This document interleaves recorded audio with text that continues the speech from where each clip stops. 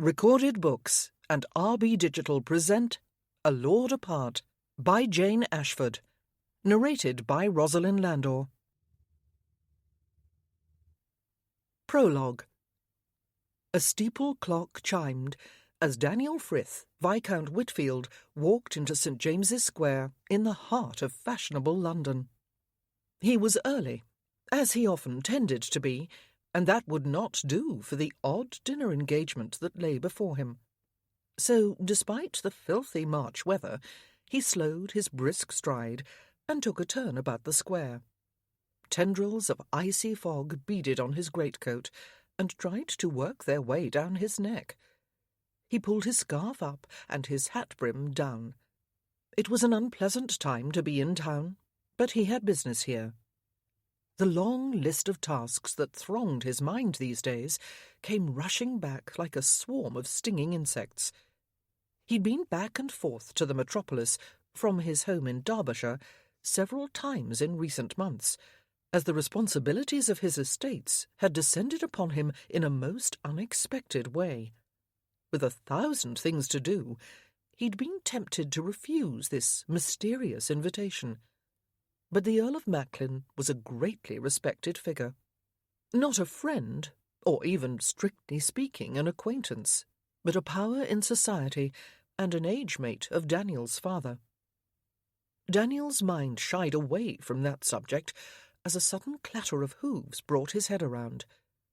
A high-perch phaeton careened into the square from the direction of Pall Mall, going far too fast for London streets, particularly in the growing dusk, with the cobbles damp and slippery. One tall wheel came off the ground as the vehicle barely made the turn. The driver's exultant shout led Daniel to believe that the young sprig was drunk. When his companion laughed uproariously, Daniel concluded that he was too. The driver plied his whip, urging his team to an even more ridiculous speed. At the same time, his passenger pointed at Daniel and laughed again. The phaeton veered and raced toward him. For an incredulous moment, Daniel thought they meant to hit him. He leapt back as the equipage loomed, swerved, and swept through a large puddle at his feet. Daniel only just managed to throw up an arm in time to save his face from the sheet of icy water raised by the wheel. Like a frigid slap from a giant hand, it sluiced over the sleeve and shoulder of his greatcoat, splashed his torso, and ran down to drip from the hem. His immaculate top boots were spattered with mud. Daniel's shouted curse was lost in the thunder of hooves. Drunken laughter floated back to him as the phaeton barely made it onto King Street and clattered out of the square. Daniel shook his fist, in its sodden glove, as the sound faded. He hadn't seen their faces clearly enough to call them to account when he saw them again. Sapskulls, who ordered many caped driving coats from their tailors, and then fancied themselves absolute nonpareils. Idiots! Jug-bitten, bird-witted croakers! Cold water soaked through his coat sleeve, and he shivered. He was flecked with mud from shoulder to toe, in no state to meet the illustrious Earl. Daniel pulled out his handkerchief and tried to wipe his boots clean. There was nothing to be done about the spatter on his greatcoat. Rubbing at it would only smear the stains. He'd just have to shed the garment as soon as he reached the club, which he could not delay any longer. He was dashed cold. Stuffing his soiled handkerchief into a pocket, he started walking. Stepping into the warm brightness of whites was like entering a different world. The rich wood panelling and golden candlelight of the gentleman's retreat replaced the icy fog. There was a buzz of conversation and a clink of glasses from both sides of the entryway. Savoury smells rode the air, promising a first-rate meal.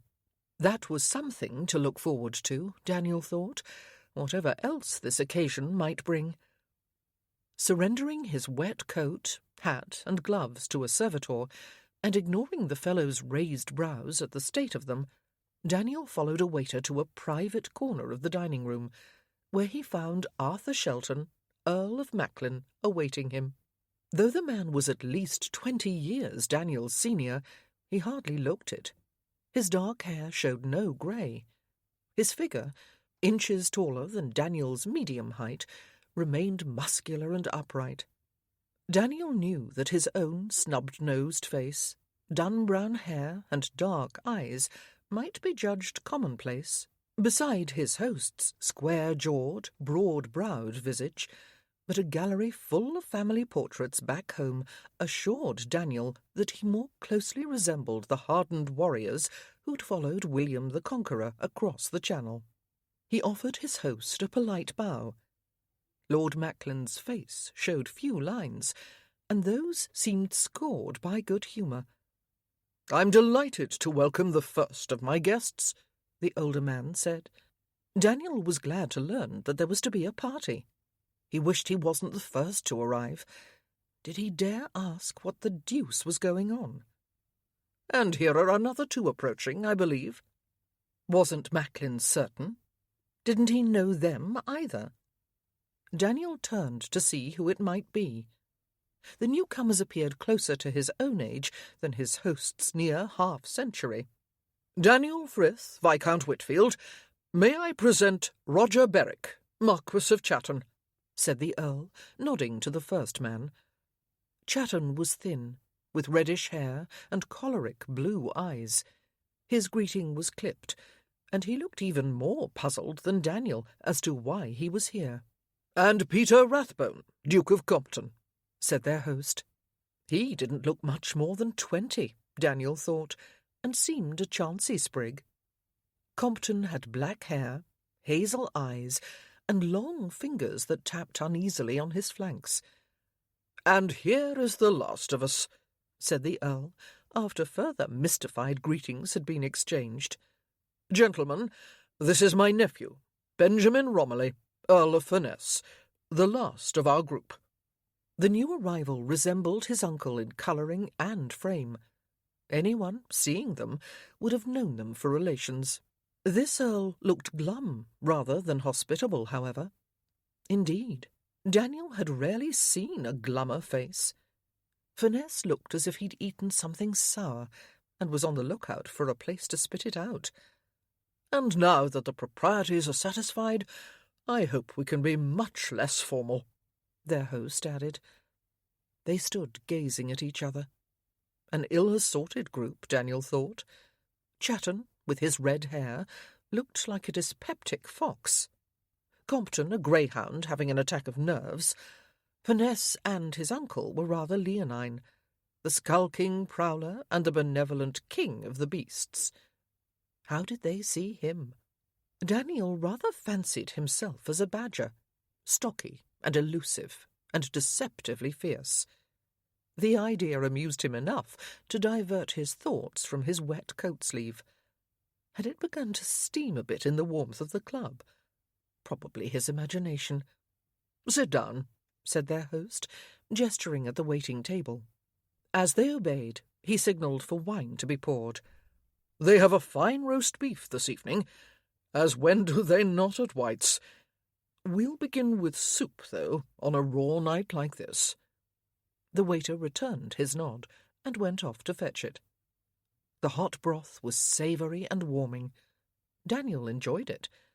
The wine could be nothing but good at White's, but Daniel was hard-pressed to make conversation when all he wanted to know was why they were here and how long this strange dinner was expected to last. "Vile weather," he said finally. The rest of them agreed that it was a filthy night. Compton praised the claret, and then looked uneasy, as if he'd been presumptuous, which was rather odd behaviour for a duke. The rest merely nodded. After a bit, the ruddy Marquis scowled, leaned forward, and opened his mouth. Daniel braced for an irritable remark, but the man grabbed his glass and downed more wine instead. All their glasses were being emptied and refilled more rapidly than usual. Steaming plates were put before them, a relief in more ways than one. Eating reduced the necessity of talking, for one, and secondly, Daniel was dashed hungry by this time.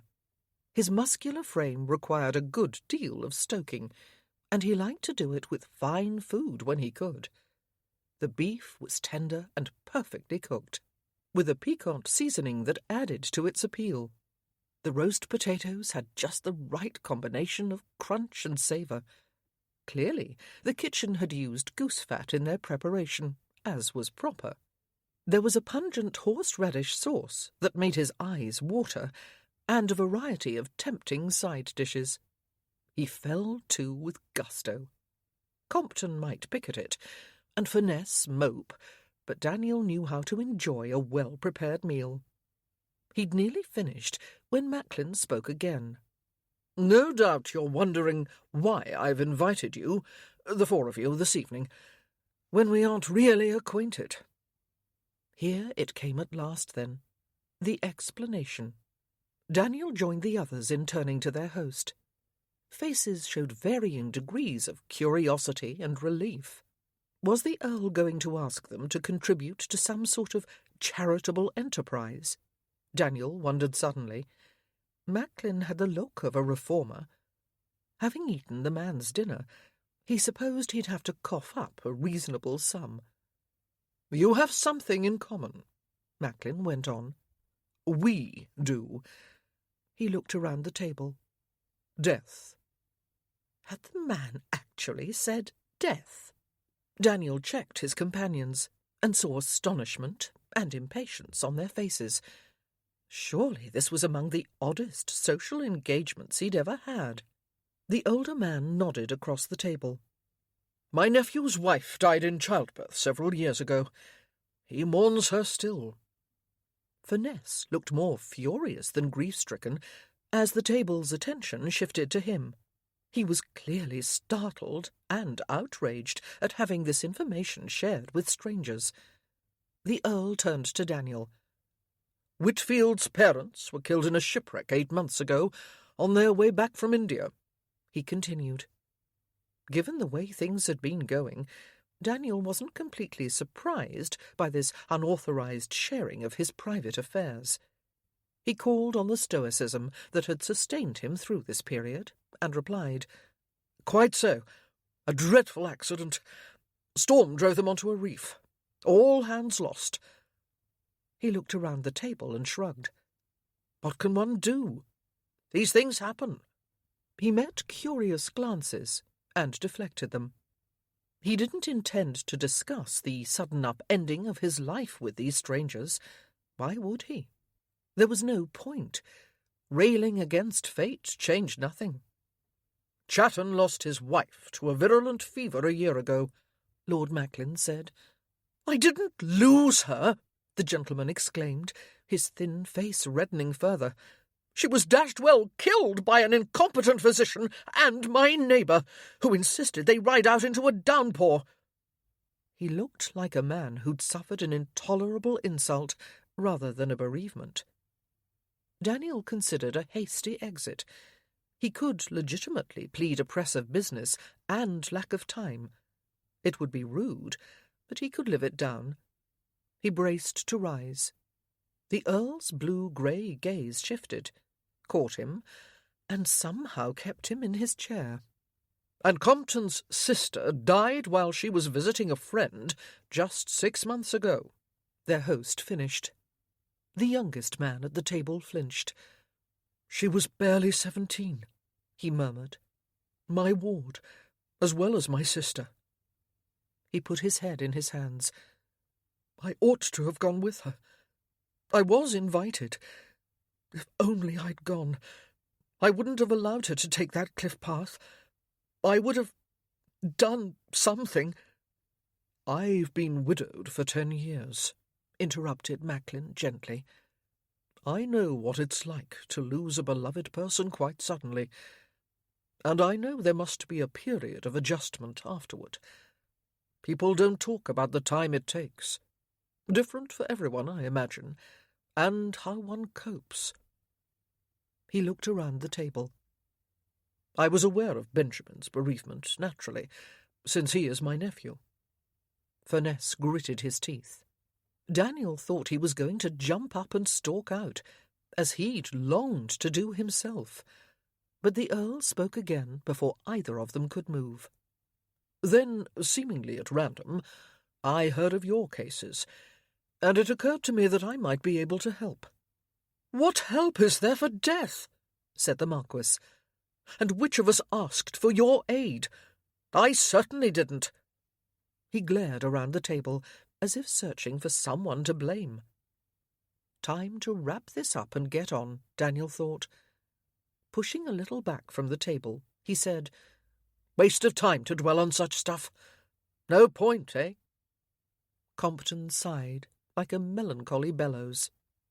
"Grief is insidious, almost palpable, and as variable as humankind," said their host. "No one can understand, who hasn't experienced a sudden loss.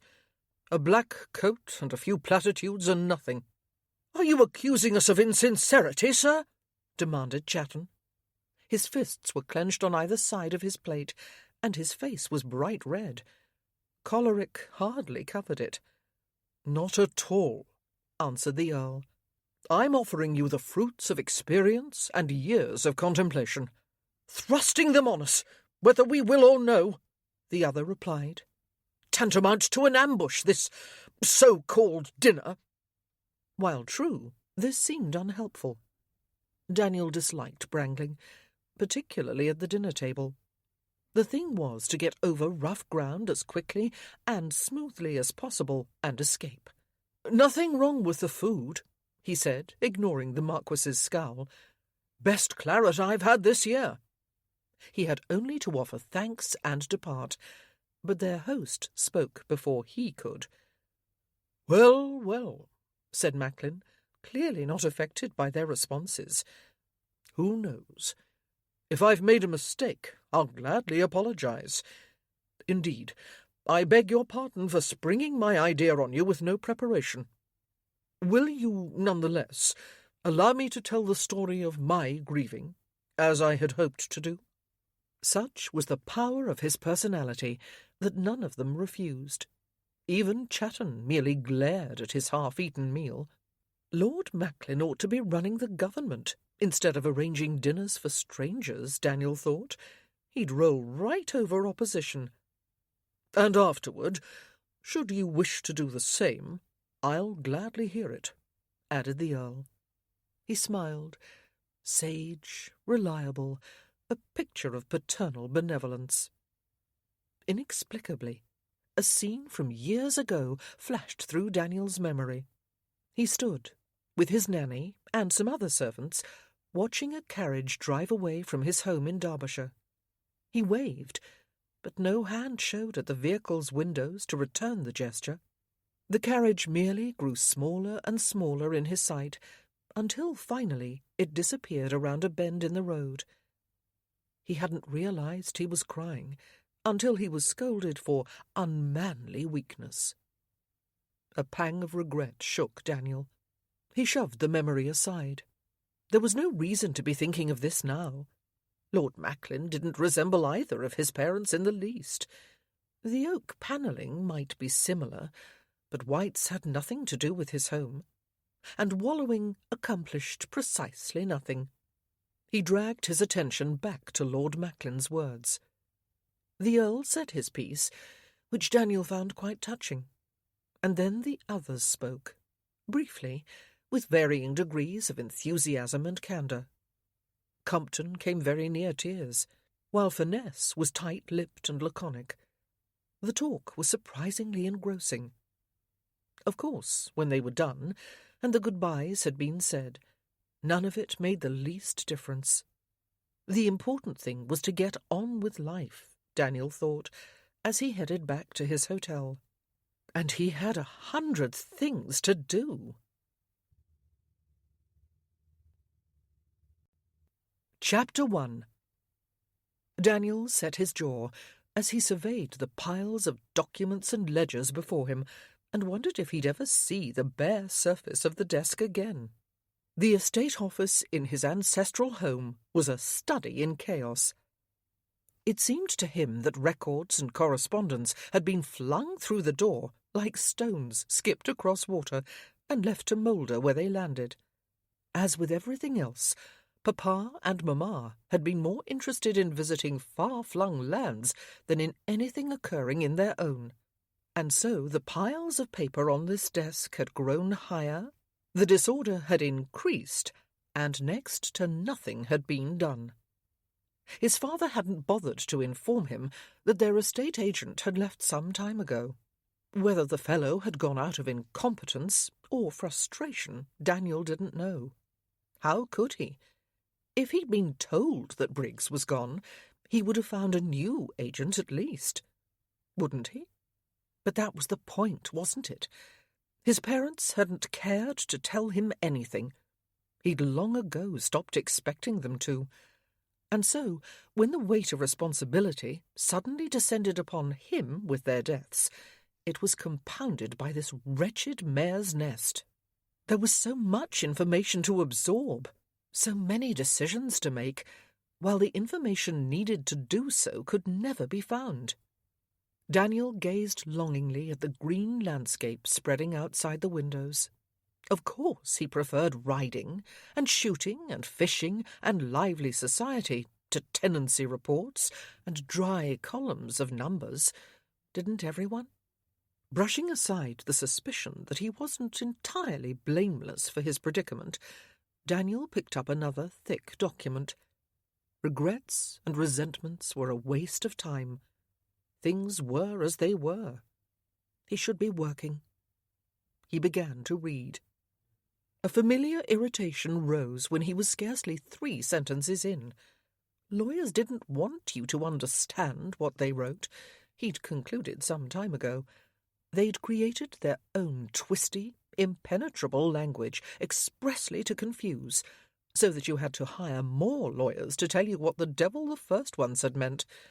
He imagined gangs of them tittering in their fusty chambers, vying with each other to devise yet more obscure phrasing for some obvious point. Tontine, they'd cackle. Partition of Meswige's lands. Let's see what they make of that. Well, they weren't going to defeat him. He was going to puzzle out this deed of conveyance without help or additional fees. But as he tried to push on, his brain jumped to the many other tasks awaiting his attention. Lists upon lists. The sheer volume made it difficult to focus on any one job, particularly when the jobs were as dull as ditchwater and nearly as stagnant. What the deuce was mortmain? Sounded like some sort of fungus. When he was interrupted a few minutes later by a brisk knock on the office door, Daniel felt only relief. "Yes?" His stately butler came through. "You wanted to be told when anyone headed for Rose Cottage, my lord. A carriage has been observed approaching the place." "Indeed." Daniel dropped the document back on its pile and rose. "Thank you, Grant." 20 minutes later, Daniel was riding down the avenue of trees at the front of his home and out into the countryside toward a dwelling at the far edge of his lands, once part of them, but now separate under his father's will. Finally, a mystery that had been nagging at him for months would be solved. Dust, kicked up by the horse's hooves, drifted through the open window of the post-chaise, and Penelope Pendleton felt the ominous tickle at the back of her throat that heralded a fit of coughing. She swallowed repeatedly to fight it off, but the cough would not be quelled. The spasms seized her, shaking her shoulders and vibrating through her chest, making her eyes water and her throat ache. There was nothing to do but hang on and ride it out. Her younger companion shrank away from the paroxysm. "I'm feared you have the consumption, miss. What'll I do if you go and die?" "Won't," croaked Penelope. She took a swallow of well water from a flask she'd taken care to bring. And then another. A cough tried to rise. She pushed it back. "It's nothing of the kind," she rasped when she could speak again. "This is just a lingering cold, Kitty. That's all." Which was undoubtedly true. She was certain. The smoky mills of Manchester had prolonged the irritation of her lungs. No more, and the coughing was over now, for a while at least. "I'll soon be well here in the country. See how pretty it is."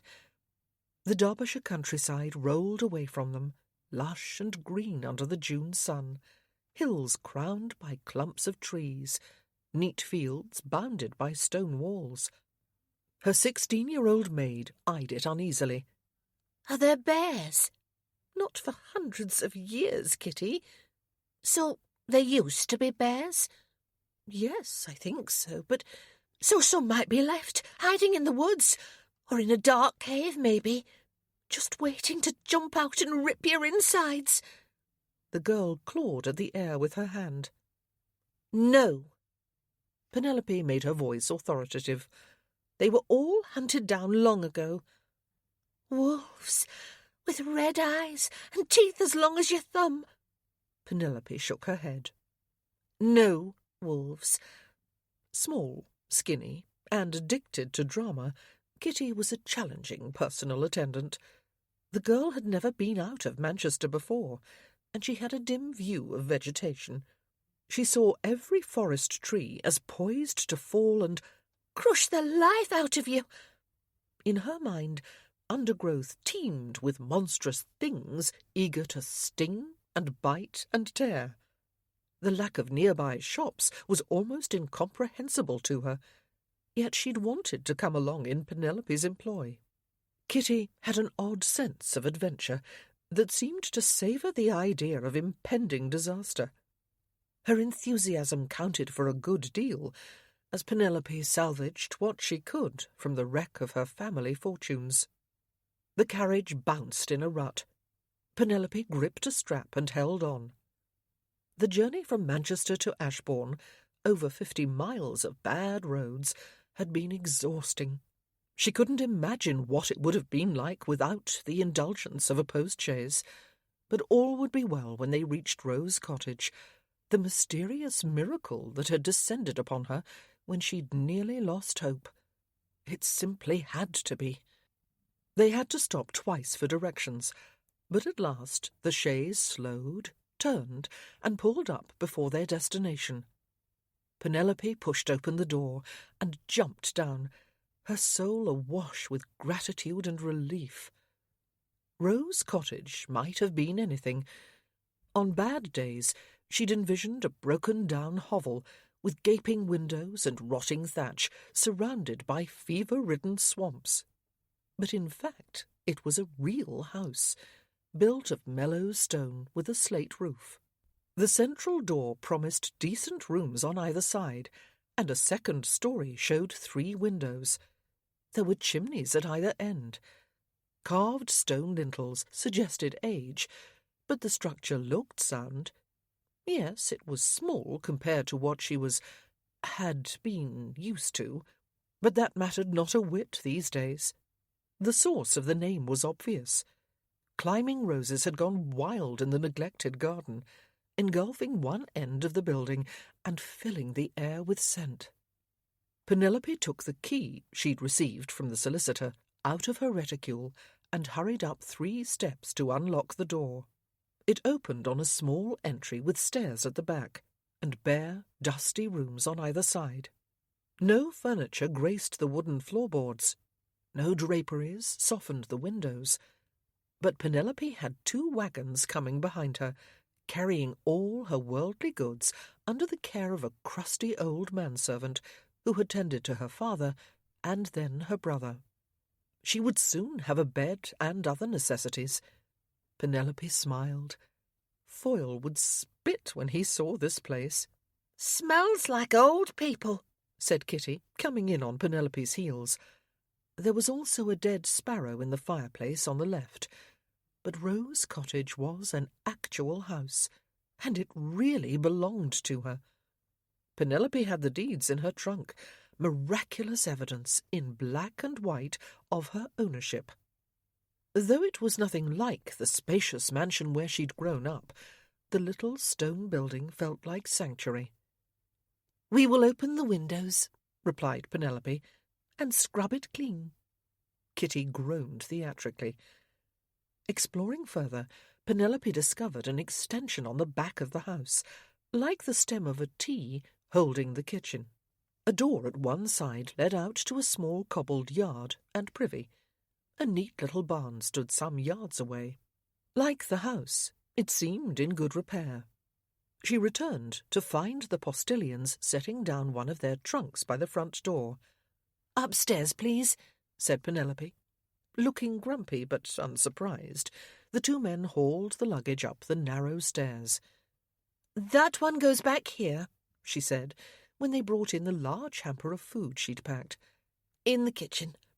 When they'd set it down, she walked with them back to the chaise and paid them off. 5 minutes later, the equipage was rattling away.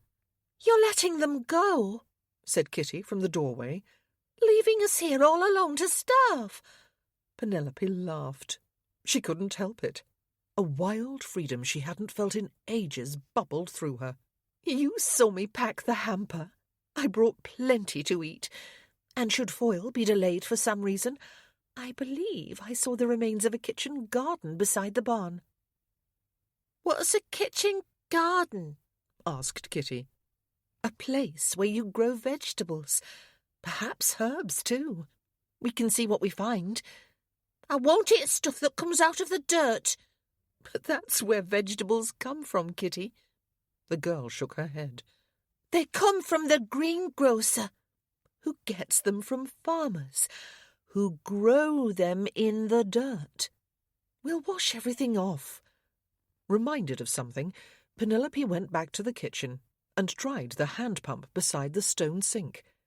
A bit of pumping produced a stream of water, rusty at first, and then clear and clean. She sniffed and then tasted it. "Good," she said. "We won't have to carry water." She removed her bonnet and shawl and set them on top of the food hamper on the floor. Kitty gazed around the empty room. "Nothing to carry it in," she pointed out. "Foyle will be here soon with my things. Perhaps by tomorrow. Let's make a fire.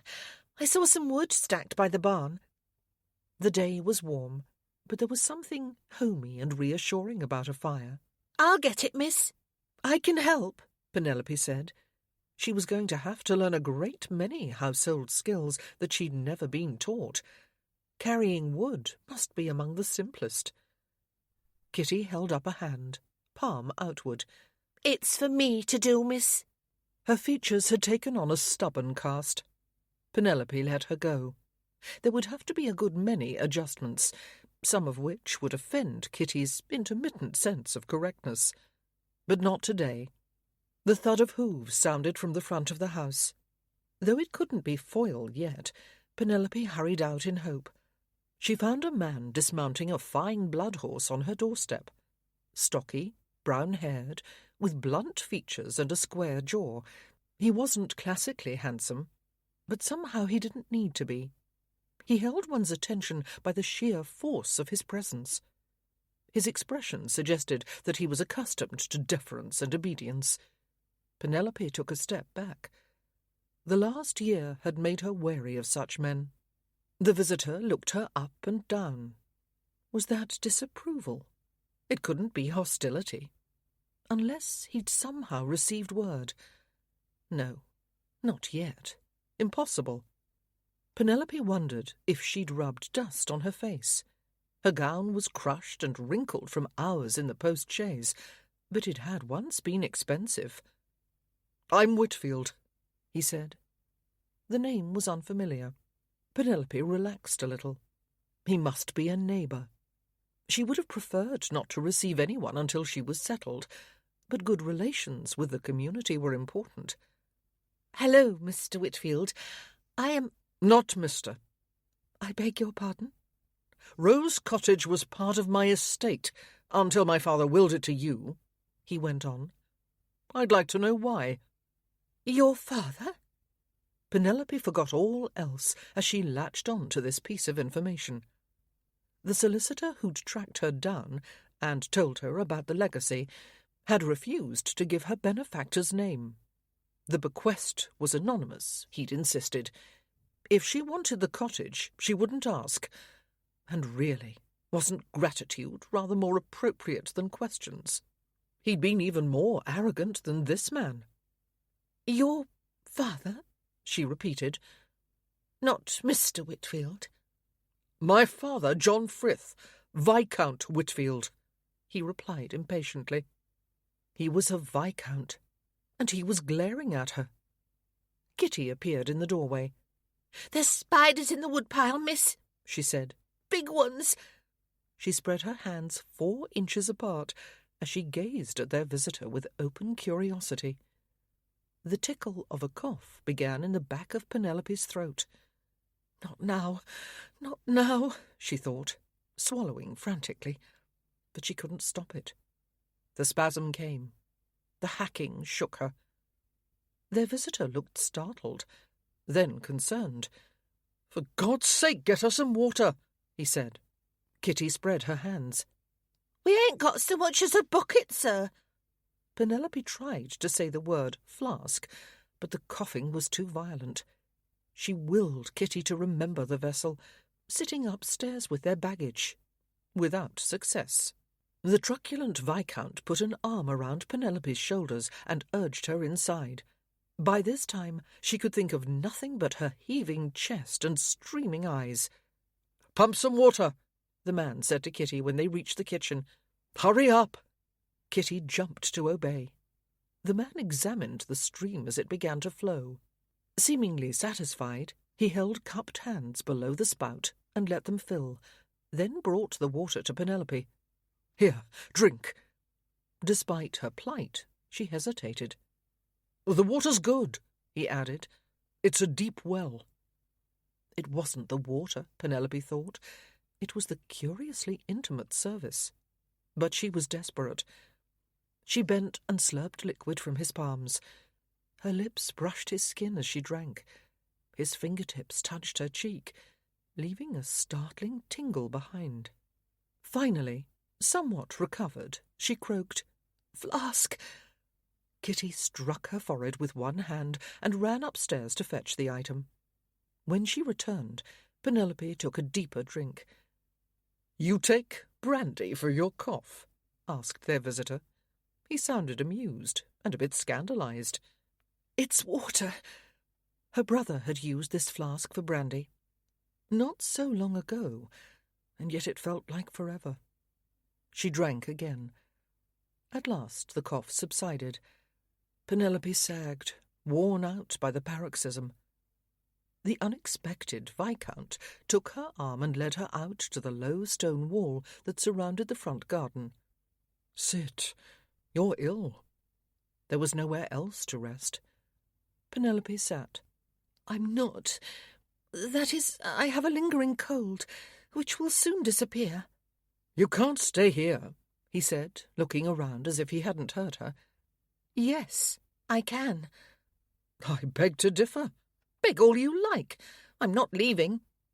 It was rude, but Penelope wouldn't be ordered about by this stranger, and no one would tear her away from her new home and sanctuary now that she had it.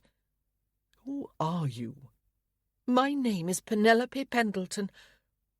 She waited for a sign of recognition. He showed none. "Why were you left a house by my father?" "I don't know." "How can you not know?"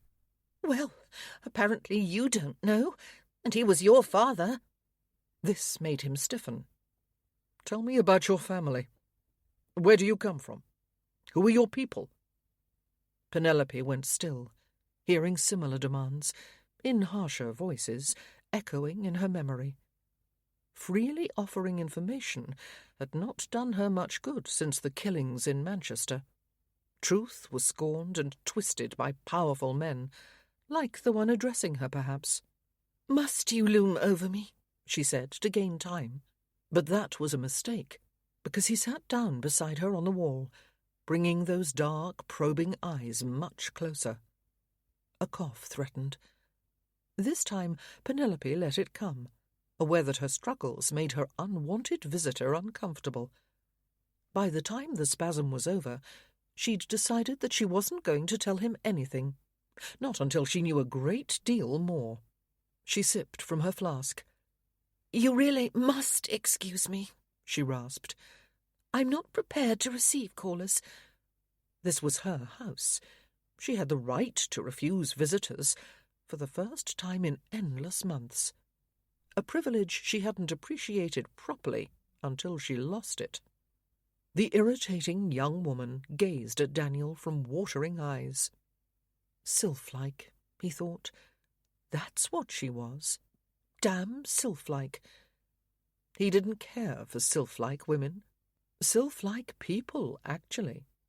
They seemed to think their fragile frames were a sign of virtue, in contrast to his naturally sturdy figure. All that willowy slenderness was more likely to be unhealthy. Well, just witness the horrific cough that kept overwhelming the chit. Miss Penelope Pendleton was pale. Her oval face was undeniably pretty, surrounded by blades of blonde hair. Her blue eyes were large and clear, and not the least doll-like, he noticed. Indeed, they had the steady, stubborn resolve of a woman with something to hide. Daniel was the local magistrate. He knew that look. She coughed weakly into her hand. Now she was being piteous on purpose, to make him feel like a bully. There were twisty corners to this young lady. Daniel felt a brush of the astonishing sensation that had run through him when she had drunk from his hands. Her lips had been so delicate on his palms. He had to find out more about her, for a variety of reasons. "I really think I must rest," she said. He was betrayed into an exasperated laugh. "On what? The bare floorboards?" "I have quilts." "You can't stay here alone," he interrupted. The thought of her curled up in a nest of bedding was all too vivid. "I'm not alone. I have Kitty." "And she is, what, 15? 16, said the skinny young maid, who had not effaced herself, but loitered in the open doorway of the house, watching them with frank curiosity. "And a manservant." When he made a show of looking around the empty garden, Miss Pendleton added, "He's on the way with my furnishings." "Furnishings? Really?" She spoke as if her bits and pieces belonged in the Prince Regent's palace. "Nothing worthy of a viscount, perhaps, but we shall be very comfortable." She rose and joined her servant at the top of the low steps, a clear signal that he was to depart. Daniel enjoyed ignoring it. "I told you I can't cook, miss," said the maid. Miss Pendleton's lips tightened. They were beautifully sculpted lips, Daniel noticed. Rather full and vivid for a sylph. "I can," she said. Daniel suspected it was a lie. Or, no. She didn't feel like a liar. Twisty, but not deceptive. An exaggeration, rather. "What are you going to do here?" he asked. "This place isn't fit for habitation, and there's no room for a staff." He'd wager a significant sum that she'd grown up with a cook and butler and all the rest.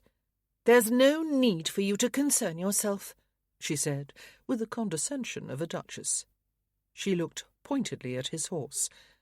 That's me put in my place, Daniel thought. He discovered he was more amused than offended. On top of being frustrated, he was so very tired of not knowing the things he needed to know. "Do you think the gentleman might see about the spiders?" asked Kitty, the maid. Daniel was beginning to like this girl. "Happy to," he replied, before Miss Pendleton could object. "I'll send over some fresh firewood, too. Uninfested." "You needn't bother." "Oh, I insist. It's only neighbourly."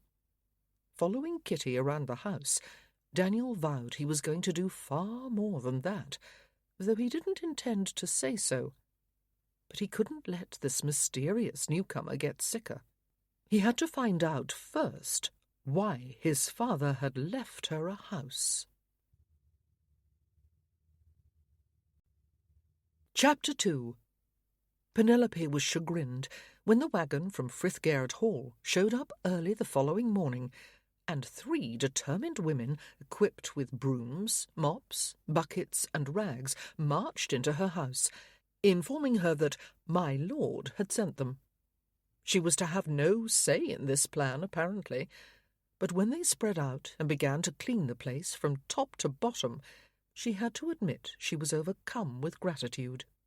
The night had left her exhausted. The dust in Rose Cottage had exacerbated her cough. Her pile of quilts had done little to soften the hard floor, and she'd barely slept. Instead, she'd lain there going over and over the magnitude of the task before her. She knew how to run a household. Personally performing the many tasks involved was another matter. Baking the bread, for example. She'd never acquired that skill. Milking a cow. Should she acquire a cow? And chickens. Those who wanted roast chicken needed to dispatch the birds. Would Kitty find the idea repulsive, or grimly fascinating?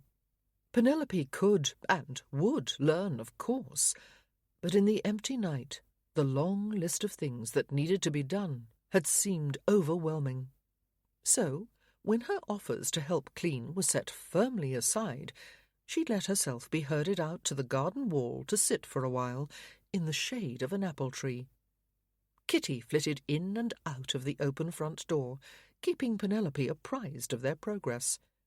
The young maid was delighted with the company, and worked harder with the helpers from Frithgard than she would have on her own. It was clear that she'd soon have fast friends in the neighbourhood. Penelope envied her. Around 11, the eldest of her benefactors brought Penelope a cup of tea and a ham sandwich. "I would have made that for you," Penelope said. She had packed the tea, with cups and a pot and a small saucepan, in her food hamper. As if she was going on a picnic, Penelope thought wryly, while she'd forgotten a broom. "No need, miss," was the reply. The woman turned away. "Won't you get a cup for yourself and sit a moment, Mrs. Darnell?" Penelope had been informed that this lady, clearly the supervisor of the expedition, was the gatekeeper's wife at Frithgard. Ruddy, round-faced Mrs. Darnell hesitated.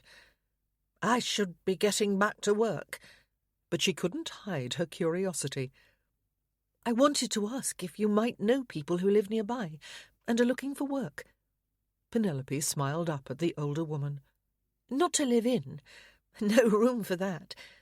She gestured at the small house. "But to come days. I'd like to find a gardener, and perhaps a part-time cook." Mrs. Darnell thought about this. "I expect I might know of someone." "And is there a farm where I could buy milk and eggs?" "And the occasional chicken," Penelope thought. She'd decided against keeping chickens. Or a pig. She wouldn't have a pig. "The Matterson's up the road there." Mrs. Darnell pointed at the lane. "Young Kitty could walk it easy." "Oh, good. I suppose it's safe for her to do so?" Her companion stared down at her, as if the question was daft. This wasn't Manchester, Penelope thought. There were no rowdy apprentices roaming the lanes here, shouting their appraisals of lone females. Penelope wished Mrs. Darnell would sit down, but clearly she wasn't going to. "And how far is it to the nearest village shop?" she asked. She'd included some staples with her furniture, but they'd soon need more flour and sugar and other supplies. "A matter of 4 miles, miss." Penelope was assailed by a sudden feeling of isolation. 8 miles was a very long walk, too far to be carrying any but the lightest of burdens.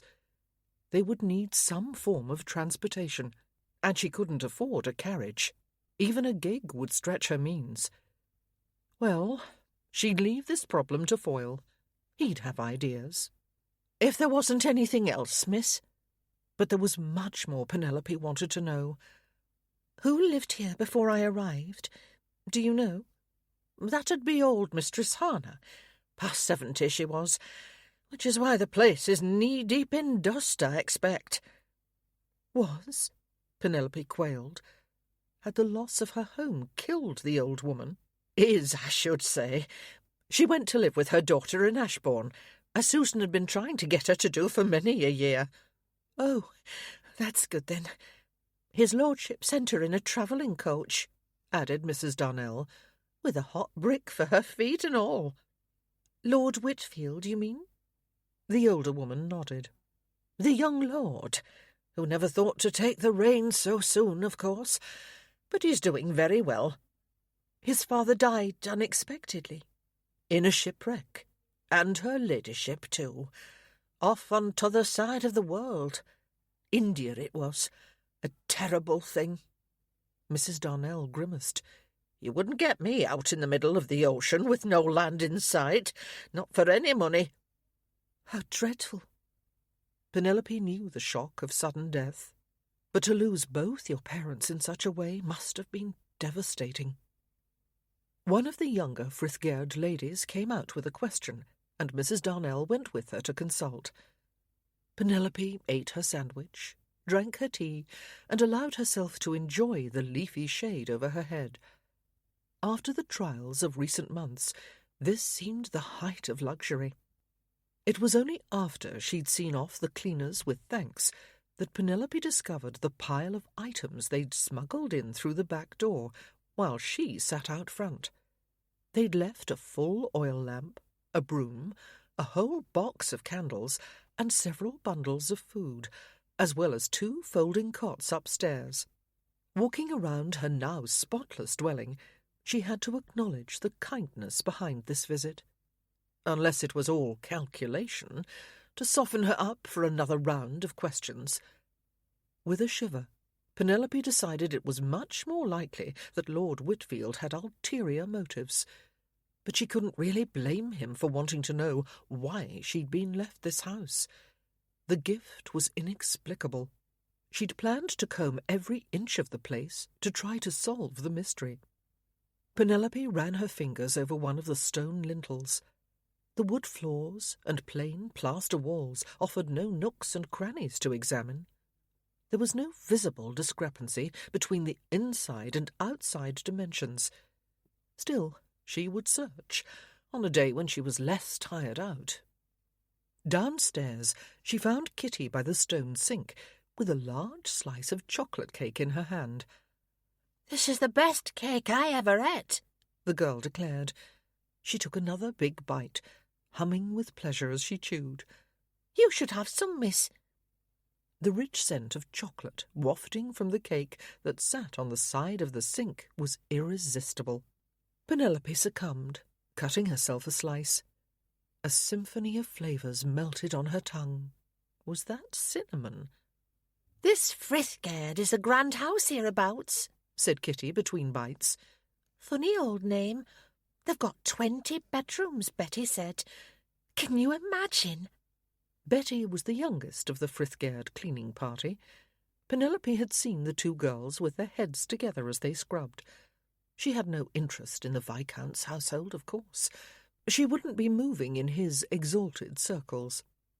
The young lord's only 27 and not married, Kitty added. She licked crumbs from her lips. 4 years older than Penelope. She'd have put him at 30 at least. Betty thinks his lordship will be bringing home a wife from London right soon, said Kitty. With him being the new master and all, she figures the new Viscountess'll have a grand lady's maid who knows all the latest styles. Betty's learning to dress hair and hopes she'll teach her. She means to better herself. A crumb of cake tickled Penelope's throat, and her cough caught. She fought the impulse, but it took hold of her like a terrier shaking a rat. She coughed and coughed to no purpose. There was nothing to cough up. When the spasm passed, she felt as if she'd been cudgelled from head to toe. I'm going to lie down for a little while, she told Kitty. Good idea, miss. You look terrible. Penelope was well aware of the dark circles under her eyes and looseness of her dresses. Let Kitty endure the trials she'd undergone these last months and see how she looked, she thought wryly. But she said nothing. merely climbed the stairs and lay down on the cot that had been set up in her bedchamber. Though small, it was vastly more comfortable than the floor. She would just rest here for a few minutes. She was so very tired. Penelope woke to the sound of Kitty moving around in the small back bedroom over the kitchen. From the slant of light, it must be early evening. She'd slept for hours. She breathed carefully. No cough. Thank heaven for small favours. She should get up and what? Penelope lay still, suddenly conscious of a crushing isolation. She'd lost her childhood home, her friends, her anticipated future. She had no occupation, except learning the tasks of day-to-day living. Life stretched ahead of her, empty. "Nonsense," she said aloud, sitting up. She was far better off than last autumn, when her brother's recklessness had brought everything down around their ears. And then, in the midst of the hardest year of her life, word of this miraculous legacy had reached her. She had a small income from her mother's estate. No one had been able to touch that, despite her brother's disgrace. It was enough to live comfortably in a house like this, and to have a few luxuries as well. She would find new friends. She would make a life. Penelope shook herself and rose to get on with it. Foyle arrived the following afternoon with the 2 large carter's wagons full of furniture. It was a relief to see the man, gnarled, laconic and crotchety as he was. He'd been a part of the Pendleton household for as long as Penelope could remember, seeming old the whole time. The drivers unharnessed the great draught horses, led them to a water trough by the barn, then loosed them in the grassy field behind the house. Foyle waited with a tapping foot until the drivers returned, then set about directing the unloading. The men seemed to find his growling commands funny, perhaps because Foyle was half their size. Kitty flitted around them like a butterfly among oxen, carrying small items into the house.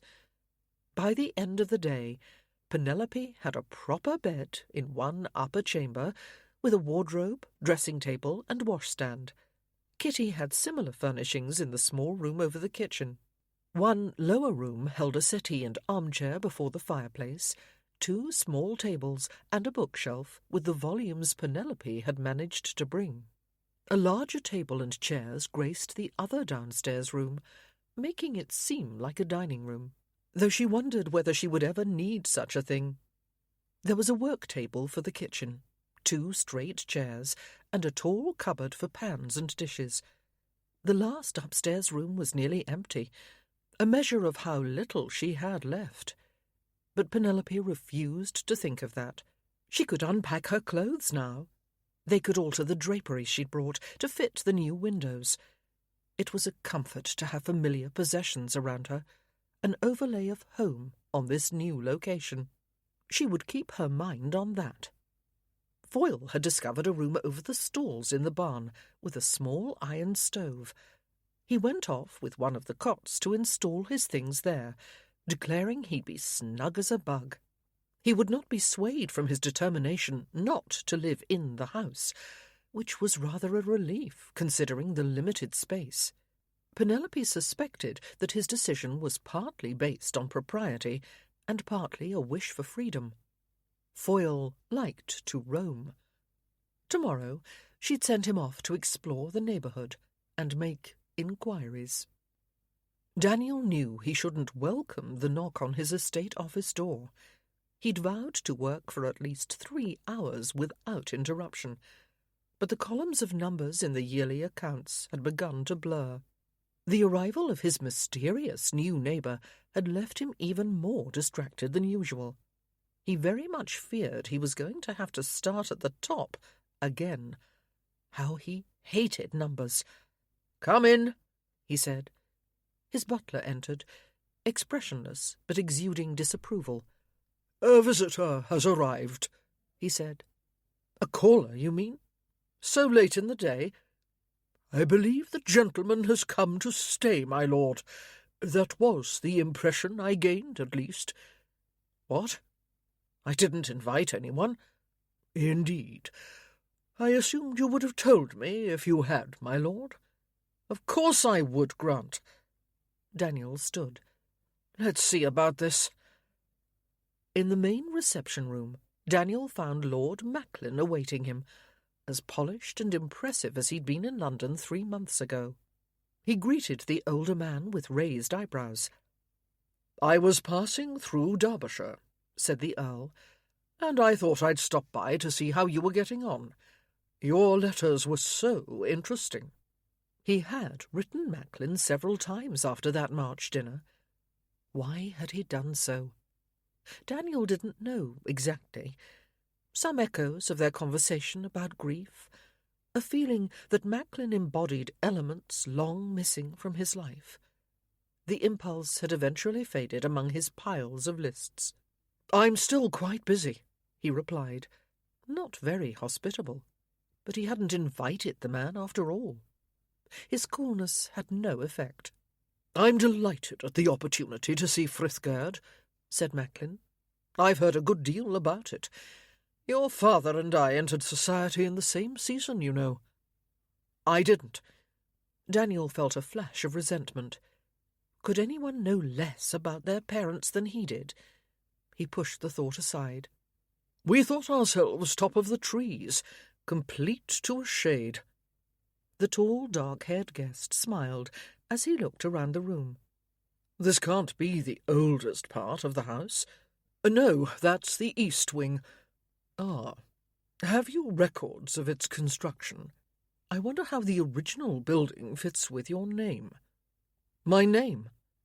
Daniel had never heard that Lord Macklin specialised in odd conversations. On the contrary, the Earl was renowned for social finesse. But this was the second strange encounter they'd had. "Frith is an Old English word. It means something like peace or protection, I understand. Or security, perhaps." "Old English? Like Saxon, you mean?" Daniel had known that his bloodline went back before the conquest, but no one had mentioned this. "Or Angle," said the Earl. "What? As in Anglo-Saxon?" Perhaps the older man had gone quietly mad, Daniel thought, and no one had noticed yet, because he was too much revered. "I remember being told that Frithgerd meant sanctuary or sacred place," added Macklin. "Any enclosed area given over to the worship of the gods, really." "Gods? What gods?" The older man shrugged. "Well, Odin, Thor. I'm no expert. Papa told you all this?" Daniel simply didn't believe it.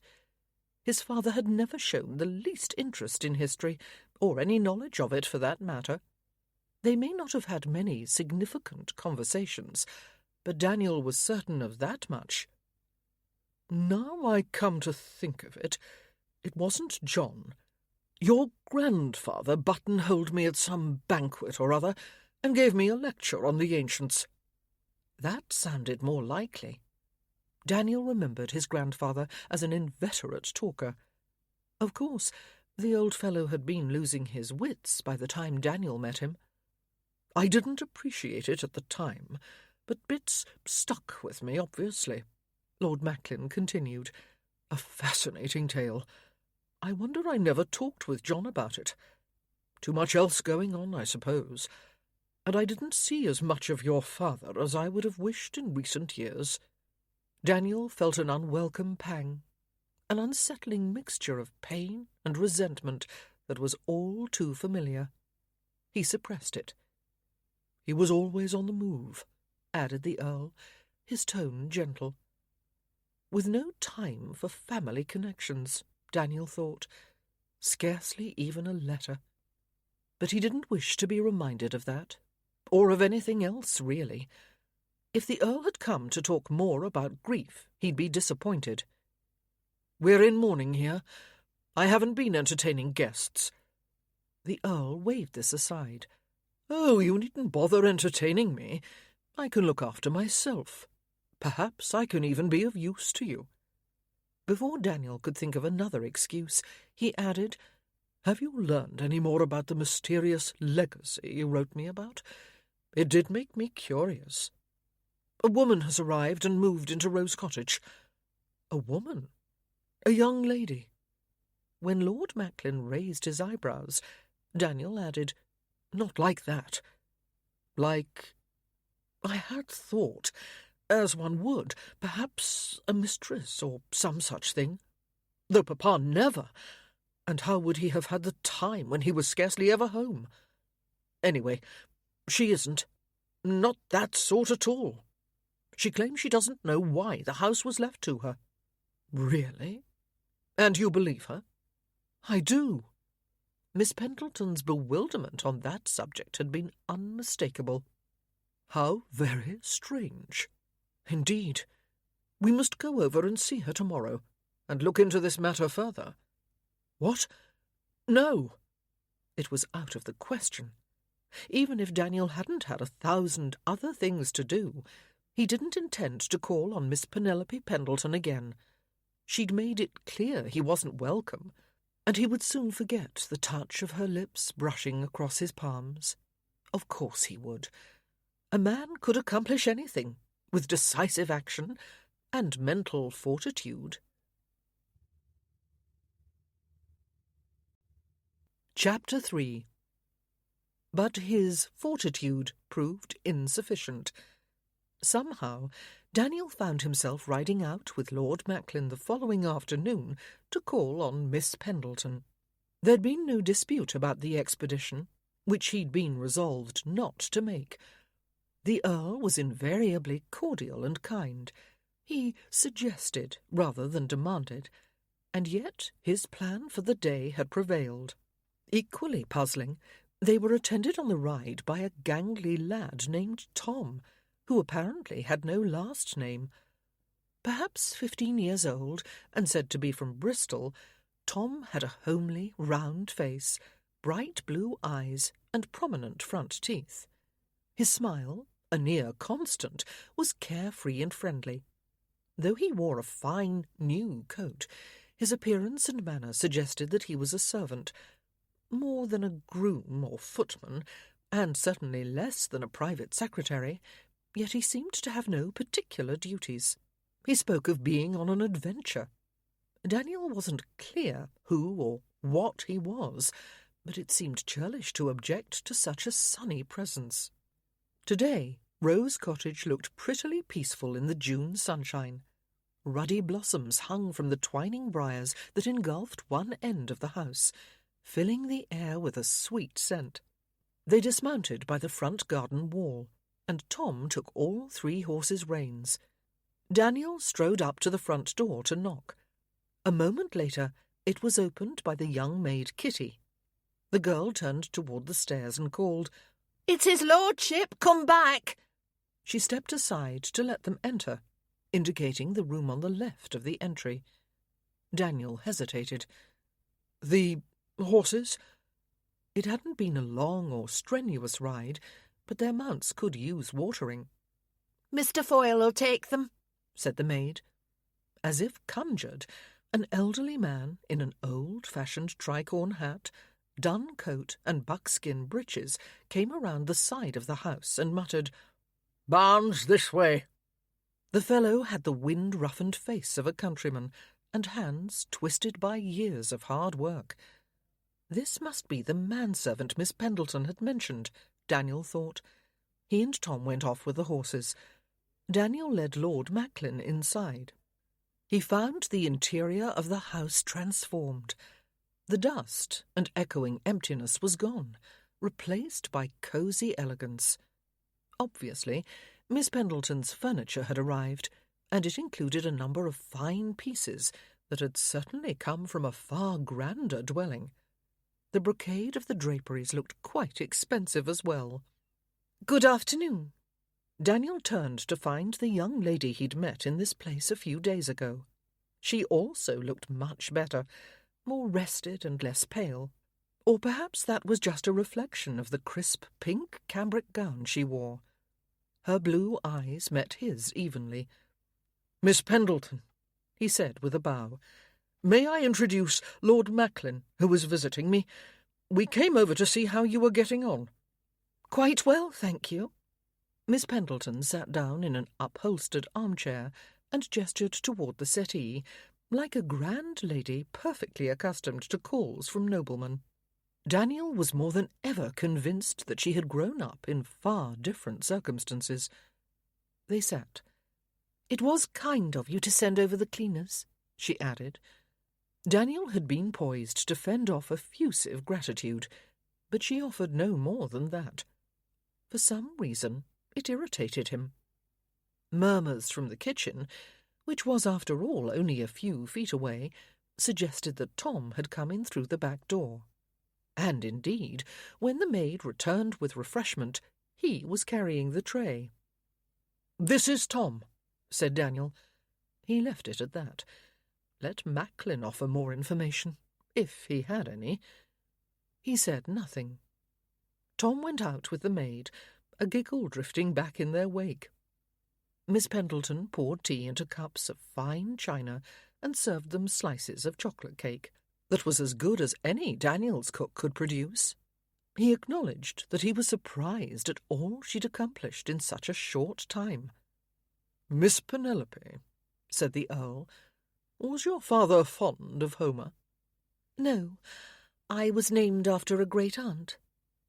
She sipped her tea and didn't ask who Homer might be, another sign that she came from a cultured household. It was maddening to know so little about this woman who had intruded into his life. Indeed, Daniel was suddenly sick to death of the muddles and mysteries his heedless parents had left behind. "Where are you from?" he asked. "Where did you grow up?" Macklin shot him a sidelong glance. Daniel silently admitted ineptitude. His question had been abrupt, rude, but he was impatient. He wanted to know who she was, and why she'd inherited a house that should by rights have been his. Not that he needed Rose Cottage. It was just the principle of the thing. Once he knew, he could forget the whole matter and get on with his many duties. "North of Manchester," Miss Pendleton replied. Daniel hadn't realized that a tone of voice could be aggressively vague. Her eyes were as steely as a gauntlet thrown down. Why must she be so prickly? He wondered. What did she have to hide? "Why is your man staring at us?" asked the Earl. Daniel followed Macklin's gaze and saw the old fellow who'd taken their horses. He was stationed outside the window by the fireplace, glaring in at them. Did he see himself as a chaperone? There was no sign of any other, unless one counted the gormless young maid. Their hostess leaned over to look. "Oh, that's Foyle. He fancies himself as a kind of household guardian." "Rather like a gargoyle," said Macklin. They both turned to look at him, startled, and the usually imperturbable Earl grimaced. "I beg your pardon. That was impolite. It's just that his face is so full of character." A short laugh escaped Miss Pendleton. Foyle wouldn't even mind the comparison. He always said he was craggy as a mountain. He used to make faces to amuse us when I was small. So she had a family retainer, on top of everything else, Daniel thought. He was formulating more searching questions when Foyle turned to look at something behind the house. The man scowled, raised a fist, shook it as he shouted something inaudible and ran off. The sound of more running feet and raised voices followed. It sounded like a riot. "What in the world?" said Miss Pendleton. They rose and went out to discover the source of the uproar. The back of her property was full of goats, Penelope saw, when they rounded the side of the house. White goats, brown goats, multicoloured goats. Several clattered over the cobbles of the yard. One stood on the roof of the privy, staring down at them with bright yellow eyes. How had it gotten up there? A small black goat capered before the open doors of the barn, hopping as if it had springs in its legs, to the obvious consternation of the horses tied up there. More goats were in the kitchen garden plot, eating the vegetables. Penelope saw one take a careful mouthful of a carrot top, pull the root from the ground, and eat it with gusto. Foyle was down there, looming over a small boy and yelling. Kitty and the lad Tom stood on the kitchen stoop observing the show. Penelope wove her way across the yard, avoiding goats, conscious of two noblemen on her heels. "Nobody's been living here," the goatherd was saying. "So it seemed a shame to waste the turnips, you see." "Well, somebody lives here now," Foyle answered. "so take your animals away and keep them off." "I'll try, mister," the boy whined. "but they're used to coming here now, you see, and I can't always make them mind me. You'd best get a fence." "I'll get a shotgun," growled Foyle. "It's up to you to keep the creatures away from our property." "You can't be shooting master's goats," the boy wailed. "They ain't like sheep. I can't make 'em do what I want." "Is that Sam Jensen?" said Lord Whitfield. Penelope started. She hadn't realised he was so close behind her. The boy spotted him and ran over. "My lord, it ain't my fault, sir. There was nobody here, and the goats found the garden all on their own." A shriek from Kitty indicated that a goat had run into the kitchen. Tom dashed in and returned with the small animal in his arms. He grinned, not looking at all apprehensive. "Did you see their eyes?" he asked. "Right odd they are." He showed the animal to Kitty. She backed up a step. A sound made Penelope turn. There was a goat teetering on top of the woodpile and seeming to leer at her. The pupils of its yellow eyes were dark horizontal slashes rather than circles. They were rather odd. "Perhaps it will eat the spiders," said Lord Whitfield. She turned to look at him. His dark eyes were gleaming with humour. His face had lost all trace of pomposity. "Goats are vegetarian," she said. "I think." "They are," said the stately Lord Macklin, "although they will taste all sorts of rubbish to see if it's palatable." Lord Whitfield smiled. Penelope was shaken, and then overtaken by laughter, and he joined in. Her neighbour seemed a different person, laughing. His blunt features were transformed, as if a curtain had been drawn back to expose a lively, engaging personality. She got the notion that, like her, he hadn't laughed so heartily in a while. She felt intimations of an old lightness and freedom that had been absent from her life for such a long time. And then Penelope realised that her older visitor was watching them with more interest than their brief acquaintance warranted. Her laughter faltered and degenerated into a cough. Struggling to control the spasm, she wondered who Lord Macklin was. Why would such an obviously superior person call at Rose Cottage? Had he come here looking for her? The Manchester matter had been declared closed. She had no more to say. That had been made perfectly clear. She'd been left to gather the tatters of her life around her and move on. Her new circles would not include noblemen who were clearly powers in the land. Coughing, she turned her back on him. Penelope had been visited by too many authorities over the last year to welcome any sort of inquiries. Lord Whitfield had walked away. Now he returned with a cup of water. "Here." Penelope took it, drank, and assuaged her cough. Fatigue, only partly physical, descended on her. "We must gather up these goats and take them somewhere," Lord Whitfield added. "How do you propose to do that?" asked Lord Macklin. He sounded amused and interested, rather than top-lofty. "They are herd animals. We will herd them." He turned to the boy in the garden. "How do you move your goats about, Sam?" "It's more like I follow them, my lord. They go where they like." "But you have to get them home at the end of the day." "Oh." Sam wiped his nose on his sleeve. "I tried to catch hold of Nanny, They'll follow her, mostly. Usually. Which one is Nanny? Penelope asked. She moved toward the garden. No, said Lord Whitfield.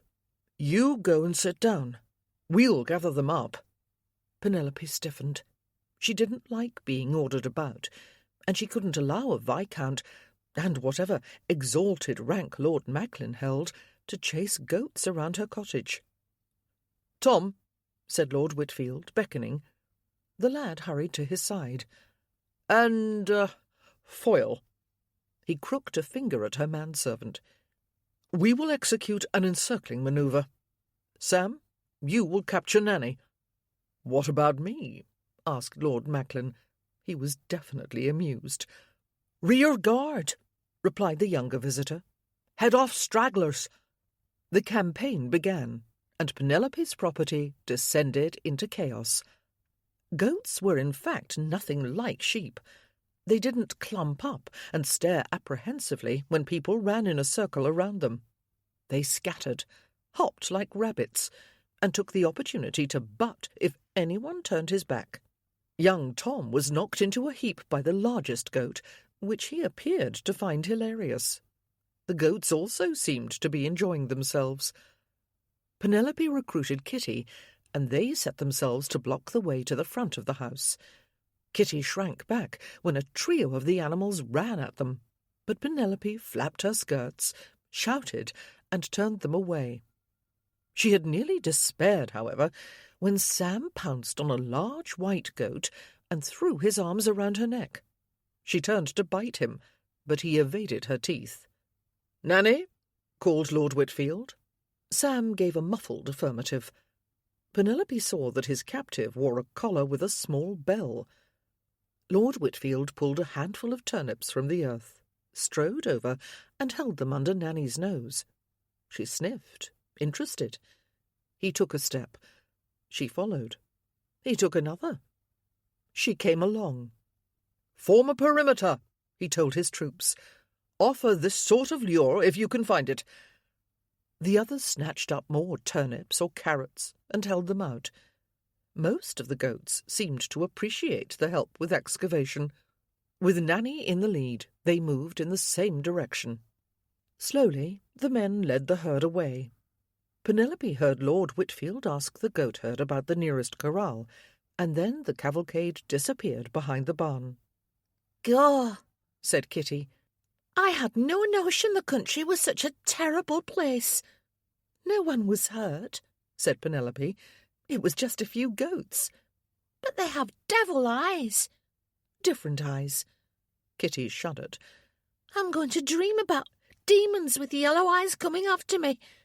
She made clawing motions with both hands. "Oh, come, Kitty. Look at cats. Their eyes aren't like ours." "Yes, they are." "They have vertical pupils, and some of their eyes are yellow." Kitty frowned at her. "Cats are on our side." They sit in laps and catch mice and purr. Goats rampage about and trample gardens. Didn't you see that big one sneak up behind Tom and knock him down?" "She tried it on Foyle too," Penelope replied. Kitty nodded, as if this clinched her argument. "I'll heat the big kettle of water, miss, in case the gentlemen want to wash up after those goats drag them through the mud." There'd been no sign of dragging, or of mud for that matter. But hot water was a good idea. She should have thought of it. It was more than an hour before the men returned, dishevelled and laughing. The sudden influx of masculine energy was like a rush of wind through the house. They ought to have mugs of ale to toast their victory, Penelope thought, but she had none to offer. A household included so many items that she'd taken for granted in the past. Would a local inn sell her a keg of beer? Foyle would be happy to ask about that. Not that she would be entertaining parties such as this in future. A viscount wasn't going to be a frequent caller at humble Rose Cottage. Penelope sat in the armchair with folded hands and told herself this was all to the good. The impromptu goatherds made noisy use of the hot water. Lord Whitfield was the first back in the front room. "Thank you for repelling the invasion," she said, standing. "It was actually rather fun." He grinned. "If anyone had told me that Macklin could sweep the legs from under a goat and chuck it over a fence, well, I wouldn't have believed them." Penelope saw the boy he'd been in that grin, carefree, adventurous, full of laughter. "I don't mean he threw the creature," Whitfield added. "He snatched it up and placed it. But Macklin, the arbiter of polite society and model of elegance, with his arms full of goat." His smile urged Penelope to enjoy his amazement. She was conscious of a deep yearning to join him in simple laughter. She imagined, that they would find the same things amusing, and it would be pure joy to share them. But that was ridiculous. She had no basis for such an idea. And more importantly, her life was no longer simple. Spare, secluded, yes, but not simple. She fell back on commonplaces. "Lord Macklin is a relative of yours?" Whitfield's laughter died. Penelope felt its departure like a new bereavement. "He was a friend of my father, more than I realized." Her visitor's father was a sore subject. Talking of him would lead to questions about her legacy, and then on to arguments. She didn't want to fight with him. What else to say? "I don't suppose you know where I could get a dog?" "A dog?" "Or perhaps two. Watchdogs. To bark at the goats if they come back and chase them off. I can't always count on a troop of irregulars to wade in." He looked bemused. She didn't blame him. "I supposed you had dogs at Frithgerd." "Yes." "Not that I would take your dogs away, of course, but someone must know where you got them. Or perhaps there's a litter. Not that puppies would be of much use against the goats." "The combination would be pure chaos, I imagine." A picture rose in her mind. Puppies romping among the hooves, the resulting havoc. "It would, wouldn't it?" "You might be better off with geese," he mused. "They can be quite—" "No." Whitfield blinked. "I hate geese," Penelope admitted. "I was mobbed by a gaggle when I was 4 years old. They nipped at my hands and my hair and terrified me. Philip had to beat them off with a stick." "Philip?" Penelope swallowed a wave of sadness and resentment and deep chagrin. Now she'd done it. Why had she mentioned his name? And how could she expect to avoid it? "My brother," she said. "He's dead," she added, before he could ask where Philip was and why she wasn't living with him. "I'm sorry." She had to change the subject before he moved on to the awkward questions. But her mind had gone blank. Or rather, it had filled with memories of interrogation. Her hands were shaking. Lord Whitfield would notice that weakness and wonder what it meant. He would insist on knowing. But he didn't.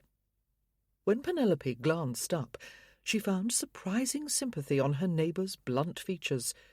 He seemed puzzled, yes, but he also looked as if he knew it could be horridly painful to speak of a family member. How had he learned this? She was moved by the oddest impulse. She wanted to take his hand. Emotion trembled in the air between them. His brown eyes didn't drill into hers, as others had tried to do, she noted. He was sturdy and muscular, but he didn't loom. She suspected him of more kindness than he would admit. Tears stung at the idea. Then Lord Macklin came in, trailed by Tom and Kitty with a fresh pot of tea. Everyone sat down. The gentleman began to recount the highlights of the chase. Kitty lingered to listen. Macklin made joking comparisons to a military campaign, while Tom acted out some incidents with broad gestures. There was a good deal of laughter. Penelope joined in gladly. She welcomed the light mood, and, even more, the interruption. It gave her time to remember that these were not her friends and safe confidants. She'd made that mistake before, and suffered for it. Lord Whitfield had been quite sharp about the Rose Cottage legacy, and he probably would be again. He was the major landholder in this part of the country, and could make things difficult for her. Lord Macklin had practised charm, but she knew nothing else about him. And so Penelope donned her social armour and smiled and chatted about nothing for 20 minutes more. When she bid her callers good-bye, she was cordial and distant, and if Lord Whitfield looked dissatisfied, she simply couldn't help it. "An interesting young lady," said Macklin, as the men rode back toward Frithgard together. Tom trailed a discreet distance behind them. "Yes," said Daniel. He was aware of feeling disgruntled, and that he had no justification for such a state. "Quite a conundrum," the Earl went on. "When was the legacy to her added to your father's will?" "It was part of the original document, made 10 years ago." "Was it indeed? And yet you knew nothing of it?" "My father didn't share such details with me. Not enough time between his various journeys." Daniel heard the bitterness in his tone. He spoke again to dispel it. "Of course, I was told the main terms, the disposition of the estate and so on." His older companion nodded. "So, still a mystery. One might profitably make inquiries about a landowner named Pendleton, who lived north of Manchester, I suppose." "A landowner? I would say that Miss Pendleton comes from the gentry. Do you disagree?" Daniel shook his head. The signs of her upbringing were unmistakable. "And she said she grew up north of Manchester. She had a brother named Philip, now dead." Immediately, Daniel felt as if he'd betrayed a friend. She'd looked so stricken when she'd mentioned her brother. But for God's sake, all he wanted was to understand why she was here. "That should help. Inquiries will take a little while, of course. They would take less time for Macklin. He knew everybody." "I suppose it will do no harm to investigate," Daniel replied. The Earl raised an interrogative eyebrow. "I don't intend to make any change," Daniel continued. "She can have the house. I just want to know why Papa left it to her, not take it away. Even if the reason is disreputable, it isn't." Macklin turned to look at him. He'd spat the words, as if his own honour was being questioned, Daniel realised, and he felt unaccountably angry. "I can't believe that it is," he amended. "Or if there is some irregularity, it won't involve Miss Pendleton. She isn't that sort of person." "Of course not." Daniel resented the amusement in the older man's voice. He kicked his heels and urged his mount into a gallop.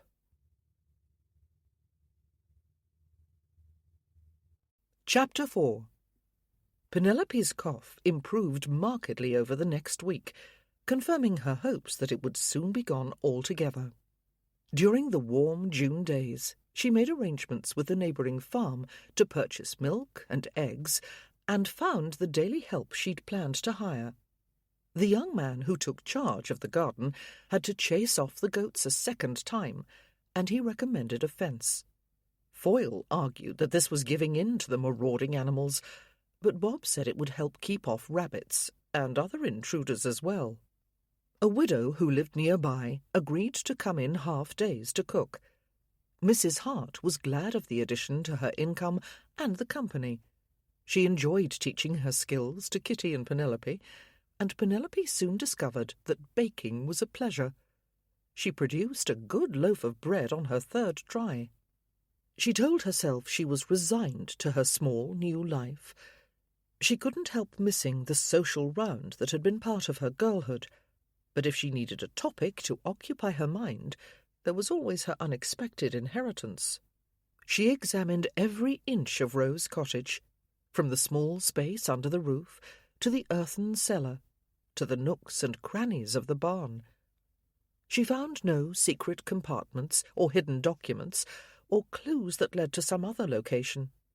Through her gratitude, The mystery nagged at her. Why had a man she'd never met, indeed never even heard of, left her a house? She was considering the larger crevices in the front garden wall, and wondering whether any of them might hold secrets, when a curricle swooped up the lane and stopped before her. Lord Whitfield held the reins, with just a groom up behind him. "Good afternoon," he said, as the groom jumped down to go to the horses' heads. Penelope was concerned to realise how glad she was to see him, not just as someone to talk to, but for his own sake. That was not a good idea. He stepped down, turned, and reached back into his vehicle. "I've brought you the dogs you wanted," he said, lifting 2 young hounds down from the curricle and placing them at Penelope's feet. "Walk the horses," he told the groom. "Staying for a bit, are you?" Penelope couldn't help saying. He might be the lord of all the land hereabouts, but he wasn't in charge of Rose Cottage. Her noble visitor looked startled. "I thought I'd introduce the dogs." "See that I can handle them, you mean?" His expression gave him away, but he wasn't foolish enough to agree out loud. One of the dogs nosed Penelope's skirts. Both were white with brown and black patches, and ears that hung below their jaws. Though they had long legs, and large paws that promised further growth, they weren't puppies. They surveyed their new surroundings with bright eyes, sniffing at the bottom of the wall and the flowers in the front garden. "Foxhounds?" asked Penelope, recognising the breed. Lord Whitfield nodded. "They are, but some dogs don't want to hunt. The farmer who bred these 2 said they just don't have the urge. He thought they'd be happy as family watchdogs. He, altered them." Penelope bent and extended a hand. The dogs came over to greet her, interested. "I thought I'd get them accustomed to—" Daniel began, but she'd snapped her fingers at the hounds and led them away. He followed the 3 of them around the cottage to the kitchen door. There he waited with the dogs, almost as if he was a dog himself, Daniel thought, amused and a bit irked. Miss Pendleton emerged from the house with a small dish of chopped meat. "What are the dogs' names?" she asked. "The farmer called them Jum and Jip. He names his litters by letter. You can choose other names if you wish." "I see no reason, particularly if they are accustomed to those. Jip?" One of the dogs cocked an ear. Penelope held out a morsel of meat. The hounds crowded up to her, and she gave the treat to Jip. "And Jum." She fed the other. Then she headed across the yard, holding the dish well up. When one dog started to leap for it, she said, "No," in a tone that brought instant obedience and roused Daniel's admiration. She didn't require his help, he realized, yet he had no wish to leave. Watching her take charge of her new acquisitions was a positive pleasure. Miss Pendleton led the dogs into the small barn. "Sit," she said. Daniel knew the command was an experiment. She had no way of predicting what the hounds had been taught, but she sounded absolutely certain they'd do as she asked. Jip and Jum sat. "Good," she said, giving each dog a tiny bit of meat. "Good dogs." She led them around the barn. "You will live here," she added, showing them the front stall. The tramp of footsteps on a narrow stair in the corner heralded the entry of her manservant. Foyle was his name, Daniel remembered. The old fellow glowered at him. "These are Jip and Jum," said Miss Pendleton, "our new watchdogs and chasers of goats." Foyle came over and crouched with more agility than his craggy face predicted. He held out his hands. The dogs sniffed and licked them, wriggling with delight when he ran his fingers over their sides. The man couldn't be as grim as he liked to appear, Daniel thought, if dogs liked him so readily. "Good bones," said Foyle. "Do we have a bit of rope?" asked Miss Pendleton. Foyle found some, and she made improvised leashes for the 2 dogs. Then she led them out of the barn. Impressed, and increasingly fascinated, Daniel went with her. She didn't dismiss him. She walked the hounds down the lane to the side of the Rose Cottage property, and then along the northern edge. She knew the boundaries to an inch, Daniel noticed. He admired the precision and resented it just a little, reminded of the enigma of his father's legacy. When either dog showed an impulse to mark a tree or stone, she stopped and allowed it. "I'm encouraging them to learn their territory," she said after a while. "I know." Did she think he hadn't noticed or didn't understand? "You're good with them." "We always had dogs," Miss Pendleton replied. Her tone had gone nostalgic. "Which is the first you remember?" "My mother's lapdog, I suppose, though it's more what I've been told than a real memory. They say Pug stood guard over my cradle and scarcely let the nursemaid near me." She blinked and looked self-conscious, as if sorry she'd revealed any detail of her past. Daniel spoke before she could withdraw further. "My earliest friend was an outsized dog named Stranger." "Stranger?" "Because he was one. No one knows to this day where he came from. I found him when I was out walking with Nanny, and dragged him up to the nursery, even though he was twice my weight, and covered in mud." Daniel smiled, remembering. "I was positively foul to everybody, until they agreed I could keep him." "Your parents didn't want you to?" "Oh, they weren't around. My parents were great travellers. They were always off on some trip or other." He pushed quickly past this admission. "I had to convince Nanny and the housekeeper, which was not easy, I must tell you. Stranger had teeth as long as my hand. The cook thought he was a wolf." "You were how old?" 4 or 5, somewhere in between." "He doesn't sound like a pet for a child." Daniel shook his head. "Stranger had the sweetest temper in the world. He'd hold my fingers in his mouth and never think of biting down. He pulled me out of a slough once." They reached the back boundary of the property and turned, pausing for the dogs to examine and mark a tall oak. "Best friend I ever had," Daniel added. "The best?" He supposed it sounded odd. There weren't many other children about the place. "You must have made friends at school." He shrugged and nodded. "Stranger never understood about school. Always thought he should come with me. In his last days, he hung on till I came home for the holidays before he went." Daniel's throat thickened. Why had he told her that? This story had been meant as a diversion, not exposure. He gave his companion a sidelong glance. Miss Pendleton drew confidences like no one he'd ever met before. How did she do that? "It's so hard when a beloved animal dies," she replied, "and they seem to feel the same. My father's old spaniel pined for months after he died, and then just lay down one day and never got up again. Philip said—" She broke off, biting her lower lip. Her brother was definitely a sore subject.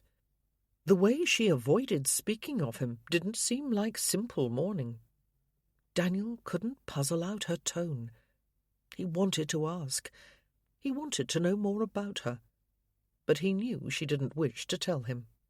A familiar sting of annoyance made Daniel pull back. He'd had more than enough of people who insisted upon remaining distant in every sense of the word. "How many dogs do you have at Frithgerd now?" asked Miss Pendleton in a more reserved tone. Daniel matched it. "Just 4. 2 who are good for hunting rabbits, and 2 who hang about the stables." He hadn't had a really close bond with a dog since Stranger, Daniel realized. They turned up the other side of the Rose Cottage land, heading back toward the lane. "You don't keep a fox-hunting pack?" They would chat now, Daniel thought, as acquaintances did, and neither would be any wiser at the end. He'd learned that lesson long ago. "No, though I sometimes go out with the local hunt. We have an interesting stone wall and grass country. Do you hunt?" I? Oh, no. She tried to make it sound as if the mere idea was ridiculous, but he thought she was familiar with the sport. The sharp desire for more information about her surfaced again, not only because of his father's legacy to her. He couldn't resist. "Did your brother?" Miss Pendleton stiffened. She turned away from him. "What have you got there?" she said to the dogs. They'd found a dead hedgehog and were nosing the remains. "Leave it!" She pulled them along and walked faster. She did not answer his question. Daniel burned with silent humiliation. His parents had been just the same on the rare occasions they'd spent time together, as if a query was an embarrassing solecism, better off ignored. He didn't need this. Rose Cottage lay ahead. It was past time for him to go, and not come back, even if Miss Pendleton encouraged him to do so, which she clearly wouldn't. He searched for bland phrases. "Ralston, the farmer who bred the dogs, will probably be by to see their new home." "He's welcome to." She sounded like a different person, grander, colder, letting him know he'd overstepped. Deuce take her and her reticence, Daniel thought.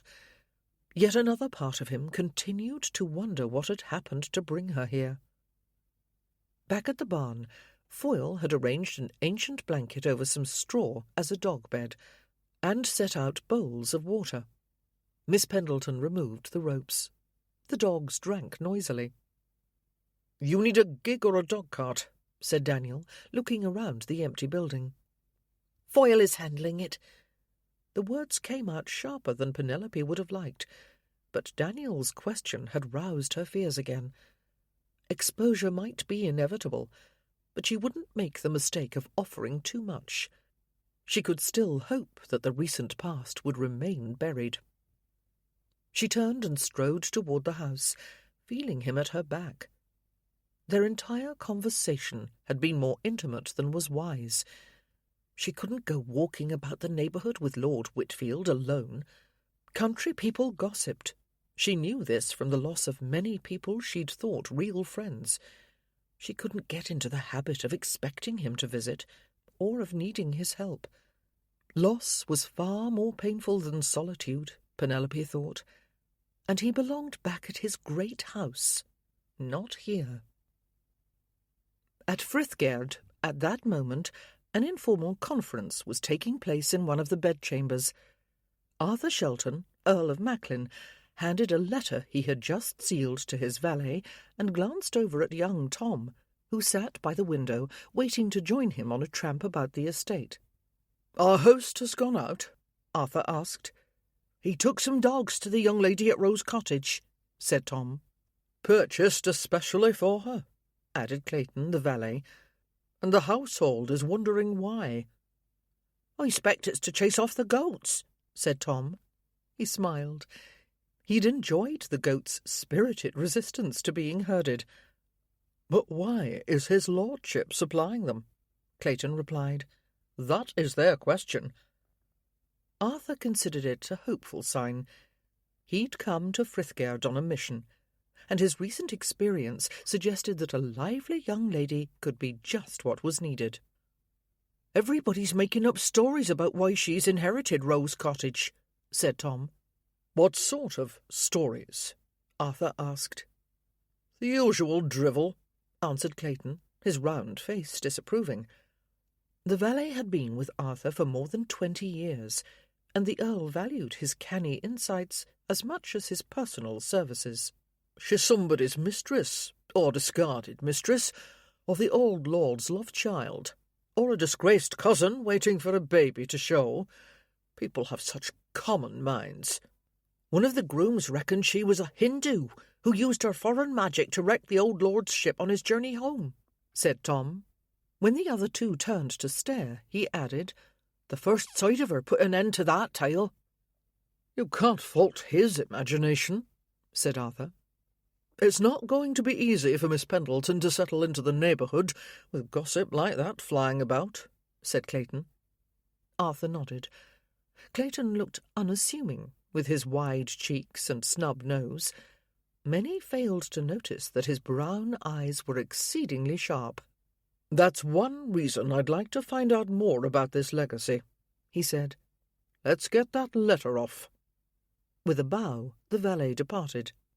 Arthur led Tom downstairs and out into the gardens. They walked a while, in the mild June air, silently companionable. On the surface, they had little in common, the Earl thought, and some people were bewildered by his friendship with a boy born into the slums of Bristol who didn't even know his own last name. But when he'd encountered Tom on a visit to Somerset a few weeks ago, Arthur had been impressed by his sunny temper and active curiosity. The lad was so eager to learn and experience. He was inspiring, and Arthur enjoyed his candid opinions and manner. Other noblemen might have called it effrontery, but there were many dry sticks in the House of Lords. Arthur hoped to help the lad to a bright future, whenever it became clear what sort of help Tom really wanted. "Perhaps you can include Rose Cottage in your rambles," he said. Tom spent a good part of each day outdoors. He was a natural rover, and didn't like to sit still. "Spy on them, like?" The lad sounded unhappy with the idea. "No, more keeping a watchful eye, and perhaps becoming a friend." Arthur had no doubt he would. Friendship was one of Tom's gifts. "Isn't the maid Kitty about your age?" Tom snorted. "Don't go matchmaking for me, my lord." Arthur raised his eyebrows. "It's all very well to look sideways, but I've watched you at work, haven't I? Getting your nephew leg-shackled. That was all his idea." "Was it now?" Arthur laughed. "Mostly. But I had no such idea about you and Kitty." "Why, you're barely 15. Tom nodded. "Long as we're clear on that, I don't mind. It's odd, this legacy, ain't it? Folks usually know why they're left things." "They do." "I might go on over there now." "A splendid idea." Tom veered off, and Arthur continued his stroll. When he saw a curricle pull into the stable-yard, he walked in that direction and observed the return of his host. Whitfield looked disgruntled. Daniel made no remark when his house-guest fell into step with him as he headed for the house. "So, you took Miss Pendleton some dogs," Macklin said. His tone was bland. "How did you know that?" "Someone in the household told my valet," the Earl replied. "Have they no better things to talk about? Our dependents are interested in everything we do." "For the goats, was it?" Tom thought so. "The goats, yes," Daniel said. "And general protection, I suppose, for an unmarried young lady living alone." He might as well have said that Daniel should take care about visiting her. Daniel fought down a spurt of anger. He'd heard bits of the gossip about Miss Pendleton. One neighbour had asked him smiling questions that had verged on the offensive. For her sake, he shouldn't go walking alone with her. So he was to be deprived of that pleasure as well as all else. Daniel frowned, wondering where that thought had come from.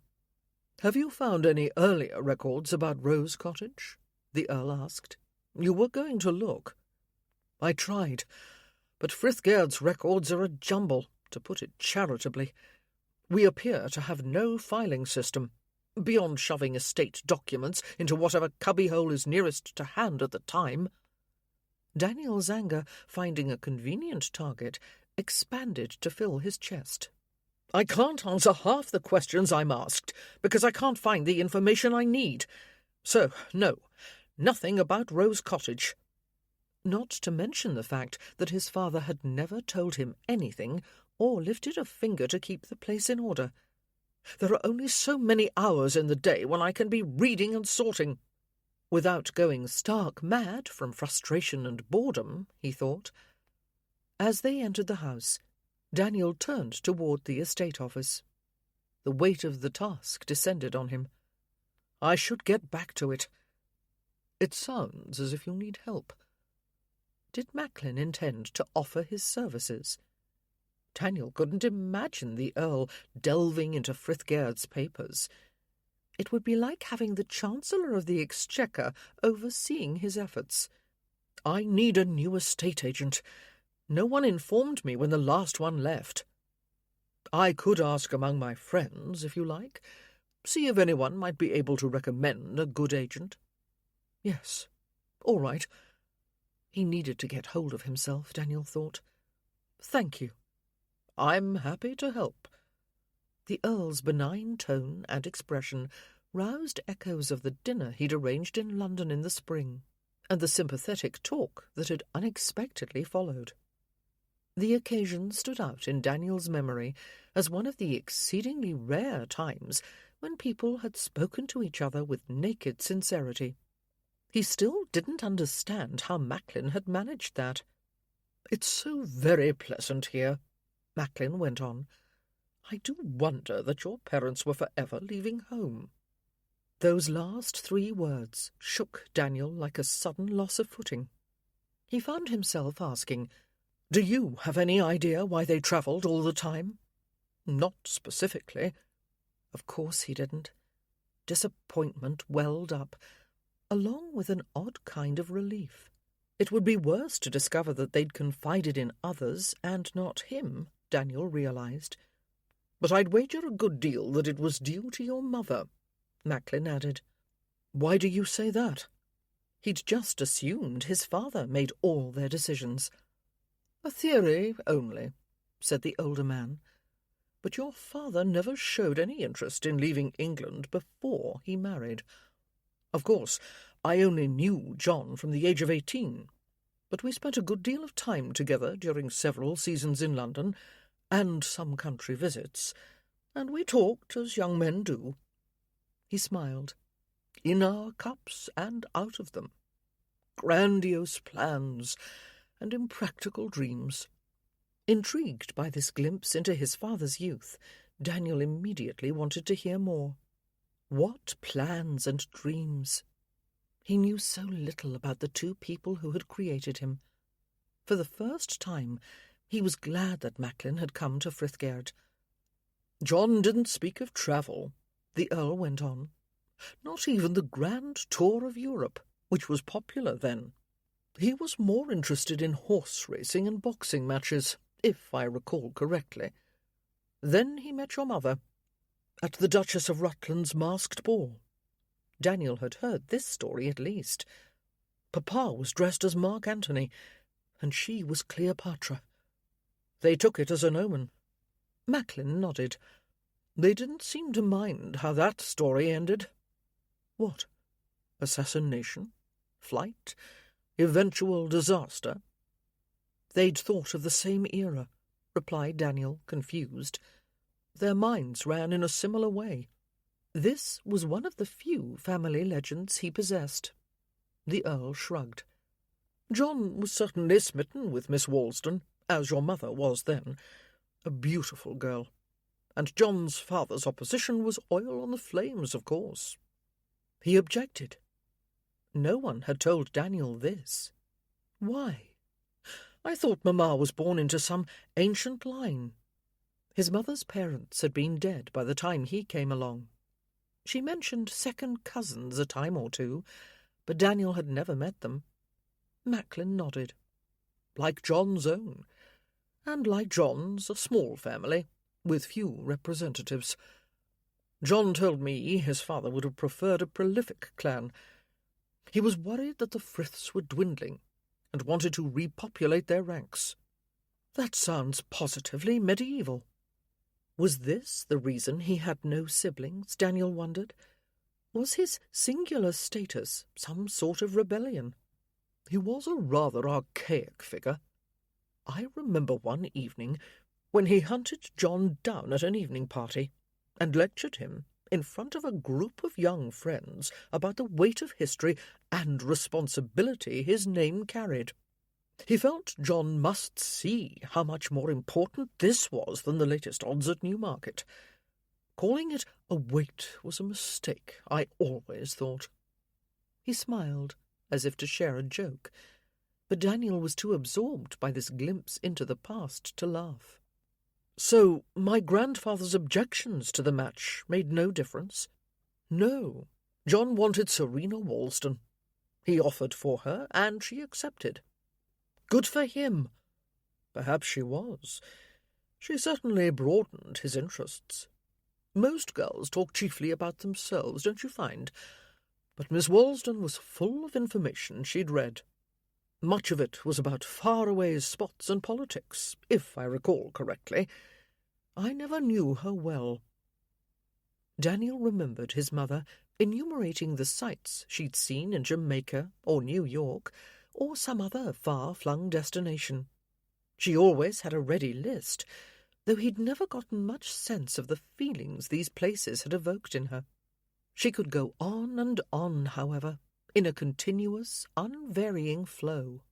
When Daniel dropped a few details about his own life and interests into the conversation, she'd received them in the same manner, as if he was listing points in a school essay. She made him feel like some tedious acquaintance rather than family. As for his father, he'd clearly been more interested in pleasing his wife than in listening to his son.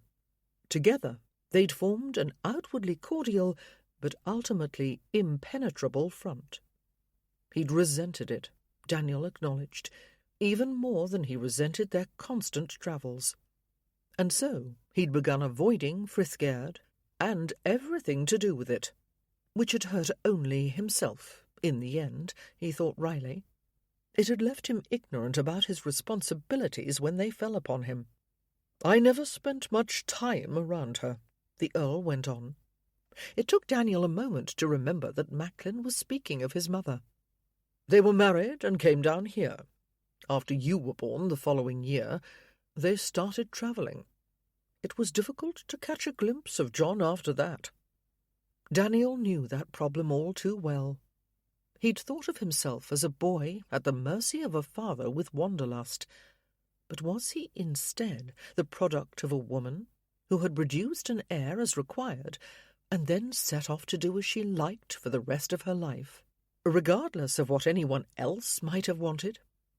He felt slightly dizzy, as if his brain was shifting inside his skull. In the confusion, something struggled to well up. It felt like danger. He grew aware of his position, standing in the corridor outside the estate office, engaged in a conversation that ought to be private. He pushed his bewilderment aside. There was no point in repining, and there was so much to do. If you'll pardon me, I should get back to work. Of course, said Macklin, stepping away. Did he look smug? But why should he? Daniel went into the office and shut the door behind him. Immediately he felt oppressed by the litter of documents. His grandfather had chosen precisely the right word, he thought. His heritage was undoubtedly a weight. Chapter 5. Foyle managed to find a serviceable, well-used gig and a horse to pull it at a price that Penelope could afford. Driving up the lane from Rose Cottage some days later, she felt a mixture of elation and sadness. She always enjoyed handling the reins of a vehicle, even a humble one such as this. Yet she'd learned her driving skills from her brother, and now they reminded her of a bond and a life that were gone forever. "We turn there." Kitty, who sat beside her, pointed left. They were headed for the village to stock up the larder. "I thought it was straight ahead." "Both of them lead there. This way is more interesting. Mr. Foyle told me." Penelope shrugged and made the turn. Foyle had been tramping all around the neighbourhood. He would know. They tooled along between fields lush with summer. The wind of their passage ruffled the strings of Penelope's bonnet and cooled her cheeks. She realized that she hadn't coughed even once in 2 days. She felt better than she had in months. They passed the corner of a high stone wall on the right. "It looks like there's an estate along here," Penelope observed. Kitty nodded. It's that Frithgerd place. Penelope's hands jerked on the reins. The horse shied, puzzled. Penelope corrected. Frith. Kitty said it with a small spitting noise. Funny old name. Betty claims the place is so grand. Better than anything in Manchester, she says, when she's never even been there, or seen a town bigger than Derby. The young maid sniffed. I'll see that for myself before I believe it, I told her. I don't want to go near Frithgerd. This wasn't strictly true. Penelope was curious about Lord Whitfield's seat, as she was about the man. She caught herself thinking of him all too often, and wondering what he was doing, which was why she should not lurk about his house as if hoping to see him. Could she turn the gig around in this narrow lane? Not easily. Not to go in, miss. Just driving by, like. We won't be able to see. The gatehouse came into view. She couldn't turn now. Backing and edging would be far more obvious than moving quickly past. Slow down, Kitty urged. We can look through the gates. They were open.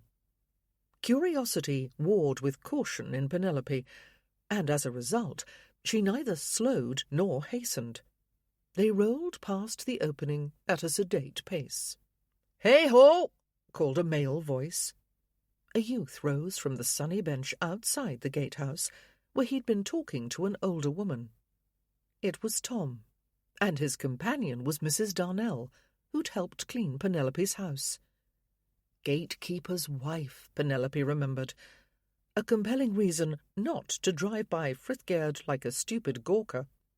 Mrs. Darnell put aside the peas she'd been shelling and rose. Penelope recognized that she had to stop. It would be the height of rudeness to drive by without a greeting. This woman had been kind to her, even if it was under orders. "Got a gay," said Tom, as he strode out to meet them.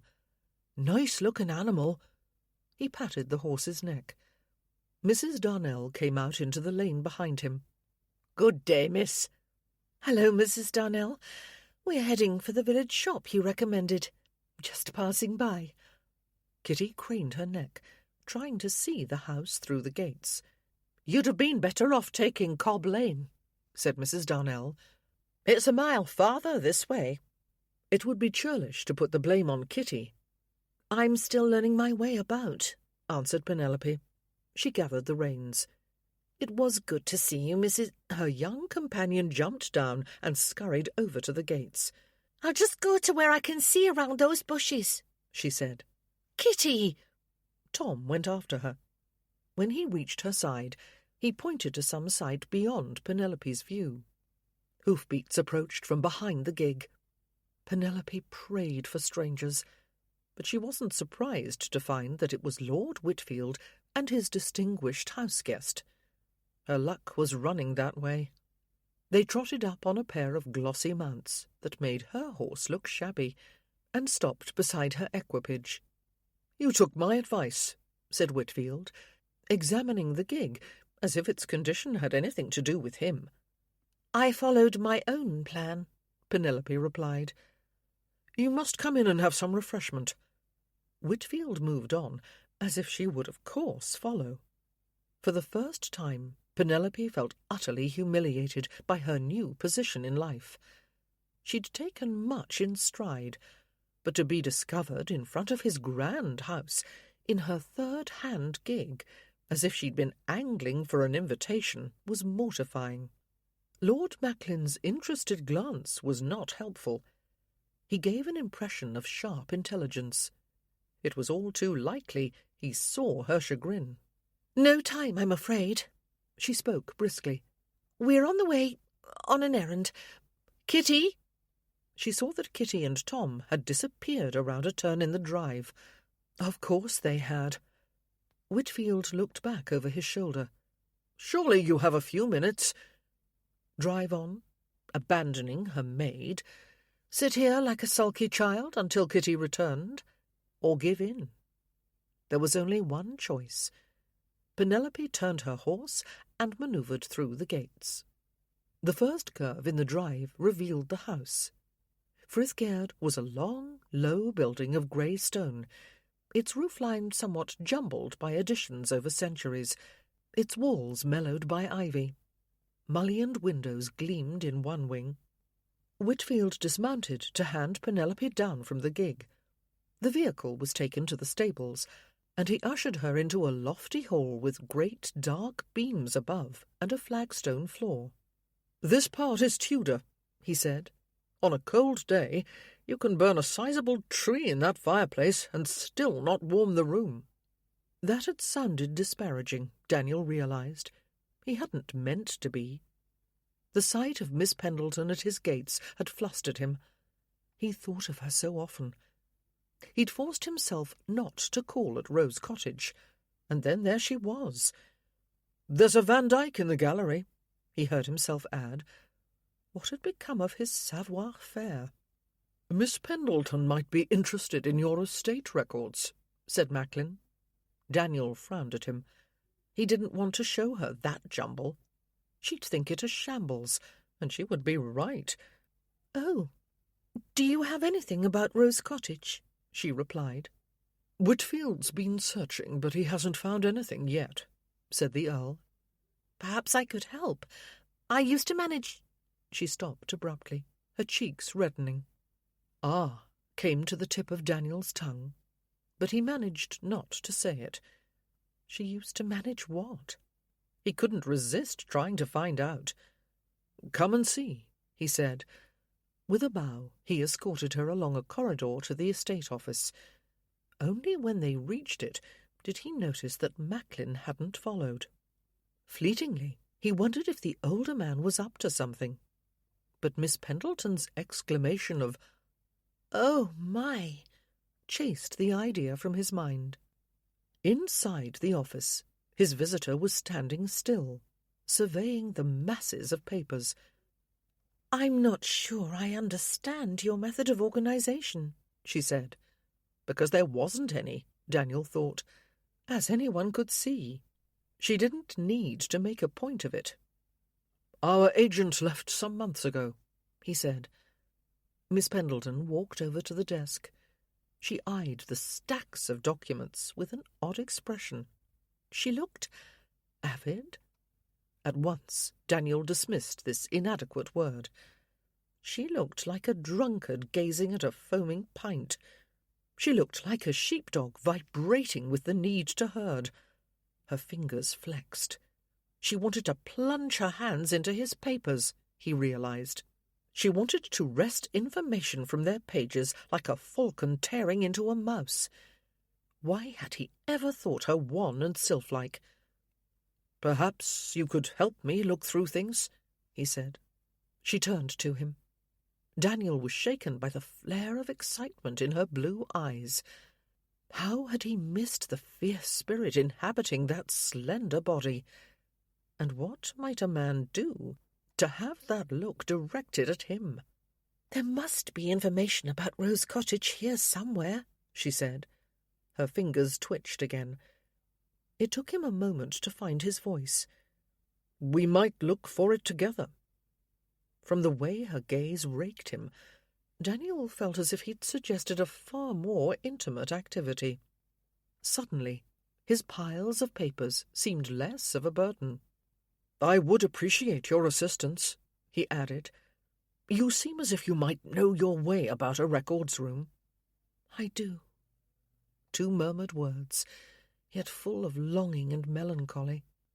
The quick rise and fall of her breath under the bodice of her gown was very distracting. Had she agreed or not? Her eyes burned. Daniel wanted to know what lay behind them. Would joy bloom there as fiercely as this present emotion? She stood very still, her fists closed at her sides. The work of sorting would be an altogether different matter with her at his side. "Our two families must have some connection," he said, "or communication between them at least. How else to explain the legacy?" Miss Pendleton looked away, and he cursed himself for mentioning families. She'd made it clear she didn't want to talk about them. She muttered something. It might have been, "They'll find out anyway," if that made any sense. "I beg your pardon?" said Daniel. When she turned back to him, the fire had disappeared from her blue eyes. They'd gone bleak. "Haven't you made inquiries about me?" He could see she hated the idea, and he wished he could deny it. Excuses crowded his mind, but none seemed persuasive in this moment, when his chief desire was to lure that fierce, vivid woman back into the light. He started to say that they'd heard nothing as yet, but she spoke again before he could. "Lord Macklin looks like the sort of man who can find out whatever he wants, and do whatever he wants. So do you, for that matter. Peers of the realm." She spoke the last phrase with great bitterness. Daniel felt as if he was feeling his way through a pitch-black landscape. "Macklin knows a great many people," he admitted. "I'm sure he does. I suppose he's a great friend of Lord Sidmouth." The Home Secretary? Where had that venom come from? And what did a government minister have to do with anything? Daniel groped for something to say. Anything that might end the struggle racking her. But nothing occurred to him.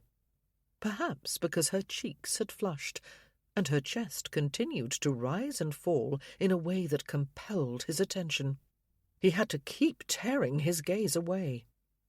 Miss Pendleton's breath sighed out. Her shoulders slumped. "Oh, what difference does it make?" Her tone was angry and impatient. "It's only a matter of time until you find out. I don't know why I thought I could keep secrets." She raised her chin and stared at him. "My father was Sir Jared Pendleton, Baronet. He had a place in Lancashire where I grew up." The last two sentences seemed at once jerked out of her and practised, as if she'd recited them many times before, in just that defiant manner. "Papa died 3 years ago, and my brother Philip came into his title." The mysterious brother, who always caused her to look resentful and desolate. "But Philip—" Her brief silence seemed full of heartache. She took a breath and gathered her thoughts. "From the beginning, then. Some years ago, my father opened a small coal mining operation on our land, as others had been doing. Philip was curious about the workings. He followed every step in the process. He used to visit the new factories in Manchester too, to see how they worked. Mechanical things always fascinated him." She paused. Daniel nodded to show that he was listening. In fact, he was riveted. Not by the tale she was telling, which seemed mundane so far, but by her willingness to share it. Miss Pendleton sighed again. "When Philip looked at these innovations, he didn't see ingenuity or financial opportunity, as some do. He saw a vast future of oppression. That was one of his pet phrases. He predicted a wave of ugliness about to break over our heads. People viewed as cogs and gears instead of individuals.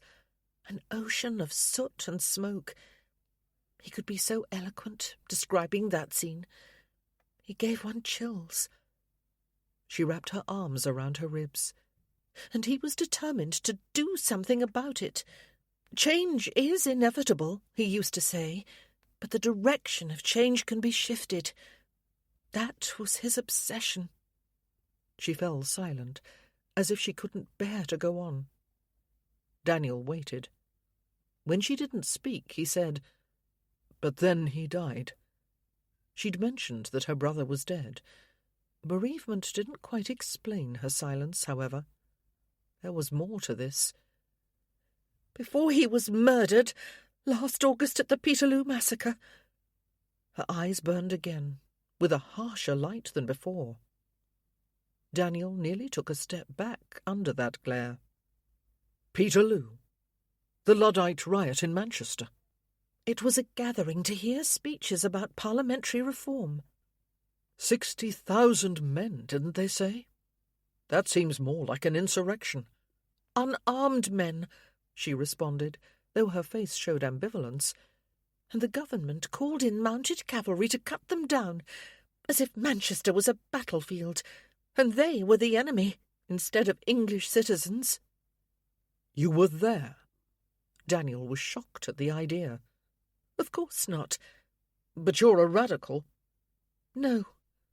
Miss Pendleton sank into the desk chair, suddenly looking very tired. No, I'm not. Wasn't. Ever. She leaned back, looking more like the exhausted young lady who'd first arrived at Rose Cottage than the vibrant creature who'd lusted after his documents. I wasn't like Philip, she continued. I helped our local people without thinking too hard about the cause. Families starve, you know, when they lose their livelihood to the new machines. I have seen it, said Daniel. So your brother was a Luddite? Miss Pendleton gave a toneless laugh. If you knew how often I've heard that question. Did he join the frame breakers? When did he? Who were his associates? I don't think a baronet was the sort of man accepted into their secret circles, but I'm not sure. Philip didn't tell me anything. So you wouldn't be endangered, Daniel guessed. I'd like to believe he thought of me in that way, but I don't. The last word was clipped. She rubbed her forehead. There was a long inquiry after Peterloo. Lord Sidmouth's agents are extremely thorough. I was questioned at great length about my brother's activities. They found it difficult to believe that I knew nothing of them. Even though you gave your word? Daniel hadn't expected anything like this. He didn't like to imagine her being accused. His feelings about the Manchester marchers were more complicated. Miss Pendleton was staring at him as if he'd spoken in a foreign language. My word? That should have been enough. Should it? Of course. She blinked. Well, it wasn't. Lord Sidmouth's people found my ignorance impossible to fathom. I had to assure them of it some hundreds of times before they were convinced. She shrugged. Or gave up. They let me go anyway. Let you? You may as well know everything, she interrupted. I can have no more secrets. Philip was posthumously convicted of treason and stripped of his title and estates. Our home went to the government. I expect they've sold it by now. She gazed at the desktop. Philip's home, really, she murmured. I knew that, but I'd lived nowhere else. She raised her chin again. So you asked about my family. That was it. I have none now. They had this in common. It's a relief to have said it out loud, she went on, sounding surprised, rather than dodging people's questions, waiting for the story to come out. She sat straighter. How could he ever have thought her a waif, Daniel wondered. She was as fiercely alert as the falcon he'd pictured earlier, unhooded now and poised to hunt. Her unveiled presence, her confidences, felt like a priceless gift. So does that give you your hoped-for connection between our families? Her tone had gone satirical. I don't see how, no. Your father was not a Luddite? She smiled. Daniel was bowled over, rendered breathless by the first real smile she'd ever shown him. Previous stretches of her winsome lips had been polite fictions, he realized, social masks to deflect questions. There was nothing insipid or vague in her pretty face now. It was a moment before he could say, Papa was mostly out of the country. I don't think he was aware of developments in England. Daniel glanced at the masses of papers. Even on his own estates. He certainly never spoke of politics. Neither did my mother. Miss Pendleton gave him a look that said she appreciated this addition. I can ask Macklin. He might know more about my father's political views. Some of her brightness dimmed. I suppose you must tell other people what happened to me. The fatalism in her voice bothered him. Of course you will do as you like, she added. I'm in no position to impose conditions. You didn't do anything wrong. I didn't, but you will find that hardly matters. Once one is tainted with suspicion, even by association, people edge away. They assure each other that there's no smoke without fire, and other such idiotic analogies. Your friends didn't stand by you? He felt a protective contempt. She made a throwaway gesture. Some were sympathetic up to a point, but what was there to stand by? They were in Lancashire, and I wasn't. He saw her surrounded by suspicious officials, having lost the only home she'd ever known. Was she penniless? They might have offered material help. I have ample funds. She snapped out the words. Daniel had no doubt that ample was an exaggeration, but her face had closed. She wasn't going to discuss this topic. He left it, for now. I won't tell anyone but Macklin, he said. He'll need to withdraw his inquiries, but he won't spread the story. She didn't look as if she believed him. The shields that had made him think her bland were snapping back into place. Daniel was surprised at how intensely he wanted the stooping falcon back. So will you help me with this mare's nest of documents? He got his wish. Emotion flamed in her face. You'd let me? Her fingers moved as if to grasp the pages, then pulled back. Even after what I've told you? Of course. That makes no difference. The look of naked gratitude he received in return for these words rendered him mute. I helped my father manage his estate, Miss Pendleton said. He trained me, and I loved it. Philip was away at school and university, and then off wherever he went. Papa and I... She closed her lips and blinked back tears. You'd really trust me? The raw emotion in her face was too much all at once. Daniel waved at the various caches of papers. I'm in dire need of aid. He went over to open a groaning wardrobe against the far wall. It released a cascade of pages that nearly knocked him down, and it wouldn't be closed again. Great heavens! This is years of stuff, said Miss Pendleton. You have no idea. More than 20. Or 50. Had his grandfather done better? Did he come from a long line of failed hoarders? But why didn't you... That is...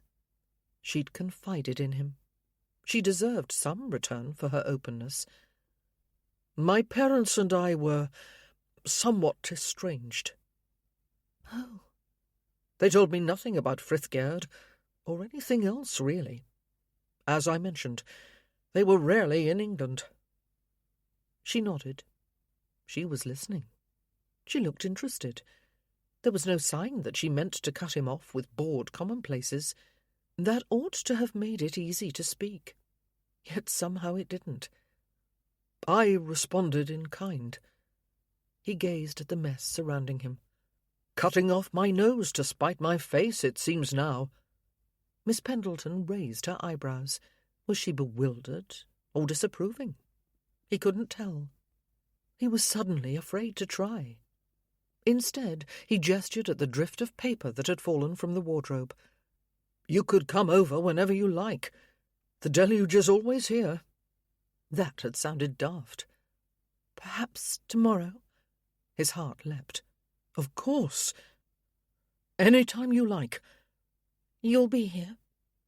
I thought we would work together. Daniel pictured the two of them sitting side by side, heads bent together over desperately boring records and accounts. That part was too bad. Of course. She folded her hands like a child resisting a pile of sweets. I wouldn't want to overstep. I understand that your information is confidential. Had she wanted to be alone with his documents? The idea made Daniel weirdly jealous. 2:00 then? He nodded as she stood. I should find Kitty now and finish my errands. She turned to go, and he could only follow. That last bit hadn't gone well. Miss Pendleton seemed to have a different vision of their collaboration. But she'd be back tomorrow. That was the important thing. She'd be here, and he'd find a way to say some of the things that had refused to emerge. Her gig was fetched, along with her wandering maid. Macklin reappeared for the farewells, and their charming visitor departed. Daniel watched until her carriage was no longer visible, and then turned to his house-guest. "Come into the library," he said. "I have something to tell you." The Earl's expression grew more and more amazed as Daniel told him what he'd learned about Miss Pendleton. "So there's no need to make further inquiries," he finished. "If she was telling the truth," replied Macklin. "Miss Pendleton is no liar." The accusation incensed Daniel more than was reasonable. "She seems sincere," the older man agreed, his thoughtful expression unaffected by Daniel's vehemence. "However, the government action against her brother that you describe is unusually harsh, particularly since he was dead. It suggests complications, or enemies." "Enemies," Daniel repeated. "If he'd offended powerful people, she might shade the truth out of fear." Daniel remembered Miss Pendleton's bitter tone when she'd spoken of her questioners. "The political situation is quite unsettled just now." Macklin looked grave.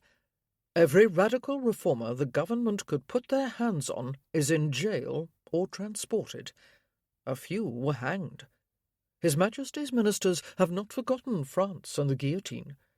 Workers in the new factories are particularly suspect. There are watchers all over the country." "Lord Sidmouth's agents," replied Daniel, echoing the phrase she'd used during their conversation. It was true that he barely knew Miss Pendleton, but he hated the idea of doubting her. "Public order is important," said Macklin. "It is, but I never liked the idea of sending British troops against our own citizens." Macklin shook his head. He pursed his lips, then said, "I can't withdraw the inquiries I've sent out without rousing even more attention." "I suppose not." Daniel moved restlessly. "The replies might shed light on her brother's case, perhaps for her as well, if he told her nothing. She said he didn't, and I get no sense of deception from her," Macklin agreed. "She has no reason to trust us, however."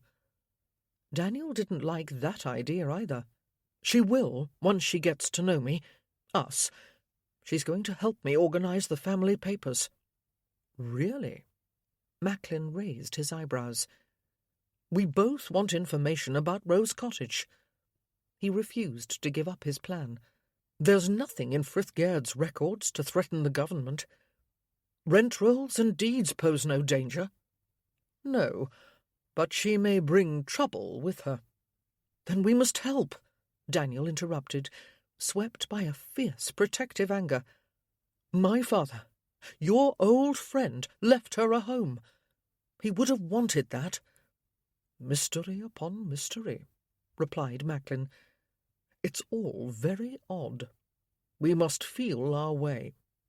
Should they need a way into the government, there was no better man than Macklin, Daniel thought. They wouldn't, of course. Penelope Pendleton was an innocent. But once again, he was glad of Macklin's unexpected presence in his house.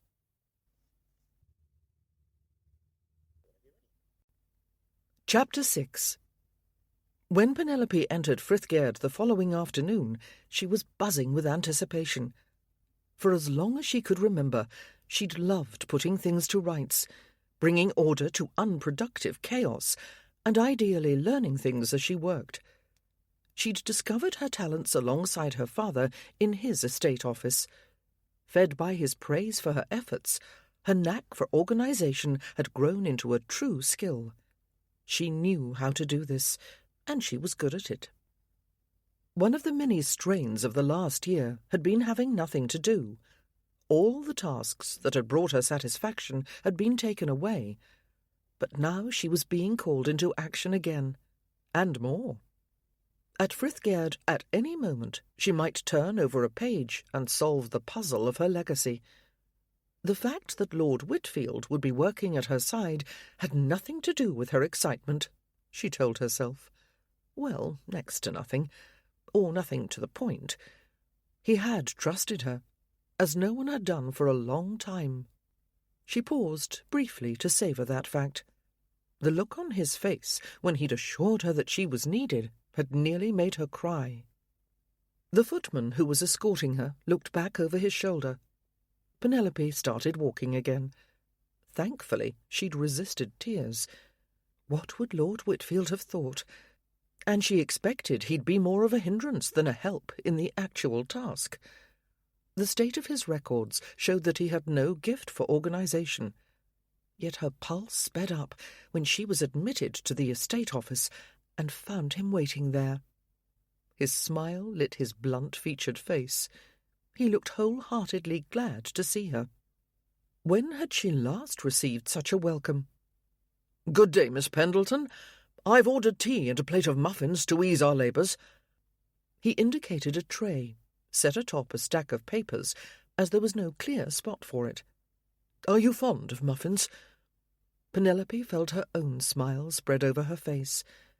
She could sit down with him and drink tea and learn more about his history and opinions. She could laugh, perhaps, or make him laugh. She could even flirt a little, as she'd done as a girl, even though she was a girl no longer, irrespective of age. "Is there jam?" "Assuredly there is jam." Whitfield glanced at the footman as the servant went out. "Leave the door open, Ned," he added.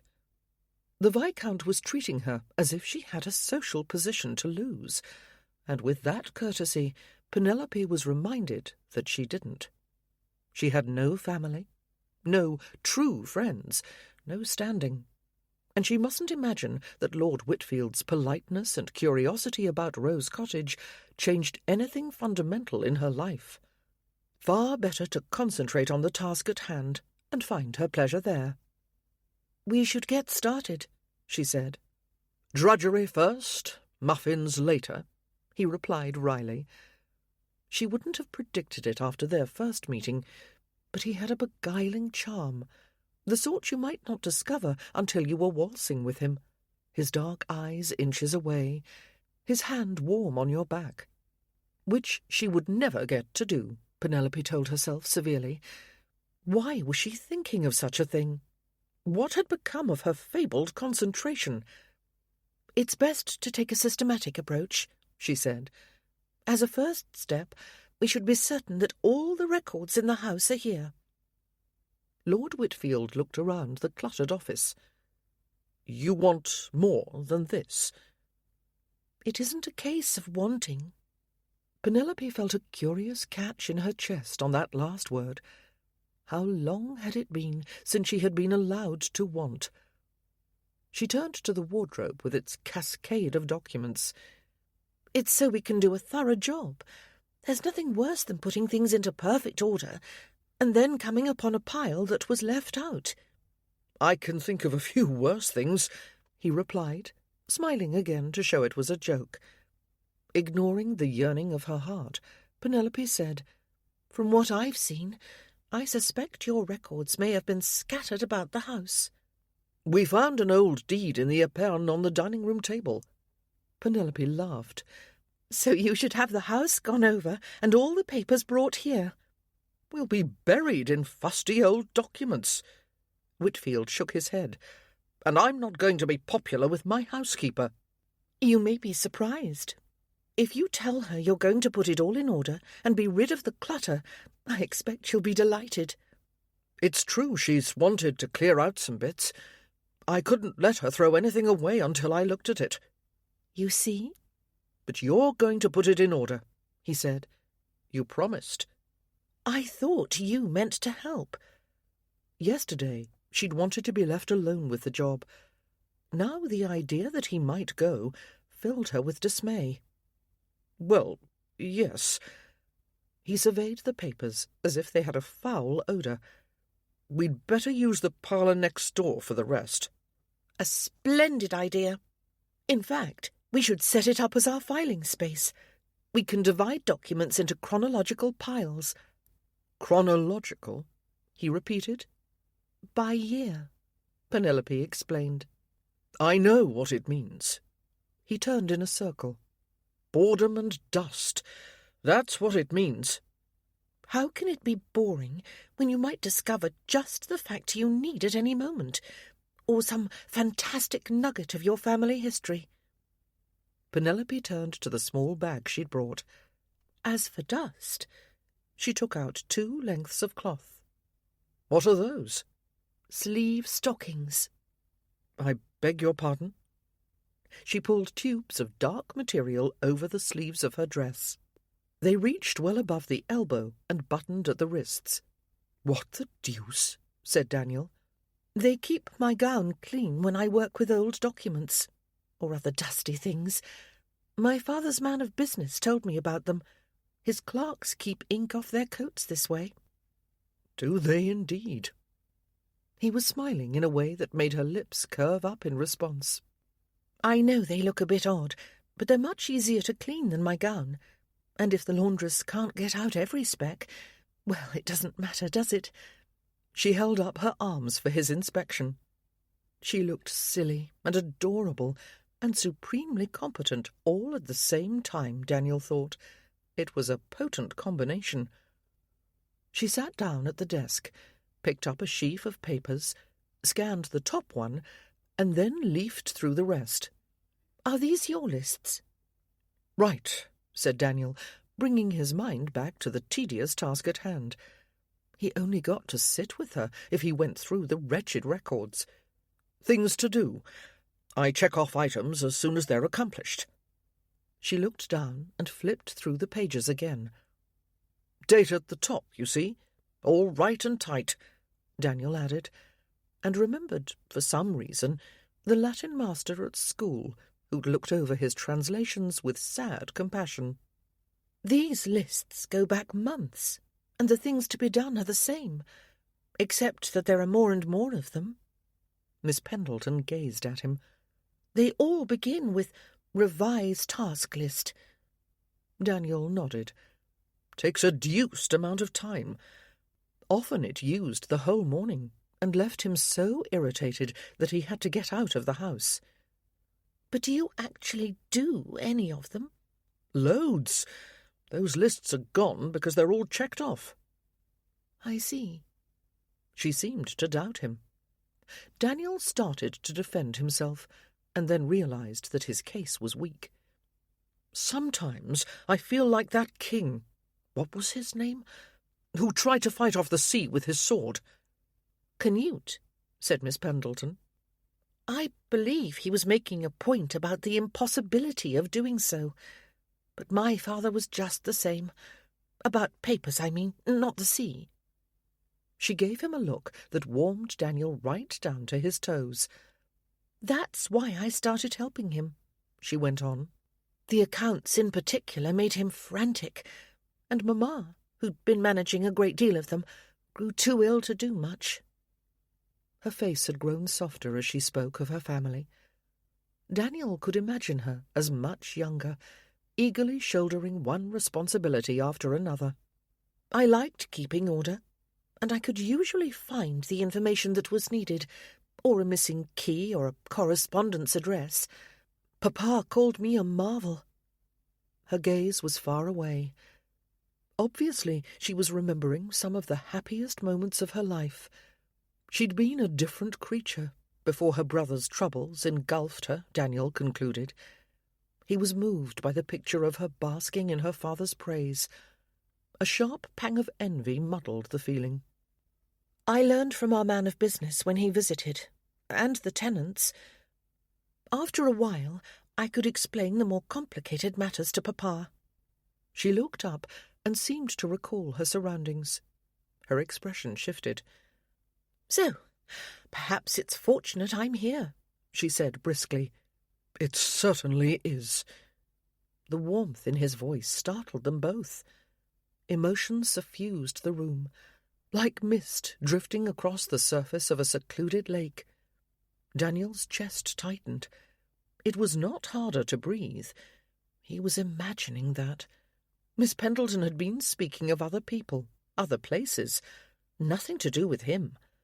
She'd be shocked to know what he was feeling. This, whatever it was, would be appreciated by no one. He knew that from long experience. Ancient resentments stirred. He squashed them. "I'll go and give the orders about gathering papers," he said. "Yes." As if she couldn't sit still, Miss Pendleton rose and began picking up the papers that had flooded out of the wardrobe yesterday. "They should stack everything on the inner side of the parlour, away from the windows," she said, without looking up. "Stack," Daniel echoed. The word implied mountains of papers, and was probably hideously accurate. He moved toward the door. "So we can begin our files on the other side and keep everything straight." "I took your meaning," he replied. He wasn't dim, Daniel thought. On the contrary, he was very clever about some things. Obsessive sorting wasn't a sign of intelligence. Look at squirrels. Resentment tried to rise in him again. There seemed to be quite a large amount of it, looming, powerful. Wanting nothing to do with the sensation, he stalked out. He would take his time speaking to his housekeeper, and he wouldn't return until he was utterly composed. When the door of the estate office opened some time later, Penelope turned eagerly. "Look at this!" She held up a parchment she'd unearthed. Curlicues of antique writing adorned it. There was even a tiny illumination in one corner.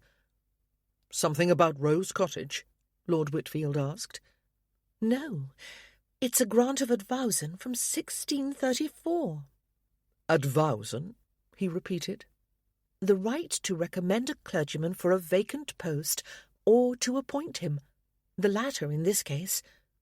"Right, I knew that. Which living is it?"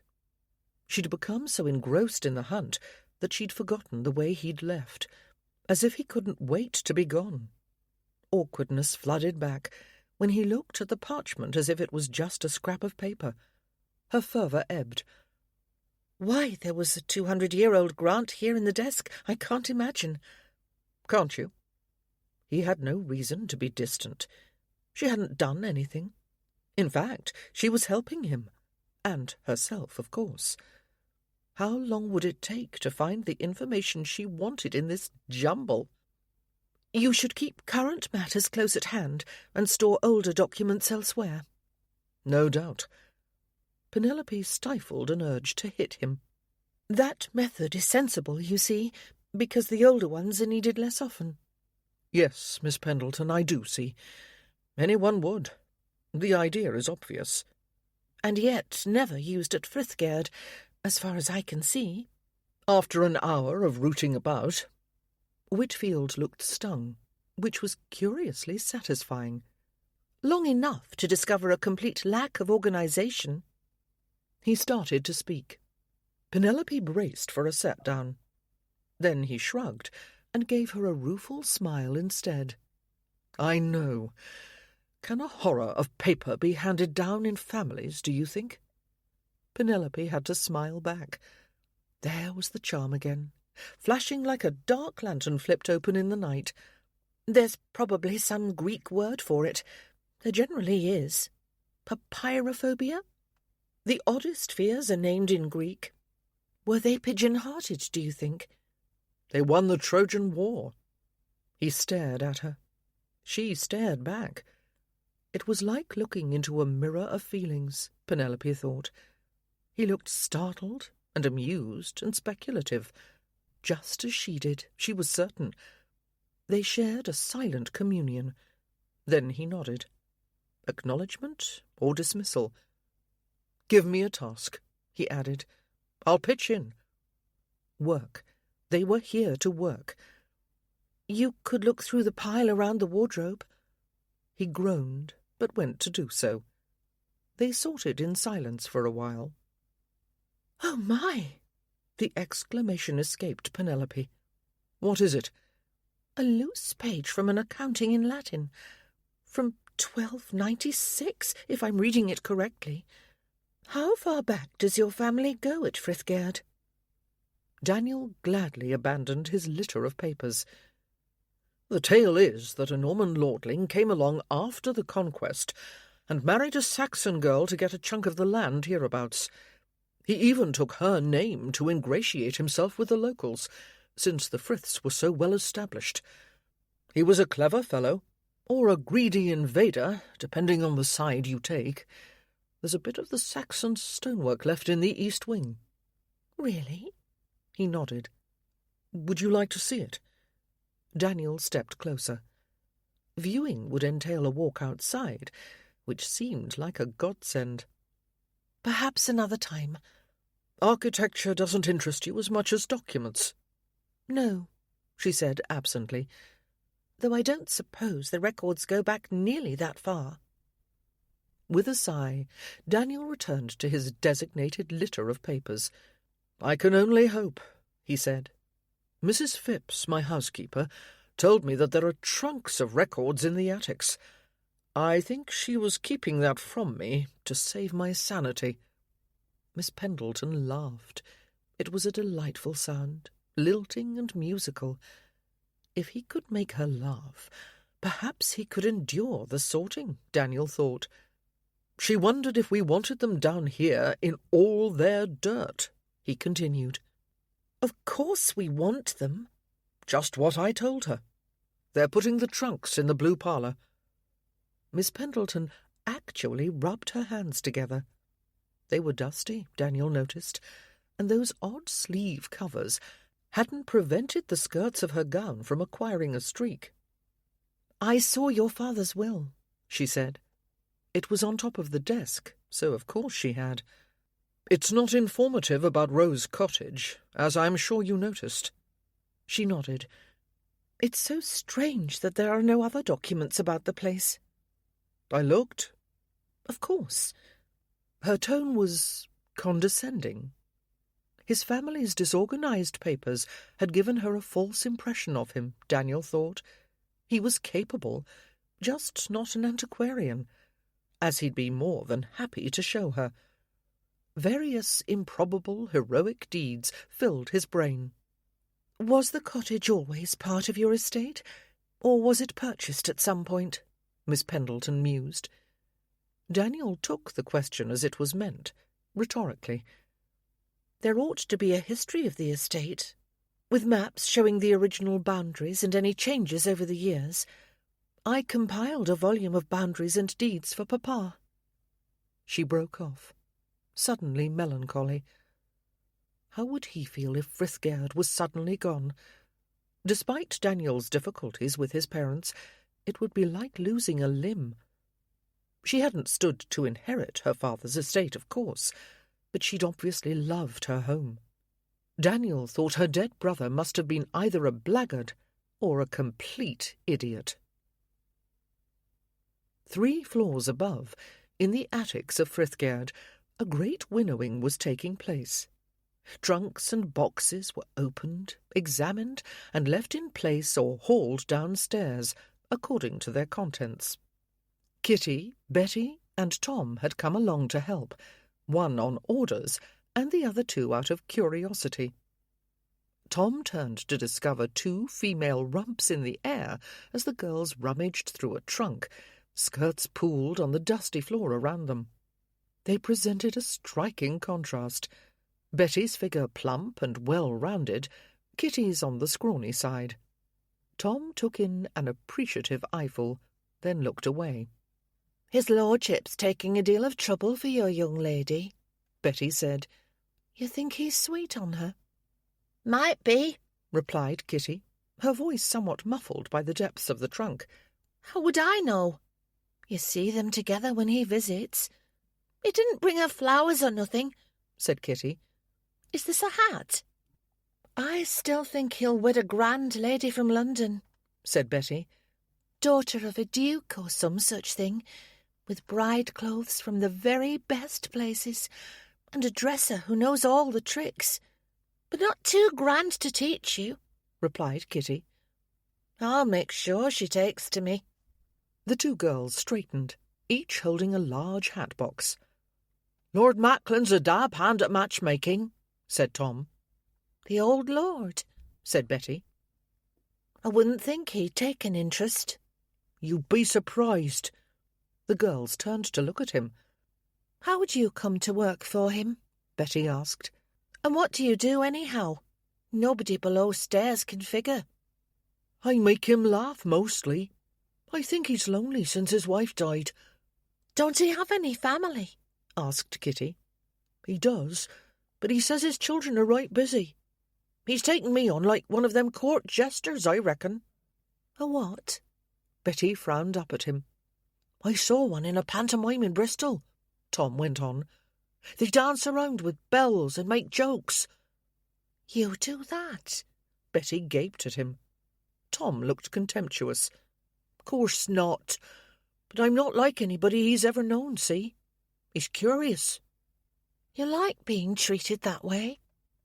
"I don't mind. He's kind about it, and I get to see and do a mort of things I never would have otherwise. I'll move on after a bit." "Where?" asked Kitty. Tom shrugged. "Wherever I like. America, maybe." "It's full of wild Indians and panthers." "What a load of nonsense." "There are." "Not in New York or Boston, which is where I'd land." Tom looked speculative. "Maybe I'd go and look for the wild Indians." He eyed the hat boxes. "You know there's no papers in them boxes, right?" "We have to look every place," Betty replied. She and Kitty exchanged a glance and giggled. They set the boxes down and opened them. Unsurprisingly, they contained hats, which the two girls promptly donned. Betty grinned from under the wide brim of a confection adorned with ribbons, feathers, and artificial flowers. A similar hat, with the addition of a stuffed bird perched on top, fell down over Kitty's nose, covering her forehead and eyes. "Whoever owned this one must have had a head like a pumpkin," she declared. A footman passed by, returning for another trunk to haul downstairs. "What the deuce are you doing, Betty Fancher?" he said. "Just checking boxes, Ned, as ordered." "Dressing up ain't checking." Ned glared at Tom. "Being led astray by a vagabond, more like." "Don't be daft," answered Betty. "He's just a lad." "He's big enough to help carry instead of larking around with you. If he wants to help, that is." The footman's tone suggested deep doubt. "I don't mind," said Tom amiably. He moved to join Ned. "I can't get this off," cried Kitty. "Something's stuck." Betty set her hat back in its box and went to assist. She tugged at Kitty's hat. "Ow! Ow! You're tearing my hair out by the roots." Tom and Ned stepped closer. "It shouldn't ought to stick," said Ned. He grasped the brim and yanked. Kitty shrieked. Ned let go as if the hat had burned him and jumped back. "Let me see," said Tom. "As if you'd know anything," said Ned. "Sit down," Tom told Kitty. "I can't see," she moaned. "Here." Betty guided her over to a trunk and eased her down. "Now then." Tom bent over the offending hat. He ran nimble fingers over the surface, peering beneath silk flower petals and lengths of ribbon and the feathers of the bird. Ah! He reached, pulled, and withdrew a hatpin from the crown. 8 inches of steel with a small golden ball at one end and a lethal point at the other. "Wait," he said. Further probing turned up another pin, just the same. "Try now," he said. Kitty raised her arms and gently pulled. The hat came off, revealing her red and tearful face.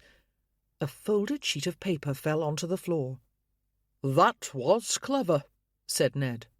He gazed at Tom with new respect. Kitty shoved the hat at Betty, who set it back in its box. Tom showed Kitty the pins before handing them to Betty so she could replace those as well, and then he picked up the fallen page. "All papers to go downstairs," said Ned.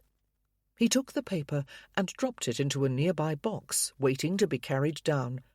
"That was worse than a panther," said Kitty, smoothing down her hair. Chapter 7. In the kitchen of Rose Cottage, Kitty held up a small brown oval. "What's nutmeg?" she asked. Her pointed face creased in a grin. "Could be a lass selling roast chestnuts. Get your nuts from Meg in Market Square." Penelope smiled. "It's a spice," she replied, "to flavour food." "And one that needs to be grated," added Mrs. Hart. She handed Kitty the proper utensil. Kitty held the nutmeg in one hand and the bit of perforated metal in the other, looking back and forth. "Rub it across," said Mrs. Hart. "Here, I'll show you." She demonstrated the grating process. "All of it, mind. We don't want any waste." The small, sturdy lady who came in half-days to cook at Rose Cottage was a fanatic on this point. Penelope admired her iron frugality, particularly because it never compromised the luscious taste of her dishes. Mrs. Hart put half a cinnamon stick in the mortar. "If you'd like to pound this out to a powder, miss," she said to Penelope, "though I can easily do it." She never quite believed that Penelope wanted to learn to cook with her own hands. Eventually, she'd convince her. Penelope took up the pestle and began to pulverize the cinnamon. Sweet scents wafted through the room. "Ow!" cried Kitty. "This dratted thing bit me." She held up a bleeding finger. Penelope watched Mrs. Hart restrain her impatience. Kitty was clumsy in the kitchen. From lack of ability or lack of experience, Penelope wasn't sure which. She knew Mrs. Hart often snatched an assigned task away from the girl and did it herself. Not when Penelope was present, since she knew Penelope wanted Kitty to learn. But she'd heard other exchanges. Their cook was a much better practitioner than teacher, and struggled to endure mistakes, her professional pride warring with her natural kindness. There was a delay while Kitty's finger was bound up, and then a muttered argument when the girl insisted she would keep on grating the nutmeg. Mrs. Hart very much wanted to take over, but at last she gave in. Kitty went back to it with exaggerated care. Some minutes later, Mrs. Hart poured the prepared spices into a sieve with a pound of sugar. "Now we sift these together, miss." She held the sieve over the work table and tapped the edge. "They should be well mixed, so the flavours are spread through the dough." Sugar and spices rained down in an aromatic melange. "You can fetch 3 eggs and break them into that little bowl," Mrs. Hart said to Kitty. The cook kept sifting as Kitty obeyed. "Watch for bits of shell," she added. On several occasions, Kitty had left a few when she cracked eggs. She peered into the bowl and fished some out. Penelope was glad to see that she didn't use her bandaged finger. "Do you have that rose water, miss?" asked Mrs. Hart. "Yes, it's here." Penelope held up the bottle she'd procured at the farm where she bought milk and eggs. The farmer's wife had a notable still-room as well. Mrs. Hart nodded approval. "Pour a bit in with the eggs and beat them." "How much?" Penelope asked. "Just a dollop." Penelope hesitated, added a splash, then a bit more, before starting to beat the mixture. The back door opened. Foyle looked in, then retreated with a disappointed expression. Penelope had noticed that her manservant hung about the kitchen when Mrs. Hart was here alone, but never when Penelope was having a lesson. She suppressed a smile and kept beating. Mrs. Hart added her sifted ingredients to a large mixing bowl of fine flour and stirred it all together. She gestured with her wooden spoon, indicating that Penelope should put in the eggs, which she did. They were stirred in. "Bring over our melted butter, Kitty," said the cook. "Carefully now." The young maid used a corner of her apron to grasp a saucepan on the hob. carrying it as if the liquid butter might leap out and burn her at any moment. She set it on the work table with visible relief. "Oh, perhaps you could pour some in the bowl, miss," said Mrs. Hart with a sigh in her voice. Penelope wrapped a cloth around the hot handle and picked up the pan. All of it? "No, miss. We just want as much as will make it a good thickness to roll out. Perhaps half at first." Penelope poured. The cook stirred. "A bit more," she said. "There, that's it." "How can you tell?" asked Penelope. The dough looked the same to her. "By the feel." "May I try?" Mrs. Hart handed over the spoon. Penelope stirred, trying to memorize the texture. She wasn't certain she succeeded. The cook moulded the dough into a loaf shape. "We'll let it sit for a little while before we roll it thin. Then your Shrewsbury cakes can be cut into whatever shapes you like." Kitty's eyes brightened. "Goats?" she asked. "Or lions?" She clapped her hands. "We could make them like Jip and Jum." "The dogs may not come in as models," said Penelope, earning a grateful glance from Mrs. Hart. They were of one mind on the dog's place in the household. Outside, charming as they were. Kitty held to the other side of the issue, and couldn't be trusted to heed the rules. "You can cut them," said Mrs. Hart, forestalling disappointment, "whatever shapes you like." Penelope nodded. A beaming Kitty went to fetch the rolling pin and a paring knife, only to be diverted by a knock at the front door. "I'll go," said Penelope. "I should do it, miss." "Never mind." Forestalling argument, Penelope went out and opened the door. Lord Whitfield stood on her threshold, looking powerfully athletic in a blue coat and buff riding breeches. Penelope was suddenly conscious of some streaks of cinnamon on her apron. She could feel that the heat of the kitchen had caused her hair to droop about her ears. "Good day, Miss Pendleton," said Daniel. He'd expected to be greeted by the maid and to ask if her mistress was free. Perhaps these social conventions made no sense in such a small dwelling. Should he have sent a note asking to call? He hadn't really considered. He'd been so eager to see her. Clearly, he'd chosen an inopportune moment, because Miss Pendleton had flour on her nose. Daniel felt a nearly irresistible impulse to pull out his handkerchief and wipe it off. But he stayed his hand. She wouldn't like that. Better to ignore the smudge. Instead, he took a folded sheet of paper from his inner pocket.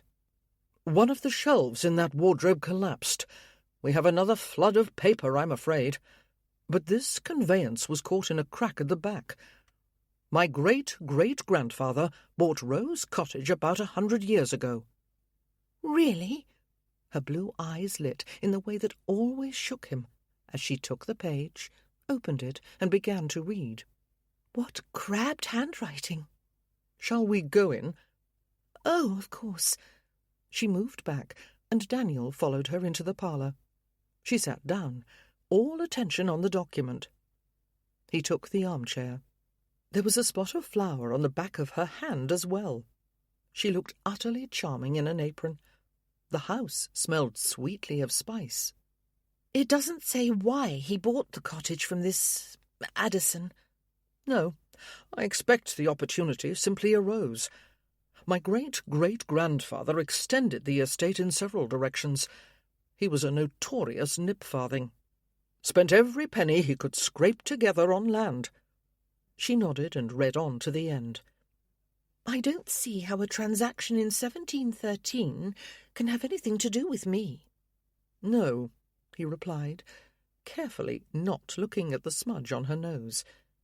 "Still, it's a step along the way in solving our mystery." "Yes." "And it does tell us that the cottage wasn't part of your ancestral heritage, which would make it easier to give away, I imagine." She looked pleased with that idea. "A good point." "What is the matter?" she asked. You keep looking at me sideways." "You have flour on your nose," Daniel admitted. "My nose?" She swiped at it, merely spreading the smudge. Why didn't you say so? I didn't want to embarrass you. It's more embarrassing to know it was there all this time. Is it gone now? Not quite. Daniel got out his handkerchief and offered it to her. Miss Pendleton rubbed off the smudge. Thank you. Handing back the square of cloth, she seemed to notice her apron. Oh. She stood, untied the strings, and set it aside. I was having a lesson with Mrs. Hart this morning. Mrs. Hart? The kind neighbour who comes in to cook for us. Ah. A burst of Kitty's giggles came from the kitchen. That's daft-looking, that is, she said. We were making Shrewsbury cakes. You were? Daniel asked. Something in the question seemed to annoy her. Why shouldn't I? I'm not a grand noble. I have a small household to run. I didn't mean... Daniel cast about for words. That chocolate cake you served on our first visit was as fine as anything my cook makes at Frithgaird. Miss Pendleton gave him a rueful look, then burst out laughing. Your cook did make it. It was in a hamper of food you had sent over when I arrived. Her eyes crinkled up when she laughed. Humour lit her face in a way that made the whole room seem brighter. She didn't laugh nearly enough. He joined in. That's why the taste was familiar. That sort of cake is beyond my skill so far. I'm starting smaller. I'm very fond of Shrewsbury cakes, he insinuated. I'd offer you some, but they're not baked yet. Perhaps I could help. He'd never had any interest in cooking before, but this entrancing young lady had altered his views on a number of things. You? He waited, and then enjoyed seeing her realize that she'd used the same incredulous tone he'd employed. She smiled at him. Daniel's pulse began to race. What a fool he'd been to think her wan and sylph-like. She glowed. Certainly, Lord Whitfield, Miss Pendleton said. I'll find you an apron. She picked up her own, put it on, and led him to the kitchen. Mrs. Hart dropped a scandalized curtsy at their entrance. My lord! Lord Whitfield is interested in how Shrewsbury cakes are made, said Miss Pendleton as she walked into the pantry. A teasing tone clearly shocked the cook. The young maid, oblivious, pointed at some blobs of dough lined up on a metal baking tray. Mine are a right mess. Mrs. Hart's going to roll them out again so as I can make another try. We don't seem to have a fourth apron, said Miss Pendleton, re-emerging. You could have mine. Her eyes brimmed with humour. I wouldn't dream of depriving you, replied Daniel, trying to conceal his relief. Unsuccessfully, her expression told him. We can't have flour on your fine coat. We won't be getting any flour on his lordship, said Mrs. Hart firmly. With the air of a long-suffering parent marshalling her brood, she added, Give me those, Kitty. Kitty gathered up the blobs and passed them over. With a few deft strokes, Mrs. Hart rolled the dough out flat. We can each cut the shapes we like, said Miss Pendleton. You must give us our own bits of dough to work with, Mrs. Hart. The cook rolled out more and arranged 3, not 4, stations along the kitchen table. She distributed small paring knives, then stepped back to check the brick oven in the side of the fireplace. I've ordered the closed stove, said Miss Pendleton, as they lined up to address the dough. It should be here in a week or 2.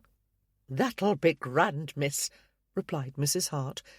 She seemed uncomfortable with her ill-assorted staff. Knives at the ready, said Miss Pendleton. She held hers upright, like a fencing foil. Kitty giggled. Is it a race? Asked Daniel. An artistic competition. Mrs. Hart will judge which of us does best. Not me, miss, said the cook, holding up her hands, palms out. Well, we'll fight for the prize among ourselves. Miss Pendleton waved her knife in a little flourish. And begin. They bent over the dough. Daniel decided he'd make scalloped edges with a circle inscribed in the middle. He'd had some Shrewsbury cakes like that once, but the plan was more easily imagined than done. This wasn't like drawing. The blade tended to drag the dough out of shape. His scallops were unsatisfactory. He glanced to the side. Young Kitty was frowning over more incomprehensible blobs. Miss Pendleton was cutting simple stars. Neat, straight lines were clearly a good idea, Daniel realized, as he watched her set her knife, cut, and then push sideways, easing the dough apart. He wished he'd thought of that. He noticed a smudge of flour on his coat sleeve. Miss Pendleton glanced up, saw him looking, and smiled. How many smiles did she have in her repertoire? This one was easy, mischievous, literally breathtaking. For a moment, Daniel's chest locked. "Hellish thing," muttered Kitty. "That's no manner of tale." A clatter from the hearth suggested that Mrs. Hart had dropped a sizable object. Miss Pendleton's dancing eyes invited him to share in her enjoyment. Daniel's spirit expanded, and he smiled back wholeheartedly. Perfect understanding seemed to tremble between them, like a hovering kestrel ready to strike. Then she blinked, looked away, and turned back to her stars. Daniel's hand was the slightest bit unsteady when he addressed his scallops of dough once more. Perhaps he'd call them waves, he decided, tossed by a turbulent sea. When they finished, Miss Pendleton was unanimously judged the winner, though Kitty complained that she would have gotten her dog's ears right if she'd had more time.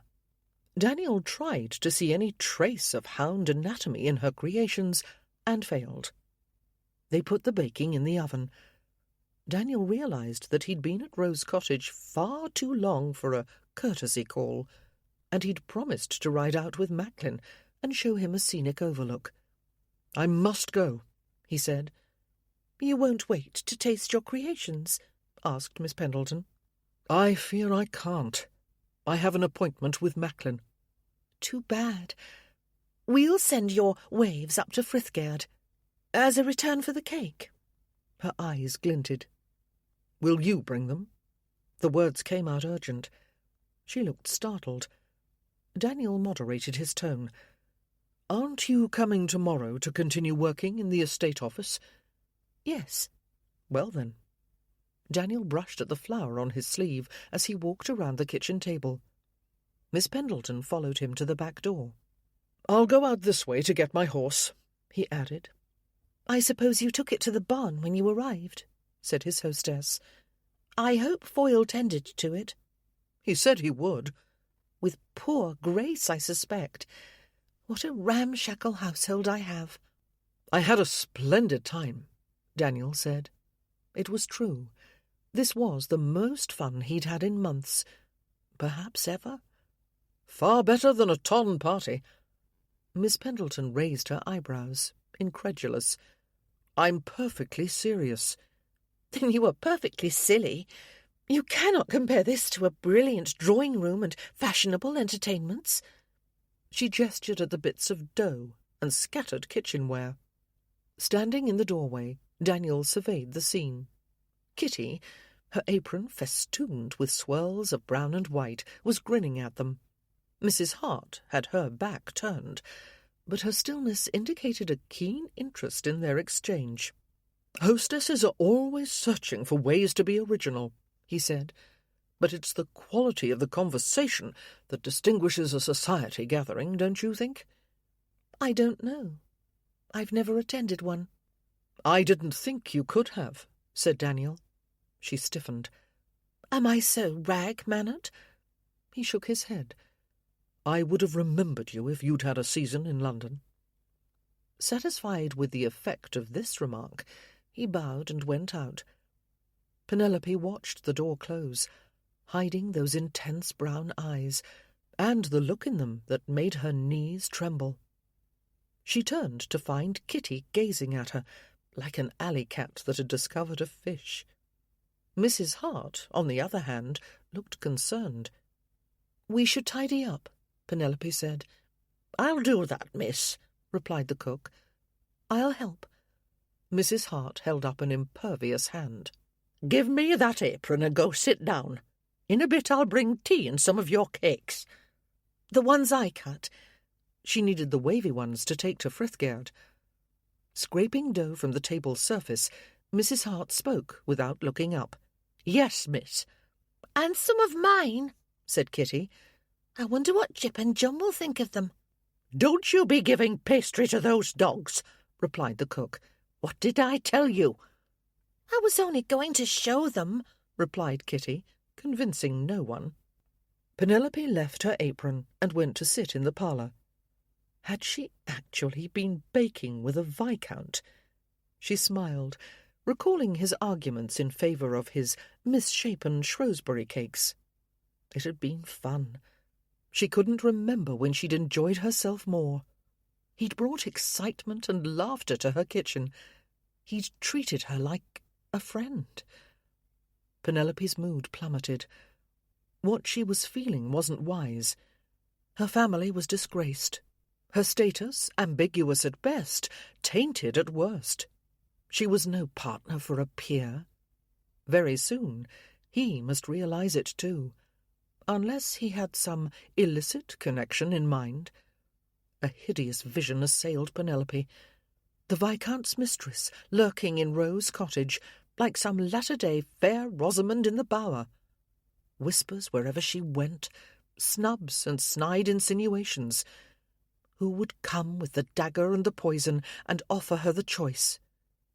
"Don't be ridiculous," she said aloud. Gripping the chair arms, she added, "Idiotic." He wasn't like that. He'd been unfailingly polite and respectful, and should he show any signs of misbehaviour, which he would not, she'd refuse naturally. And that would be the end of it. This was real life, not a medieval legend. The trouble was, she didn't want to see the end of it. She wanted their association to continue, even though there was nowhere that it could possibly go. She wanted to laugh with him again, to learn more about him, even perhaps to touch. Penelope remembered a saying her father had used when she and Philip were small. "This will end in tears." She rose. "I'm going to take the dogs for a walk," she called, and hurried out, foregoing bonnet and shawl. The dogs were delighted to see her, and she worked off her excess energy by pacing the back of the Rose Cottage property and then throwing sticks for them until they lay at her feet, panting in exhaustion.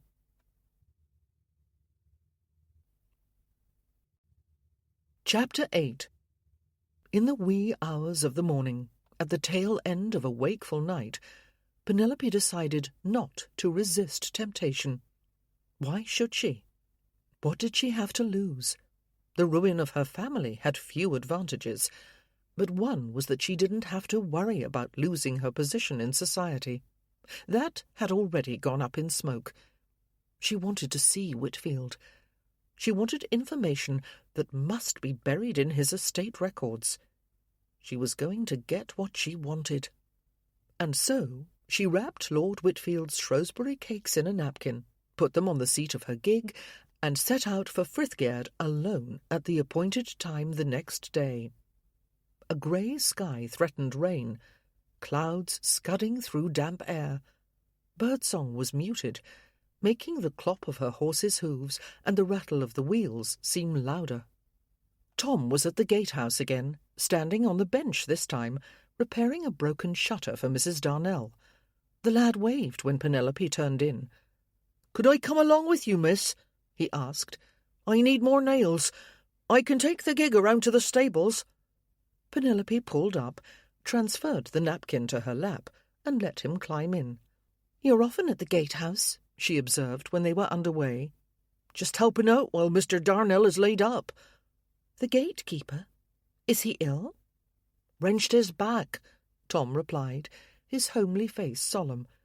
"Feels like knives stabbing into his entrails, he says." "Oh, dear."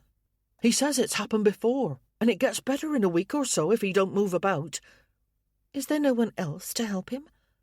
On such a large estate, couldn't Lord Whitfield find someone other than a stranger to aid his gatekeeper? Loads of people, said Tom, but I like to keep busy, same as you. Me? Penelope was startled by this personal comment. I beg your pardon, miss. I didn't mean to presume. No, it's all right. I'm not offended. I do like to keep busy. I'm just surprised you noticed. Mr. Clayton reckons you know how to run a big house and don't have half enough to do at Rose Cottage. Does he? Penelope was beginning to be amused. Who is Mr. Clayton? Tom looked chagrined. Done it again, he muttered. Running my mouth. Hanging about with a lord is giving me bad habits. He hunched a shoulder. Mr. Clayton is Lord Macklin's valet, miss. Ah, not part of the Frithgaird household, then? No. I suppose Lord Whitfield's servants wonder why I'm there so often. It was just as well to know the opinion of the staff, Penelope thought, though she wasn't going to let it dictate her actions. Clearing up a mort of muck, Mrs. Phipps the housekeeper says. Tom ducked his head. Not in just those words, miss, but she's right glad to have some bit set in order. I heard her tell Mr. Clayton the place ain't had a proper mistress in an age, not since she was a girl fresh come to service 30 years ago. But Lady Whitfield died quite recently, said Penelope. Hadn't it been less than a year since the shipwreck that took Whitfield's parents? Tom shrugged. Dunno what she meant by it, miss, he said. She did say it was a blessing that somebody was finally paying attention. They had reached Frithgaird's front door. Penelope pulled up, handed over the reins, and climbed down with the wrapped cakes in hand. She'd expected a rather different reaction from the servants here. To be seen as a blessing was surprising, and surprisingly gratifying. She found she was smiling as she knocked on the front door. It was opened by a man dressed as a valet. Oddly, Lord Macklin was with him. This, then, must be the Mr. Clayton who had so many opinions about her. "Good morning, Miss Pendleton," said the Earl, imperturbable, as if he often played footman at great houses. "Did you see Tom when you passed the gatehouse?" "I did. He rode up with me and was kind enough to take my gig to the stables." "Ah, thank you. You've saved Clayton a walk." He nodded at the valet, who went out as Penelope came in. "On your way to the estate office," the older man added. It could have been a question, but wasn't. "I am," answered Penelope. She moved on, and wasn't pleased when the Earl came with her. Glancing over at him, she suddenly realized one reason he made her uncomfortable. He reminded her of the magistrate who'd first questioned her last summer at her home in Lancashire, the one who'd brought her the news of her brother's death. He had the same square jaw and broad brow, the same authoritative manner, as if command was as natural and unconscious as breathing. "And you've brought a gift," he said, with another nod at the folded napkin she carried. She wouldn't be intimidated. "Shrewsbury cakes." "Indeed." He sounded benignly curious, but Penelope remembered how an innocuous tone could grow gradually harsher as the questions continued, and end in venom. "I'm fond of Shrewsbury cakes," he said after a short silence. Penelope kept walking. What did he want? She wasn't going to offer him one of the oddly shaped pastries she carried. Why was this corridor so very long? "May I speak to you for a moment, Miss Pendleton?" he asked. She froze. Mild phrases like that one had begun some of the most gruelling sessions with Lord Sidmouth's men. "About what?" "Nothing in particular. Merely to get better acquainted." This Earl wanted to stand about in a hallway, with her clutching a knotted napkin, and exchange pleasantries. As if he knew how unlikely that sounded, Macklin made a dismissive gesture. "And about Whitfield, his situation, and yours." situation? The older man looked vexed. Now it would start, Penelope thought. He would insinuate or accuse, and when she answered, he would twist her words. Such men always assumed the worst, and then used it against you. "I'm not putting this well," Macklin said. "I don't suppose you'd like to go and sit. No, I can see that you wouldn't." False sympathy. Did he imagine she hadn't seen it before? "I became acquainted with Whitfield because I grew interested in the many forms of grief." What sort of trick was this? Penelope wondered. "And hoped to be of help, as I've experienced a good dose of it myself," he added. This wasn't what she'd expected. "You've heard that he lost his parents in a shipwreck?" She nodded. "A sudden death is a great shock, as you must have felt." Penelope stiffened. Here it was. "Lord Whitfield told you about my brother?" "He did." "Must I say it again? I know nothing about his activities, or associates, or political writings. Yes, it is strange that two people living in the same household could be so separate, but we were." She bent her head. "As I was sad to discover."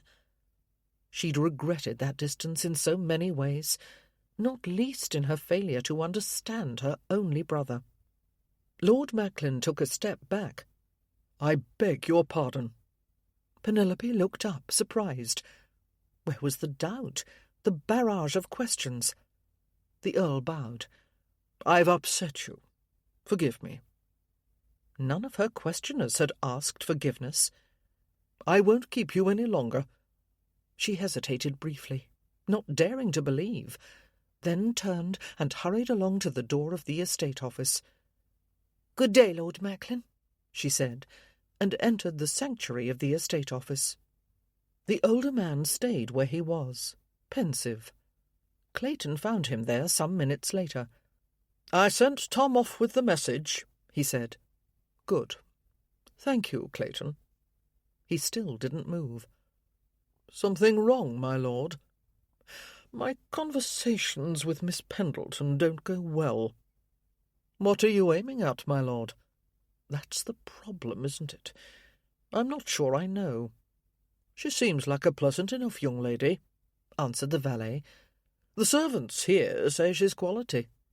But does she add up?" "My lord?" Arthur sighed. "I suspect she's been treated shabbily, and I'm sorry for that, but I'm really here for Whitfield. I'd like to see him happy. Is she the sort to make him so?" "You should receive replies to your letters soon," said Clayton. "Yes." Arthur gazed at the closed door of the estate office as he tried to be satisfied with this. "They taste good, even if they look ridiculous," said Daniel on the other side of the panels. He took a second bite of a Shrewsbury cake that he'd shaped so ineptly. The room seemed different with Miss Pendleton installed in a chair beside his at the desk. Fresh and lovely in a blue cambric gown, she transformed it from a place of dry drudgery to a chamber full of possibility. She'd seemed harried when she first came in, but the sight of his documents and the donning of her oddly charming dust sleeves had visibly settled her. She finished her cake. "That's the great thing about pastry," she said. "It's still delicious, even when you've sat on the box, although eclairs are rather a challenge in that regard." Daniel raised an eyebrow. "That sounds like wisdom drawn from direct experience." Miss Pendleton nodded. "The rather squashed-looking Shrewsbury cakes reminded me." "I must hear the story." Her smile was pensive, a little distracted. "As a special treat, my mother and I sometimes visited a bake-shop in a town near where we lived. Mamma used to say the owner was an artist of the oven. On this particular day, I insisted on carrying the box with its wonderful pink string. I was so proud, like an altar boy bearing the chalice." She glanced at him. I was 4 years old, you understand. I put the box on the seat of the carriage while I climbed up. Mamma stepped in after me and sat on it. She shook her head. I hadn't thought of that in ages. Daniel imagined how his own austere mother would have reacted to this misstep.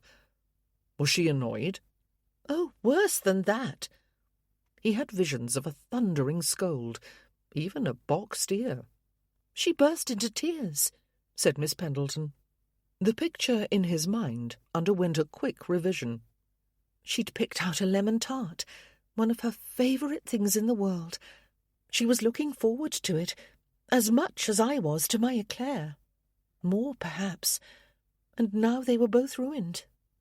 She made a melancholy face.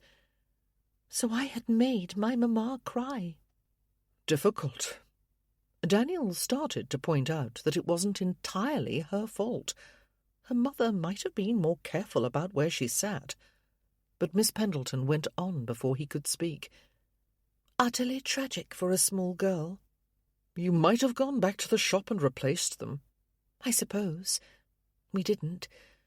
Perhaps there was a reason Mamma had to be back. But in any case, she soon recovered. She was wonderful that way.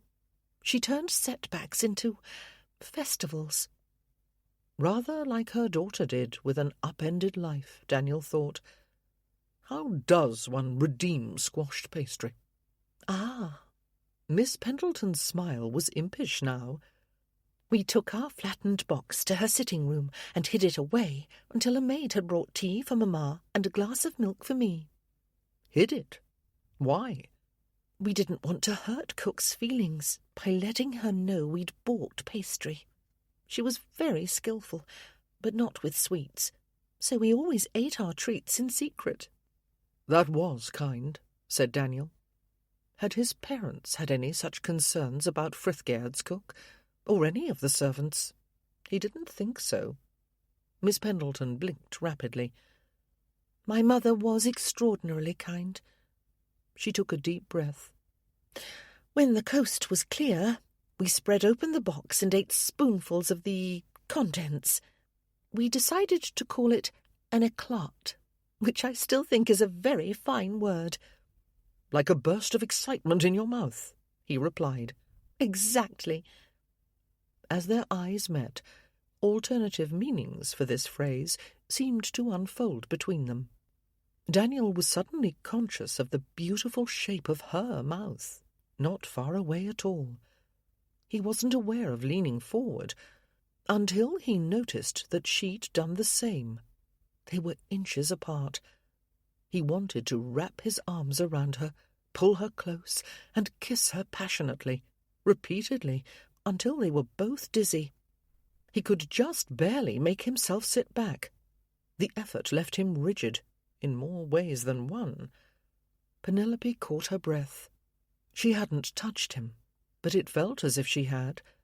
The sense of connection had been as intense as an actual caress. She'd never experienced anything like it. She was suffused with longing. Did it show on her face? Was he wondering what was wrong? Her hand twitched. Their fingers brushed, and another bolt of sensation coursed through her. Whitfield moved his hand away.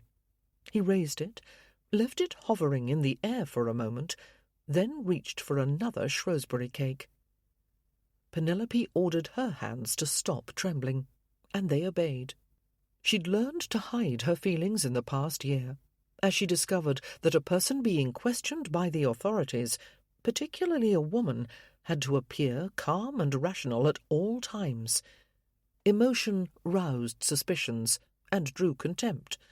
Interrogators might shout and be seen as forceful, but they would pounce on the slightest tremor in their prey and call it instability. Not that Lord Whitfield was like that. She was muddling two very different things. She had to get hold of herself. Picking up a page from one of the piles she hadn't yet investigated, Penelope scanned the contents. "Are you installing a bathing chamber at Frithgaird?" Whitfield leaned over to look, and the page shook slightly in her grasp. "I forgot about that," he said. "I met a fellow in London who promised we could have hot water at will and all sorts of other conveniences. He made that drawing." Penelope ran her eyes over the diagram, interest growing as she understood the various elements. "Do you have a water tank in your attic?" "Not now. We have a rainwater cistern, but it's dependent on the weather, of course." "And a mill-wheel pump?" "No. We'd have to build that part, unless the servants carried the water up to the tank." "Which would be at least as much work as hauling cans of hot water," said Penelope. Lord Whitfield nodded.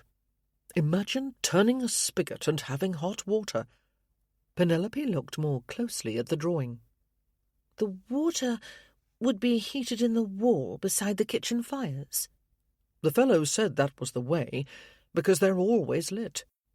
People would have to come downstairs for a bath." "It would be worth it." She met his eyes, thought of naked limbs lolling in a luxurious bath, and looked away. "You'd have to lay in a good many pipes." "You're very clever with architectural plans." Philip was interested in all sorts of mechanisms. It was easier to say her brother's name this time. Perhaps, eventually, the pain would fade. He used to explain new inventions at the dinner table, with illustrations. She turned the page over. A water closet, too. That was the plan. "You should install it," said Penelope, imagining a world in which no one had to deal with chamber pots. "I don't know." Lord Whitfield surveyed the cluttered room. "There's so much else to do." "You'd only have to supervise. I'm sure you know the best workmen in the neighbourhood." "I do, but they've never built anything like this." He gestured at the plans. "You could get advice from the person who made these." "I've forgotten his name." She pointed to a neat signature at the bottom of the page. "André Fontaine, with his address as well." Whitfield smiled at her. "You're very enthusiastic." The warmth in his eyes made Penelope feel as if she'd stepped close to a roaring fire. "My family has had a mechanical bent," she managed. He leaned closer again to examine the drawing. His brown hair curled slightly at the nape of his neck. Penelope was seized by an intense desire to run her fingers through those strands. "All right. Yes, let's go ahead. If you'll take charge." "What? Me?" "You're so efficient." "Efficient," Penelope repeated. It was the sort of compliment she'd sometimes wished for when a dance partner had praised her fine eyes or her grace. Now it seemed less than satisfactory. He couldn't know how her heart was beating. "I'm sure all would go smoothly under your direction," Whitfield added. "I'm continually amazed at your abilities." Penelope couldn't help herself. She leaned into his warm brown gaze, basking in the admiration she saw there. They were close, closer, and then their lips brushed. A soft, glancing kiss. Fleeting, but volcanic as a rush of desire shuddered through her. Whitfield jerked back. "I beg your pardon," he said, sounding breathless. "You do?" "I should. I must. You're a guest in my house, a young lady. I would not offer you insult for the—" "I believe I kissed you. I think I did." She had. Those brief sentences brought the experience back in every detail. How could there be so much to remember in such a brief caress? The surge of longing that followed was overwhelming. "Did you like it?" she asked. Daniel groped for words. One didn't speak to young ladies about such matters. It wasn't done. They would be scandalized and offended. Or so he'd always been told. Miss Pendleton did not seem to be either. She appeared simply inquisitive. She wasn't like other young ladies. Unless they were all like this, and he'd just never had the opportunity to find out. She wasn't going to walk out in a huff, that was obvious. Little else was at this moment, except that Daniel was seriously interested in Miss Penelope Pendleton. He would have liked to hear that she felt the same. He did want to hear it. Very, very much. Did you? She looked away, straightening a stack of documents on the desk. Yes. Exultation raced through his veins. The muddle of his papers suddenly seemed more a blessing than a burden. "What shall we do about that?" Miss Pendleton asked. It seemed an honest question. She spoke as if there might be an answer lurking out there somewhere. He ought to promise that kisses would never happen again. He didn't want to, but he couldn't expose her to gossip and disrespect. "I suppose it would be best if we get back to work and forget what happened," he said. "I don't think I can forget." The heat in her blue eyes thrilled him beyond measure. No, forgetting was right out, Daniel thought. "Ignore it, then. Obviously we can't be in here kissing when we're supposed to—" A vivid picture of embraces silenced him. Her expression suggested that she shared his imaginings, which was the most enflaming idea of all. "To be keeping our minds on the task at hand," he finished weakly. She blinked, breaking the lock of their gaze, and looked down.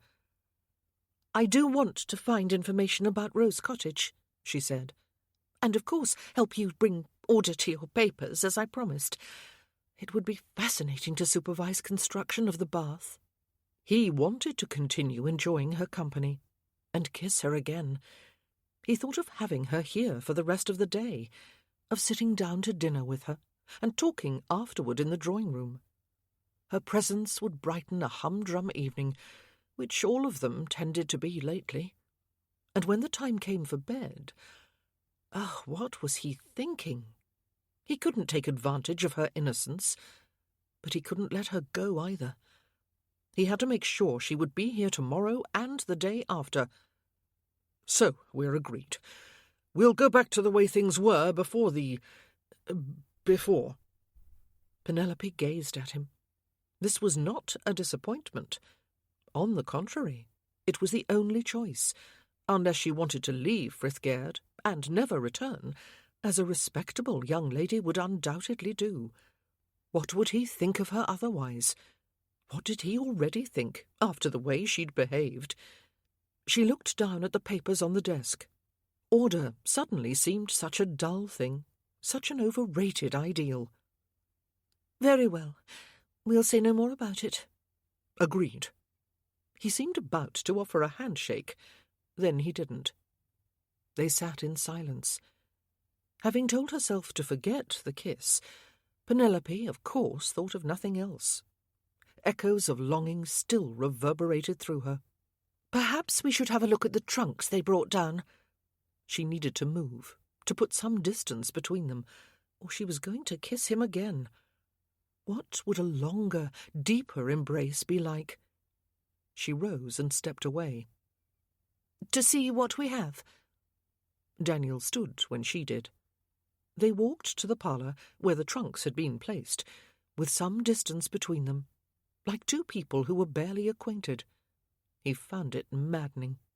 Miss Pendleton moved around the room, opening all the lids. Then she stood back and gazed at the trunks. "I don't suppose it matters where we start. We can pick a trunk and go clockwise from there." "Very methodical." He hadn't meant to be sarcastic, but he was frustrated at her withdrawal, even though it had been his suggestion. She gave him a sharp look. Daniel turned to the nearest trunk and picked up a sheaf of paper. "I've forgotten my notebook," said Miss Pendleton. She turned and left the room. Despite the trunks, the parlour felt empty and barren without her. Daniel realized that he'd begun to think of her as part of his home, part of his day. He looked forward to her arrival. He thought of things to tell her when she wasn't here, set aside items to show her. He enjoyed that. A new estate agent would be a damned nuisance, he realized. He'd put off hiring a new one until he decided to do so. She'd been gone quite a while. Could she be as unsettled as he was? He hoped so. Daniel put the pages back in the trunk. His thoughts were as disorganized as his dashed estate records. The object of his perplexity returned with her small notebook. "Lost your pencil?" he asked. "What? No.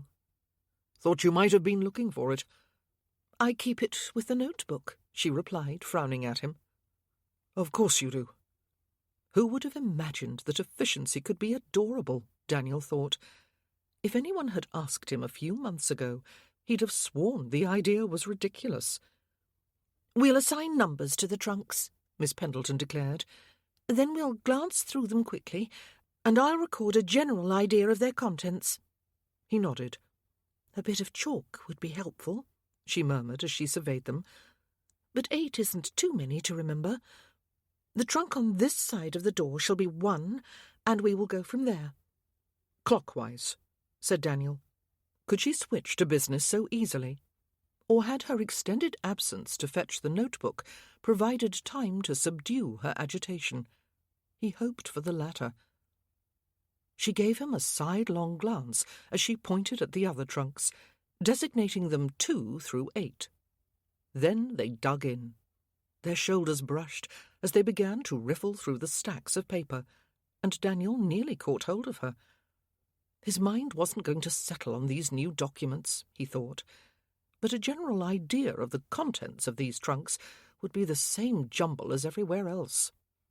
"This is odd," said Miss Pendleton. "What is?" "It seems to me... I don't know." She went to another trunk and sifted through the contents. Tried a third. "What?" Daniel repeated. "I almost think these documents have been mixed up, as if they'd been quickly searched and shoved back in. See? Part of this stack is upside down, and another section is reversed compared to the rest." He looked. Perhaps they were just dumped in by someone clearing out the estate office. Daniel frowned. "I don't remember that ever happening, though. The room has been much the same for as long as I can recall." "This account is 20 years old," she said, indicating a page at the top. "The one below it is 3 decades older. And then, face down and reversed, comes a 100-year-old receipt." She turned it over to match the order of the pile. "Which hardly needed to be kept," she muttered. 5 shillings to the blacksmith." "You think the records were gone through and put back out of order?" Daniel asked again, because it was such a strange idea. Who would care to do that? Miss Pendleton nodded. "These trunks were all in the attic?" "Yes." "So someone could search them without being noticed?" "Not just anyone. They'd have to get into the house and—" Daniel shook his head. He couldn't see it. Perhaps my father's estate agent was looking for a particular record, rather as we are about Rose Cottage, and he went mad over the disorganization, had to fling papers about to relieve his feelings. He could see the appeal. Perhaps that's why he left. "Possibly." She smiled, and Daniel felt a spark of triumph. He wanted her smiles, nearly as much as he wanted her kisses. Nearly. "I'll write and ask him." "If he went mad and tossed papers about?" Daniel smiled back. This was better. "If he went through the trunks." "A good idea. You might inquire how he kept track of transactions, too. This top one had to have been placed here when you were a boy." "Briggs wasn't here then. That would have been Old Garrity." She sighed. "The label Old Garrity does not fill me with confidence." "You're very perspicacious. Garrity worked for my grandfather for many years, and my father kept him on. By the time I knew him, he was... doddering is the word that comes to mind." Daniel looked at the trunks. That might account for this mess. Papa kept him on until he died. "Sitting at the desk in the estate office, I suppose," said Miss Pendleton, "with a quill in his hand and a blotted parchment, and so he haunts the chamber still, mixing up the records to thwart his successors." Daniel laughed. "At his cottage in his sleep, I'm afraid, though your tale is much more exciting." She closed her notebook. There's no simple way to record what's in these trunks. We may as well give up. And I should go. It's pouring rain, he said. Water streamed down the windows. I see that it is. Better wait till it clears. That gig of yours won't keep you dry. That could be ours. Their eyes met. That kiss would remain between them, whatever their resolutions, Daniel thought, until, perhaps, another, sweeter one replaced it. Lord Macklin will be wondering where you are, she added. He'd forgotten his noble guest. He kept doing that. The lovely Miss Pendleton drove everything else from his mind. I must go. She sounded determined, or resigned. He couldn't tell which. A little longer. No, I really must. She hurried out, leaving him alone with his muddled heaps of history. Chapter 9. Penelope did get wet driving home. Though Whitfield provided an oilcloth to spread over her skirts, and the servants raised the gig's folding top, the rain drove in under it. The horse seemed aggrieved. His hooves threw up clods of mud, some of which whizzed past her ears. Kitty would raise a fuss when Penelope got home, but she had needed to get away from her beguiling neighbour before she flung herself into his arms again. She wanted to do that as much as she'd ever wanted to do anything in her life. The thought of their brief kiss kept her warm in the rain, but that wouldn't do, would it? He wanted to observe the proprieties, because he was a gentleman, and that was not a melancholy thing to be. How could she think so? Reaching Rose Cottage, she drove around to the barn and left the horse with Foyle. She ran through the rain to the back door and up to her bedchamber, shutting the door on Kitty's hand-wringing. Solitude, quiet, space. As she changed out of her wet gown, she noticed that none of these seemed to help. Her thoughts, her heart, remained at Frithgerd. There was a knock at the door, and Kitty looked in. I'll hang your wet things by the kitchen fire, miss. Thank you, Kitty. Penelope handed over her discarded clothing. Are you all right, miss? You look a bit peaked. I hope you haven't caught another chill. I'm fine. If that cough should come back, where would we be then? You shouldn't ought to drive out in the rain. I'm fine, Penelope repeated. I'll be down in a few minutes. Kitty took the damp garments and departed with a lingering backward glance. Penelope turned to the window and watched the rain fall from the grey sky.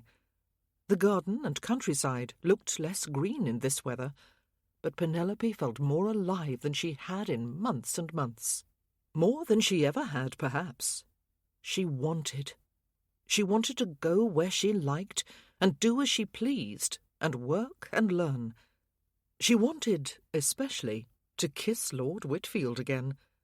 Her fingers curled at the memory of his touch.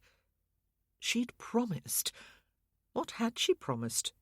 To ignore what had happened between them. Not to forget it. Which was fortunate, because she would never forget. She'd had to go off to another room and wrestle with the tides of yearning that rushed through her in his presence. Forgetting was impossible, and she hadn't promised never to do it again. An almost feral smile lit Penelope's features. Whitfield thought he had to observe the proprieties, but must she? With no family and no standing in the community, she wasn't hemmed in by the social restrictions that had ruled her youth. No society matrons would be monitoring her behaviour at assemblies and evening parties. The local social round wouldn't include her, so she couldn't lose her place in its ranks. Hard-faced government men, with their endless questions, had taken that position from her. They'd given her a lesson in vulnerability she would never forget. But she'd endured. She'd made it through, fought them off with the truth. And here, on the other side, she became aware of a fierce determination to grasp what she wanted with both hands. She would not be cowed. She would not see her life as wrecked. She'd pay them all back by enjoying herself while she had the chance. Penelope blinked, not seeing the rainy landscape any longer. Lord Whitfield would bring home a bride from the next London season, or the one after that. Nothing was more likely. That was what viscounts did. It was the path she'd expected to take herself before things came crashing down around her. She might have met him at a ball or evening party and made his acquaintance, in quite a different way, of course. And who could say it was a better one? She wouldn't know him as well from a few dances and rides in the park. She wouldn't have spent time alone with him or shown him her organisational skills. He wouldn't have been amazed at her abilities. She wrapped her arms around her chest as if to hug his admiration close. They had this time together. She would savour it. And if she wanted more, she would dashed well have it. Another knock heralded Kitty's reappearance. "Are you all right, miss?" the girl asked, looking around the doorframe. "Only I thought you might have fainted dead away. I'm thinking I'll ask Mrs. Hart about poultices tomorrow. I expect she knows." Poultices? "A mustard plaster for your chest." Kitty seemed to relish the idea. "That'd be the thing. Draw out the phlegm." "The what?" "That stuff you cough up." "Ah, I haven't any phlegm." Penelope moved toward her. "See? I'm coming downstairs with you. Perfectly well." Kitty eyed her as if she might burst into a paroxysm of coughing at any moment. Penelope led her down the steps.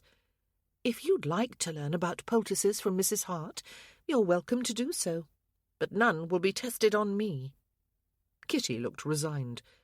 "Do they use them on dogs?" she asked. "I don't know. They're put on horses' legs sometimes. Or is that a fomentation? Foyle would know." Don't reckon he'd tell me. He thinks I'm stupid." Penelope hadn't been sure if the girl had noticed this. "Foyle has always been irascible. I expect that means grumpy as a bear with a thorn in its paw. But there's no thorn to take out, is there?" Quite a clever summation, Penelope thought, and far from stupid. "Not that I've ever discovered. Maybe Mrs. Hart'll find one. He's not so irascible with her." Meeting the maid's twinkling eyes, Penelope saw that she hadn't imagined Foyle's interest in their cook. She'd have to discover Mrs. Hart's views on this subject. Kitty went into the kitchen. Penelope lit the kindling in the parlour fireplace and settled down in the armchair as the fire caught. Her thoughts drifted back to Whitfield, and a good bit of time passed in pleasant reverie. Kitty came in. "Mrs. Hart left a beef stew, miss." Something had made the girl more anxious than usual, Penelope thought, and Kitty tended to worry. "How was your day? Did you see your friend Betty as you hoped?" The girl shook her head. "It was a half day, but she went out with Ned. He's a footman up at Frithgard, miss. They're courting and mean to marry and go up to London and get fine new positions." Penelope heard envy and resignation in her voice. Kitty's position was a bit like her own, with fewer options. Penelope had a sudden vision of the two of them, 50 years from now, old ladies moving about the place with much greater difficulty. There were such households. She shook her head. Her life would be more than that. Kitty's too. She'd see to it. She sat straighter. "The stew smells wonderful." Indeed, the luscious aroma permeated the small house. "Shall I make up your tray?" "Yes, please, Kitty. And don't worry." Blinking in surprise, the girl went out. She returned so quickly that Penelope knew she must have had the tray waiting. As the only inhabitants of a small house, they might have eaten together, but Kitty wasn't comfortable with the idea. She'd practically squirmed when Penelope suggested it. For her part, Penelope didn't like sitting at the large table in the other room alone. A tray before the hearth was their compromise. Kitty set it across the arms of the chair. A scrabbling noise came from the kitchen. "Did you let the dogs in?" "No, miss, I wouldn't." A muffled woof and the tick of paws on floorboards contradicted her. The girl was lonely, Penelope realised, and who could blame her? So was she. She'd have to see what she could do about that as well.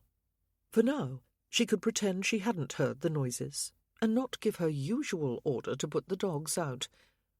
Kitty scuttled from the room, as if eager to evade those very words. Daniel had just finished numbering the trunks in the blue parlour with a bit of chalk from the billiard-room when Macklin came to find him. "I've received some answers to my letters of inquiry," he said. "Ah. Shall we sit in the estate office? Let's go upstairs." The estate office was her spot. "You look grave," Daniel added, as he led the way to the drawing-room. "I'm bemused," his guest replied, as they sat down. "Miss Pendleton's brother seems to have gone out of his way to insult people. He actually printed up copies of Byron's Luddite poem and sent it around to everyone in the government." "Poem?" Daniel frowned. "Don Juan? The Corsair? The ministers of the Crown were offended by bombast." Macklin smiled. "Not those. Byron's Ode to the Framers of the Frame Bill came out in the Morning Chronicle several years ago.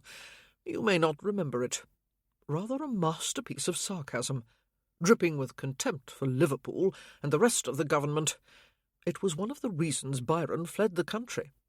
I thought that was down to debauchery." "That, too." Macklin's smile faded. "The point is, reviving that piece was a foolish thing to do. Philip Pendleton sent it around with a signed letter condemning current policies, which put people's backs up. An understatement. It was unnecessarily incendiary, and in their anger, his targets paid less attention to his arguments." Daniel nodded. "A man may disagree with certain laws," Macklin continued. "I do. But one of my correspondents said that Pendleton seemed more interested in spewing outrage and destroying his opponents' reputations than in real reform." Daniel wondered how such a man could be related to Miss Pendleton. He sounded completely unlike her. Perhaps he was misunderstood. He commissioned a broadside listing all the Prince Regent's mistresses and debts going back to his youth, and arguing that it was past time to abolish the monarchy. Ah, it included a caricature of the king suffering a fit of madness. Prinny must have been livid. I'm surprised Pendleton wasn't arrested. His sponsorship wasn't proven until after the Manchester incident. Macklin shook his head. The man seems to have been a political idiot. If I listed all the ways one could antagonize the government, he would tick every box, without anything to offer to replace them but ranting. Reform is brewing, I think. Daniel had never delved too deeply into politics, but he knew that much. "And I'm behind it," replied Macklin. "Change is necessary and inevitable, but I dislike stupidity, and it doesn't do to tear everything down all at once. We saw where that leads in France. Do we want another terror? Obviously not. I don't think Philip Pendleton would have agreed. He seemed intent on mayhem. The cry havoc and let slip the dogs of war sort of thing. I wonder if he was a bit unbalanced. Can Miss Pendleton know all this?" Daniel still had trouble reconciling these two radically different people.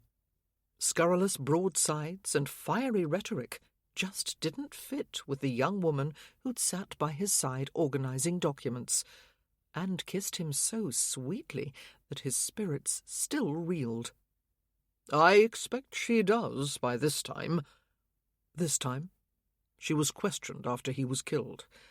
They would have shown her their evidence at some point, trying to get more information. "She told me about the investigation," Daniel said. "About being locked up?" "What?" "The aftermath of the shooting was chaotic. Miss Pendleton was taken from her home and secured in Manchester for a while." "Secured?" "They imprisoned her. More of a house arrest, or hotel arrest." Macklin shrugged. "Her brother was thought to be one of the ringleaders, because of his rank, I suppose. Some imagined he was the head of a network of revolutionaries, and that his house would be a treasure trove of information. They wanted free rein to search the place. As it turned out, they found nothing. She was soon released, but forbidden to leave Manchester until the inquiries, which is to say interrogations, ended. Daniel was horrified. When she'd spoken of an investigation, he'd imagined something like the local magistrates' court, over which he presided. Stern but courteous, just but kindly. Now he saw her hemmed in by frowning men shoving broadsides into her face and demanding facts she didn't possess. My God! It must have been very difficult for her, said Macklin. Difficult? Daniel's hands curled into fists. It was all he could do to sit still. He wanted to go to her and comfort her, and assure her of... What? You're right. Worse than difficult. A friend of mine who was familiar with the case was shocked and outraged by the way she was treated. He said some of Sidmouth's men went much too far in the aftermath of Peterloo. It was soon clear that Miss Pendleton had nothing to do with her brother's activities. As she told them, in their defence, they may have really believed that a revolt was imminent. By the daughters of baronets? I wonder she doesn't lay an action against them in court. She may wish to forget the whole matter, in so far as she can. She'd certainly been reluctant to talk about it, and what would his efforts to comfort do but reveal that he and Macklin had been poking into her past? A vast frustration descended on Daniel. He wanted to be something to her. A knock on the door heralded the entrance of young Tom. "Another letter's come, my lord. Clayton would have brought it, but he's out." He handed the folded sheet to Macklin. "Thank you, Tom. I thought I'd walk up into the hills. Unless I can do anything for you, my lord." Macklin merely waved him off, breaking the seal and beginning to read his letter. With a grin, Tom went out. "Ah," said Macklin after a while. "More ill news?" The older man's expression suggested it. He tapped the page. "This is from Cranbourne, the man I mentioned who is deep in government councils. He suggests that Miss Pendleton may be seen as a way to catch rioters who are still at large." "How? Why?" "Sidmouth's people have been working to eliminate their refuges. Should any of her brothers, supposed Confederates, apply to her for help, but she didn't know anything about them. And from what we've learned, her brother probably had none. No sensible radical would want to ally with an inept firebrand. But agents never believe they've found the whole truth. Deception is their profession. They see it everywhere." "So Miss Pendleton is being watched?" "That seems possible." "Well, you must write your friend and put a stop to it at once." "He works in the Foreign Office and has no power to end such an investigation," Macklin replied. "Nor do I. Sidmouth and I are not friends. I'd be happy to vouch for her character if I thought it would help, but that might not be a good idea." "Why not?" "In an agent's mind, a character reference implies a need for justification, and thus some secret wrong. That's preposterous. When you live in a world of suspicion, everything is suspicious. We can't just do nothing. When Miss Pendleton has been staked out as bait." "I believe you're overstating the case, Whitfield." He didn't care. He was filled with a burning desire to help her. "I wonder if any strangers have arrived in the area recently," said Macklin. "I'll find out." Daniel was glad of some action to take. "I think it would be better for Tom to ask. He's a stranger himself, and would naturally ask questions. You or your servants will attract attention."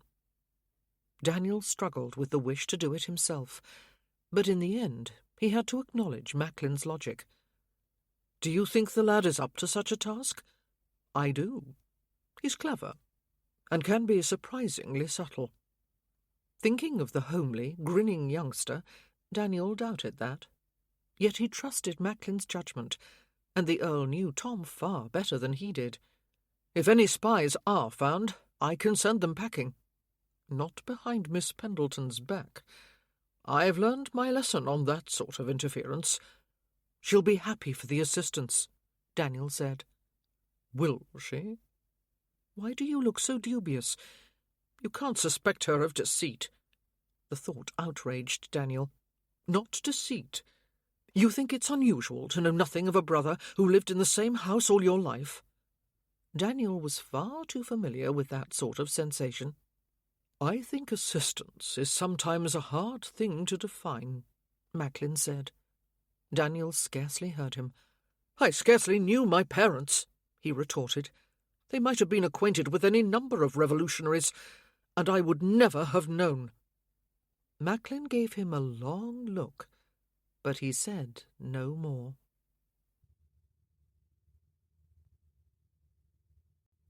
Chapter 10.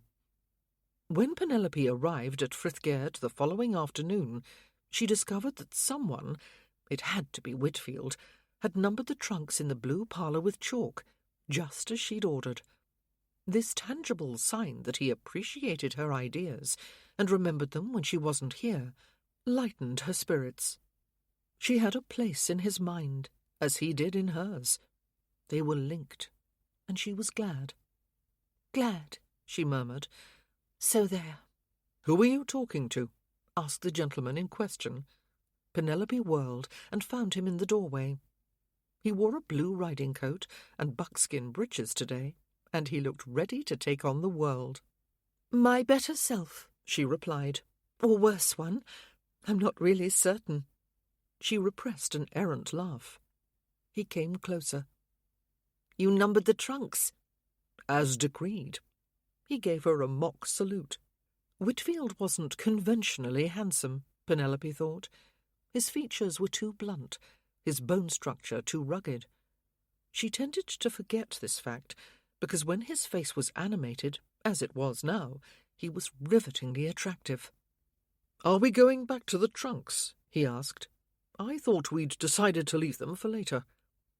She couldn't stand here gazing at him, enjoyable as that was. He'd think her a mooncalf. I woke in the night, certain I'd missed something, she answered. In the night? He smiled at her. Was it a nightmare about the papers? I've had those. Sometimes they smother me. There was one where documents rose up like a great wave, ready to break over my head and bury me. I had to fight them off with a cricket bat. He mimed a swing, put a hand to his brow, and pretended to watch something fly off over her head. She laughed. Nothing like that. This was a nagging sense that I'd noticed something without fully taking it in. What? Well, that's the question. Penelope went to the trunk she'd been sorting through yesterday, opened it, and looked down at the stacks of documents. They were just the same. Columns of figures, blocks of text, ornate signatures and seals, all jumbled together. There was too much to notice, and nothing at all. She frowned, remembering what she'd done yesterday. She'd leafed through the pile at the end, reached down to take out part of it, then put it back. She repeated these actions. As she finished, she felt it. The cloth lining of the trunk bulged out at this end, a small irregularity that one couldn't see but could feel. She ran her fingers over the square, flat shape. I think there's something hidden here. He came up beside her, his shoulder brushing hers. Hidden? Penelope took his hand, and then had to pause at the thrill that went through her at his touch. He noticed the brief hesitation meeting her eyes. Warmth washed through her. With an accelerated pulse, she guided his fingers over the shape. Ah, I see what you mean. Whitfield took a penknife from his waistcoat pocket, unfolded it, and slit the buff lining. Wait! It was too late. The cloth gaped open, revealing a bit of dark leather. I wanted to see how it had been put in there, Penelope added. Whitfield shrugged. Sorry. He reached behind the lining and pulled out a slender notebook. It was an oblong, the size of a piece of notepaper bound in dark calf. The cover looked worn, as if it had been well used. There was nothing extraordinary about the object, except its hiding place and the fact that Whitfield was staring as if it might bite him. "Is something wrong?" Penelope asked. "My mother always had a notebook like this," he replied in a distant voice. "Carried it everywhere. She bought a dozen at a time. I remember my father rushing off on one of their visits to London to pick up a fresh supply for her. Had to do that instead of having lunch with me. Obligatory, he said. A diary? I just realized that I've never found any of them since they died." He tapped the cover. "Until this." He looked around at the trunks of records. "What's become of all the others?" "Perhaps she destroyed them." "Why would she do that?" "Well, if they were diaries, they might be private." A spark lit his dark eyes. He grasped the cover. "Perhaps we shouldn't read it." He gave her an incredulous look and opened the notebook, flipped a few pages, frowned. Penelope tried to restrain her curiosity and failed. "Is it a diary?" "I haven't the least idea." He handed it over.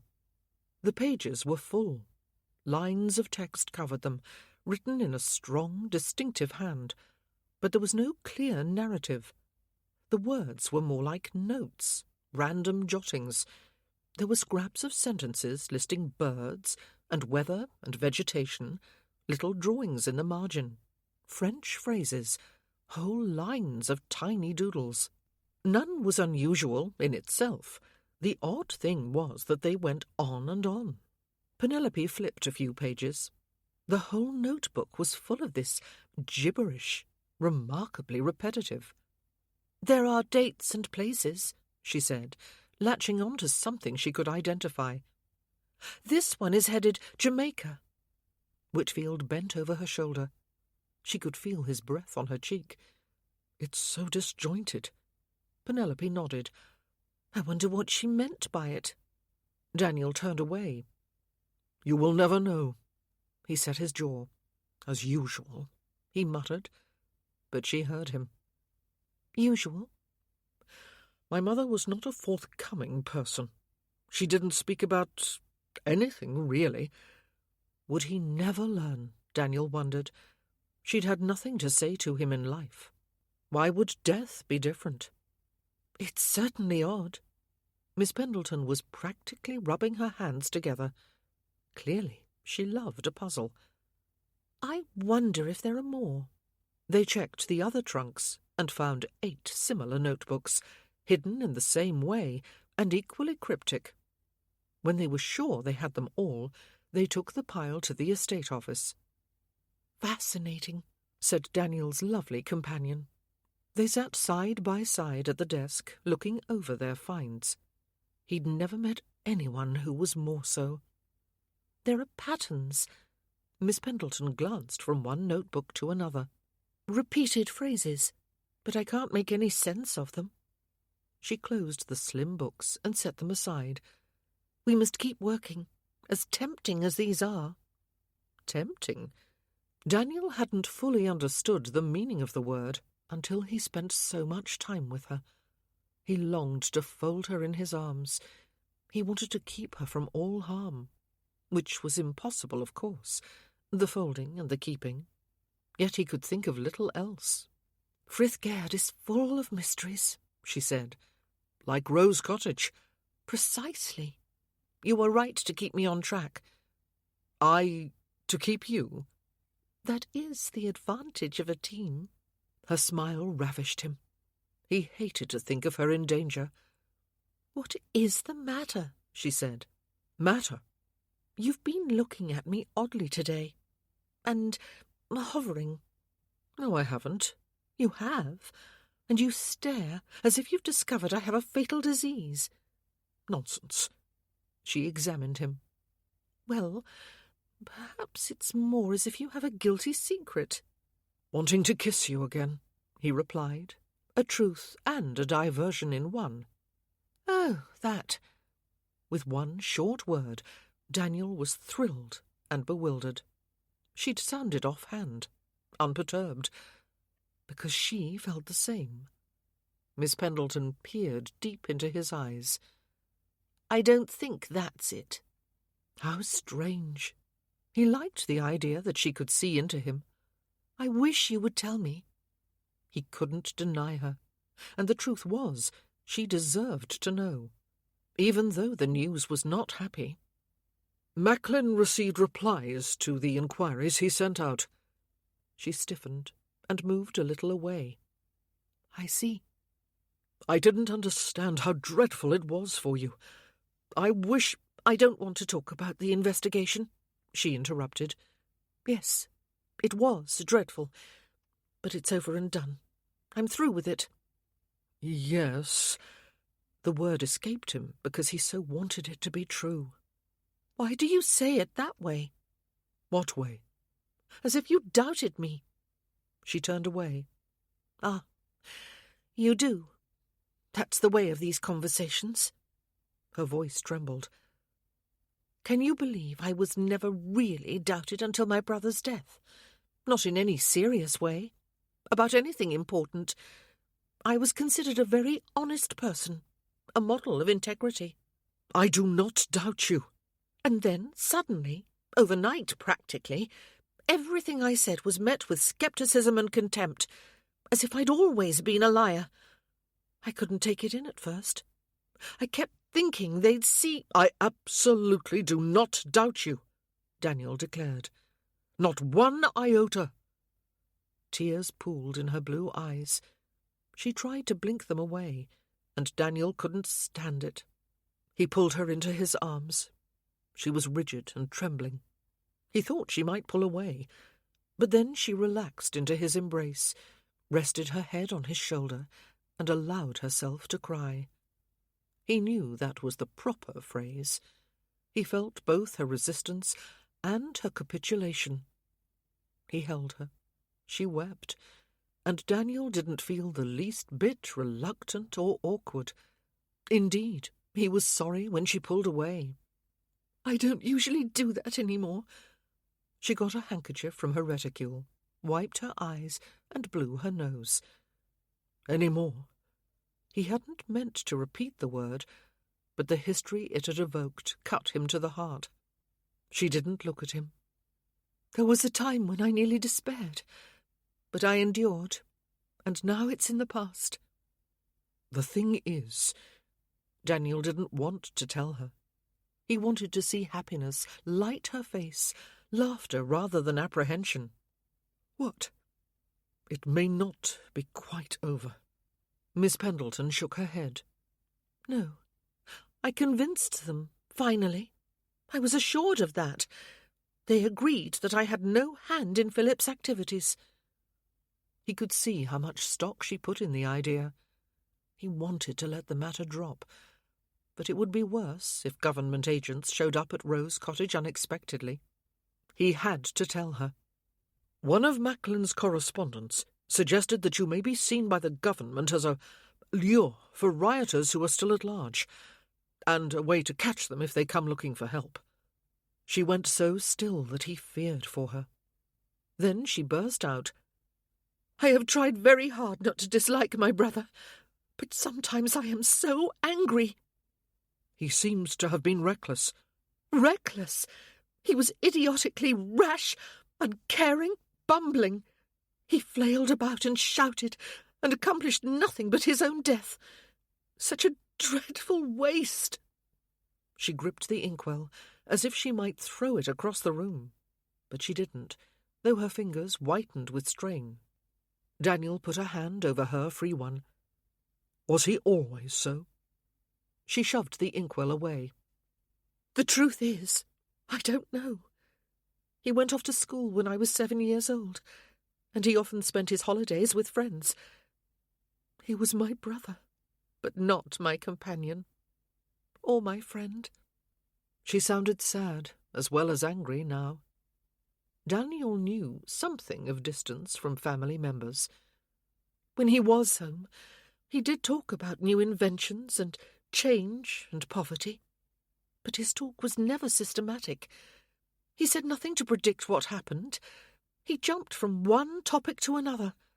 He seemed just a young man full of random enthusiasms. She swallowed.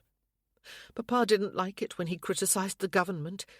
They had one blazing row about that, and Papa forbade him to mention the topic again in his hearing. Philip complied, and stayed away from home even more often. I told the agents all of this. I told them everything, which was really nothing, because I knew nothing. I didn't know Philip's friends. If he had any, he must have had some, surely. She looked at Daniel, her expression desolate. But after that row with Papa, he would have told them his family wasn't sympathetic. They would have no reason to apply to me. But would the government know that? Daniel wondered. She wasn't the problem. They were. Philip saw me as Papa's pet, she continued. He resented it. He did tell me that once, and I was with Mamma much more than he was. She was an invalid. I was her daughter. I helped care for her. She looked down at her now tightly folded hands. Philip tired her out. She tried to hide it, but she wasn't good at dissembling.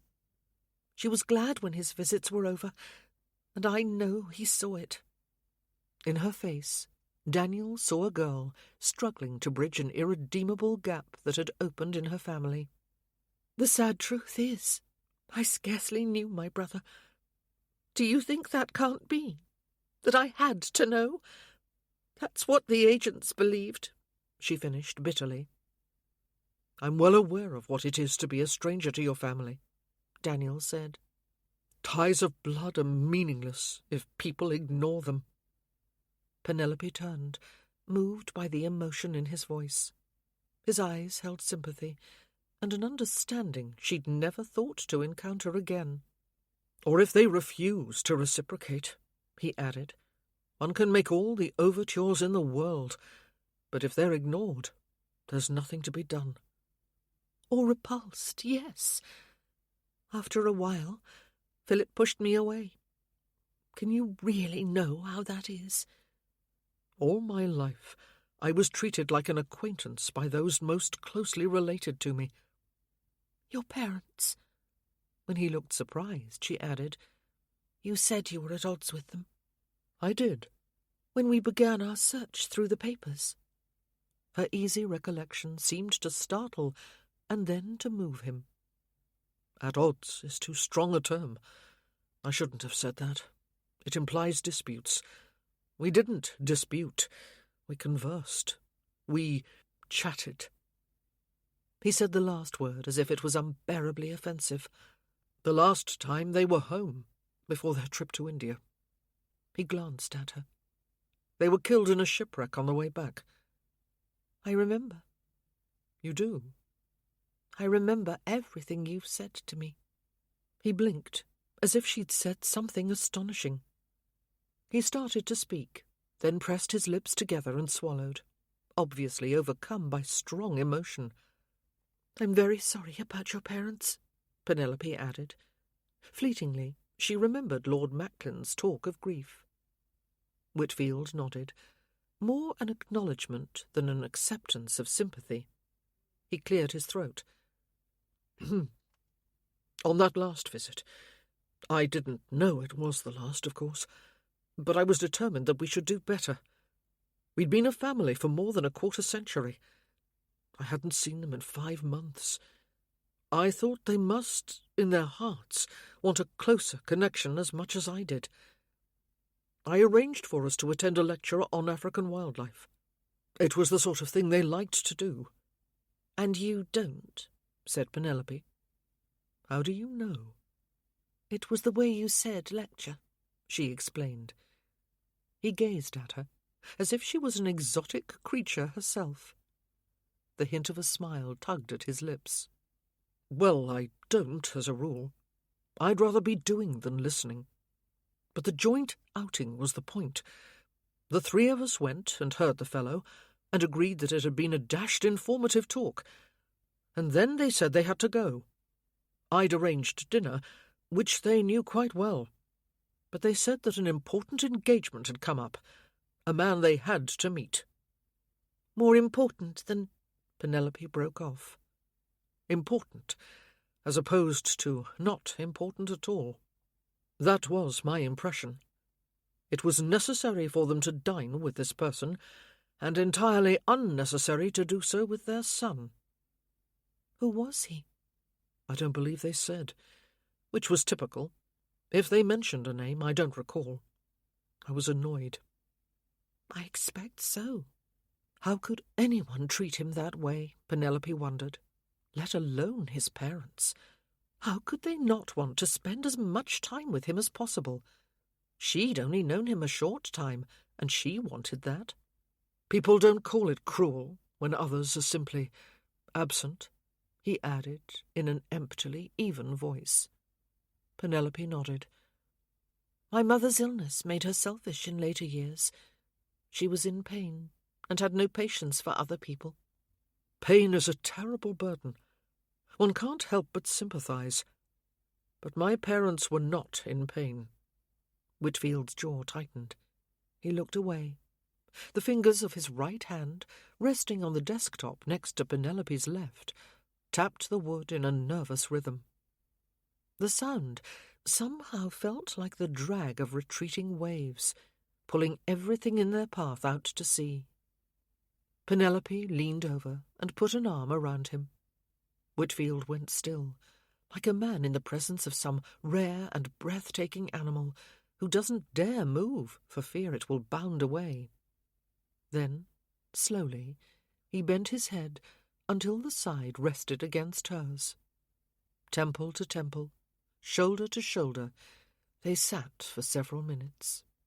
Penelope felt his chest rise and fall under her arm, along with a sense of kinship unmatched in her life till now. Gradually, his muscles eased. The atmosphere in the room shifted. Penelope's hand on his coat sleeve went from comfort to caress. He turned a little toward her. We can't. She put her other arm around his neck and pulled him closer. He kissed her. Or she kissed him. Both, Penelope decided. Well, she could still think. What did it matter? His arms slipped around her. She melted against him. Her heart pounded as the kisses multiplied in urgent bliss. And then his hands closed on her waist and moved her away from him. He scooted his chair back to increase the distance. "No," said Penelope. "Yes," said Daniel. His breath caught on a laugh. "There's a reversal." He was aching with desire, grasping the tatters of control. Miss Pendleton, Penelope, watched him. Her blue eyes were soft with longing. Her breath, coming fast, made the rise and fall of her bosom entrancing. You should go. If she stayed, she couldn't stay. He wouldn't be able to resist her. I can't be answerable, murmured some pompous part of him. She gave him a startling smile. And if I don't wish you to be? What? Answerable. What? He asked again. Didn't she understand that his good intentions were hanging by a thread? He wanted her so much. The inexplicable Miss Pendleton laughed. May I take these with me? She asked. Her hand, the one that had caressed the back of his neck moments ago, was now resting on his mother's notebooks. Perhaps I can decipher them. Daniel frowned at the notebooks. His mother had cared for them as if they were the most precious things in her life, far more precious than a son, for example. Miss Pendleton could throw them in the refuse heap for all he cared. All right. I'll keep them safe. Do as you like with them. The statement came out harsh. She gave him another strange smile, as if she knew things he couldn't imagine. And then she was up and gone before he could rise to bid her farewell. Daniel sank back into his chair, body aching with desire, mind whirling with confusion. He'd done the right thing. Why did it feel like he'd been a fool? And that Miss Penelope Pendleton had some lively plans for him. A riot of sensual pictures crowded his brain at the idea. But she hadn't meant that. Of course she hadn't. Couldn't have. But the look on her face when she'd said she didn't want him to be answerable. Daniel had difficulty breathing for a moment. She remembered everything he said. Daniel contemplated this admission for a while. The thought made his throat tight in a different way. His eyes felt hot, and he had to blink, like a child unwrapping a gift and not daring to hope that it was the thing he really wanted, he thought. And what the deuce did that mean? He was still sitting at the desk and wondering 20 minutes later when Macklin appeared in the doorway. His tall, dark-haired house-guest looked about the room as he came in. "Has Miss Pendleton gone?" he asked. "She went home, I think." "Yes, she must have." Macklin glanced at him. Had he sounded wrung out, Daniel wondered. He certainly felt it. He stood. "I thought we could discuss inserting a few questions about newcomers into Tom's rambles about the neighbourhood," said the Earl. "I see no need for discussion. By all means, set him to asking. You say people have grown used to him?" "They have," said Macklin, "and he's a positive magnet for confidences." The small part of Daniel's mind not fixed on Penelope Pendleton found this dubious. Miss Pendleton was very unhappy, naturally, to learn that agents or friends of her brother might be lurking and watching her. "Ah, you told her that? Did you imagine I wouldn't?" He would not have her suspected, Daniel thought.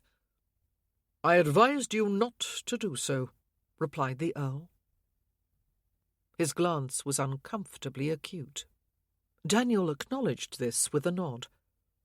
"Let us have Tom do it." He had to do something. He didn't want her agitated again. He didn't want her threatened. "This is my land. I'm the magistrate, taxed with keeping the peace. I have every right to gather information." "True. Well, then, I wonder if government agents might have a duty to report to you." Macklin shook his head. "This is Sidmouth's covert corps, I suppose. They wouldn't observe such niceties." "The Home Secretary is not above the law." "I agree. Sidmouth might counter that he is the law." "Not on my land," replied Daniel grimly.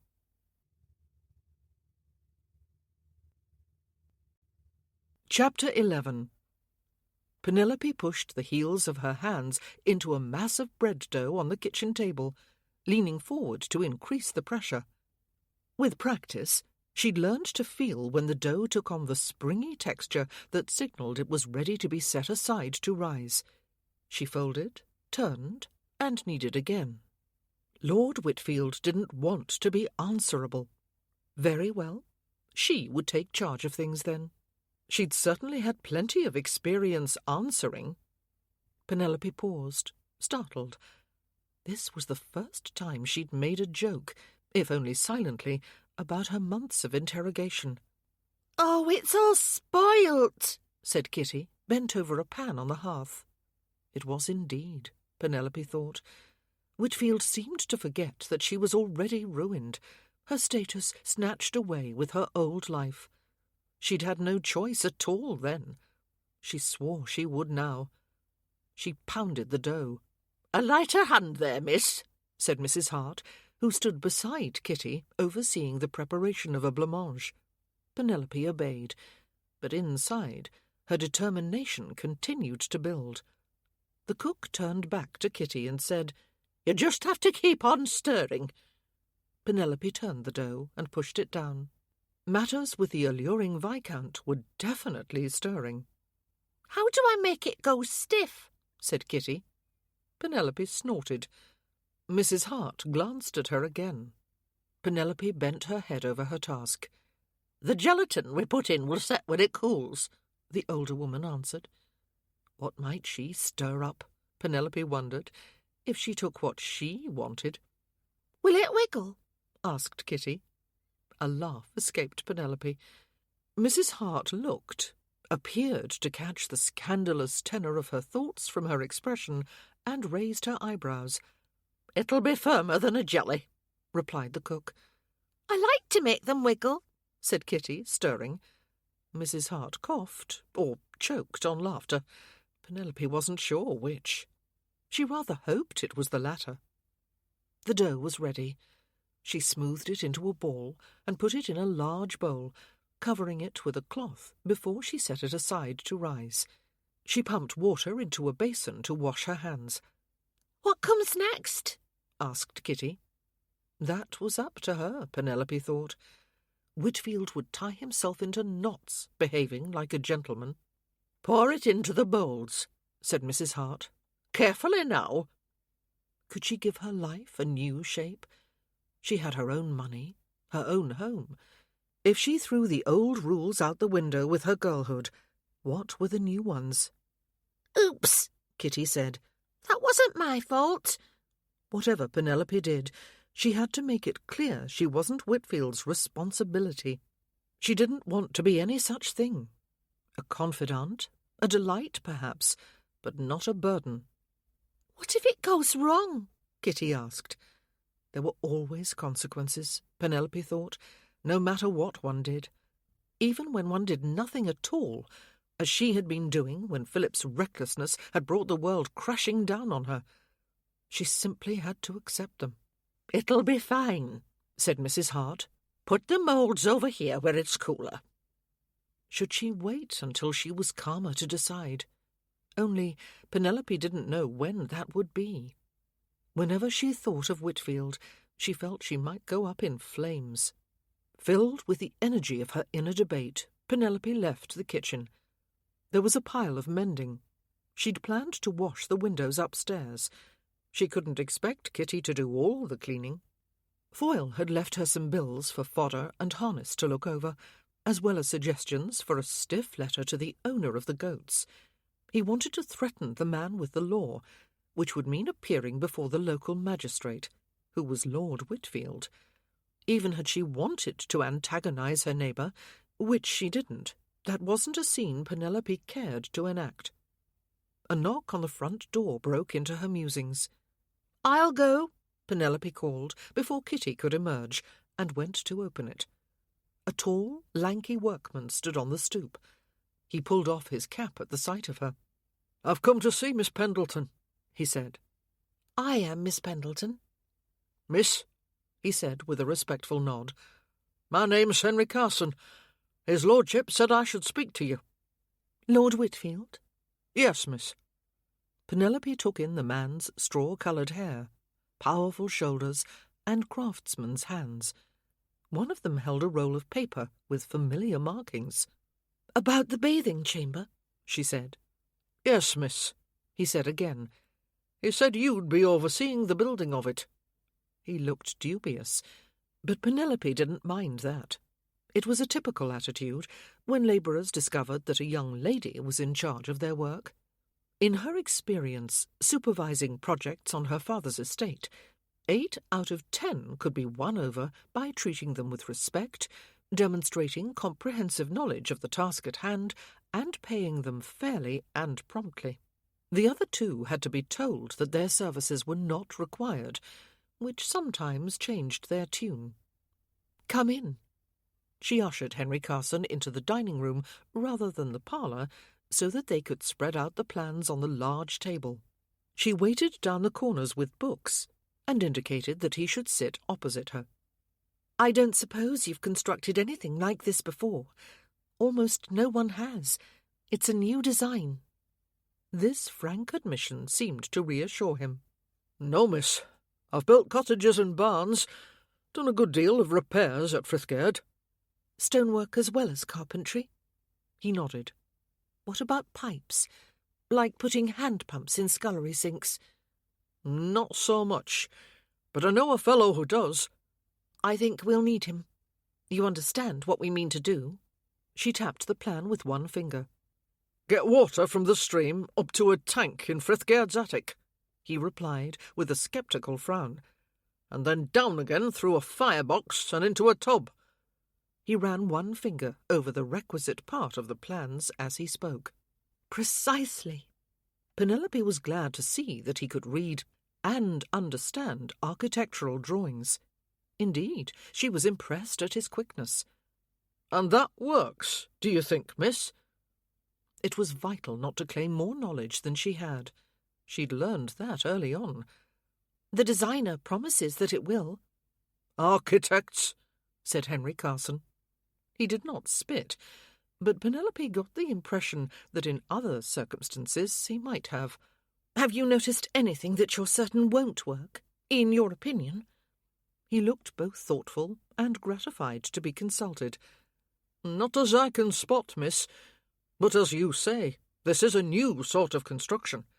And you never do know with these grand schemes until the roof falls on you, do you?" She raised her eyebrows. "They had a fancy London architect in to put a ballroom on Payne Hall," he added. "That's a matter of 5 miles from here, miss. He was dead certain he knew how to frame a dome in the centre. Only he didn't. We ended with a pile of rubble and Ron Carroll with a broken leg." "Oh, dear."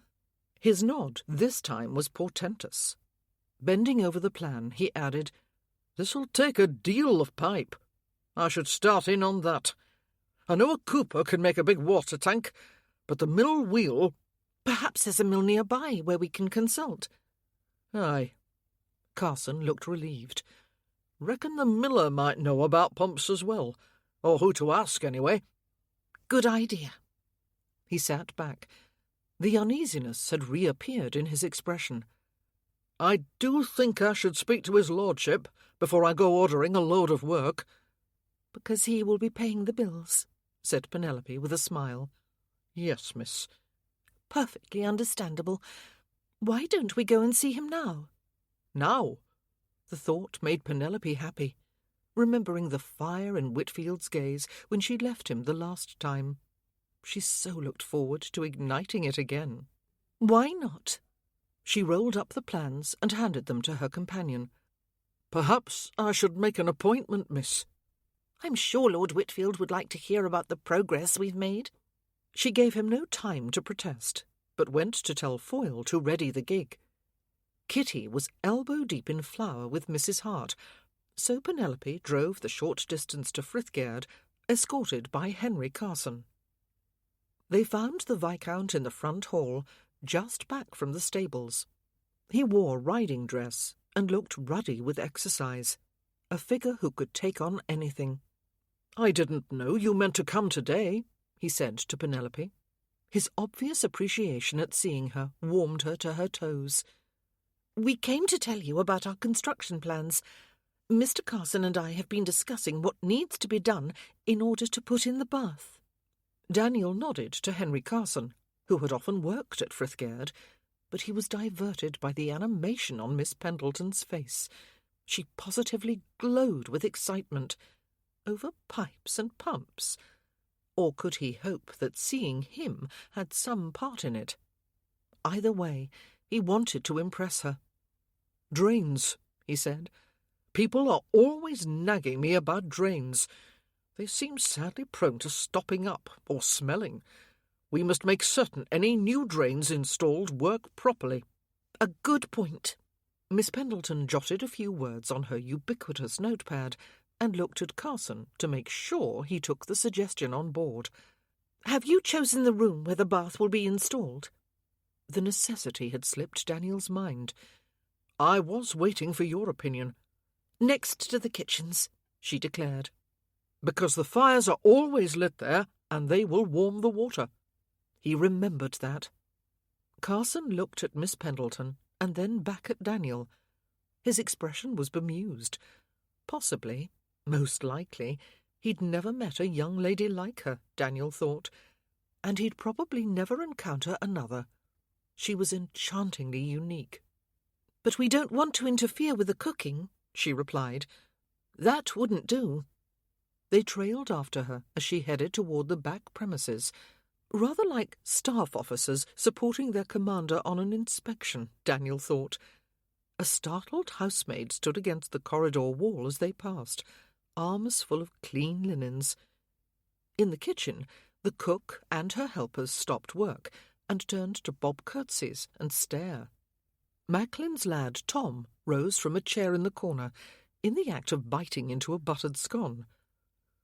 "Good day, Mrs. Jensen," said Daniel to the cook. "We've come to examine the rooms hereabouts. I've decided to put in a bathing chamber at Frithgard, and it needs to be near the kitchen fires." The cook looked confused. "Bathing, my lord?" "A tub," he said, "with pipes for hot water." The cook looked at the hot water reservoir on her closed stove and frowned. "How?" asked Tom. The scone had been devoured in 3 huge bites. The lad's homely face was bright with curiosity. Before Daniel could reply, his housekeeper arrived in a rush. Word of their incursion was obviously spreading through the house. "I wasn't told that you needed anything, my lord," Mrs. Phipps said. Reproach tinged her tone. Daniel repeated his announcement. "Bathing chamber?" His housekeeper repeated the words as if they were in a foreign language. "It's a new invention," said Miss Pendleton. "The very latest thing." Gesturing with the roll of plans, she gathered the attention of everyone in the room. "Water will be pumped up to a tank in the attics," she continued. "Mr. Carson will fit pipes to bring it down to a smaller tank next to the fire, where it will be heated and then brought into the chamber. After that, it will be a matter of simply turning a spigot and running a hot bath." She made a twisting gesture with one hand. All eyes followed it. "And no one will have to carry countless cans of heated water upstairs to fill a tub again." "Champion," said Tom. "I don't believe it," said Mrs. Phipps. Miss Pendleton turned to the housekeeper. "I dare say some visitors won't wish to come down to bathe, and will still prefer the old way." "I should say so," she muttered. "People will be traipsing naked through my kitchen?" asked the cook. She frowned at Daniel, as if he was proposing to shed his clothes here and now. He met Miss Pendleton's eyes, ready to laugh, and encountered a look that turned his thoughts in quite a different direction. Might she come and make use of his new bathing room?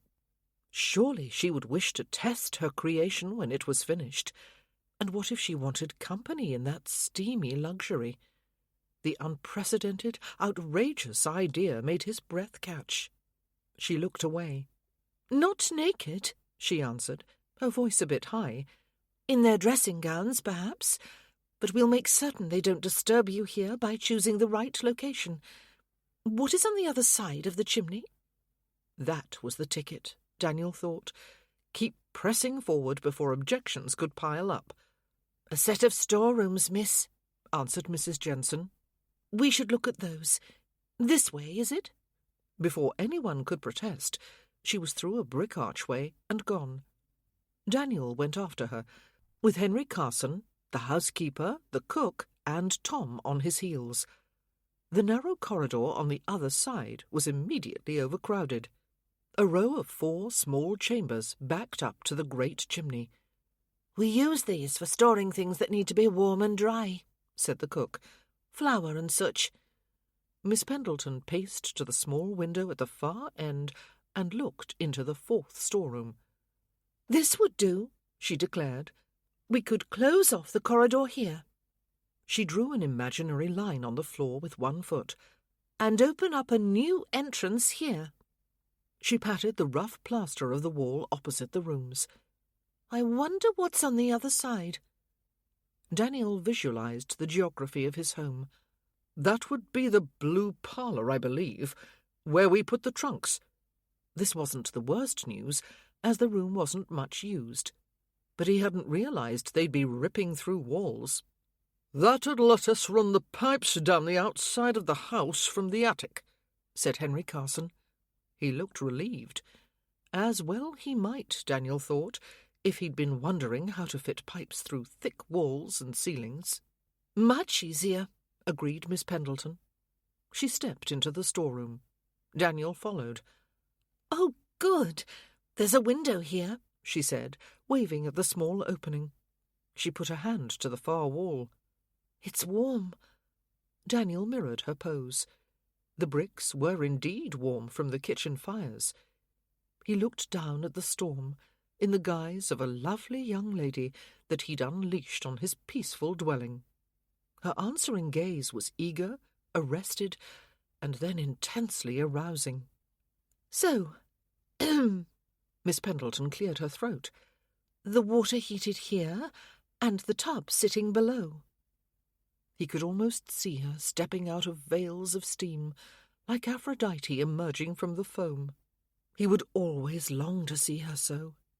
Wasn't there some myth like that? With the goddess Diana, he remembered. But that story hadn't ended well. The young man who caught sight of Diana bathing had been transformed into a deer and torn to pieces by his own hunting dogs.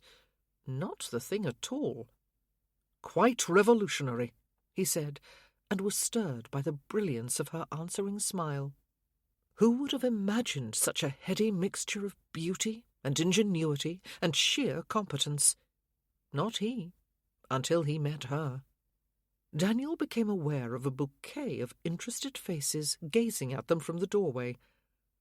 Where does one buy a bathtub, I wonder? The Prince Regent's staff will know, she replied. The spark of mischief in her blue eyes and the murmurs of awe from the corridor told Daniel she knew exactly what she was doing. Shall we go and survey the attic? She asked. Find the best site for the water tank. I could do that, miss, said Henry Carson. No need for you to bother. I like to have a first-hand view of everything, she replied. Of course you do, said Daniel. This earned him a sharp glance, but he hadn't intended any sarcasm.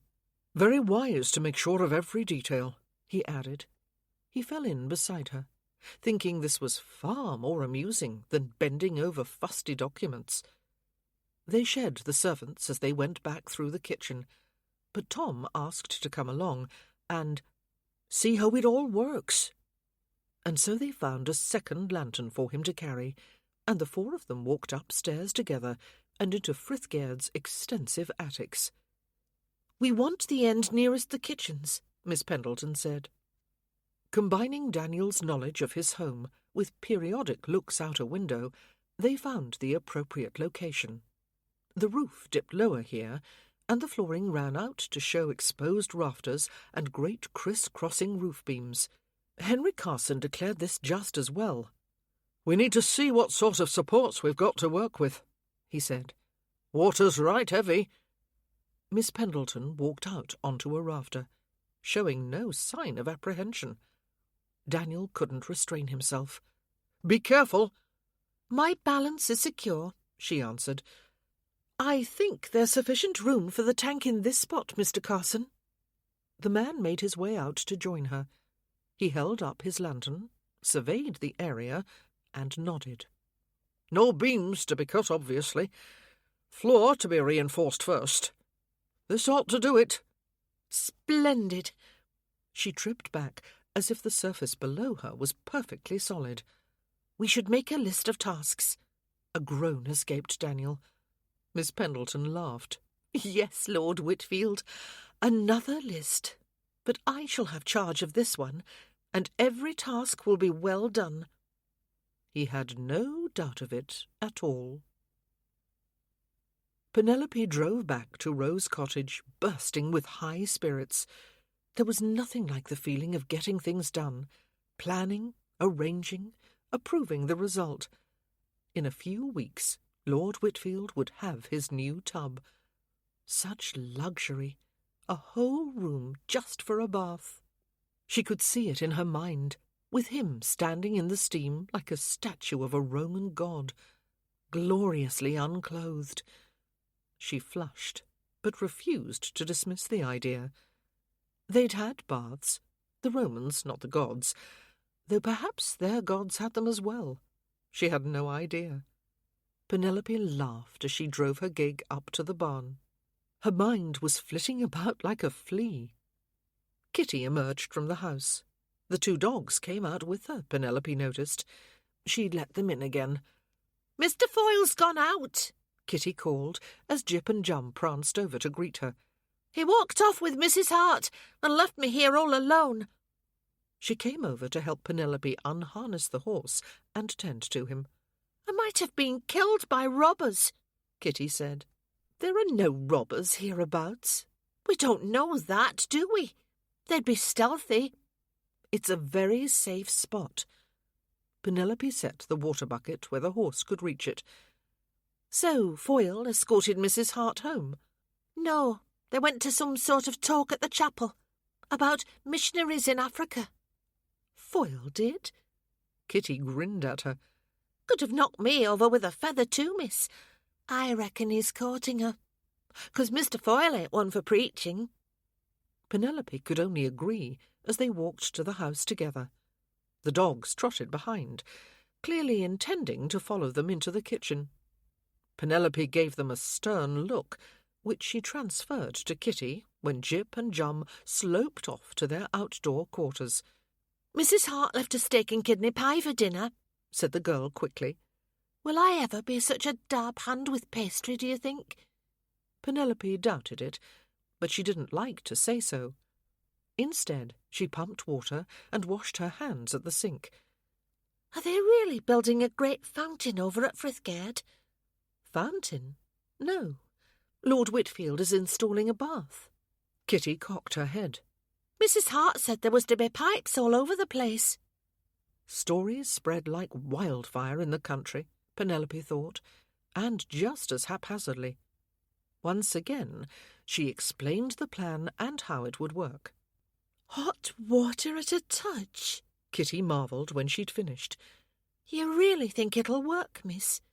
Lord Whitfield's bathing room would become a wonder of the neighbourhood, Penelope realised, unless it didn't work, in which case it would be a famous folly. But it would work. She had no doubt about that. They ate their pie. As the day faded, Penelope tried to settle to some mending, but her brain craved more activity. The notebooks she'd brought back from Frithgard sat in a pile on the large table in the front room. She went over, spread them out, and opened them all in 3 rows of 3. Looking back and forth, she compared the texts. She turned pages. These were such odd documents. Any diary she'd ever seen had spoken of familiar happenings, what the writer did in a day, meals and visits and companions.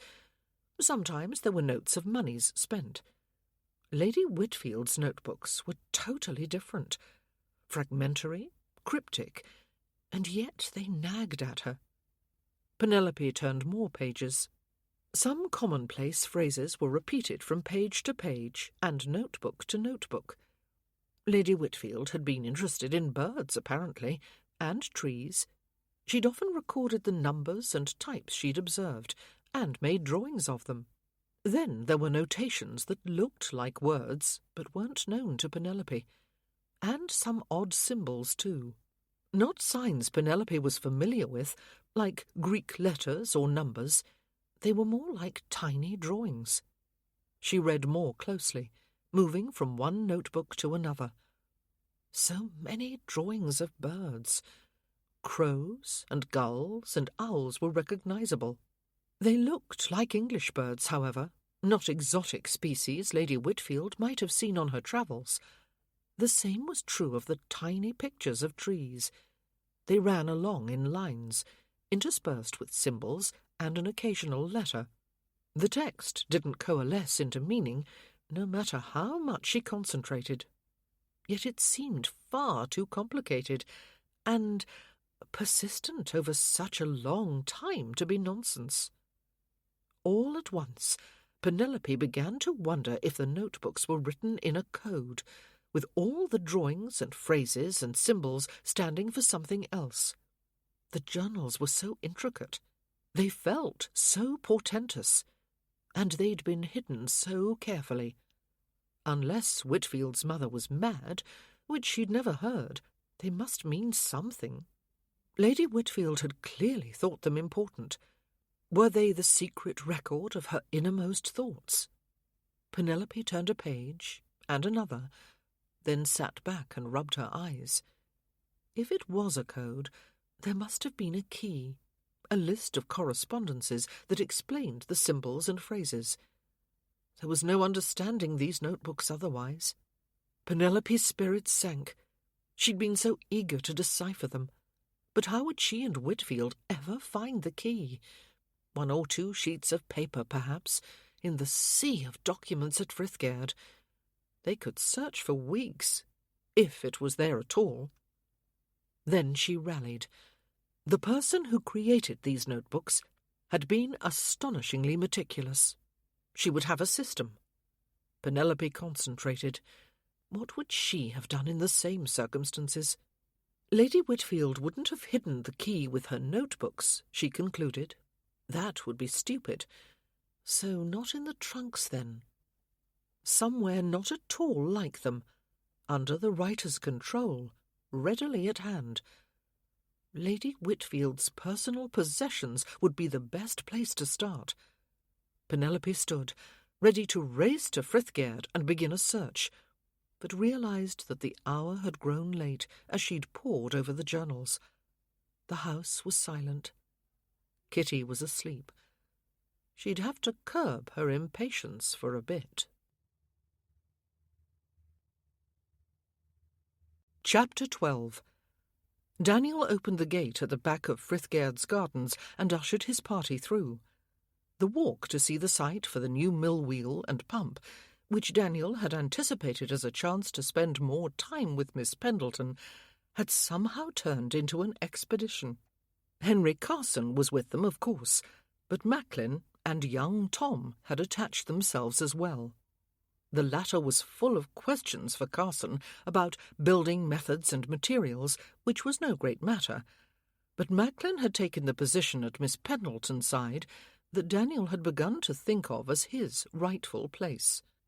She was ethereally lovely, in a muslin gown the colour of peach blossoms, with just a shawl over her arms on this warm summer morning. "I'll go ahead and find the miller," said Carson after a while. "He's to meet us by the stream." The builder strode ahead up the slope behind the house.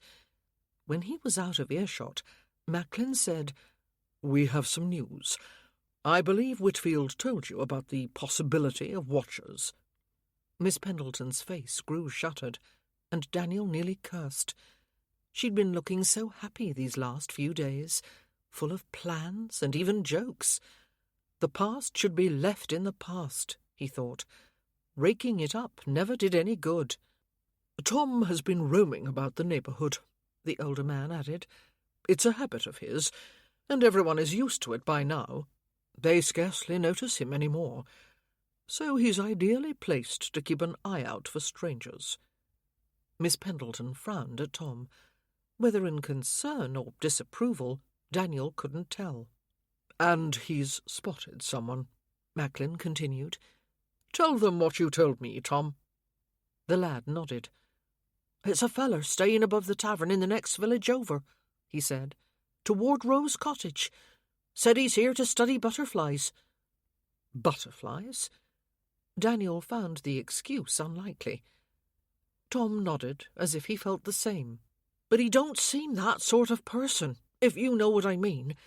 More like a military man, I'd have said. And he don't know much more about butterflies than I do. I asked him about those little purple ones, and he didn't seem to know which ones I meant. He walks the fields with a net and a case, but when I watched him for a bit, he didn't catch any butterflies." "What is his name?" asked Miss Pendleton. "He told the tavern-keeper Jake Wendell, but I didn't believe him." "Why not?" "I just didn't." Tom shrugged. "Growing up on your own, you get a feel for liars, or you get in a mort of trouble." He received their sympathetic glances with a shrug. "What does he look like?" Miss Pendleton's face showed the anxiety that Daniel had hoped was eased. "Tall and well set up," replied Tom. "Long, sharp nose and a chin to match. Black hair but light eyes. The kind of fellow you don't want to cross, in my opinion. Like the bully boys in Bristol." "Does that sound familiar?" Macklin asked her. "No, I don't remember anyone like that." She crossed her arms and gripped her elbows protectively. Daniel longed to wrap her in his arms and shield her from harm, which he had no right to do, or ability. What could he do about a suspicious visitor? "He was the only stranger in the neighbourhood?" he asked. "The only funny one." "You should keep an eye on him. See what he does. But be careful not to let him see you following him," said Macklin. "He won't, my lord. This isn't the streets of Bristol." "I'm used to the country now." Tom sounded confident. "Really," said Miss Pendleton, "these people are not gentle or patient. Do not put yourself in jeopardy on my account." "No need to worry, miss." "That is what you think," she replied, almost too quietly to hear. "And then you discover how naive and ignorant you were." It would be vastly satisfying to thrash the men who'd made her feel that way, Daniel thought. He realized that Macklin was watching him. He unclenched his fists. They rounded a clump of trees and saw Henry Carson standing beside the stream with a short, plump man in buckskin breeches, an old-fashioned skirted coat, and a tricorn hat. Daniel recognized Walter Simpson, the local miller. They'd met before on estate business, and he'd found Simpson brusque but extremely competent. Daniel moved forward to greet him and introduce the others. Simpson nodded, with the air of a man who valued manners but had no time to waste. "You've got a decent head of water here," he said. The stream was 15 feet across at this point, tumbling over good-sized rocks. "And it runs pretty strong all year, as you know, my lord." "Quite a spate when it rains," Daniel replied. "Which is why you need the right bit of bank for your wheel," said Simpson. "And I've found you one." He led them upstream to a spot where the rivulet narrowed between two rock outcroppings and dropped in a picturesque waterfall. "You wouldn't even need a dam here," said Simpson. "You could fit an overshot wheel right in there. The fall has hollowed out a space behind, you see." They all peered into the dim space behind the cascading water. "And the water here is deep enough to fit your pump," the miller said, indicating the pool below. "I had thought of that bigger pool near the house," said Henry Carson. "Aye, but that's where all the kiddies hereabouts swim this time of year, and the young people picnic," said Simpson. Daniel met the miller's sharp green eyes, impressed that he'd taken this into account. "You don't need too tall a wheel for a pump, my lord." He turned to Carson. "You just have to figure how to cut off when your water tank up at the house is full." Simpson and Carson fell into a discussion of shafts and gears and levers. Carson made notes and drawings on a slate he'd brought along. Tom leaned over the diagrams with eager curiosity. "Perhaps your young friend would like to be a builder," Daniel said to Macklin. "Waterworks is certainly an up-and-coming discipline," the Earl replied. "We'll see if Tom's interest lasts. He's always taken by new ideas, but he tends to move on once his curiosity is satisfied." On the walk back to the house, Daniel managed to get Miss Pendleton to himself by the simple expedient of moving slower and slower until the others had pulled well ahead. Yet solitude didn't bring her back from far away. "It's fortunate Simpson knows someone who can design the millworks." "What?" "Oh, yes." She'd been immersed in details of the project, full of enthusiasm, laughing with him as Carson's helper took a sledgehammer to Frithgaird's corridor wall. But now she'd gone muted, guarded, and suspicious as she'd been when they'd first met. Daniel loathed the change. "I'd feared the water wheel would take longer," he tried. 2 weeks is much better than I expected." Miss Pendleton merely nodded. She scarcely looked at him. An image flashed on Daniel's inner eye, repeating as quick as an eye blink. A carriage driving away, with no acknowledgement from the passengers as the vehicle grew smaller and smaller until it disappeared around a bend in the road. Again and again without mercy. "Don't go." "What?" His companion turned, stared, her attention definitely caught. Had he spoken aloud? Surely not. The pictures had been momentary, barely grasped and then gone, and they made no sense whatsoever. Of course she would be going. She didn't live here. She wasn't with him in any conventional sense. And thus she would be leaving. In her gig, not a travelling carriage, as she always did. Desolation was inappropriate. Desolation? Ridiculous. Miss Pendleton touched his arm. Lord Whitfield? He'd stopped walking. His chest felt tight. What the deuce? He moved, a step and then faster. We should make sure Carson remembers to engage the bricklayer. Puzzled, Penelope strode after him. They both knew that Henry Carson needed no reminders. He'd proved his competence over the last few days.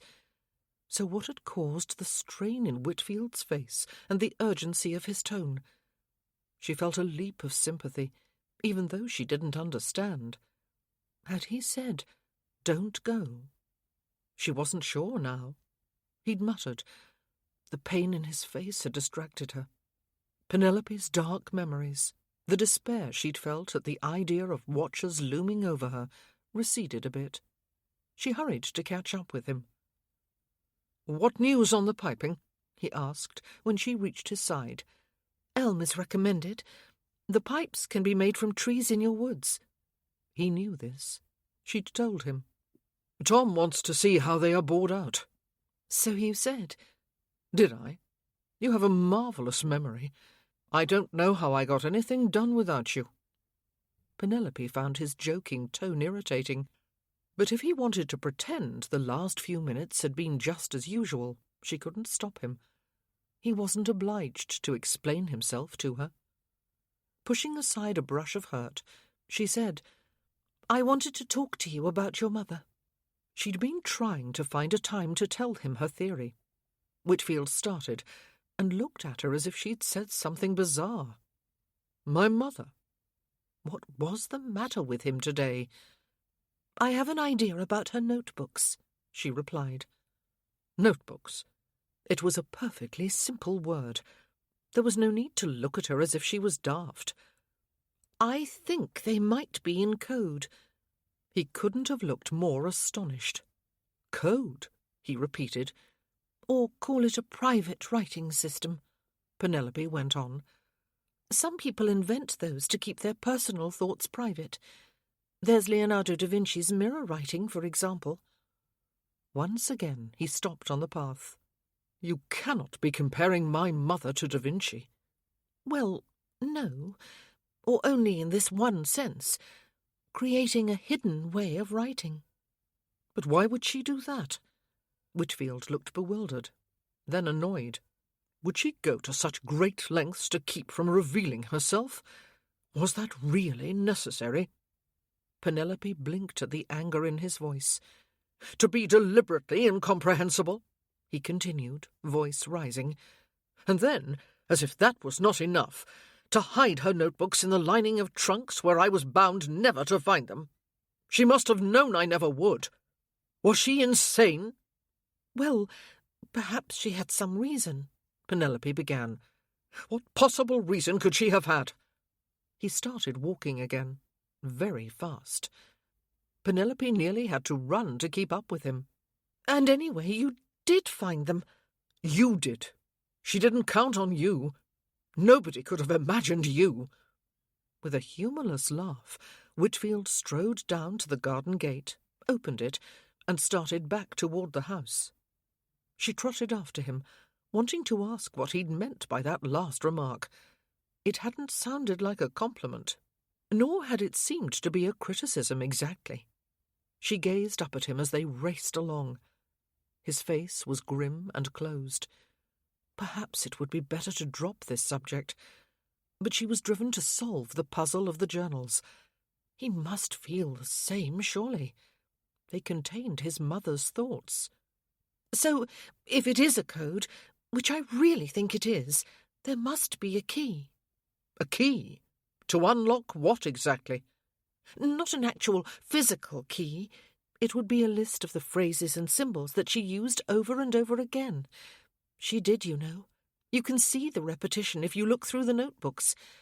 So the key would have an explanation of what each one stands for. Substitutions. Substitutions, Whitfield echoed. His sidelong glance was darkly sceptical. Yes. In her hurry, Penelope tripped on a stone in the garden path. She stumbled, trying to catch her lost balance. Whitfield caught her, effortlessly holding her upright with one arm and pressing her close against his chest. He felt like a bulwark. There were his lips, inches from hers. There was the line of his jaw and the breadth of his shoulder. The anger drained from his expression as he stared down at her. You really believe they're meant to be deciphered? I think it's a strong possibility. She was breathless. Her hands had gripped his upper arms as if they belonged there. She didn't want to let go. You do know how strange that sounds. The cloth of his coat was smooth under her fingertips. She couldn't look away. And seemingly neither could he. The notebooks are rather strange. He gave a bark of laughter. An understatement, Miss Pendleton. And why, we ask, uselessly? We might learn the reason if we decode them. He let her go. Did he regret that as much as she did? Penelope inhaled the sweet scent of some flowering bushes at the edge of the path. The heady perfume would always remind her of him. How do you propose to do that? He asked, his voice gone flat again. By finding the key, of course. Finding? We haven't had much luck at that so far. Nothing about the Rose Cottage legacy.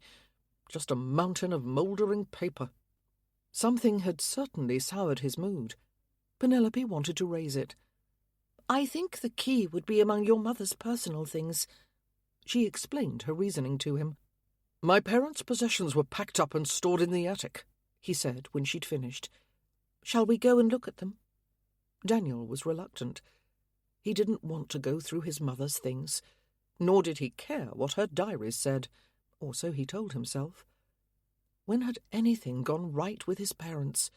But Miss Pendleton was practically vibrating with curiosity.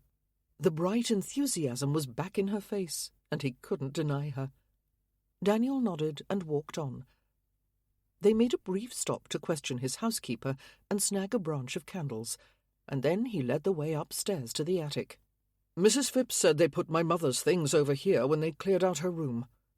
He walked around bits of old furniture and stacks of boxes to the west side of the main attic. As his housekeeper had promised, he could easily identify the recent additions to storage. To one side was his father's old shaving stand. He hadn't wanted to look at it every day, and anyway, he had a newer, more efficient one. These should be hers, he added, indicating a neat row of trunks and boxes, and a dressing table that he hadn't wanted to see again either. He lit the candles, augmenting the light from the dormer windows, and put them on the dressing table. Melancholy threatened. He pushed it aside. Right. Miss Pendleton surveyed the prospects like a workman rolling up his sleeves. Do you want to— You look, said Daniel. Sympathy and uncertainty seemed mingled in the glance she gave him. She opened a trunk and began lifting out gowns swathed in linen. Unfolding the coverings, she examined each one. No pockets, she said. You have no idea how lucky you are to have so many pockets in your clothes. The scent his mother had used drifted over them. Daniel was besieged by fragments of memories, glimpses of his parents flitting in and out of his life, mostly out, without a backward glance. Miss Pendleton replaced the gowns and repeated the process with a second similar trunk. She looked through a box of shoes, gloves, handkerchiefs, and reticules, turning out the latter and shaking each one. She sorted through ornaments from his mother's room and mementos from her travels. Her enthusiasm appeared to dim as she found no sign of what she wanted. The last two trunks held hat boxes. She looked inside them all, and the hats. Nothing, she said. She sat down on a closed trunk surrounded by sheaves of tissue paper and ornate headgear. "Her dressing case and more personal items went down with the ship," said Daniel. He was ready to leave this shadowed room and the weight of the past. "She wouldn't keep the key with her," declared Miss Pendleton. "Why not?" "That would have defeated the purpose of a code. Anyone might have found it and deciphered the journal she carried. No, the notebooks were hidden here at Frithgerd. The key would have been too." "You may be making far too much of this. Perhaps my mother just had an addiction to inane scribbling." Had the contents of her mind been as jumbled as the estate records, Daniel wondered? Was his heritage nothing but muddle? "I don't think it can be that. I feel the notebooks are important." Conviction and curiosity lit her face. She wouldn't give up. She wouldn't turn away. Daniel felt as if he could look at her forever. She sighed. "But there isn't even a scrap of paper." He roused himself and looked around. "My mother had a writing desk.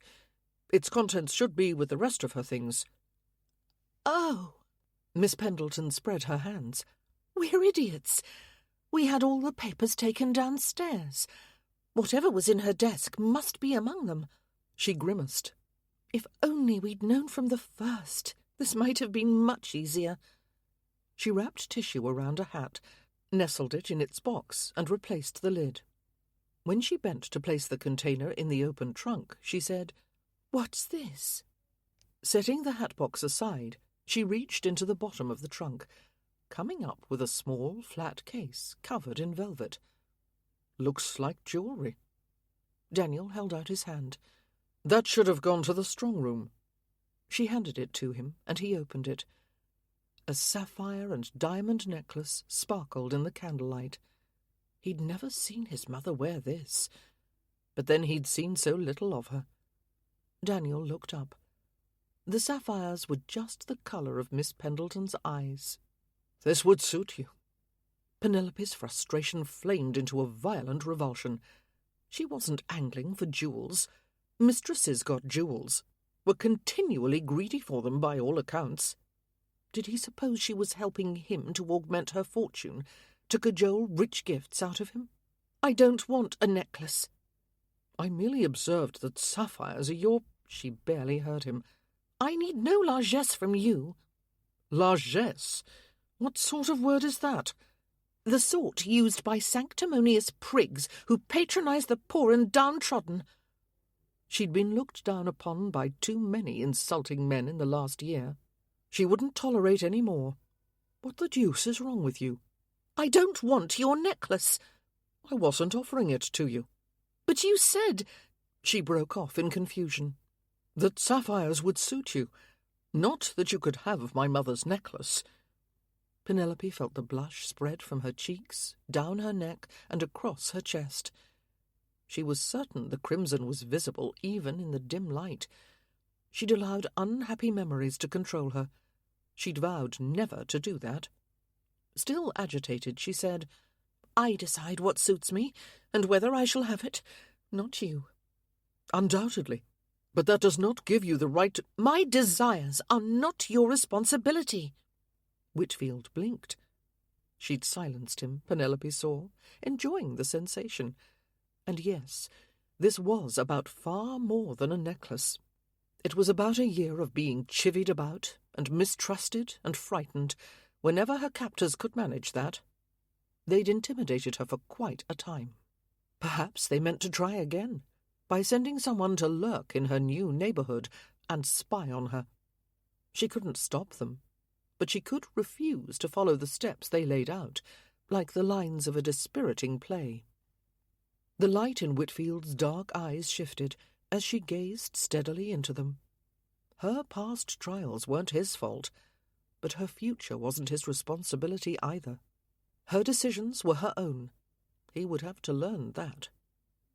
She stepped closer and set a hand on his shirt front. She could feel his heart beating against her palm. She moved closer still. It was like setting a spark to tinder, or plying the bellows to make a fire flare. She could rouse him with a gesture, she thought, and she gloried in that power. Penelope slipped her arms around his neck and kissed him. His arms and lips received her with only an instant's hesitation. Then he was holding her, and their kiss went from gentle to probing to urgent. A great wave of certainty rose in Penelope, riding the sweet sensations that shook her whole body. She wanted this. She would have what she wanted. She pressed against him. His hands slid over her, promising delights. "My Lord Whitfield!" Tom's voice floated up the stairwell. "Miss Pendleton!" Whitfield pulled away as if he'd been stung. Though he looked dazed, he took 2 quick steps back. His boot heel caught on an uneven floorboard, and he stumbled briefly. Tom's homely figure appeared at the head of the stairs. "They said you was up here. Mr. Carson needs you to approve the size of the new doorway before they frame it in."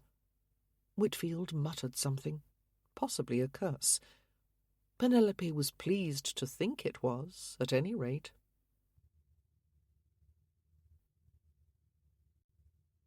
Chapter 13.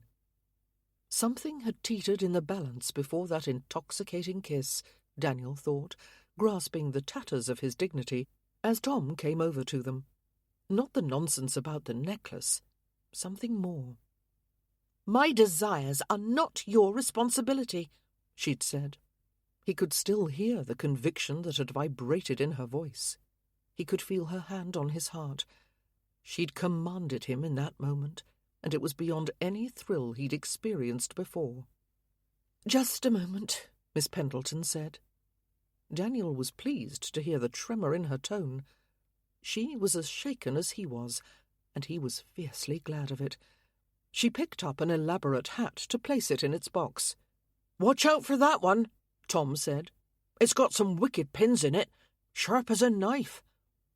She turned back, holding the wide brim of a confection adorned with ribbons, feathers, artificial flowers, and, improbably, an entire stuffed bird. "I saw them, but how do you know?" "Ah, well," Tom shifted from foot to foot. "We were larking about when everyone was hauling papers down from here, and Kitty put it on, meaning no harm, miss. She tried to take it right off again, but them pins stuck in her hair." Miss Pendleton nodded. "It doesn't matter. Or it might have caught on the paper that was inside," Tom added. "Paper? It fell out when we pulled the hat off Kitty." Her face lit with excitement. She leaned forward. "What sort of paper?" "We didn't look, miss. It was folded up in the hat." "Where is it now?" Tom took a step backward, clearly intimidated by the intensity of her question. "Ned put it into a box, following orders. All papers to go downstairs." He looked worried. "That's what we were supposed to be doing." "Yes, of course you were. Tell me about the box." "The box, miss?" "The one Ned put it in." She was worrying the boy. "It's all right," Daniel told him. "There's nothing wrong. Just tell us whatever you remember." "Yes, my lord." Tom frowned. "I wasn't paying any particular attention to Ned.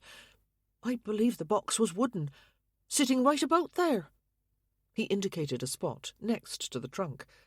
"Maybe so big?" He held his hands shoulder-width apart. "I'm not sure." "Did it have any special markings?" Miss Pendleton asked. "I didn't notice any, miss. Was it something important? Nobody told us." "That box must have held the contents of my mother's desk," Daniel said to her. "Papers. That's why it's not here." "And that's the one we have to find," she replied. As one, they turned to the stairs. "What about the doorway?" asked Tom. "What doorway?" "They've finished breaking through the wall down by the new bathing room. Mr. Carson wants you to have a look at the doorway, in case you want it bigger." "Right," said Daniel. "We'll do that first." Once they had, they consulted the housekeeper, who confirmed that the contents of his mother's desk had been packed up into a box that was wooden, as far as she recalled. She couldn't remember anything distinct about it, however. And so they set about examining all the wooden boxes that had been brought down from the attic and put in the blue parlour and another room beyond it. The day waned as the pile of those that were not the one they wanted grew. Sandwiches were brought in lieu of dinner, and the search went on. At last, a final box was discovered. This one had been shoved behind others, had tipped over, and been hastily repacked. It did contain papers, in a jumble. "This looks like the things from her desk," said Daniel. "Yes." He lifted out an empty inkwell, a crystal paperweight, and some small ornaments. "This is the one." He carried it back to the estate office, and, once he'd removed the larger items, appended it onto the desk. A litter of receipts and correspondence and household accounts rained down. Daniel poked through them. A packet of letters, tied with a black ribbon, sat on top. Miss Pendleton leaned over his shoulder. He breathed in her light scent, and felt as if he'd gone molten. Everything fled his brain except those kisses. "That's odd," she said. Odd that she could set him afire by mere proximity. But she couldn't mean that. "What is—" "That looks very like my mother's handwriting." She picked up the packet of letters. "And her notepaper. It is her notepaper." She untied the ribbon and spread the letters out. "This is her hand. And this one. And this. What are letters from my mother doing here?" She read one of the addresses. "Who is Miss Serena Walsden?" "That was my mother's name before she married," replied Daniel. He bent closer. "This one is her handwriting. And this?" Quickly, he separated the missives into two piles, one written by his mother, and the other apparently by Miss Pendleton's. She sat down beside him. "Catherine Keithley," she said, touching the address on a letter. "That was my mother's name before she married." Side by side, they stared down at the preserved correspondence. Daniel shuffled through the piles, examining each one. "They seem to date from 1792 to 1811. "My mother died in 1811. Her letters must have been sent back to her correspondence. Papa and the solicitor took care of all that sort of thing." Daniel tried to remember anything particular about that year and his mother. Nothing came to mind. He would have been 18, and in London. "So here is the connection between our families," Miss Pendleton murmured. "Our mothers were acquainted. Friends." He looked down at the scattered letters. "Do you suppose the reason I have Rose Cottage is in there? It must be. Can we read them, do you think?" "They were in her desk. Not hidden or secret," Daniel replied. "I think we can." He was curious, but also a little apprehensive for some reason. Miss Pendleton nodded. Daniel thought she looked as if she felt the same. She sorted the missives. "We should go in order by date." She checked each letter and laid out the two sets in order. He smiled. Always methodical. Seeming too unsettled to smile back, she handed him a letter. "This is the first, from your mother." Slowly, he unfolded the page. Nearly 30 years old, the ink was a little faded. "Dear Kate," he read. "No one called my mother Kate." "Apparently my mother did." He acknowledged the bewilderment in her gaze, suspecting his face mirrored it. Looking down, he began reading aloud again. "Dear Kate, and so we are to be married in the same year, very nearly in the same month. I certainly wish you great happiness. Isn't it odd to do so by letter from far away, when we spent every day of the last 3 years together? And can it have been only 3? Somehow, though our school years were brief, they made me feel as if I've known you all my life. I am well aware that my existence BK, before Kate, did not include you, and yet I expect you to recall every detail. Perhaps because I was always pouring out confidences, whether you wish to hear them or not. I hope this Sir Gerard fellow is worthy of you, and understands what a gem he is getting. Tell him I will make him sorry if he does not. Your ever friend, Serena. Daniel raised his eyes and gazed at his lovely companion. She seemed transfixed by what she'd heard. They were at school together, she said. Apparently. Mamma never told me much about her school days. Neither did mine. Of course, she'd never told him anything. I had the impression she enjoyed them. Daniel said nothing, because he had no impressions to share. Miss Pendleton blinked, unfolded the first letter in her pile, and read, Dear Serene Serena. Ha, said Daniel. He wouldn't have called his mother serene. Cold, perhaps, indifferent, but not serene. What? Nothing. Too curious about the letters to wonder at his stern expression, Penelope read on. Dear Serene Serena, I was so surprised to hear that you are marrying after all. How often did you vow that you never would? And you are to be a viscountess. I must imagine you in an ermine cloak and coronet. Splendid, I'm sure.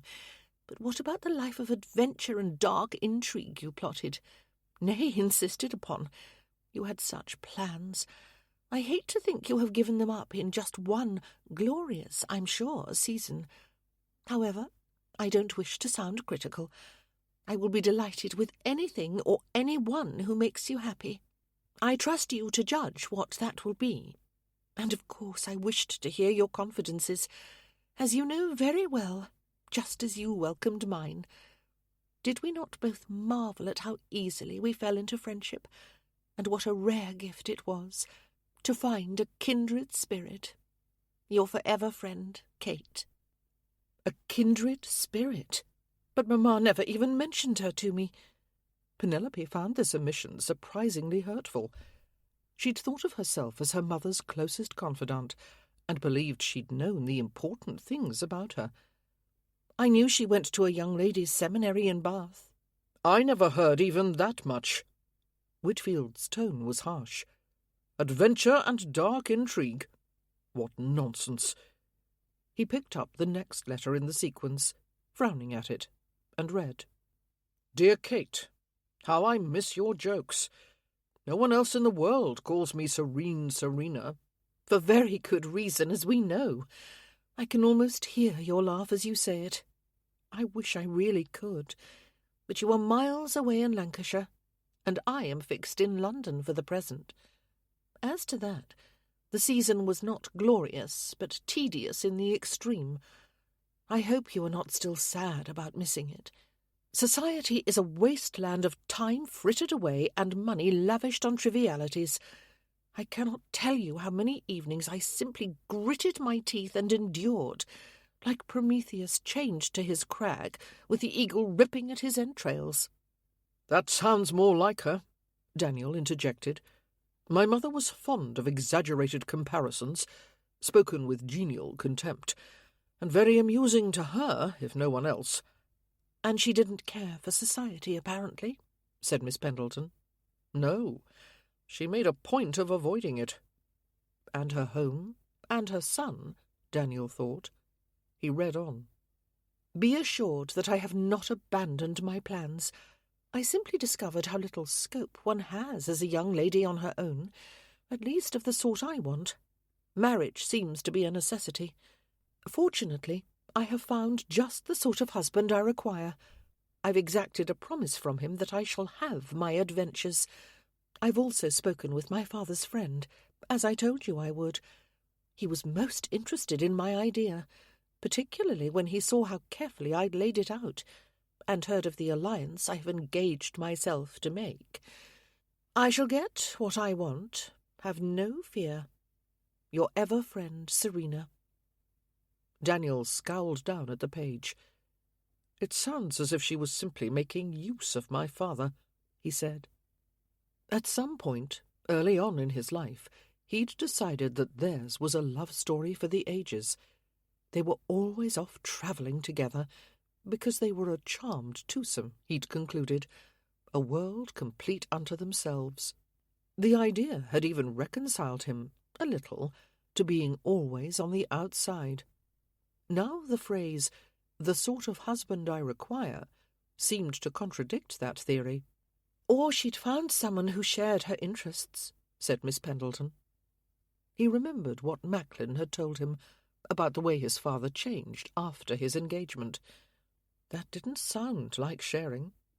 "The next letter is from a whole year later," his companion continued. "I wonder if all their correspondence is here." She began to read.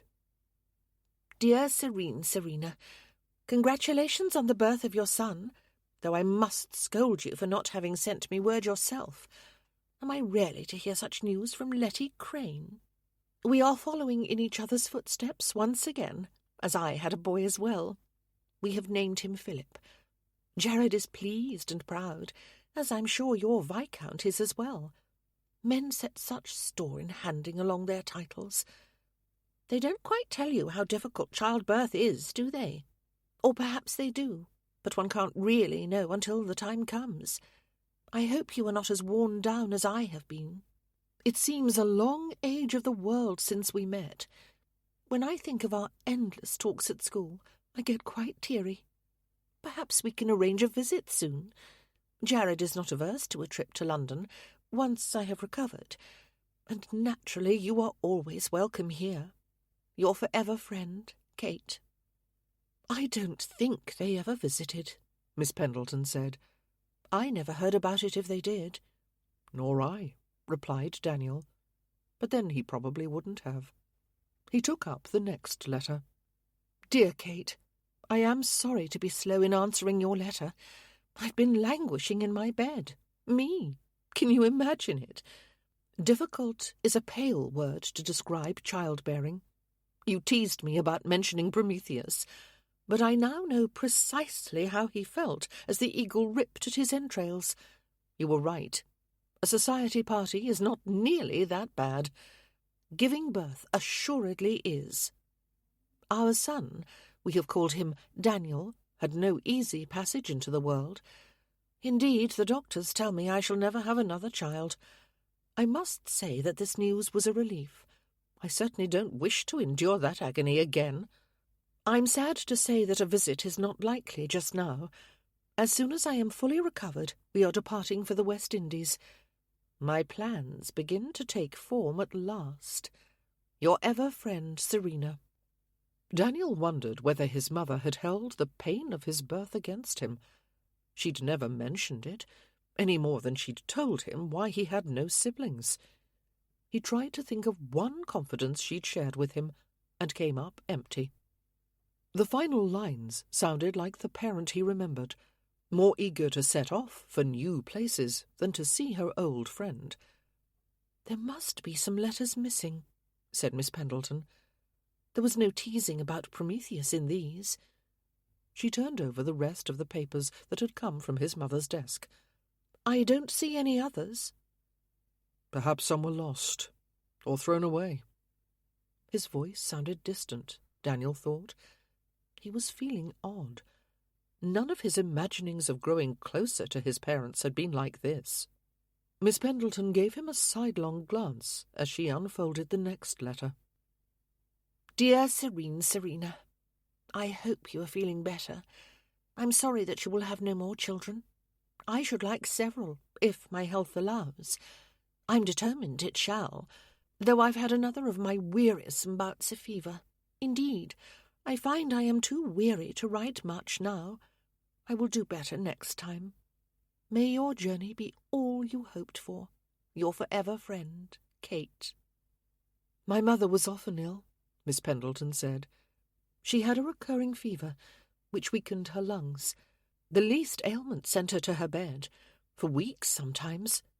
"And mine didn't write back to her for more than a year," Daniel replied, looking at the next letter in the sequence. "I suppose she was travelling, and too busy for a friend. That would be like her." "There might be other lost letters." "I doubt it." He pushed on with reading before she could reply. "Dear Kate, I weep every time I hear that you've been poorly again. If only I had not dragged you into those dreadful marshes, and you so full of pluck, keeping watch, while I tried to find that sailor's shack and extract his story. When you fell ill afterward, I swear I've never regretted anything more. If I could go back and change that day, please believe that I would do so in an instant." Daniel looked up, met Miss Pendleton's shocked gaze, and dropped his eyes again. He was disturbed by the emotion that vibrated through this passage. His mother had clearly been concerned about her friend. He hadn't thought she cared deeply for anybody except his father. Now he found that there were others, which made her treatment of him all the worse, in his opinion. He set his jaw and read on. "I've never forgotten the moment we met, quaking new arrivals at Miss Schofield's academy. I would have set all the teachers' backs up if you hadn't stepped in and smoothed things over, as you continued to do for 3 years. I never had a better friend. Warn your family that if they don't cosset you, I shall descend upon them in clouds of wrath and put some stick about, as my father used to say. Your ever friend, Serena." "Marshes," said Penelope. Her brain whirled. "What can your mother have wanted with a sailor in the marshes? What story?" "I suppose it was some adventure that she thought more important than endangering a friend," replied Whitfield. "But is this the origin of Mamma's illness?" Penelope leaned over to reread the last letter. His shoulder against hers was at once a thrill and a comfort. "It sounds so. People do contract relapsing fevers in the marshes, and she seems to have caught one in my mother's service." His tone was so curt. Though she knew it wasn't directed at her, Penelope hid a wince. "She was sorry." "She says she was, but then she never visited. Actions speak louder than words." Penelope picked up the next letter. She was both curious and daunted. The mother of these letters wasn't the woman she remembered, and the contrast was vastly unsettling. She took a breath and read. "Dear serene Serena, such a time since I heard from you. I suppose you are off on your travels again, with not an instant for correspondence. I wrote to the Boston address you gave to tell you about my new daughter, Penelope, but I'm not certain that letter got through. Did you receive it, I wonder? I adore the embroidered shawl you sent me from New Orleans. I showed it to Penelope, and she was eager to chew on the fringes, which of course I did not allow. She is such a dear baby. I would say this to no one but you. We have always kept each other's secrets, have we not? I prefer her to Philip. I know a mother isn't supposed to admit such preferences, but he is a loud and unruly child. His favourite word is no, and he becomes absolutely furious when thwarted. Angrier than I thought a child could be. I often don't know what to do with him, but Jared only laughs. I hope that school, and a crowd of other boys, will improve his temper. He will be more like you than me, I expect, standing up for his friends like Joan of Arc, or some hero, I should say, in Philip's case. I suppose you are doing something very like that with your secret missions. I can only say, bravo. Your forever friend, Kate." Penelope blinked back tears. She'd known her mother favoured her. It had been an uncomfortable feeling for most of her life. On the one hand, she cherished her love. On the other, it wasn't fair. And Philip had, inevitably, noticed and resented it. "Secret missions?" said Whitfield. He sounded puzzled and contemptuous. "Is that some kind of joke between them?" "Her notebooks may tell us," replied his companion. "I'm even more convinced they're in code." He made an impatient sound. "There's a gap of several years before the next letter." "Because some were lost," Penelope said. She wanted to believe that Serena had kept up the connection in those years when her mother had been often ill. "Perhaps. This is the last one we have." Penelope bent closer to look at the date. It was a week after her mother's death. She'd never received this missive from her old friend. It had been gathered up with the others and returned. "I've just remembered. My parents took a long voyage to the east around that time," Whitfield said as he unfolded it to read. "I suppose she didn't bother to write until they were back. A letter sent from there would have been slow to arrive." Dear Kate, remember how we talked about what a different world it would be if young women had property of their own. I have seen such terrible inequities in the last few years. You really can't conceive. Far worse than we imagined in our privileged youth in our little school. I don't even want to tell you. I cannot change all that, but I am going to see to it that your daughter has what we never did. I suppose she won't need it, and it might simply pass to her husband if she's wed, but I don't care. She shall have a cottage from the estate here, free and clear, and we will arrange things so that her benefactor is a secret. She won't have to be beholden to anyone. She can do whatever she likes with the property. Might it be a godsend, a refuge? I hope so. John has agreed, though he doesn't fully understand. I must say he is the most reasonable man. I am very fortunate to have found him. My second piece of great luck in the person department. Your ever friend, Serena. "Her second piece of luck," said Whitfield. "Not her third. No thought given to the heir, and what I might think of the legacy." He let his fist fall on the page. "Reasonable. This is all she has to say about my father?" "It explains why I have Rose Cottage," said Penelope. She understood his upset, but she was still trying to take in all she'd learned from the correspondence. Her mother had never known of this generous gesture. That was sad. She would have appreciated such a significant sign of their friendship. "Indeed." He put the letter with the others. "I thought she loved him. Him, at least." His face had fallen into hard lines. "Your father, you mean?" He nodded. "But he seems to have been a mere instrument for her schemes." "That seems harsh." "Can you say so, when she treated your mother the same? Allowed her to ruin her health? Killed her, in fact?" He pushed the pile of letters away. Penelope's impression was different. She'd pictured two girls conspiring together. Foolish, yes, but not calculating. The accident of the fever made her sad, but not angry. "She didn't mean to. Everyone makes mistakes." His response was silence, his expression closed. He seemed an icy stranger. The correspondence, which might have brought them closer together, had opened a distance instead. Moved by the link with her mother, Penelope felt it keenly. She wanted to put her arms around him, and she feared that his next words would be a request for her to leave. "We've forgotten our purpose," she said. "We were looking for the key to your mother's notebooks." He shrugged. "I'm sure they're related to the secret missions my mother mentioned." "Schoolgirl blather," he replied. "They're too intricate. I think your mother was gathering information on her travels. But for whom? The Foreign Office?" Her host stared at her, incredulous. Penelope shuffled through the mass of papers on the desk. "We must find that page from the hat." "Gathering information for the Foreign Office," Whitfield said, as if he thought the idea incredible. She nodded as her hands automatically set the papers in order, unfolding, reading, sorting, stacking. She was nearly at the bottom of the pile when she came upon what she wanted.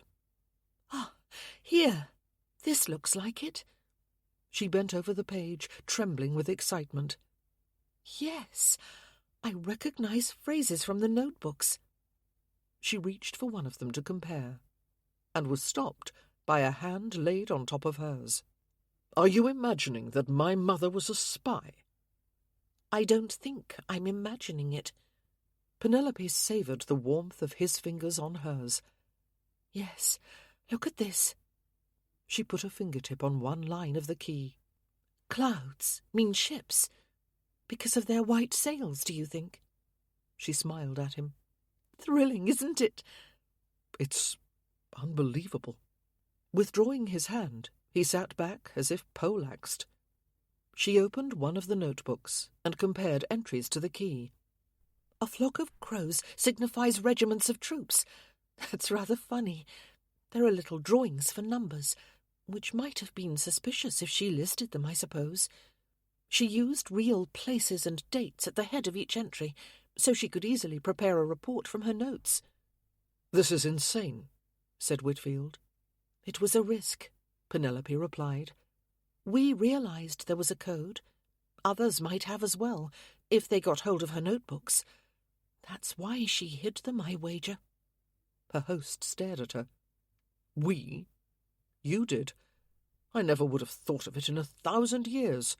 "Men don't expect a woman's diary to be important," Penelope acknowledged. "Particularly powerful men. That was the beauty of it for her, I'd say. I'm sure she still kept them well hidden when she was travelling, as she did here. And I bet she could talk gibberish to match her entries if necessary." "All the travelling was for this," murmured Whitfield. Penelope turned back to the letters and rechecked a date. "Look, it seems your parents were in Boston around 1808, after the troubles with that American ship." At his blank look, she added, "I've forgotten its name, but the Royal Navy stopped it looking for deserters, and the Americans were very angry. I had a history lesson about it." "Americans?" he repeated. "You do remember the war with America in 1812? "Of course." "There you are, then." She spread her hands. "What I do not remember, or say rather comprehend, is the idea that my mother was gathering information about them." "And your father, of course." "Of course." "He must have been helping. Well, the letters said as much. She enlisted him." Daniel felt as if his world had been turned upside down. In a matter of minutes, his parents had gone from self-absorbed vagabonds to government spies. The absences he'd resented had a purpose larger than his individual concerns. The conversations he'd always found vacuous were, in fact, diversions. But had it been necessary to divert him? Miss Pendleton was leafing back through the letters. "This friend of her father's that she mentions, perhaps he was in the government." "My maternal grandfather had political connections." "That would explain it." "They might have told me, given me some hint at least. Not when he was a child and liable to let something slip, but later. Why had they never trusted him?" "I suppose they developed a habit of secrecy," said Miss Pendleton. "What?" "Well," she spoke slowly, as if thinking it through. "they would have had to learn to hide in plain sight, to seem guileless, so they would be quickly dismissed. I imagine that such a pose could become ingrained. Perhaps it had to." "So they were never genuine for a moment." Bitterness tinged Daniel's tone. He couldn't help it. The charming little wrinkle that appeared in Miss Pendleton's brow when she was puzzling out a problem deepened. "If your parents were quite different when they were at home, someone might have noticed. London is full of travellers, and as I have reason to know myself, once suspicions are aroused against you, they run wild." Daniel considered her point. It made sense, and yet it didn't make him feel better. "It's rather worse knowing that they had important secrets and didn't confide in me. When I thought they were simply shallow, I could shrug them off." She put her hand on his arm.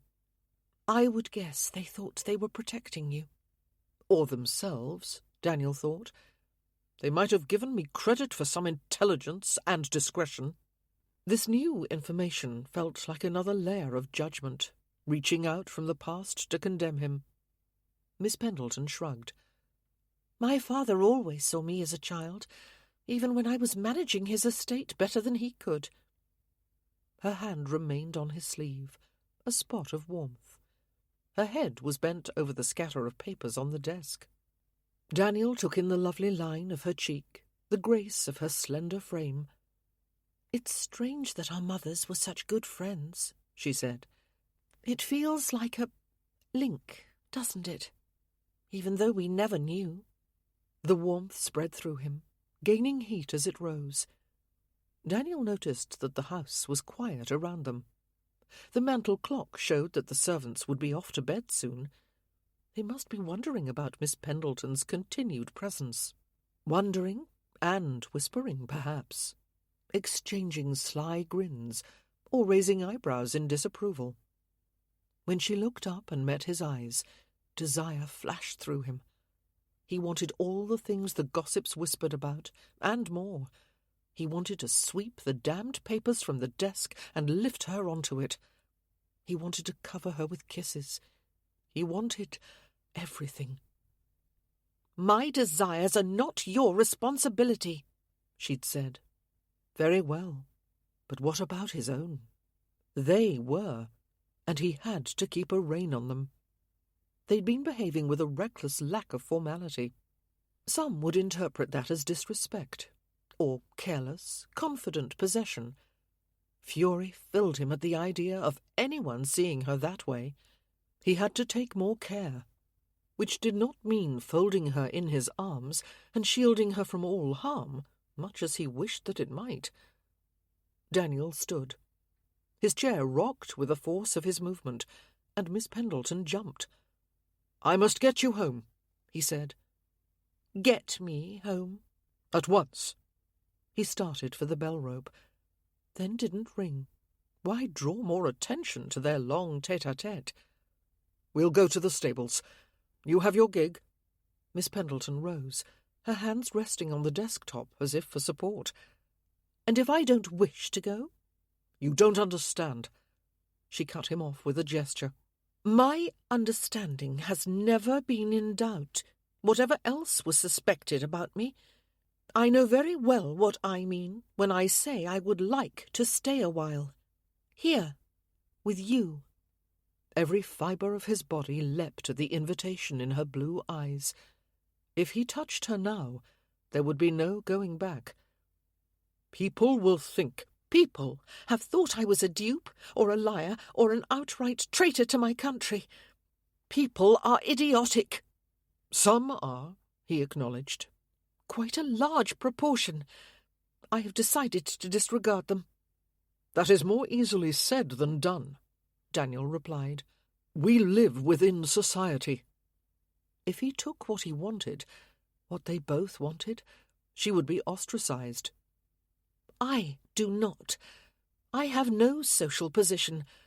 All that is lost to me. So I can do as I please." Her voice wavered slightly on the last word. He had to turn away from the appeal in her face. It was one of the most difficult things he'd ever done. "Nonsense." The word came out harsh. Miss Pendleton stepped back. "You don't know what you're talking about." "I do not." "No, you don't." He wanted to mend matters, not bring further ruin upon her. "You are still a baronet's daughter. What would your father, your mother, think?" She flinched as if he'd hit her. Daniel's hands reached out of their own accord. "Miss Pendleton." He hadn't meant to say that last bit. Emotion choked him. She picked up the bonnet and shawl she'd tossed onto one pile of boxes and strode out the door. Chapter 14. Stomach knotted, eyes hot with humiliation, Penelope eased her gig through the gates and onto the lane that passed by Frithgerd, following a mounted stable boy holding a lantern. The head groom had insisted on sending this escort, saying Milord wouldn't like it if they let her go off on her own, and Penelope hadn't been foolish enough to argue. She'd never driven alone at night. Fortunately, the lane was familiar, and her horse steady. Reassured by the light ahead, he clopped placidly along. Unfortunately, that left her free to remember how Lord Whitfield had practically shoved her away. She'd offered herself to him, and he'd refused. Her cheeks burned. The look on his face. What had it been before he turned his back? Disapproval? Revulsion? Penelope's nails dug into her palms. Propriety. Men used the rules to manipulate others, and then ignored them when they became inconvenient. She'd thought Whitfield was different. She'd been feeling so close to him after reading those letters together. She'd assumed he felt the same. Hadn't she learned by now never to assume? Hadn't a host of assumptions fallen about her ears over the last year? People she trusted had abandoned her. Rights she'd relied on had proven flimsy as wet paper. And now this man she'd come to care for, yes, she had to admit it, had turned away. Miss Pendleton, he had called her, as if that girl still existed. And yet he'd wanted to sneak her out of the house like a disreputable secret. Where had she gotten the ridiculous idea that she could ever have what she wanted?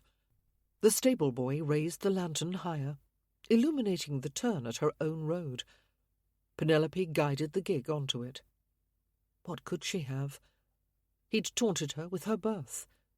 Yes, a baronet's daughter was an acceptable, if not brilliant, match for him.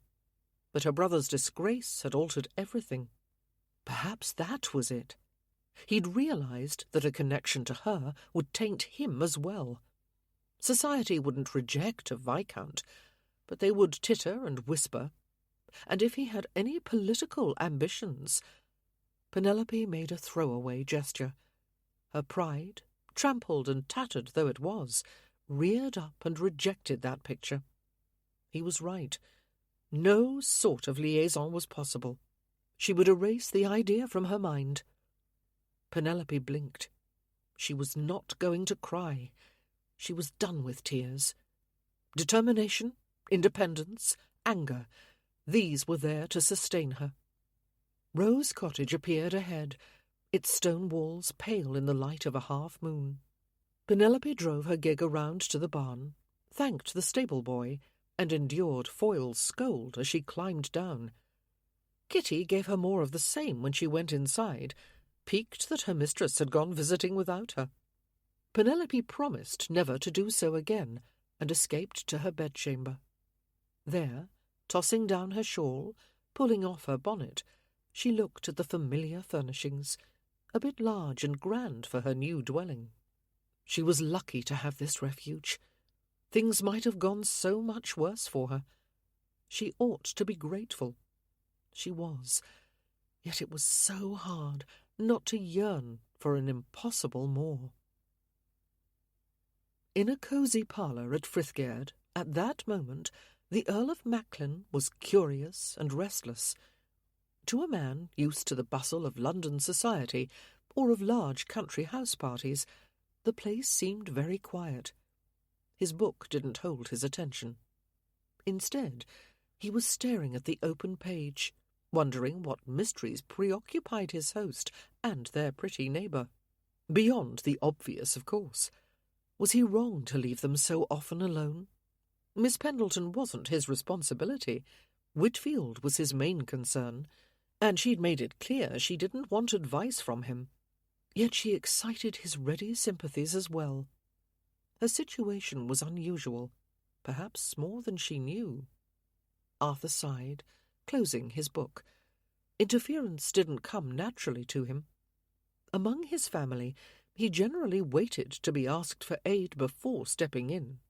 His impulse to help a set of young men visited by grief had surprised him. He smiled.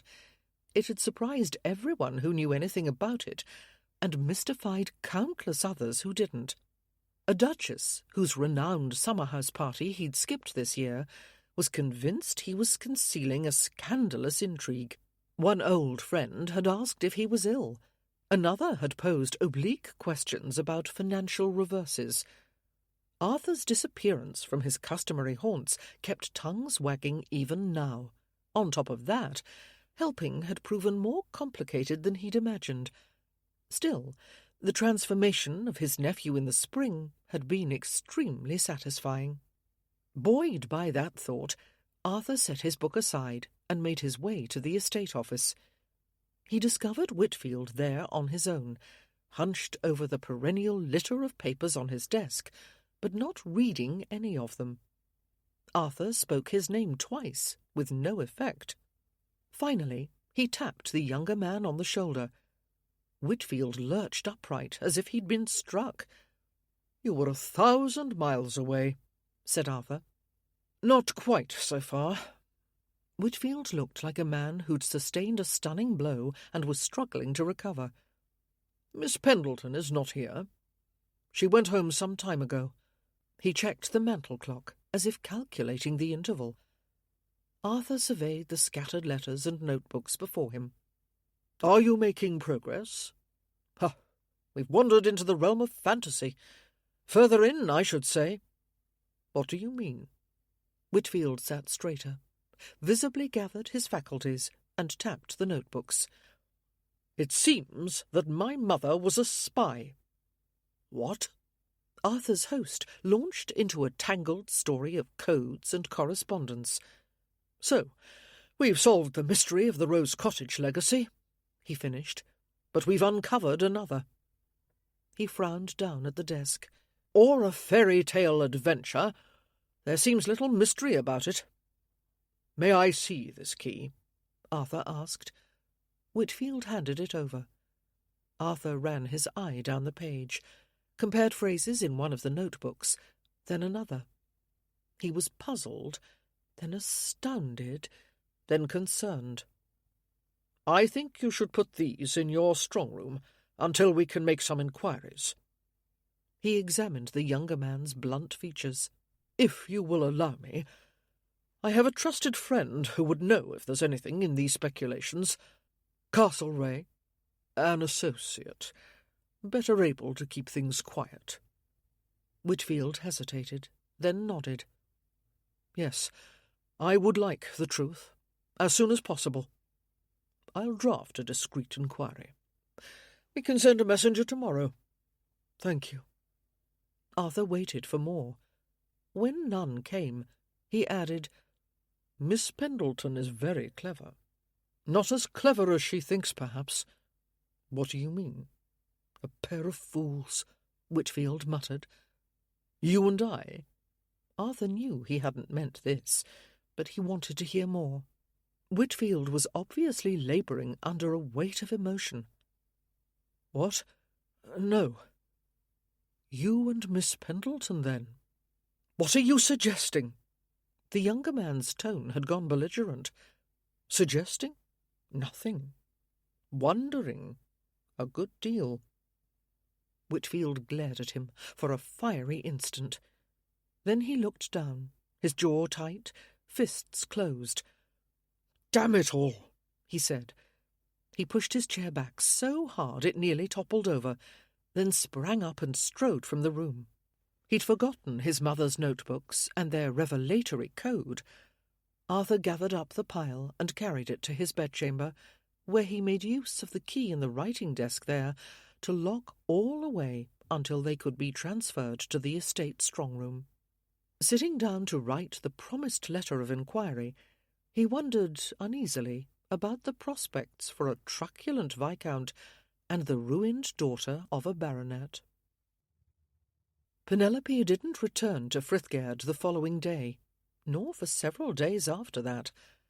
She received Henry Carson at Rose Cottage and conferred with him on the progress of work on the bath. She attended to her own affairs, baked an apple tart with Kitty and Mrs. Hart, joined the dogs on their patrols of her property, and through it all she tried not to think of her beguiling neighbour, without the least vestige of success. Her mind was full of him, bent over estate records, chasing goats, cutting pastry with boyish concentration, and kissing her, of course, caressing her until her senses swam, and, lastly, refusing her advances. That word burdened her when she thought of their most recent encounter.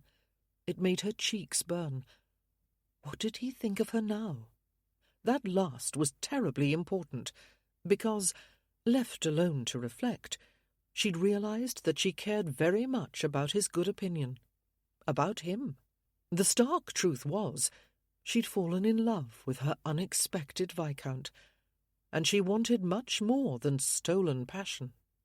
Walking with the dogs, she would fall into a daydream of a future with him, smiling at the notion that she was better at running his estate than he was. He would admit it. Indeed, that was part of his charm. He had no difficulty doing so. On the other hand, he was more at ease in the world.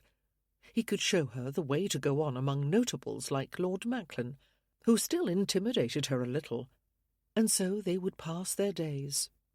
Then there were the nights, of course. She couldn't leave out the nights. Dreams of his touch haunted her sleep. She would happily spend her life with Lord Whitfield. Daniel. At this point, her fantasy always came tumbling back to earth. No one was talking about marriage. The idea, which would have been implicit had they met at a round of ton parties, had never arisen.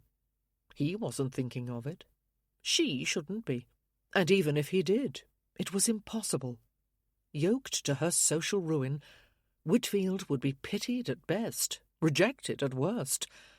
Penelope knew how it felt to have acquaintances edge away, turn their backs. She'd had a bitter taste of that when she moved out of her father's house. She wouldn't bring such a fate down on him. And was she to give him his cottage back as a dowry? Every feeling revolted. She needed to become accustomed to the life she had, rather than some castle in the air. If she worked at it, she would find contentment in her lot, and she would not yearn. She refused to yearn. On the following day, however, the object of these reveries came to see her. "I beg your pardon," Whitfield said when she opened the front door. He clearly hadn't expected her to answer his knock, but Kitty had walked to the nearby farm for milk and eggs. Foyle had taken the gig into the village to look for some bit of ironmongery he needed. Penelope no longer had the scope or the staff to turn away visitors with the fiction that she was not at home. The pretence would be ridiculous without the insulating layers of a great house. No, he was here, and they were alone together. Whitfield strode into her parlour and stood before the fireplace, slapping his riding gloves against his leg. As usual, the room seemed smaller with him in it. His energetic presence filled the space, even as it eased an ache in Penelope's heart. A joy that she shouldn't have allowed to take root expanded in her chest. She was so very glad to see him. Dangerously glad. Daniel shifted from one foot to the other. It had been only a few days since they met, but he'd missed her dreadfully. The estate office seemed dusty and vacant without her stimulating presence. The construction project had lost its savour. He'd had to see her, and now he didn't know what to say. The memory of their last encounter vibrated between them. He'd made a mistake, and yet he'd done the right thing. He was having difficulty reconciling those two facts. Of course, he'd had to refuse when she'd offered to stay. No tinge of dishonour could be allowed to touch her. But oh, how he wanted her. He'd thought of nothing else ever since. One part of him called the rest an idiot for missing the chance to make her his own. She stood there looking at him. The lovely lines of her face and form were so familiar now. She'd become an integral part of his world. She hadn't asked him to sit. This was all her fault for speaking their longing out loud. They should just go back to the way they'd been, and was pretending that he didn't desire her with every fibre of his being, really what he wanted. Damn this confusion. If he'd lost her, he didn't know what he was going to do. "Some of the things I said the last time we met were inappropriate." Which things would those be? Of course she wasn't going to make it easy for him. She never did. Daniel realised that, oddly, this was one of the things he liked most about her, which didn't help him come up with an answer. Those that implied that I have any right to dictate. We completed our task, she interrupted. Task? We found the information we were looking for, she said. Information? Yes. Just keep repeating a word from her sentences like a dashed parrot, Daniel thought. That made a fine impression. About Rose Cottage. Why it was left to me. That was the reason we began, and we have succeeded. So now that you know, you're abandoning me? Abandoning? He'd gotten her doing it. She looked incredulous. But all that Daniel could think was that she was going to leave him. He had to stop her. You said you'd help me set the estate records in order. You promised. Promise is rather an overstatement. And the bathing chamber. You said you'd supervise. I can consult with Carson from here. You like to see each step of the process for yourself. You said so. He had to find the right argument to keep her. There had to be one. I think it's not wise for me to be at Frithgerd. You as much as said so yourself. But I'm an idiot. His thoughts were muddled by the attraction she exerted, like the swift current of a river about to hurtle over a precipice. They were alone in the house. She could run to his arms, demand more of those intoxicating kisses. He would never be able to refuse her again. To his everlasting relief, she laughed. You do know that you should hire an estate agent, she said. A really competent one, since organisation is not your forte. Forte, he repeated before he could stop himself. He loved the way she spoke. Not one of your natural skills. I know what the word means. It wasn't the vocabulary. It was the style. She nodded. There's no shame in admitting that one's particular talents do not lie in certain directions. For some reason, this innocuous phrase filled the room with heat. Daniel's thoughts went in the direction of lusciously fulfilled desire, and he was certain that hers did as well. But they mustn't talk about that, or she would withdraw again. Fortunately, your talents do. She blinked. He'd made it worse. I need you, Daniel blurted out, and clamped his teeth on the last of the phrase. He hadn't meant to say that. All at once he felt exposed. People hurt you the most when you admitted this. Penelope felt a pang. Her guest sounded wounded. There was no mistaking the set of his lips, the flicker in his brown eyes. The desire to comfort him was nearly overpowering. You must see that I cannot... Cannot? She very nearly said, spend more time with you when I can't have you. The words jostled in her brain, tangled on her tongue. Whitfield stepped closer. She would have so enjoyed setting that mass of paper in order. Sorting it had been a deeply satisfying process. But Frithgerd was none of her business. Lord Whitfield's ingrained, rather endearing inefficiency was not her affair.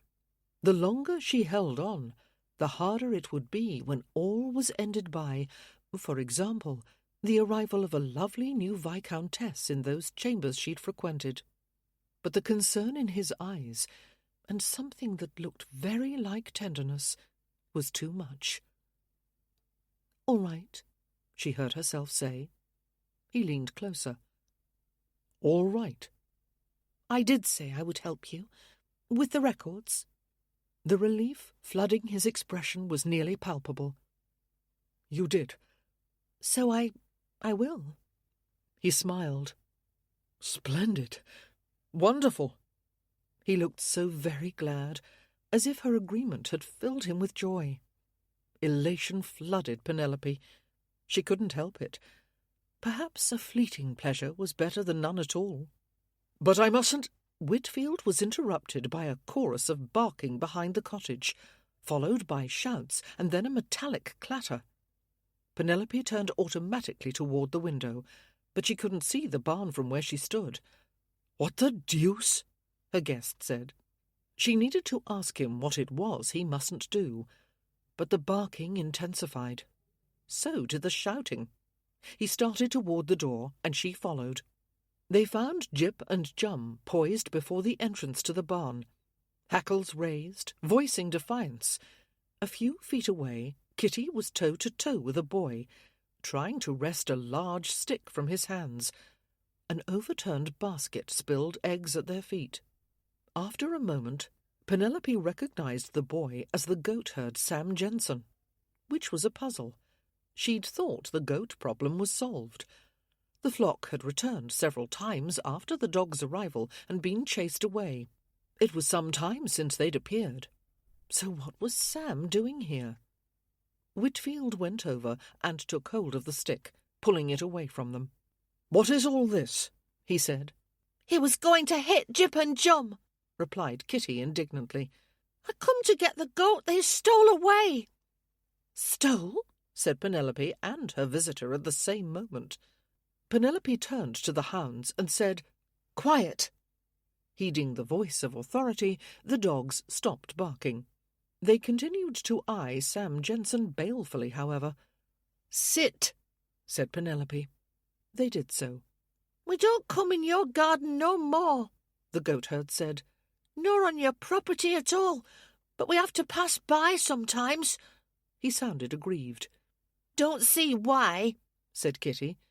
"There ain't no other way to go," replied Sam. "And your dog's got no call to give me the evil eye. When I got back to the farm yesterday and found I was a goat short, I knew they'd took it."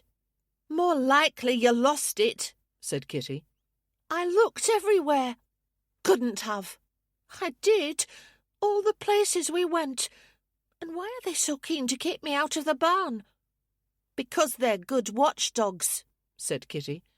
"They don't let anybody skulk about." "I wasn't skulking." Penelope looked at Jip and Jum. Had they eaten a goat? That would not do. It would, in fact, be a serious problem. "Wait here," she said. Whitfield set the stick down and followed. The light was dim inside the barn, but when she peered into the stall where Jip and Jum slept, Penelope glimpsed a patch of white. Heart sinking, she went closer. A small spotted goat, perhaps 4 months old, gazed placidly up at her. When she stepped nearer, it stood and came to meet her, sniffing at her outstretched fingers. Whitfield's horse looked on from the next stall, benignly curious. Penelope ran her hands over the little animal and found no hurt. "What is it doing in here?" asked Whitfield. "I have no idea." She picked up the goat and carried it out into the yard. "I told you!" cried Sam as soon as she appeared. Jip and Jum jumped up and came to push at her legs, as if to herd her back into the barn.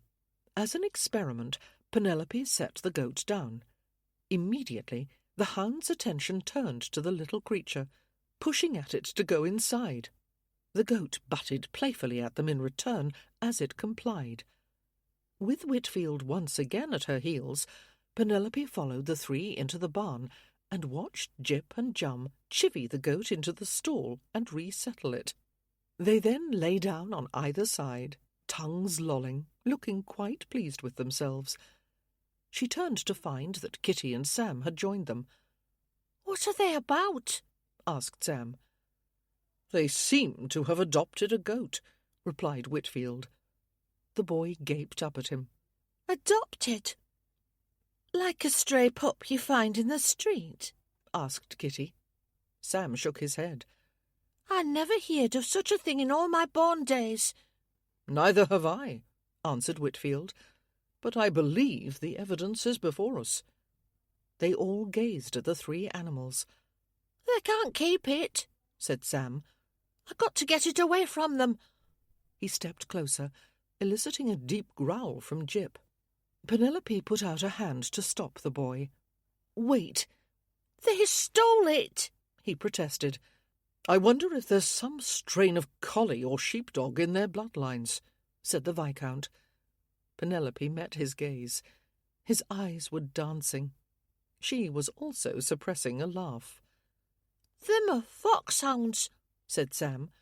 "They ain't supposed to do no herding, and I'll be in trouble over that goat. I got to have it back." He moved toward the stall. Both dogs rose and growled. "Perhaps your master would sell it to me instead," said Penelope. She ignored a choking sound from Whitfield. "He does sell goats sometimes, doesn't he?" "Now and then." Sam couldn't seem to tear his eyes from the stall. "But you're saying you'll buy a goat for your dogs. That's daft." He ducked his head. "Begging your pardon, miss." "When you put it that way, it does sound odd," Whitfield said. "So let's not put it that way," replied Penelope. "Just ask your master what price he wants, will you, Sam?" After a bit more staring, Sam went off to inquire. "You wouldn't think Jip and Jum would like those devil eyes," said Kitty. "What are they going to do with a goat?" "My question exactly," said Whitfield, his voice brimming with humour. "I wonder, rather, why they added the creature to the things that they guard," replied Penelope, contemplating the new member of her household. The goat's eyes were indeed very different from the steady brown regard of the dog's. "They recognized it as their own," said her guest. Shaken by the intensity of his tone, Penelope made the mistake of meeting his gaze. And then she couldn't look away. Breathing suddenly seemed far more difficult. "Because they all have black and brown spots on their backs?" asked Kitty. She squinted. "Huh. The shapes are alike." "Perhaps that's it," said Penelope, when she could find her voice. "There's a brindled cat over at the farm," Kitty added. "I wonder if they'd take to her, too." Whitfield laughed. The sound, deep and warm and easy, seemed to shiver across Penelope's skin. It drew a grin from Kitty, who showed no sign of going about her duties. The sound of hooves heralded a vehicle approaching the barn. Foyle returning, no doubt. Half an hour ago she'd been noting her lack of staff, Penelope thought. Now there seemed to be all too many of them. She led the way outside and found her conclusion correct. Foyle had returned. Moreover, Mrs. Hart sat beside him in the gig. Kitty went to crouch over her fallen basket, exclaiming over one broken egg. "But I couldn't let Sam hit Jip, could I?" Foyle drew up in front of them. He scowled at Lord Whitfield. "What are you all doing out here?" "Jip and Jum have adopted a goat," Kitty told the newcomers. Foyle turned his glare on her. "What sort of nonsense are you spouting now, girl?" As Kitty related events, Foyle climbed down and turned to help Mrs. Hart. "And so we're buying the goat," the girl finished. Foyle frowned at Penelope. She shrugged and nodded. The man shook his head as if he thought himself surrounded by lunatics. Mrs. Hart reached into the gig for a bundle set behind the seat. "I brought the chicken," she said. "Mr. Foyle passed me walking and kindly offered me a lift." When Penelope said nothing, she added, "You wanted to learn how to pluck fowls, miss." "The deuce you did!" exclaimed Lord Whitfield. Mrs. Hart's interested gaze shifted to him. "I've said over and over that I'm happy to do it myself, my lord." "I'm sure you have." Foyle turned his scowl back on the visitor. Kitty, too, seemed to be waiting for some intriguing new twist in their ridiculous saga. "I should be on my way," Whitfield said. Under the current circumstances, Penelope had to agree. As she watched him ride away, she was acutely aware that she hadn't found out what he mustn't do, but she vowed that she would.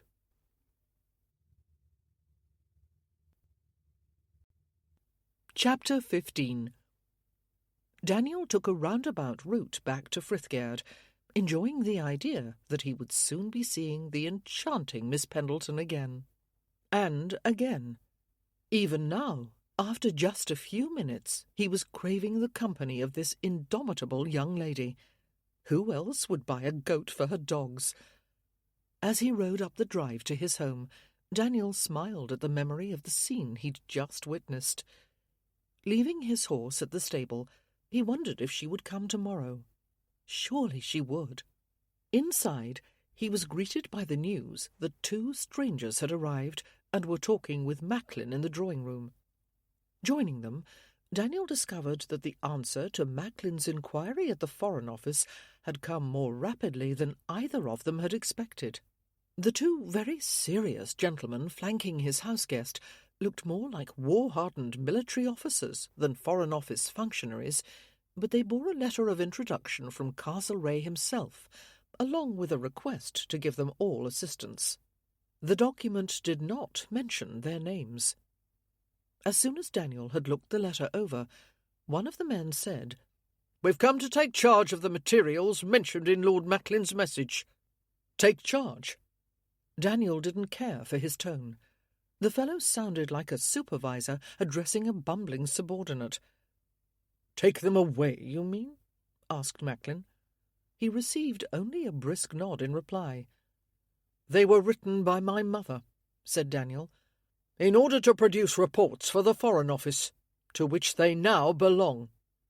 Once again, the man spoke as if the 2 noblemen were servants, and he an impatient master. His companion put a hand on his arm, but the gesture had no effect that Daniel could see. Still, he had to ask, "She did travel for His Majesty's government, then? To gather information?" The man hesitated, then offered another nod. It seemed as if giving out any information at all pained him. Daniel blinked. He realized that he hadn't fully believed in this fantastic story until now, despite all the evidence. "You will hand them over to us, along with every scrap of notes, at once." The man held out an imperious hand. His eyes were hard, his mouth set. Anger surged through Daniel. He felt himself squaring up, as if he'd stepped into a boxing ring for a bout. The second gentleman from the Foreign Office stepped between them. "Your mother's reports were a marvel," he said. "Detailed, meticulous, and invariably proved accurate, whenever we had an opportunity to test them with other sources. We didn't know how she remembered it all. I can't tell you how much she was admired."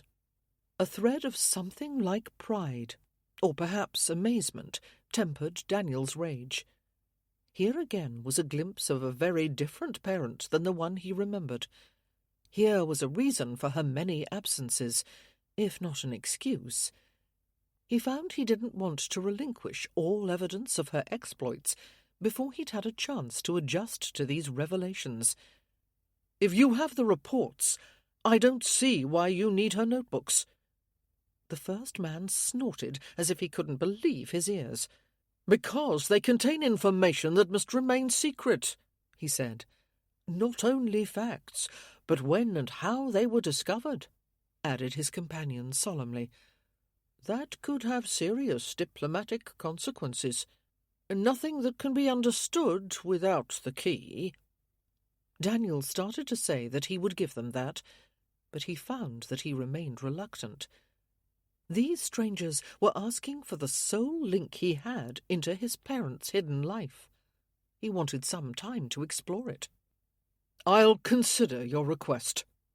His unpleasant visitor took a step toward him. "It isn't a request.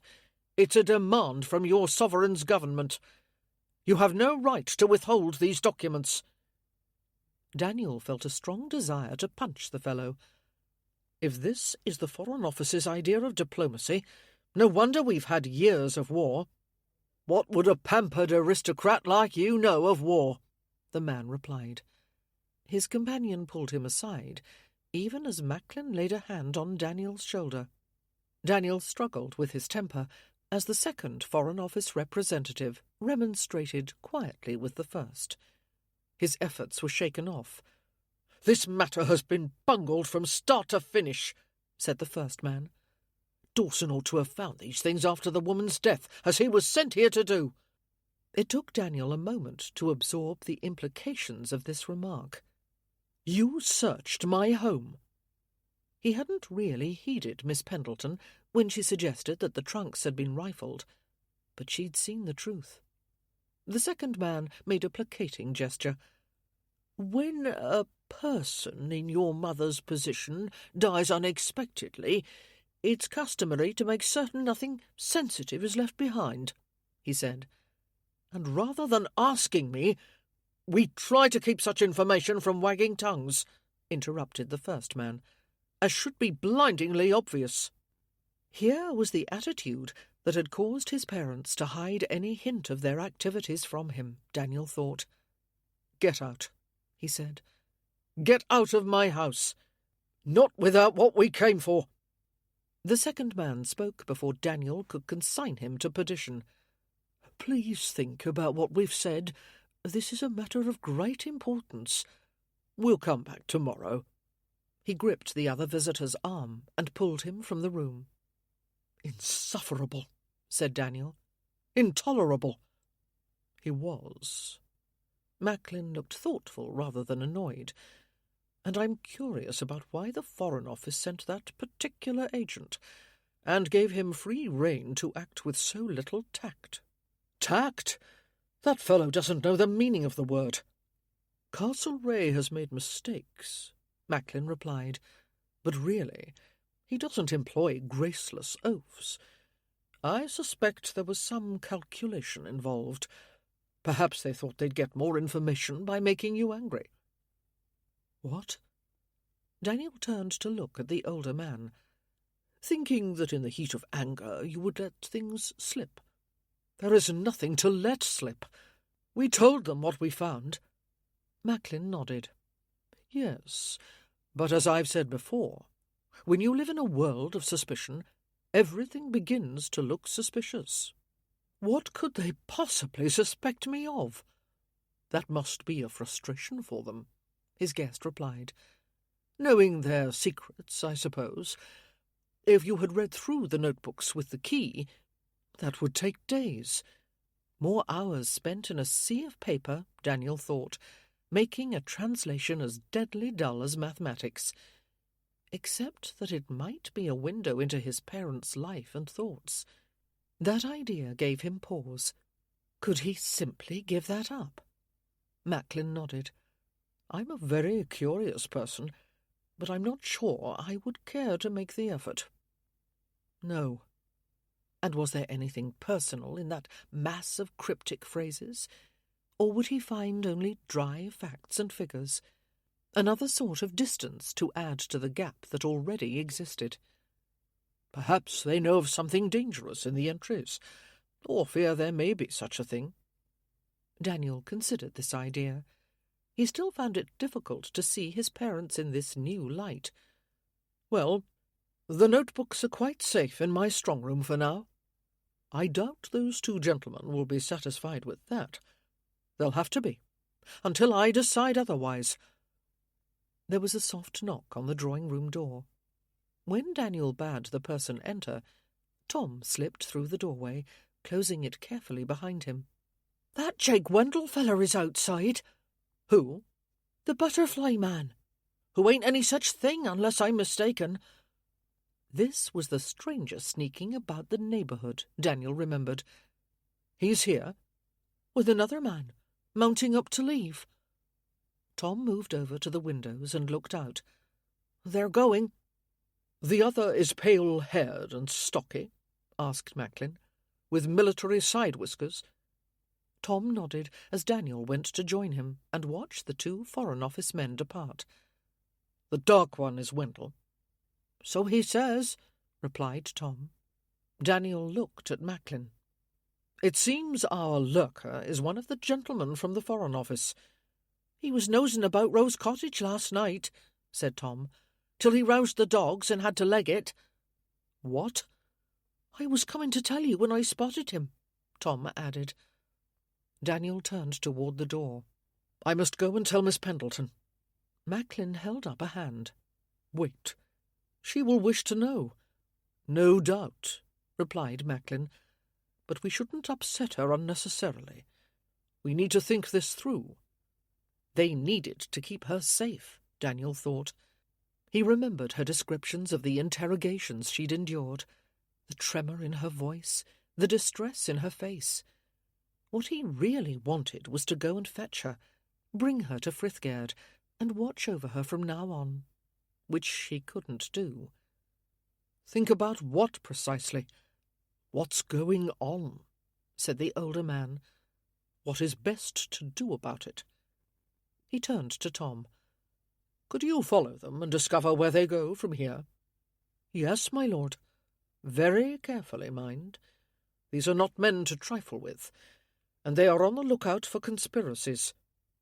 The lad nodded. "The butterfly fella hasn't noticed me. I'm good at keeping out of sight, or out of mind, depending." He grinned. "See that you do. I mean it, Tom." Macklin waited for another acknowledgment, and then sent him off with a gesture. "He seems confident," said Daniel. "As am I. I wouldn't ask him to do this otherwise." The Earl looked thoughtful. "You may not be able to keep your mother's notebooks from the government in the end, Whitfield. The Foreign Office probably does have some right to them. And if the matter had been broached properly, we might have reached agreement on that." What had they expected to accomplish by treating him so rudely? 2 weeks ago, I didn't know they existed. And how his life had changed since a certain young lady arrived in the neighbourhood. I would like to look them over, learn something about my mother's endeavours. "And that is what worries the agents, I suppose," said Macklin. "They cannot imagine I would reveal anything damaging to my country. I have found that such people can imagine the most extraordinary scenarios. It is at once their strength and weakness. Well, we will just have to show them the right of it." Daniel frowned. "Did you have any inkling of my parents' true reason for travelling, Macklin?" "None whatsoever. I'm still finding it hard to take in, even with all evidence before me." "I feel just the same." They finally decided that Daniel should send over a note asking that Miss Pendleton definitely come to work on the estate records tomorrow morning. They would decide together what should come next. Though it had been only a few days since she'd visited Frithgerd, she'd missed the place. Penelope acknowledged the following day. "I have an idea about our filing system," she said to Whitfield when he joined her in the office. "The estate system, I mean. It would mean building some shelves." He nodded, looking distracted. Yet he had asked her particularly to come. "I think work on the bath is going well. Are there any problems?" "No. The new doorway is finished, and the wall closing off the corridor is well underway." Henry Carson tapped on the open door at this opportune moment and came in. "I found trees for the pipes," he said. "They were cut last year, so they're well seasoned. The man's asking a steep price for them, however." "How much?" asked Penelope. When Carson gave her the figure, she frowned. "That is high." "We don't want greenwood," said the builder. "It's liable to shrink and crack." "I'll talk to him," she replied. "Leave me his name and direction." Carson nodded. "I also need the smith to make me a larger auger to bore them out." Penelope looked at Whitfield. He hadn't participated in the conversation, and now she wondered if he'd even heard. "Tell him his lordship would appreciate a speedy job." "Yes, miss." The builder departed, passing Lord Macklin coming in. The Earl rarely joined them in the records room. Penelope began to suspect that something was wrong. "Our 2 visitors from yesterday are back," Macklin said to the Viscount. "They insist upon seeing you." "Insist," echoed Whitfield, obviously offended. Though it was none of her affair, Penelope was bothered by the air of tension that had entered the chamber. Over the past year, she'd become acutely sensitive to such shifts. "What 2 visitors?" she asked. Whitfield turned away from her. "Never mind. I'll speak to them. You stay here." Why wouldn't I? The two men went out, leaving Penelope prey to a sense of foreboding. She had no reason for it, but she felt that something bad was about to happen. She made herself sit down to work. Daniel met the Foreign Office representatives in his drawing-room again. They looked as grim as before, perhaps more so. He heartily wished them away. "It has come to our attention that a known subversive has had access to Lady Whitfield's notebooks," said the one who called himself Jake Wendell. "A what?" "A connection of a traitor to the crown," said the man with blonde side-whiskers. He might have been amending his comrade's accusation, or simply elucidating. "Miss Penelope Pendleton, this is a terrible breach of security," said the other agent before Daniel could speak. "I don't know whether you're careless or stupid or something worse, but—" Generations of noble ancestors reared up in Daniel and lent their hauteur to his icy, "I beg your pardon." "This woman frequents your house," continued Wendell, unaffected. "She is given free rein to examine your records. She has had the notebooks in her possession." The way he said "this woman" filled Daniel with rage. "Have you been questioning my servants?" "We question everybody," the agent replied curtly. "You need to be more careful who you associate with," said the blonde Foreign Office man. Daniel wasn't actually going to throttle a pair of government officials. He didn't need Macklin's hand on his arm to restrain him. "Miss Pendleton was cleared of any involvement in the unfortunate events in Manchester," said the Earl. "That what she told you?" answered Wendell. "The Home Office did so." Wendell scoffed, but Daniel thought the side-whiskered agent looked a little uneasy. "We demand that you hand over the notebooks and any other materials of your mother's that you may possess," said Wendell. "They must be moved to a secure location in London." "By you?" "That is what we were sent to do." "Not collect butterflies?" Daniel saw Macklin make an involuntary gesture and silently acknowledged that he shouldn't have mentioned the butterflies. Revealing that they'd been watching him would no doubt heighten Wendell's suspicions. The man's expression confirmed this. "Possibly some arrangement could be made," murmured Macklin. "Nothing could be simpler," said Wendell. "Give them to us now." "I'm not going to do that," declared Daniel. "You may as well stop asking." At Wendell's scowl, he held up a hand. "You set my back up. Whether by design or accident, I don't know. But I don't like your attitude. And I won't put my mother's notebooks in the hands of two nameless men who march into my house without warning. We've brought a letter from Castlereagh." "Perhaps. I've never received one before, so I can't identify his hand." "Are you suggesting that we forged our credentials?" Wendell was the picture of outrage. "You don't enjoy being suspected?" Daniel was aware of Macklin's steady gaze, but he couldn't help the sarcasm. He'd rarely disliked anyone as much as he did these two. "You will regret this," the one with the side whiskers began, but his companion silenced him with a raised hand. "What do you propose to do?" he asked Daniel. "The right thing, for my country and my family and myself. I may consult Castlereagh in person." "A waste of time," muttered Wendell. "He will only tell you what we've already said." "And in the meantime?" asked the other man. "I'll take great care." "As you have so far," sneered Wendell. "Handing them over to a traitorous—" "I have nothing more to say to you," Daniel interrupted. Jaw set, he loomed over his unwelcome callers. "I'll see you out," said Macklin, herding them.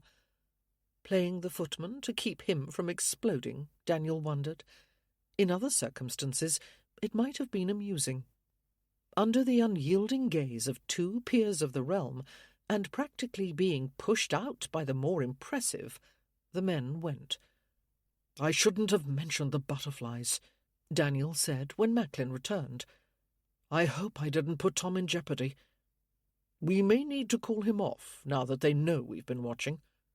Daniel nodded. Are you really going to speak to Castlereagh? Perhaps. He wanted to do what was best for the much-maligned Miss Pendleton. As soon as he figured out what that was... Penelope could bear it no longer. She had to discover what was happening. She'd spent far too much time, over the last year, sitting and waiting for doom to descend. She'd become oversensitive to the idea of events proceeding outside her knowledge, dictated by strangers. She left the estate office and made her way quietly along the corridor to the front of the house. She wouldn't intrude on Lord Whitfield's meeting, but she was determined to catch a glimpse of his visitors. Slipping into a small parlour near the entry, she waited by the window. A few minutes later, 2 men walked out, settling their hats and pulling on gloves. They stood on the gravelled drive, heads together, anger in the lines of their bodies. When a groom brought their horses around, they turned, and Penelope at last saw their faces. She gripped the windowsill. She knew one of them. He'd been among her interrogators in Manchester, a cold-eyed man who'd questioned her a number of times without showing a shred of emotion. Any word she uttered he twisted. Any fact she offered he dismissed. He'd denied comforts and then doled out physical relief with contempt, as if her humanity was a sign of moral decay. He'd encouraged others to do the same. Seeing him brought back a time when she'd been alone and helpless and afraid. Mounted, he looked at the house. Penelope pulled back behind the curtain. What was he doing here? Had he come looking for her? She'd been cleared of any role in her brother's folly and released, but that very man had told her that an investigation was never over, that the eyes of the government would always be on her. She dared a look. The 2 were riding away from Frithgaird. Why had they called on Lord Whitfield?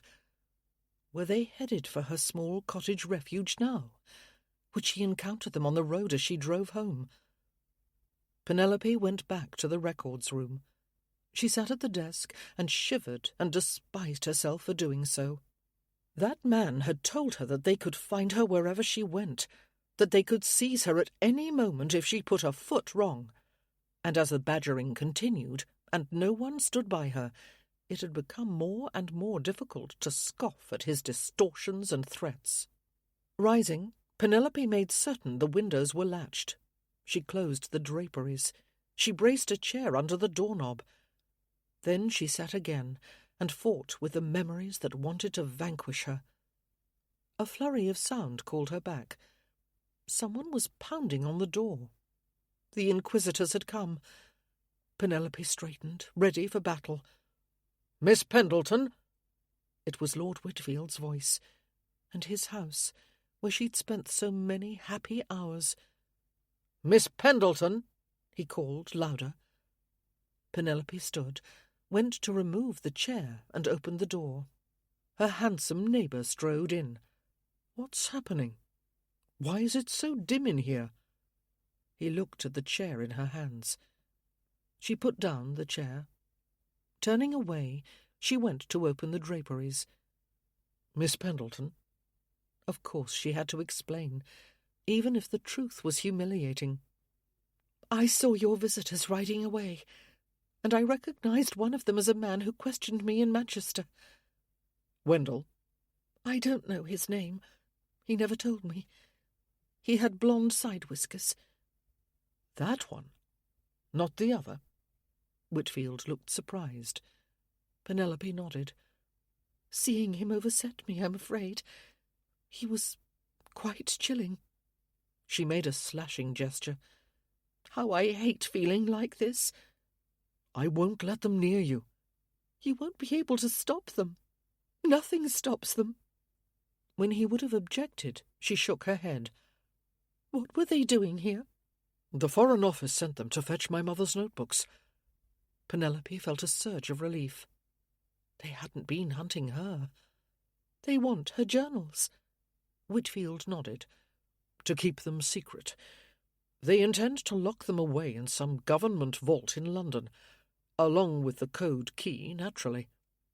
Penelope nodded. And once they got their way, the government men wouldn't come back. A dreadful thought struck her. Does that man know I'm here? Does he know I saw the key? He'll suspect me of everything. Whitfield's expression was all the answer she needed. I suppose I'm a spy now. Penelope didn't know whether to cry or laugh. Do they think I'm stealing state secrets? For what? That man will want to lock me up again. Nonsense. You don't know what it's like. It's true, I don't. He came close and took her hands. But I will make certain it never happens to you again. That's kind of you to say, but you can't make such guarantees. It isn't kind. It's the deepest wish of my heart. I will do whatever is necessary. Penelope blinked back tears. He'd stood by her as friends of long standing had not, with the authorities coming for him. Even, he added, and stopped. What? I suppose if you cut all connection with Frithgerd and me, went away somewhere for a while, you would be safer from them, he said. He looked melancholy. I must tell you that I mean to keep the notebooks for a bit. I won't be bullied. I intend to manage this matter on my own terms. They do bully, she replied. They may try, but you shouldn't be subjected to it. You want me to go away? The idea was dismal. No, it's the last thing I want. I hate the thought. The truth of this was obvious in his face. But your well-being is more important than my gratification. He was so dear to her. I wouldn't leave you to those men. You don't know how bad they can be. Even though you're afraid. She swallowed. Yes, some things are more important than mere fear. Mere fear? You really are the most amazing creature. Whitfield's hands tightened on hers. This would all be simpler if you married me. What? That's it. He smiled, as if all had become clear to him.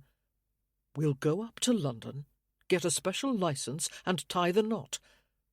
He might have been talking of some simple outing, a picnic, or a drive in the country, perhaps. Let those weasels see how they like facing the Viscountess Whitfield. What a marvellous one you'll make. Penelope stared at him, stupefied. Of course that's impossible. He couldn't be offering the very fantasy she'd dreamed of. On the contrary, it's the obvious solution. Obvious? Utterly. His smile was tender, devastating. No, we can't. He didn't understand. Do you tell me that you don't wish to marry me? Because that is the only factor that would weigh with me. Penelope tried, but she couldn't lie to him. No, but you'd be ruined. So you do wish to marry me? She nearly laughed, but he was taking this too lightly. Marriage to me would pull you into my ruin. Whitfield shook his head. I have a certain amount of influence, and also I don't care a fig for society. His hands were warm on hers. The look in his dark eyes heated her blood, and his sturdy figure felt like a bulwark. Penelope knew that she ought to continue resisting, but her dearest desire was being offered up with such generous enthusiasm. She'd vowed to take what she wanted. She found herself nodding. Whitfield laughed. He squeezed her fingers and bent to kiss her. Splendid! We'll leave tomorrow. In a few days we'll be man and wife, and you will never have to leave me. If she had anything to say about it, she never would. Chapter 16. They'd actually done it, Daniel thought, as he stood beside Miss Pendleton, Penelope, before the church altar to be married. He glanced at Macklin on his other side. The Earl had been invaluable to their schemes. Naturally, he was acquainted with the Archbishop of Canterbury, and he had helped get the special licence in record time. Daniel had expected that the older man might argue against this marriage, but he hadn't. Indeed, he'd offered them the hospitality of his townhouse, as well as a place to lock away the strong-box containing Daniel's mother's notebooks. Daniel patted his inner pocket. The key to the code rested there, and he would not be parted from it. Macklin had even left his valet at Frithgerd to distract the government men until they were well away. The fellow had expressed no qualms about his ability to do so, and they'd given the Foreign Office agents the slip. They hadn't told the servants at Frithgerd where they were staying either. Daniel didn't think any of them were official informers, but gossip travelled just as fast. Macklin's town staff had been instructed to deny all knowledge of their existence. Such ruses wouldn't hold up indefinitely, but they'd last long enough. The rector stepped forward to begin the marriage service. Miss Pendleton's young maid and Tom sat in the pews, along with a scattering of strangers who'd wandered into the church. Daniel checked Penelope's expression. Her face was hard to read just now. Happy but bewildered. Pleased but anxious. None of those. The clergyman spoke. "Dearly beloved, we are gathered together here in the sight of God." Daniel had heard the words many times before, but today they were for him.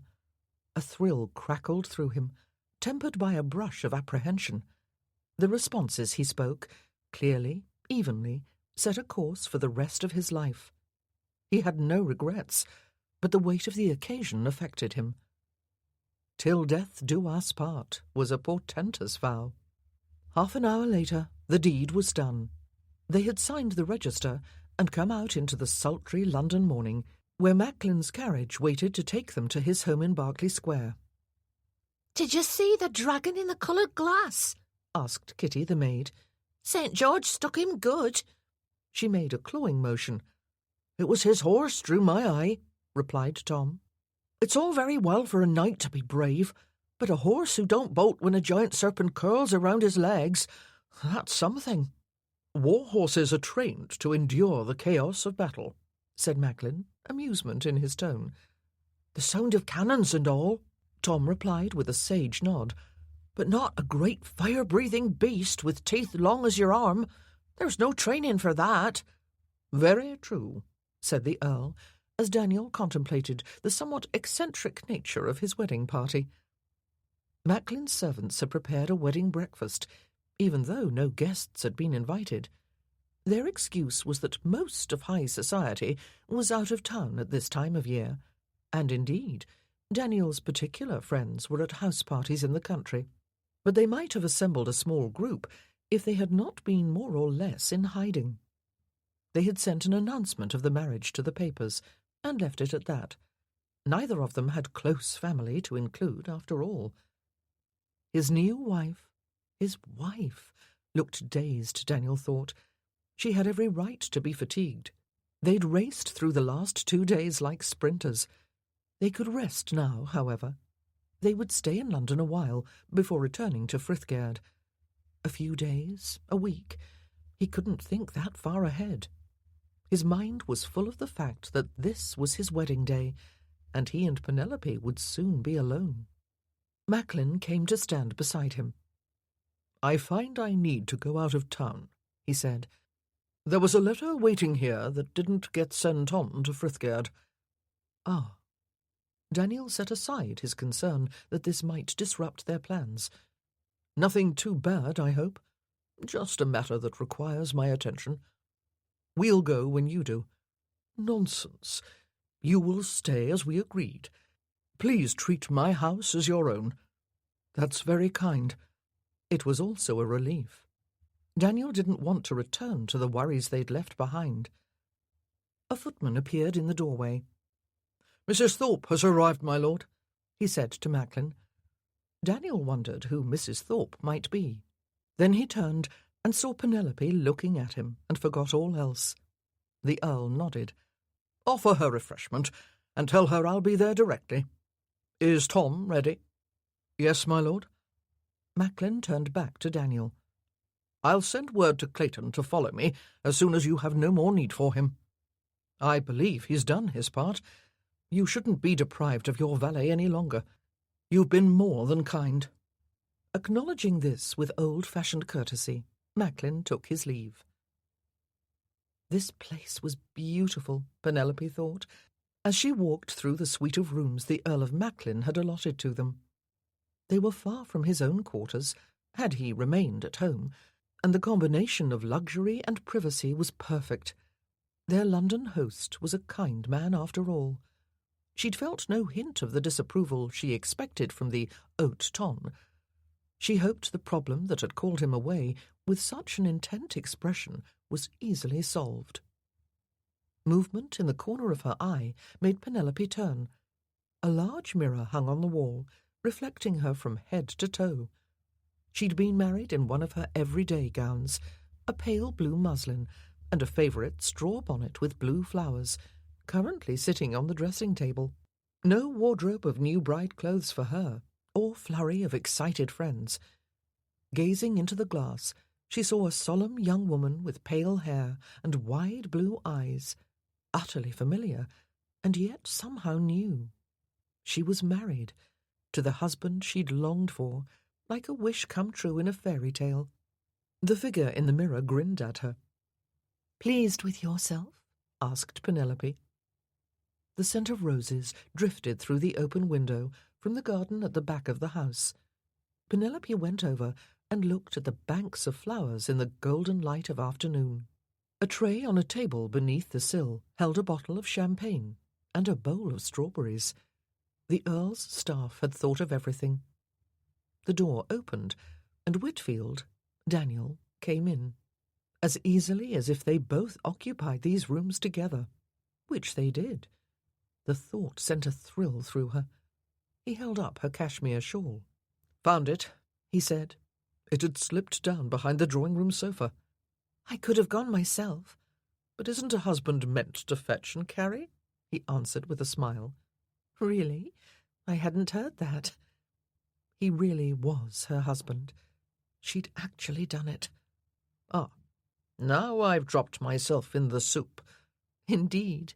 I'll expect all sort of services." One corner of his mouth quirked up as he met her eyes. A wave of heat moved from Penelope's cheeks down her whole body. He put aside the shawl and went to the window. "Champagne! Splendid!" He twisted out the cork and filled 2 stemmed glasses. "We must have a toast," he added, handing her one. "It's traditional." As most things about their wedding weren't, Penelope thought. "To a long and—" Penelope moved. She set down her glass with a click and stepped close to him. In fairy tales, it was dangerous to predict happiness or to ask for too much. Practically a guarantee of disaster. They mustn't press their luck. She took his glass, reached to put it by her own, and set her hands on his shoulders. He was still looking down at her with surprise when she kissed him. Daniel was briefly startled. Then the touch of her lips, the feel of her leaning into him, set his body alight. He pulled her closer and sank into the kiss.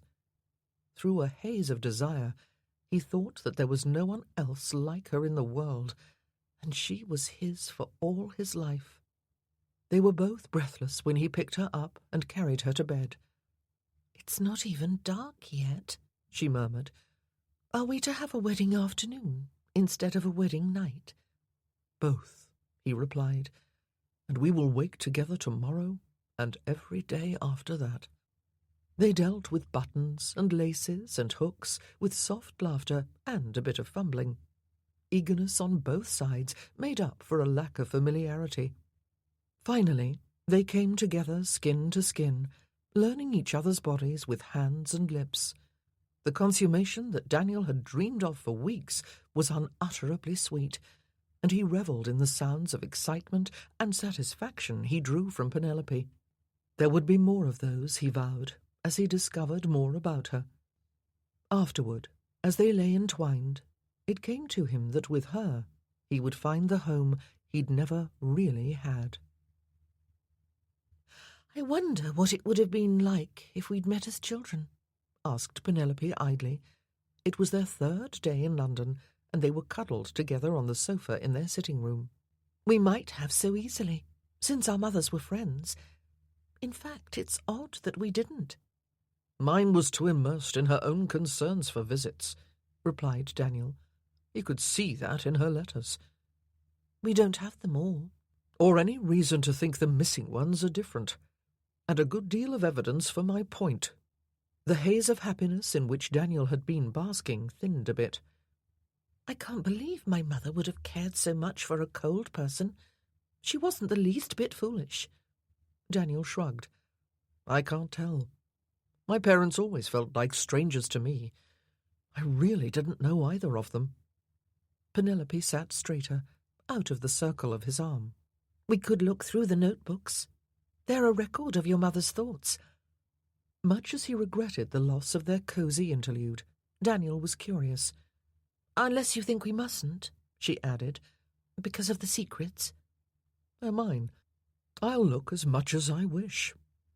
They fetched the metal strongbox from a locked cupboard and opened it. The pile of notebooks inside looked just as they had when they'd found them. Penelope lifted them out and put them on the table under the window. "Shall we just choose one?" she asked. "Why not?" "You do it." Daniel let his hands hover over the stack. Feeling no particular connection to any, he pulled one out and set it before them. Penelope turned back the cover. "St. Petersburg, 1801, she read from the top of the page. "Russia. Do you have the key?" Taking the folded sheet of paper from his inner coat pocket, Daniel admired the animation on her face. His wife would never be able to resist a puzzle. "I think we need a way to make notes about the substitutions," she said. "It may be hard to keep track otherwise. We'll burn them afterward." Daniel went to Macklin's library for paper and pen. Penelope was bent over the notebook when he came back. "Your mother listed the number of ships in the harbour and the regiments posted nearby. She used little drawings to write words when she didn't have any set code for them. See?" He leaned closer to look at the line above her finger. The tiny pictures, birds, flowers, animals, looked like doodles rather than anything important. A stranger leafing through this journal would mistake his mother for a strange obsessive, albeit one who could draw. Each image was distinct and identifiable. A rose, a fox, a magpie. Penelope looked back and forth from the key to the page. She wrote out a word and another. "Great heavens! I think this says... Yes, it says the Russian Tsar was killed." "What?" Penelope worked through more of the code. "On March the 23rd, in the early hours of the morning, the Tsar was assassinated." She looked at Daniel. They bent over the notebook together, but of course all he saw was gibberish. "I think these next words must be names." Penelope jotted them down. "Bennigsen, Parlan. They have the code for soldiers next to them, and then it says killers." Daniel couldn't quite fathom that his parents had been present for such events, still less that they'd been observing and recording for the British government. He'd always seen them as bland and heedless, their minds devoted to trivialities. "Do you remember such a thing? The assassination must have been mentioned in all the newspapers." "It may have been talked of at school," Daniel replied. "I'm afraid I was more interested in cricket when I was 8 years old." Penelope nodded. "I was too young to know anything about it." She looked down the page, consulting the code as she went. "Look at this. She's written Alexander in her picture code, with question marks on either side." "Isn't Alexander the name of the Tsar now?" They stared at each other, working it out. Then Daniel spoke slowly. "Is she suggesting that he was involved in his father's murder?" "Or wondering, anyway. It seems so. That would be— He hesitated to finish the sentence. Patricide, said Penelope. Treason. Rebellion of a sort. Certainly it's a question that Tsar would not want raised. And hasn't Alexander had some troubles with his people? Reformers? I don't know. He'd never paid much heed to politics, which his parents must have found shallow, even irresponsible, Daniel realized. Perhaps that was why they never told him anything. I begin to see why the government wants these notebooks under their own care, said Penelope. This is inflammatory information. Indeed. She turned the page, did some more deciphering. They left Russia soon after that, by ship. Probably a good idea. Daniel looked at the date on the page. Late March. That would have been the end of term. I suppose I went to a friend's for the school holidays. I generally did, and resented the necessity more often than not, though not the boys who invited me. He'd made good friends at school, Daniel thought, and those holidays had been a big part of that. Should he have been more grateful? I suppose I must admit that the death of a world leader was more important than where I spent my off time. And yet he couldn't quite forgive his parents' long absences, even so. He was glad to know they'd been dedicated and performed an important service, but he still wished they'd paid more heed to him. Not to a child, replied Penelope. True. Still, I feel a bit petty. If it was me, I might wonder why it had to be my parents who gathered information. Out of all the people who might have served the British government. She'd hit it exactly. And your answer would be because your mother wished to, said Daniel. She dreamed of adventures, not nursery duty.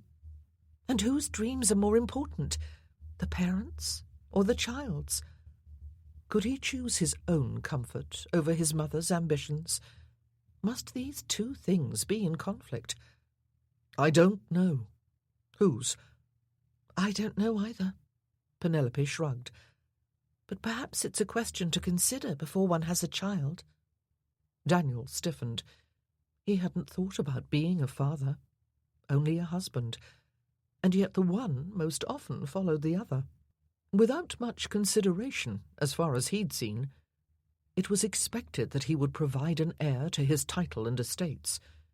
What more would he have to offer his offspring? I understand responsibility, he said, answering his thoughts as well as her remark. I won't be running off to Russia or elsewhere at every opportunity, nor will you. He felt a stab of anxiety at the idea of her leaving. No, she said. Daniel's worry eased, without disappearing entirely. She was frowning. But parents who stay home have difficulties too. He'd seen that shadow in her eyes before. He knew what she was thinking. Like your brother. He and Papa could never agree, not from the time Philip was very young. Yet I can't say that either was to blame. Not really. They didn't want to quarrel. It just kept happening. Do you think a parent has any control over how a child turns out? It was a daunting idea, that a family could go wrong despite good intentions. And what did he know about happy families? Did he have any chance of creating one of his own? Penelope was gazing at him as if he might produce a solution, but he didn't have one. Though I must say Papa wasn't very good at listening, she added. Once he got going, he could only seem to hear himself. I've found that you can get on with most people if you listen to what they have to say. I think it must be the same with children, don't you? And she was a champion listener, Daniel thought. But would he be good enough? He would learn from her. He nodded, an acknowledgement of her question, and a promise to himself for the future. I suppose one does the best one can. You'll be splendid. She looked touched by his vehemence, when she ought to have been dubious about his family history. Her faith in him was a gift. Daniel longed to give her something in return. We should go out, he said. Out? Tonight. You said you'd never been to a proper theatre. She blinked, as if adjusting to the change of topic. No, only amateur theatrics. We must remedy that. I'm sure Macklin's people can get us a box, with town so thin of company. I'm not sure I brought the right gown. Whatever you wear, you will be beautiful. This clearly required a tender acknowledgment, and it was some time before Daniel left to make arrangements for the play. The evening found them in gilt chairs in a box at the Theatre Royal in Drury Lane. The players were presenting Hamlet, which Penelope had heard of, naturally, but never seen. The lower floor was full of patrons, for whom society's season was an irrelevant concept. They lived in London, and partook of its amusements at all times of the year. Under the light of the huge chandeliers, this mass of audience members talked and ate, and ogled those in the rows of boxes above. Despite the minor roar they generated, Penelope enjoyed the spectacle. "Candle wax just dripped on that man," she said, watching a burly fellow shake his fist at the chandelier and wipe the hot wax off his cheek. "One of the drawbacks of the pit," Daniel told her. "They call it the pit. Why?" "Oddly enough, I know the answer to that. It's named after the old cockpit, because it was used for cockfighting years ago." "Why do you know?" Her dear husband wasn't usually a font of obscure information. "I had a friend who became obsessed with the theatre, or with one of the opera dancers, anyway." He blinked. That is, what I meant to say—" "A friend?" Penelope asked with a sidelong look. "Not me. Reggie Galthorpe. Known him since Eton. You'll meet him when he's back in town." "And I can ask him all about the theatre?" Penelope enjoyed teasing him. He certainly found out all he could about the subject, and he was only too glad to go on and on about it. Though he'd never gotten up the nerve to approach the dancer, Daniel remembered. "There are no chairs. Do they stand for the whole play in the pit?" "Yes, the tickets are cheaper down there." Watching the people jostle one another, Penelope could understand why they would be. "Well, I'm glad we got a box." "Much better," Daniel agreed. The play began with a ghost. An actor painted in shades of grey wailed and admonished the not-so-young Hamlet, who received this visitation with great starts of surprise. As the Prince of Denmark went on to think and fret and plot, the audience in the pit freely expressed their approbation or disapproval of what was presented to them. They seemed to think nothing of shouting at the actors and criticising their manner or appearance. "I must say I agree with that," murmured Penelope, when one of these commentators urged Hamlet to "just get on with it, for the Lord's sake." "What would you have him do?" Daniel asked. "Challenge his uncle to a duel?" "Talk to his mother." Penelope shook her head. "His choices are unappealing, but he needn't have been so unkind to Ophelia." "No, though she is rather wet." Penelope bit her lip. "In the sense of a bit spiritless, I meant." "Rather than drowned?" "Yes. What a stupid thing to do." Daniel rather wished he'd chosen a comedy, particularly when they reached the pile of corpses at the end of the play, but Penelope declared herself quite satisfied with her first visit to the theatre. "And one should see Shakespeare," she concluded. "It's practically obligatory."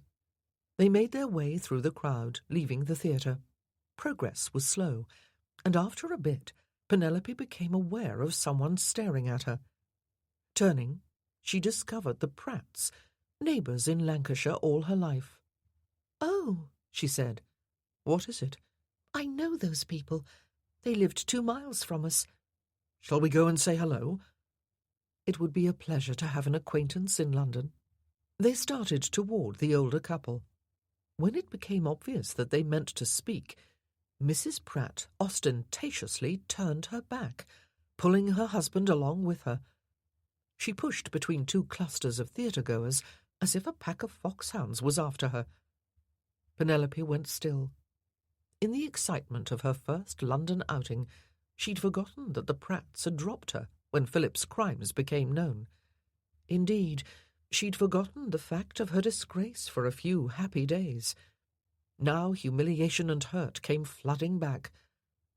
"She gave me the cut direct," she murmured, stunned at this public rejection.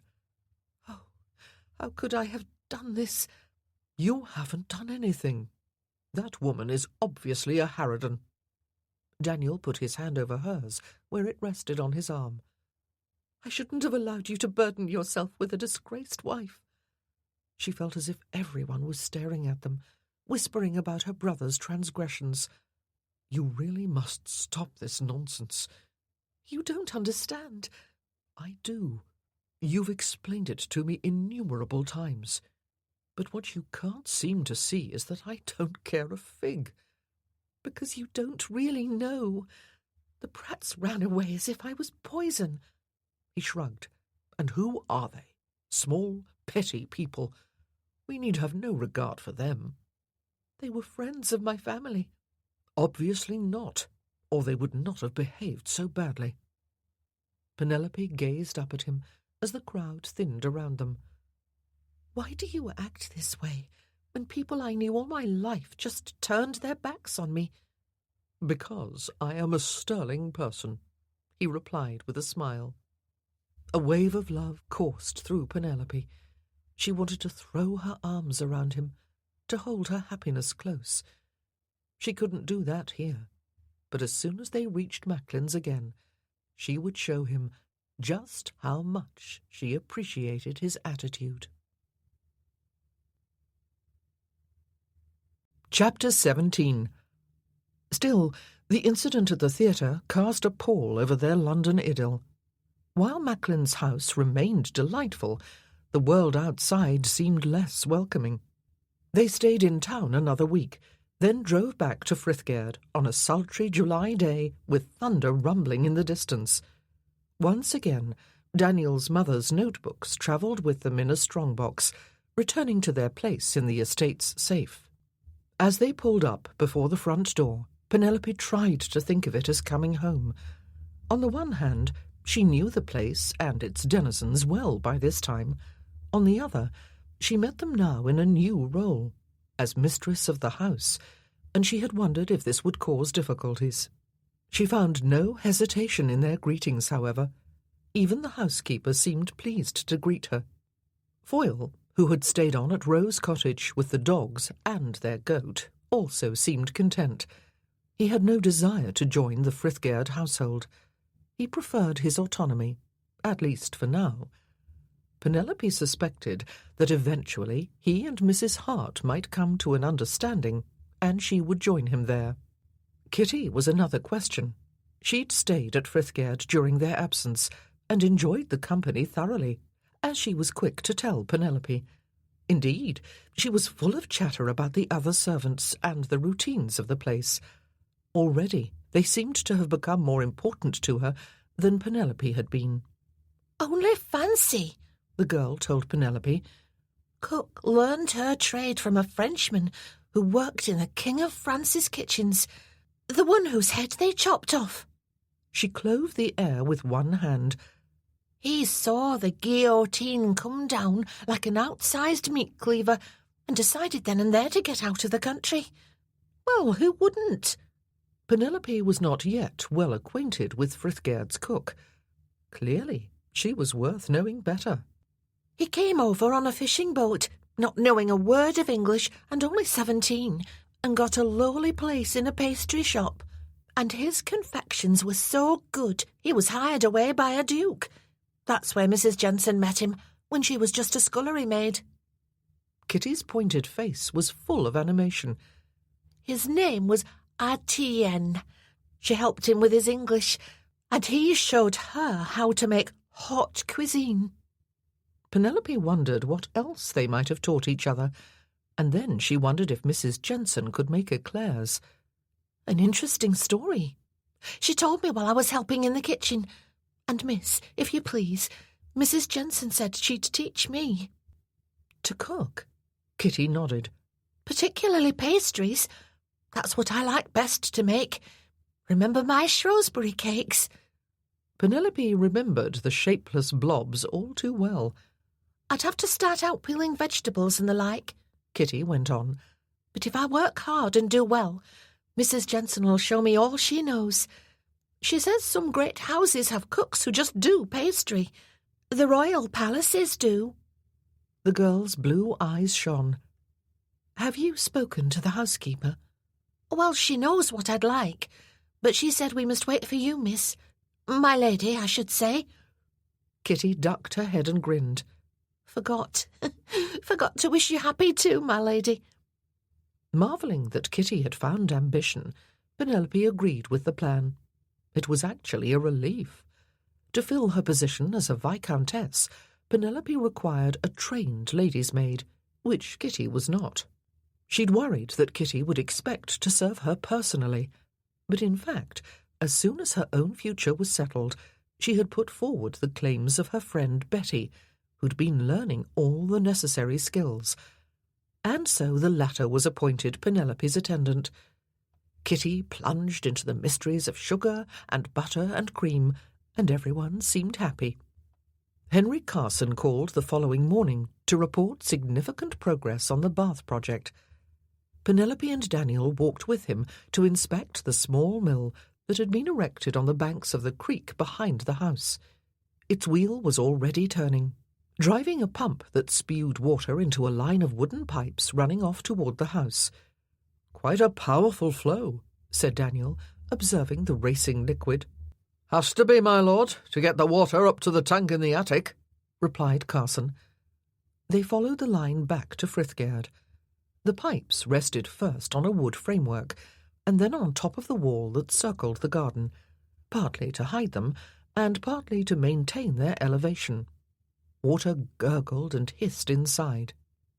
In the bathing chamber, the walls were newly plastered and the floor tiled. More importantly, the tub had arrived.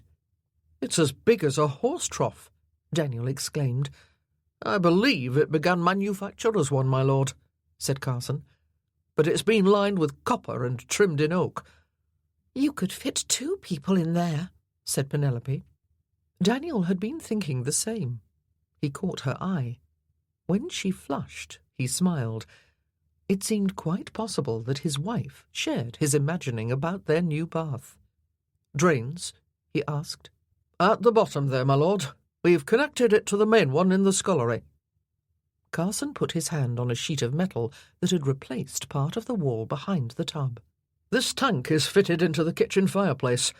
The water comes in from above and is warmed by the fire." They rested their palms on the metal and felt the warmth. "There's also a place to put coals underneath the tank, in the kitchen, that is, to get the water hotter if need be. We'll be attaching the spigot tomorrow." He indicated a protruding stub of metal pipe, now sealed. "And then we can try it out," said Daniel. Penelope didn't look at him this time, but she didn't need to. He could tell she had followed his train of thought. "Very well done, Carson. You've surpassed yourself." "Thank you, my lord. It was a new sort of work, but we figured it out." The man patted the side of the tub, looking proud. "You did indeed." "Other local landowners might be interested in having baths," said Penelope. "If they'd like to see ours when it's done, we can arrange that." Carson blinked, then looked intrigued at this prospect of more work. "Thank you, my lady." How like her this was, Daniel thought. She was always thinking ahead, seeing possibilities for others. He'd provided his household with a skilled and thoughtful mistress, which was more than it had had in many years. How lucky for him that she was also a sweet and passionate wife. His heart swelled in his chest as they walked out of the bathing room through the new doorway into the blue parlour. Penelope surveyed the trunks of papers still stored there. "We should get back to the records," she said. "Ugh," said Daniel. She smiled at him. "The mess hasn't gone away just because we married." "More's the pity. Where's the fairy godmother with the magic wand? Or the elves who come in the night and finish all the work?" Penelope laughed. "Don't they make shoes?" The brownies, then. They clean, don't they? Not the same as sorting documents, I'm afraid. I can take over the job if you like. Daniel was tempted. The disarray was as much hers as his now. But he realized that he liked working with her. How else was he to see that tender smile? No, I'll help. There was the smile. She was glad of his company. Daniel smiled back. A footman appeared as they were about to enter the estate offices. "Callers for you, my lord." The look on the young man's face told Daniel that these were the visitors he'd been dreading. He had left instructions about them. "I'll see who it is." Penelope turned. "If we have visitors, I should come." "They seem to want me." "I want to be a good hostess to the neighbourhood." "I'll send word if you're needed." With a nod, she went on. Daniel closed the door of the estate office behind her and turned to the footman. "Is it the two men I told you about?" "Yes, my lord. I'll put them in the front parlour as you ordered." This was the least welcoming of Frithgaird's reception rooms, right off the front door. "Good. Now you may go and tell them that no one is available to receive them. Take Joseph with you. They won't be pleased." "I can handle them, my lord." "I don't doubt you, Ned, but it will be better to have two large footmen ready to show them out." "Yes, my lord." "Their horses were left outside?" "No one took them to the stables." "Very good." Daniel let the footman go, then slipped upstairs to watch from a window. He kept well out of sight behind the draperies. A few minutes later, the two Foreign Office men appeared in the drive. They were obviously annoyed, particularly the blonde one with the side whiskers, who was gesticulating angrily. His companion tried to calm him, but he turned and stared up at the house. Though he knew he was invisible in the shadows, Daniel felt an urge to step back in the face of the fellow's glare. He resisted, and after a moment the two men mounted up and rode away. Penelope sat at the desk in the estate office with a pile of papers before her. She was looking into space rather than at the records, however.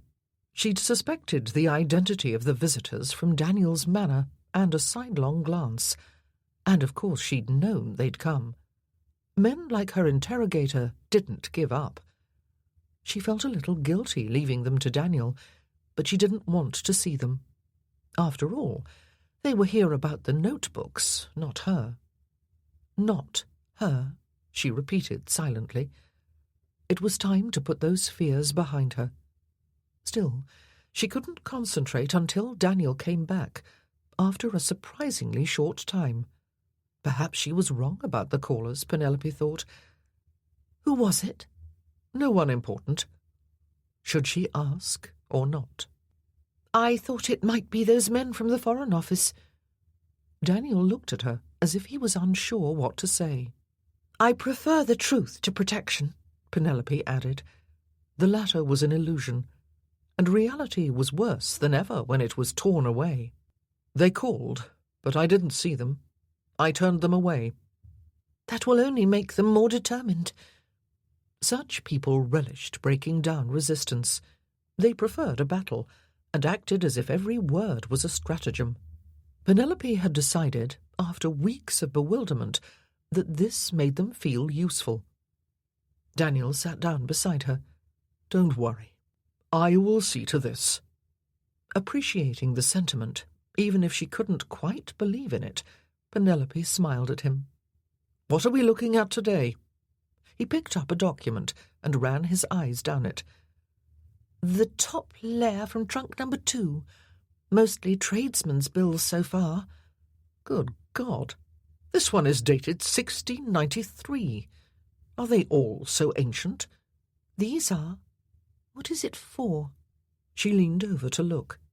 A tester bed with carved posts and an embroidered tapestry canopy. Very grand. There are others for expensive furniture, and yards of cloth. I think one of your ancestors was redecorating. That sounds like the massive old bed in the East Wing. Supposedly, royalty slept in it. Really? Which royalty? I don't know. Penelope bent over the page. her blue eyes alight with curiosity. As always, Daniel enjoyed the enthusiasm in her expression. "Let's see, who would it have been in 1693? She asked.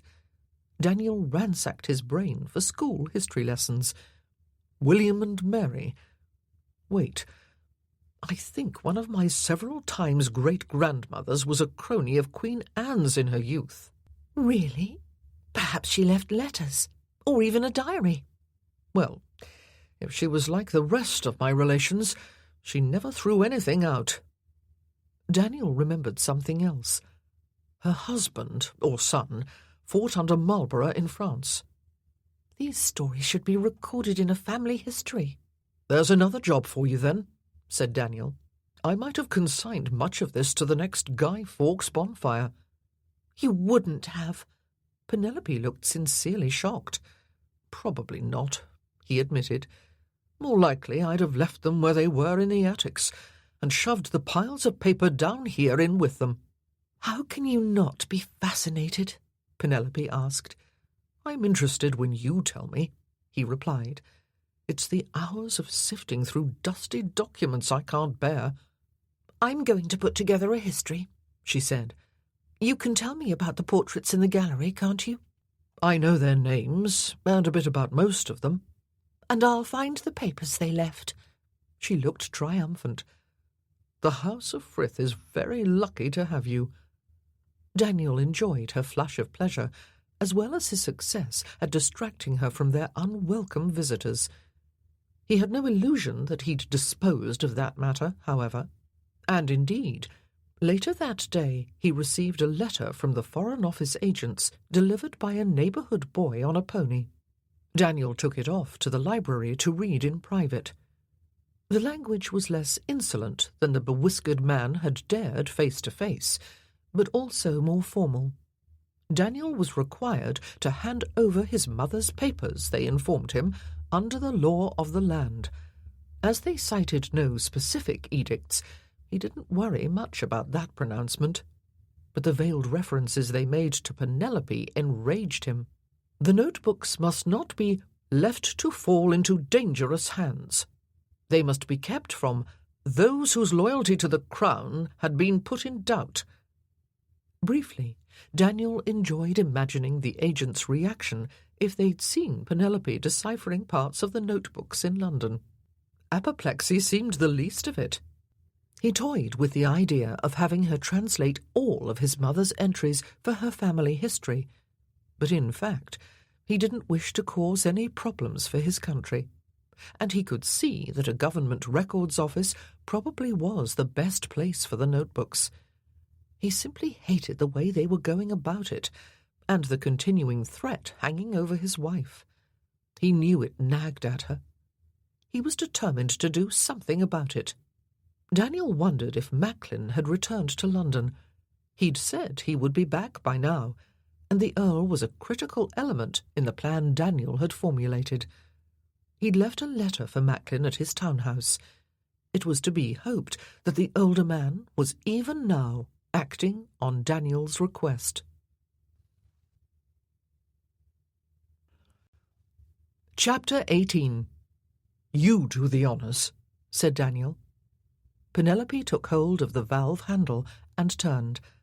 Water streamed out of the spigot and into the big tub. Wisps of steam demonstrated its heat. "It works," she said. "Did you think it wouldn't?" "No, but it still seems like a miracle." She shut off the tap, then turned it on again. "Hot water at a touch! We did it!" "Mostly you," said Daniel. "Mostly Henry Carson and his helpers. They did the actual work." Penelope stopped and started the water again, delighted. "Of course, the tub hasn't been tested as yet.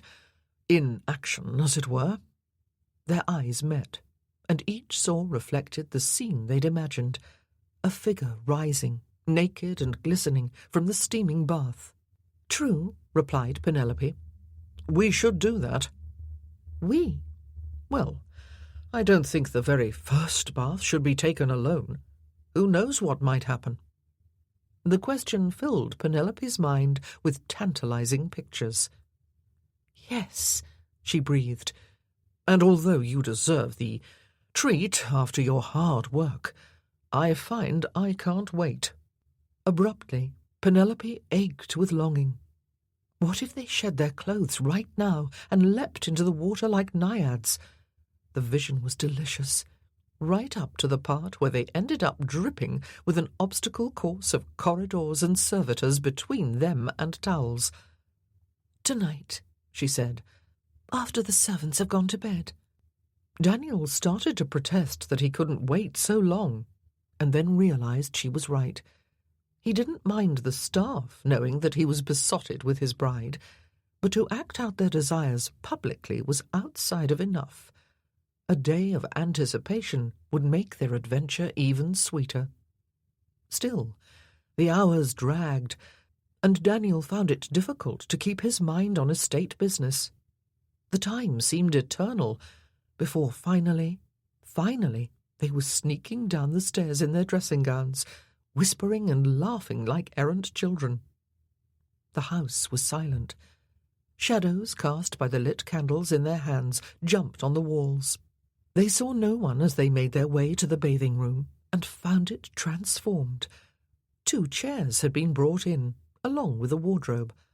Opening it, Daniel found piles of towels and scented soap. Curtains covered the tiny window. A small table held a candelabra.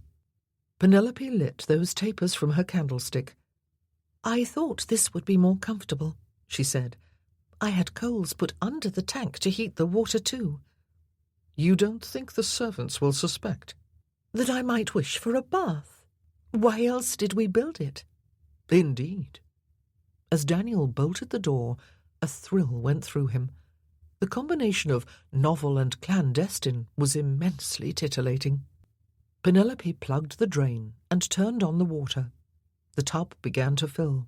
Steam wafted through the air. "I imagined you here, you know, rising like Aphrodite from the waves. Glorious." "I imagined you doing the same. Well, from the steam." "You didn't." "I did." The huskiness of her voice roused him as never before. They laughed breathlessly. Daniel removed his dressing gown and laid it over a chair. Then he gazed at his wife, waiting. With a teasing smile, Penelope copied him and stood there in her nightdress. Candlelight shone through the thin fabric. He could see every line of her body. Daniel pulled off his nightshirt and kicked away his slippers. She did the same, and they faced each other, naked. Penelope's blonde hair was pinned up. She was as lovely as a goddess. His response was obvious. No way to hide it, and she didn't seem to wish him to. He moved closer and offered his hand. She took it, and he escorted her ceremoniously to the tub. She stepped into water and sighed. "Ah, that's wonderful." He got in, wondering how long he could maintain control in these delirious circumstances. The water was perfectly hot on his lower legs. They sank down to sit facing each other, water rising over their knees. Little lapping waves teased Daniel. He'd never bathed in such a state of arousal. Penelope stretched out her arms. "So much room in a bath." She cupped her hands and ladled water over her breasts. Daniel groaned. "Is it too hot for you?" "The temperature is fine. The sight of you is driving me mad." The water rose to her midriff and higher. Penelope giggled. "Turn off the water, or we'll have a flood." He did so, and she slithered toward him, wrapping her arms around his neck. He drew her into a searing kiss, and another. She was soft and slippery, and wildly desirable. "You're like a mermaid," he said. "If I was a mermaid, I'd have a tail," she breathed. "True. I was never sure how that worked." "Worked?" His mental faculties had abandoned him. That is—" "My lord, Whatever have you been thinking about mermaids? Something like this, he answered, pushing her knees to either side of his hips. He slid his hands up her inner thighs and used all he'd learned about her body in their time together to tantalize and please her. When she cried out in release, he entered her at last, leaning back against the end of the tub to keep them from going under. The water surged and sloshed as if a storm had hit. Some went onto the floor. Daniel didn't care. He took Penelope's lips again as ecstasy overcame him, and all thought burned away. The water in the tub calmed. Penelope rested atop him, her head on his damp shoulder. Their pulses beat, heart to heart. Their breathing gradually eased. Slowly, the world returned. "Will I ever be able to simply wash in this bath?" she said after a while. "I'll always be thinking of this." Daniel laughed. It felt like the most joyous laugh that had ever come from his throat. For a timeless interval, they reclined together, nearly floating. "The water's growing cooler," said Penelope at last. "I suppose we should get out." "For now." She met his eyes, promises sparkling in her gaze, and then she rose, just as he'd imagined, with water sluicing down her lovely curves amid wreaths of steam. He followed her out, and she offered him a towel. Taking it, he applied it to her back rather than his own. She gave him a startled glance, and then followed his lead. Gently, ceremoniously, they dried each other. Her hair had fallen out of its pins, and he rubbed the dripping tresses. "We should have brought a comb." Penelope reached up and produced one from the wardrobe shelf.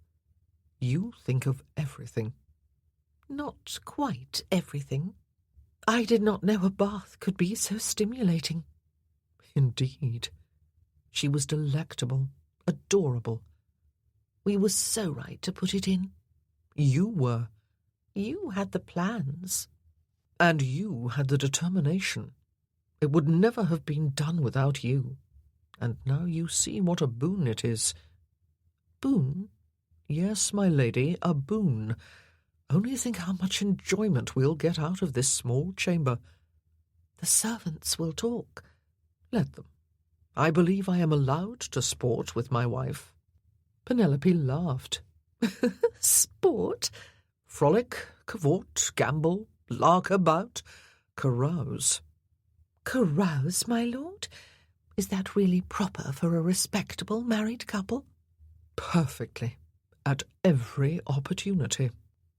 He ran the comb through her hair. The movement drew his eye to the small mirror on the inside of the wardrobe door. There they were, half obscured by mist from the heat, naked, side by side.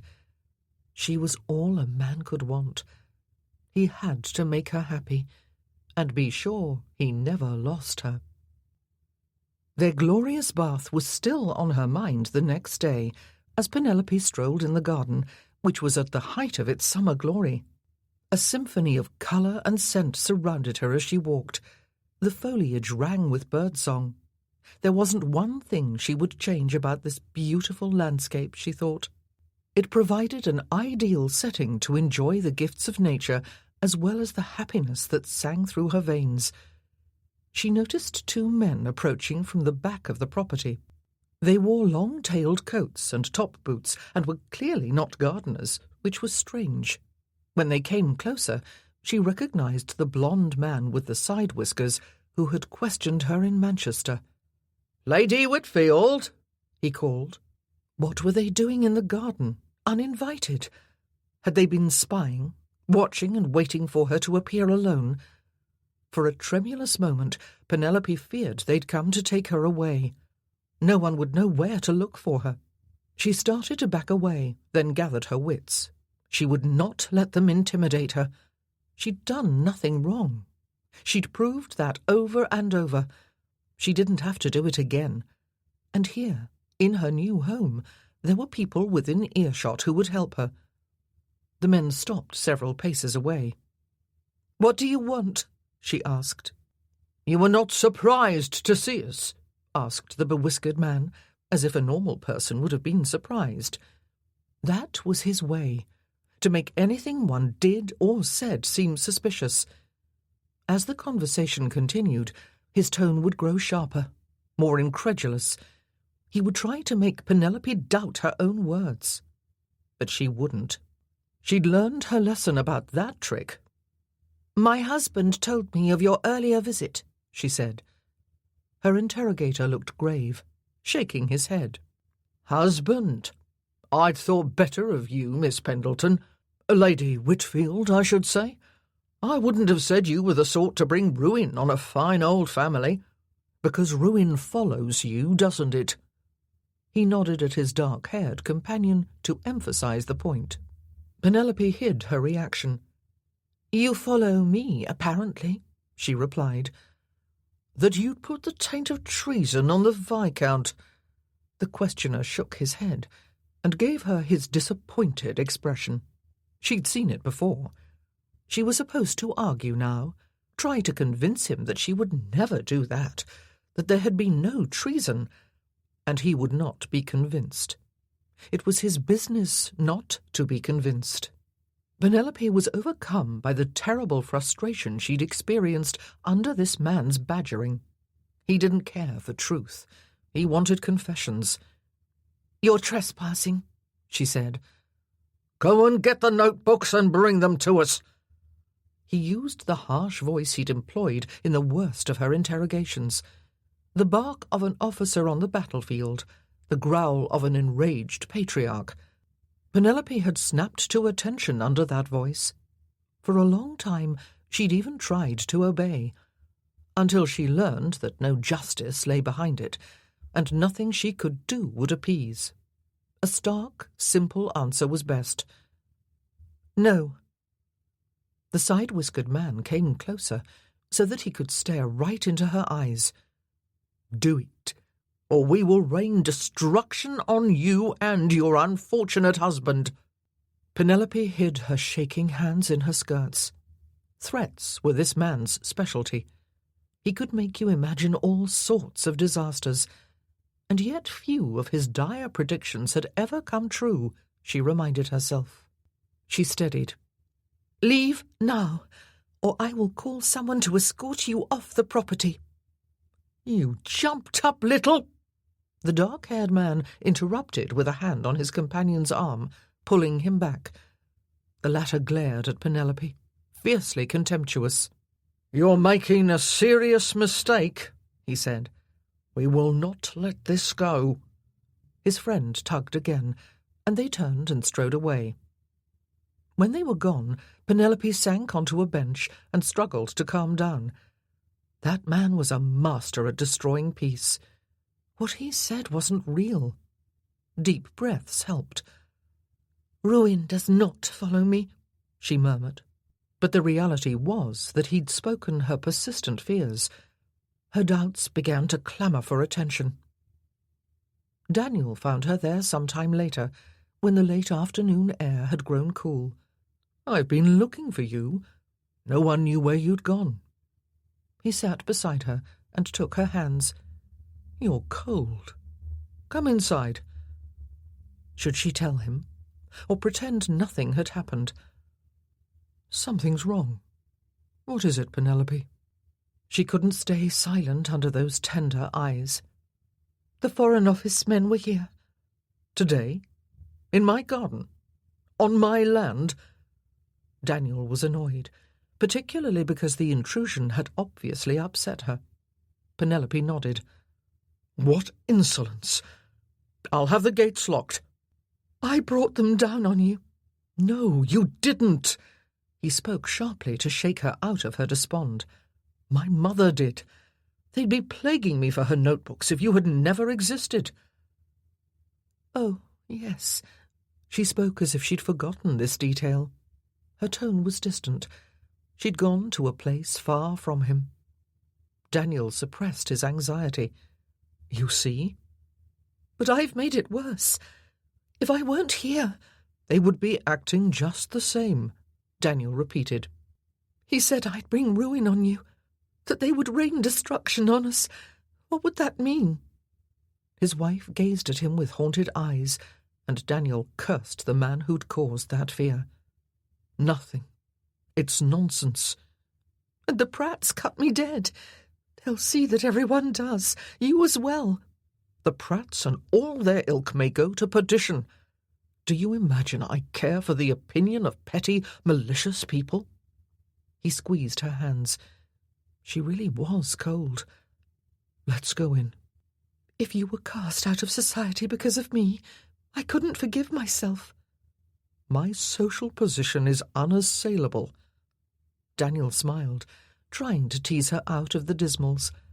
His lightness had no effect. "If you wanted me to, I would go," she added. "You could have the marriage set aside. Say it was a mistake." "It was not, and I do not want you to go." He dropped her hands and pulled her close. "You vowed, till death do us part." "Yes, but Daniel—" "No buts. You are my wife." He felt her tremble within his arms. "And I'll take care of the blasted Foreign Office." Wondering why he hadn't yet had a reply to his letter to Macklin, and whether he would have to return to London himself, he pulled her to her feet. "Now come in and get warm." Penelope let him lead her along the path and into the drawing-room. She didn't object when he ordered a fire, though her chill was more spiritual than physical. She drank the tea he ordered for her as well, but the exuberance he so loved was not restored. Had it been a constant before the last year ground her down? The idea filled him with anger and regret. The government agents had much to answer for. "I have a plan," he said. "This situation will soon be resolved." "You'll give up the notebooks?" It seemed the only solution. "On my terms, not theirs." "What terms? Men like that don't listen, Daniel." "Let's be sure my scheme works first." "Scheme? It's no good bargaining. They take it as an admission of guilt." "I understand. I'll take great care. Will you trust me?" Penelope met his earnest gaze. He was so dear to her. She wanted to trust. She could remember a time when belief in others had been automatic, but so many people had let her down since then, believed the worst, enjoyed the spectacle of her disgrace, drew back as if she was contagious. Daniel wouldn't do that. He was steadfast, but his plan might fail.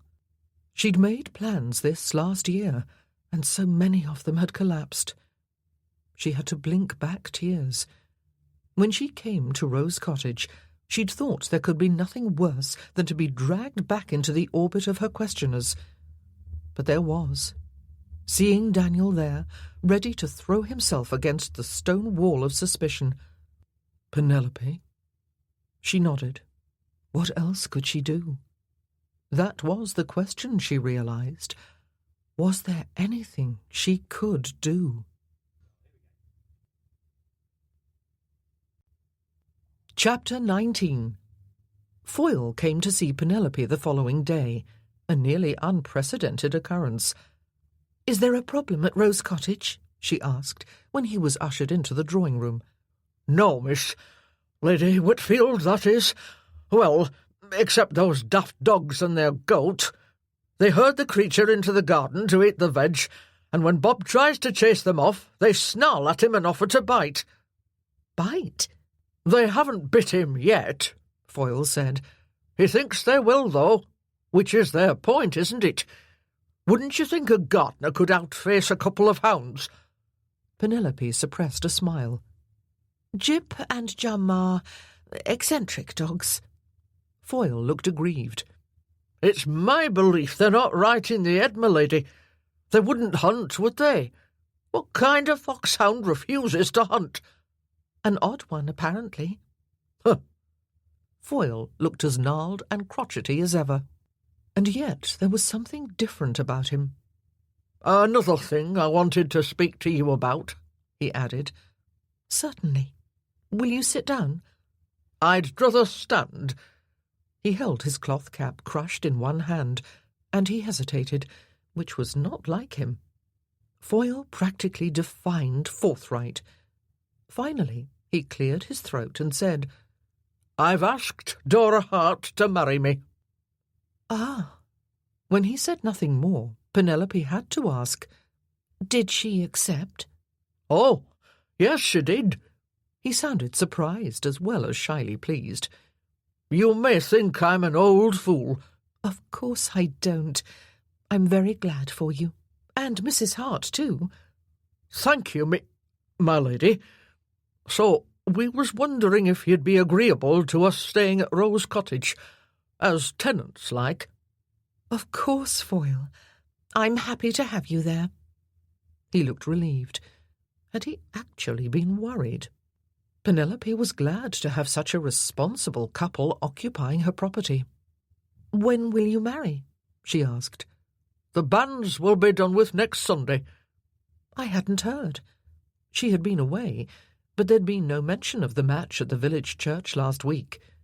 "Dora's chapel," Foyle said. "So they was posted over to the Methodist place." And begun before her own wedding, if they were nearly complete, Penelope noted. Foyle had been as reticent as ever. "Will you allow me to give your wedding breakfast? I should so like to do so." "I'd have to ask Dora." "Of course you will. Perhaps I'll pay her a visit. I haven't seen her in quite a while." Since they'd cooked together at the cottage, which felt like such a long time ago. "That'd be right kind of you," answered her family's old servitor. Penelope was happy to oblige, but as she prepared to leave Frithgerd the following day, she found she was worried about encountering the Foreign Office men outside the estate's walls. She sat in her bedchamber, bonnet on, carriage waiting below, and looked down at her clasped hands. "Is anything wrong, my lady?" asked her new maid Betty. "Do you need something else? You look right smart." The mirror told Penelope that her sprigged muslin gown and chip straw hat were perfect for a fine summer afternoon. The shawl over her arm was a lovely, filmy froth. Blonde ringlets framed her face. The expression was the problem. Her features showed that the thought of going out made her apprehensive. How she hated that! Penelope stood. She smiled at Betty and thanked her. She couldn't deny her fears, but she would not be ruled by them. She walked downstairs, got into the carriage, and set off. And although the sound of approaching hoofbeats on the road made her stiffen during the short journey, she didn't give in to anxiety. None of them turned out to be the agents, and she reached Mrs. Hart's small cottage without interruption. The older woman greeted her cordially.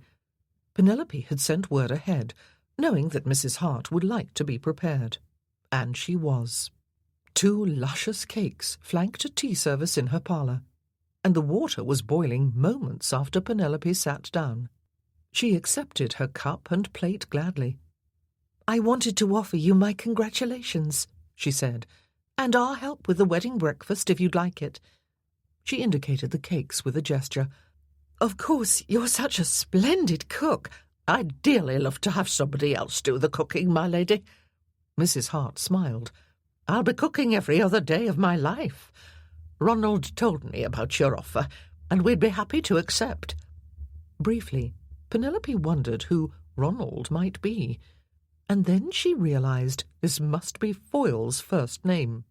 It wasn't the least odd that he had one, and yet it made him seem such a different person. "I'd like to have it at Rose Cottage, if you're agreeable, my lady." "Splendid. Suppose it gets a fine day, which I hope it will be. We can put a keg in the yard near the kitchen door, with tables for the food down the side. That'd save the kitchen for making tea and such." It sounded like a village festival. "How many will be coming?"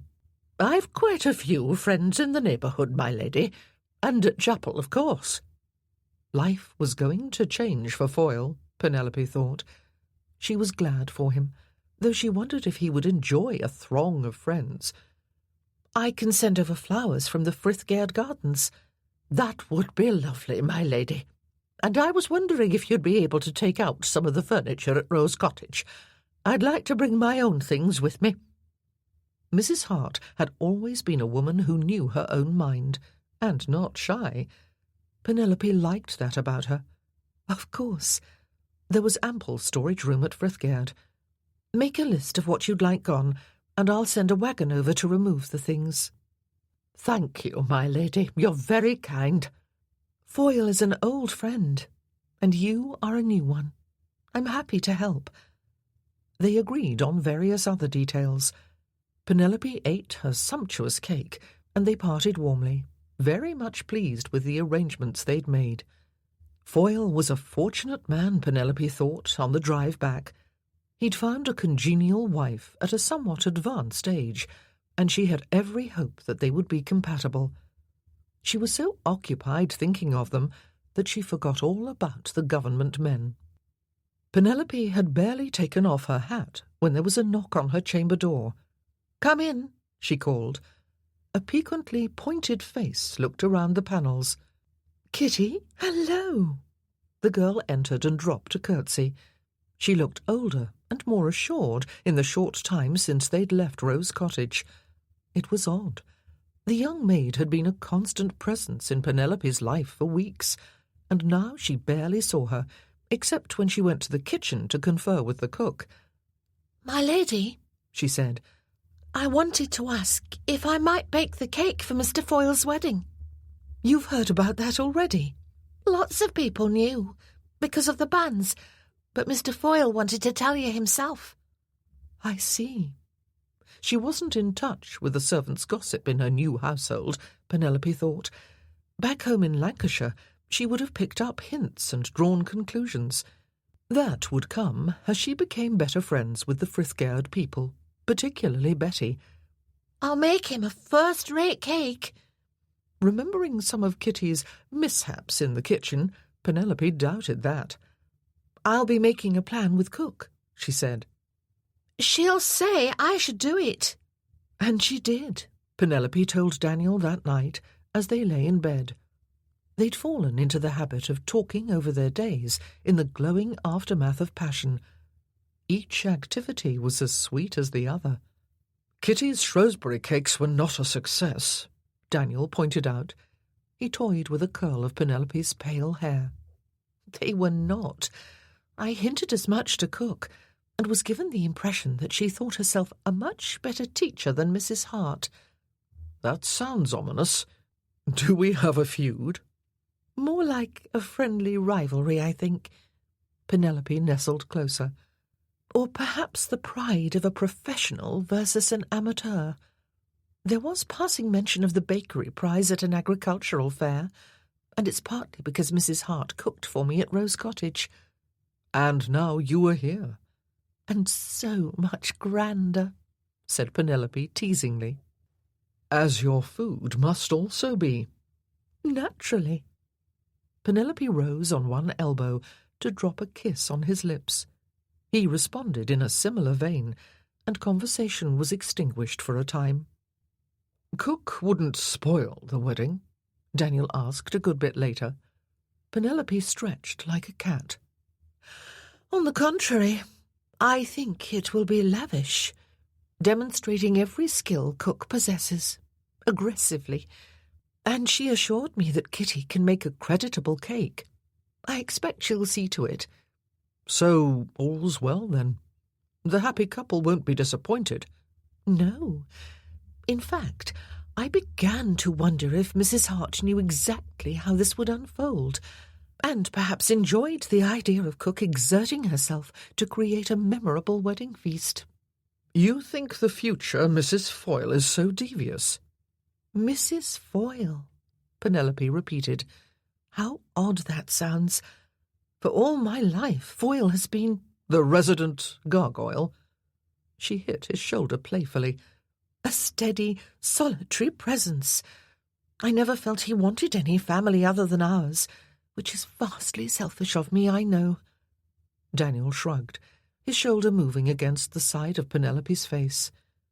"I don't know him well enough to say, but perhaps he feels his work is done." "What do you mean?" You're the last of the family, and you're settled here, with me." Smug satisfaction tinged his voice. His arm drew her closer. "Ah." Penelope contemplated this new idea. Or perhaps he simply met the right woman at last, Daniel added. A man can have no interest at all in marriage, and then suddenly, between 1 week and the next, be determined to wed. Penelope smiled. "Indeed, my lord." "Oh, yes.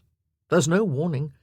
You know nothing until the blow falls, like a thunderbolt from the blue." "Thunderbolts knock things to pieces and set fires." "Precisely." She ran her fingertips over his chest. "Are you calling me incendiary?" "Utterly. Unprecedented, revolutionary, the dawn of a new epoch." "Epoch? How will I live up to such a grandiose label?" She let her hand drift to his ribs and started tickling. "Hey!" he retaliated, and their discussion dissolved into an orgy of giggles. His cook had certainly outdone herself, Daniel thought a week later, as he walked along the row of tables that held the wedding viands. She and her assistants had produced a spread to rival one of the Prince Regent's banquets. There were terrines and jellies and timbales and other delicacies he couldn't even name. Piles of tartlets and special breads and macaroons. Roasted meats punctuated the offerings. And at the end, young Kitty stood beside the cake, a tall fantasy of frosting, receiving compliments as if to the manner born. She appeared to find Mrs. Foyle's, astonishment especially gratifying. Shoals of villagers and Frithgard servants marvelled and ate and chatted and ate some more. Many he knew, but there were others who looked only vaguely familiar. The bride seemed to be acquainted with everybody in the neighbourhood, at least well enough to feed them. She looked warmly matronly, in a dark blue gown and satin bonnet. Foyle, standing at her side, receiving congratulations, seemed a bit dazed. His craggy face was occasionally split by a smile, but mostly he was glassy-eyed. "It's strange to be back here in such a different way," said Penelope, coming up to join him. Daniel turned to look at her. He never tired of doing that. Each time he saw her, he seemed to notice a new facet to her beauty. "I was just making sure the dogs are all right in the barn," she said. "With their goat." Her smile was wry. "With Gemma." "She has a name now." Foyle gave in on that score. "So he's become resigned to her presence." "Actually, I think he's grown fond of her." Her expression grew pensive as she surveyed the wedding guests. "When I first arrived, I thought I'd live here for the rest of my life, or as far as I could see ahead, at least.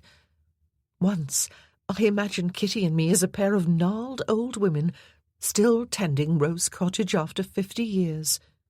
"What a terrible waste!" Daniel exclaimed. She raised her eyebrows. "Is that what you think of solitary women?" "Kitty would never have become a baker. We'd have none of those tea cakes she sent up on Tuesday, or the macaroons. No, it doesn't bear thinking of." She laughed. The champagne was opened and toasts began. The newly married pair approached the cake, and Dora Foyle picked up a knife. For a moment it seemed that Kitty would stand in defence of her creation, but then she stepped back with an open-handed gesture, though she did wince at the first cut. "Delicious," said Daniel with his first bite. "I suppose Kitty really does make her confections. It's not some elaborate plot with cook to pay us back for mocking her Shrewsbury cakes." But Penelope didn't seem to be listening. She held her cake plate as if she'd forgotten it, and stared over his shoulder as if she'd seen a ghost. Daniel turned. The 2 Foreign Office agents sat on their horses on the road in front of the house, watching the festivities. They made no move to dismount, no gesture to acknowledge Daniel's gaze. They merely sat, solemn and stern, making their presence felt. "All this jollity is just a skim of illusion over a far different reality," said Penelope. Daniel was furious at the agents. Could there be two more irritating people in the world? "Disaster can strike at any moment," she added. He started to argue, then changed his mind. "That's true. Look at my parents, sailing home from another of their adventures, with one of those notebooks full of secrets, I suppose, swamped by a storm at sea between one instant and the next." He took her hand. "But, Penelope, that doesn't mean the rest is illusion." She turned to look at him, her blue eyes wide and apprehensive. "Foyle's slightly nonplussed happiness, and this mouth-watering cake, and your comical dogs are just as real." "They can be swept away, just as the waves did that ship." Daniel shrugged. "Possibly. Probably not. But it might happen. And then we would pick ourselves up and work on a remedy." Penelope blinked, then spoke slowly. "The last year was horrible, but I got through it." "Like a champion," he replied. "And then you met me." He squeezed her fingers and tried a smile. She gazed up at him. "If Philip hadn't brought everything down, I never would have met you. Or perhaps I might have during the season in London." "But would my sterling qualities have been so evident, dancing at a stuffy ball, or trotting sedately through the park?" Her expression eased. "Possibly not. And you might not have appreciated mine. I'd have been just another Deb." "Sylph-like," said Daniel. "What?" "I never pursued acquaintance with the wispy, sylph-like girls. Can't abide their simpering." "I'm not wispy, and I have never simpered in my life." "I know that, but I wouldn't have from across a drawing-room." It was perfectly true. He'd have turned away. And that certainty made Daniel's blood run cold. "I never would have found my mother's notebooks either, hidden like that, or the letters she wrote your mother. Wouldn't have known anything about them." And he would have gone on thinking that his parents were simply selfish, shallow people. "You might have come upon the letters." Daniel shook his head. "With so many other papers to sort through? No. And I was on the point of giving up on those. I'd have lived like my forebears, half buried in fusty records, making a mad search for the right document when a need arose." "You would have gotten a new agent," she said, as if to defend him. "Yes, but he wouldn't have noticed the trunk linings or looked through my mother's personal correspondence. Too much else to do." Penelope nodded. "I suppose I would have accepted an offer from some acquaintance of the Pratts." "The Pratts?" "Mrs. Pratt was to sponsor me for my first season," she replied. "That sour old biddy?" He was newly outraged. "You didn't mention that at the theatre." "It was no longer relevant." Penelope grimaced. "She used to be much kinder, but I would have met the gentleman she presented to me." "I certainly would not have been one of them," said Daniel. They stared at each other. Another future opened out before them, like a chasm yawning at their feet in an earthquake, revealing dark depths. Daniel wanted to clutch her to him. The people around them seemed to recede, as if they stood alone together. "The dreadful things that happen make you what you are," said Penelope.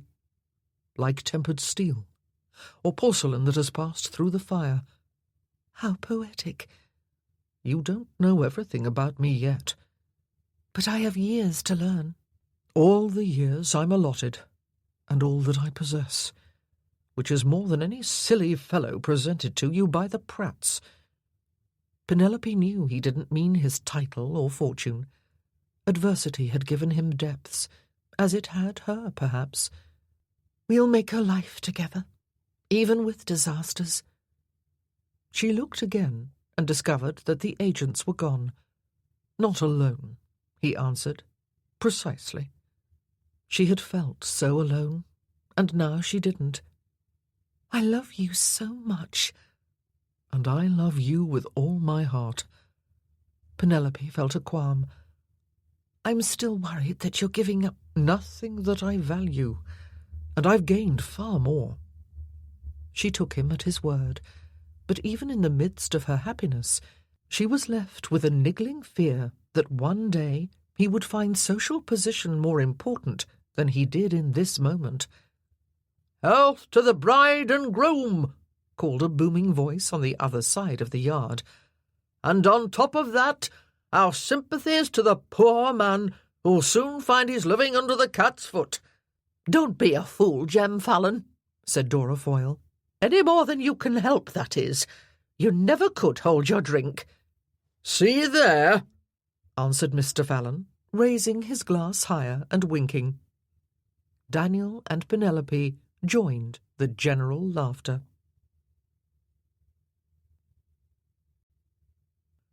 Epilogue. Lord Macklin arrived at Frithgerd 4 days later with his valet, but not Tom.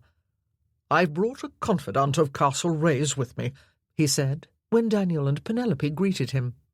He thought it best to stay at the inn until we'd spoken and he could dismiss those 2 agents who made such a mull of things. The Earl's blue eyes glinted. "I understand they've been given a new posting at the very back of beyond. You won't be seeing them again." He turned to Daniel. "He's also come to take charge of your mother's notebooks." "On my terms?" Daniel asked. "Yes. I'm sorry about the delay. It took some time to get in to see Castlereagh. He's a busy man."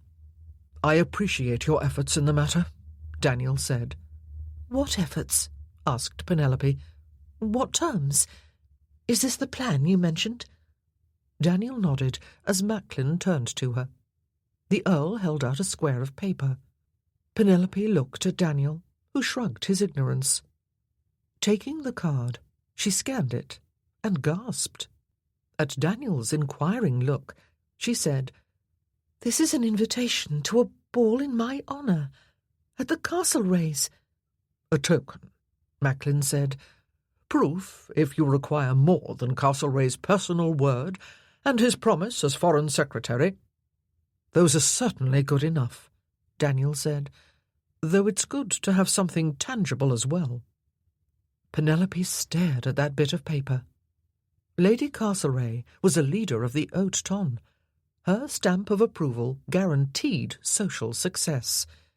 Seeing her own name in such a context seemed like a dream to Penelope. "I don't understand."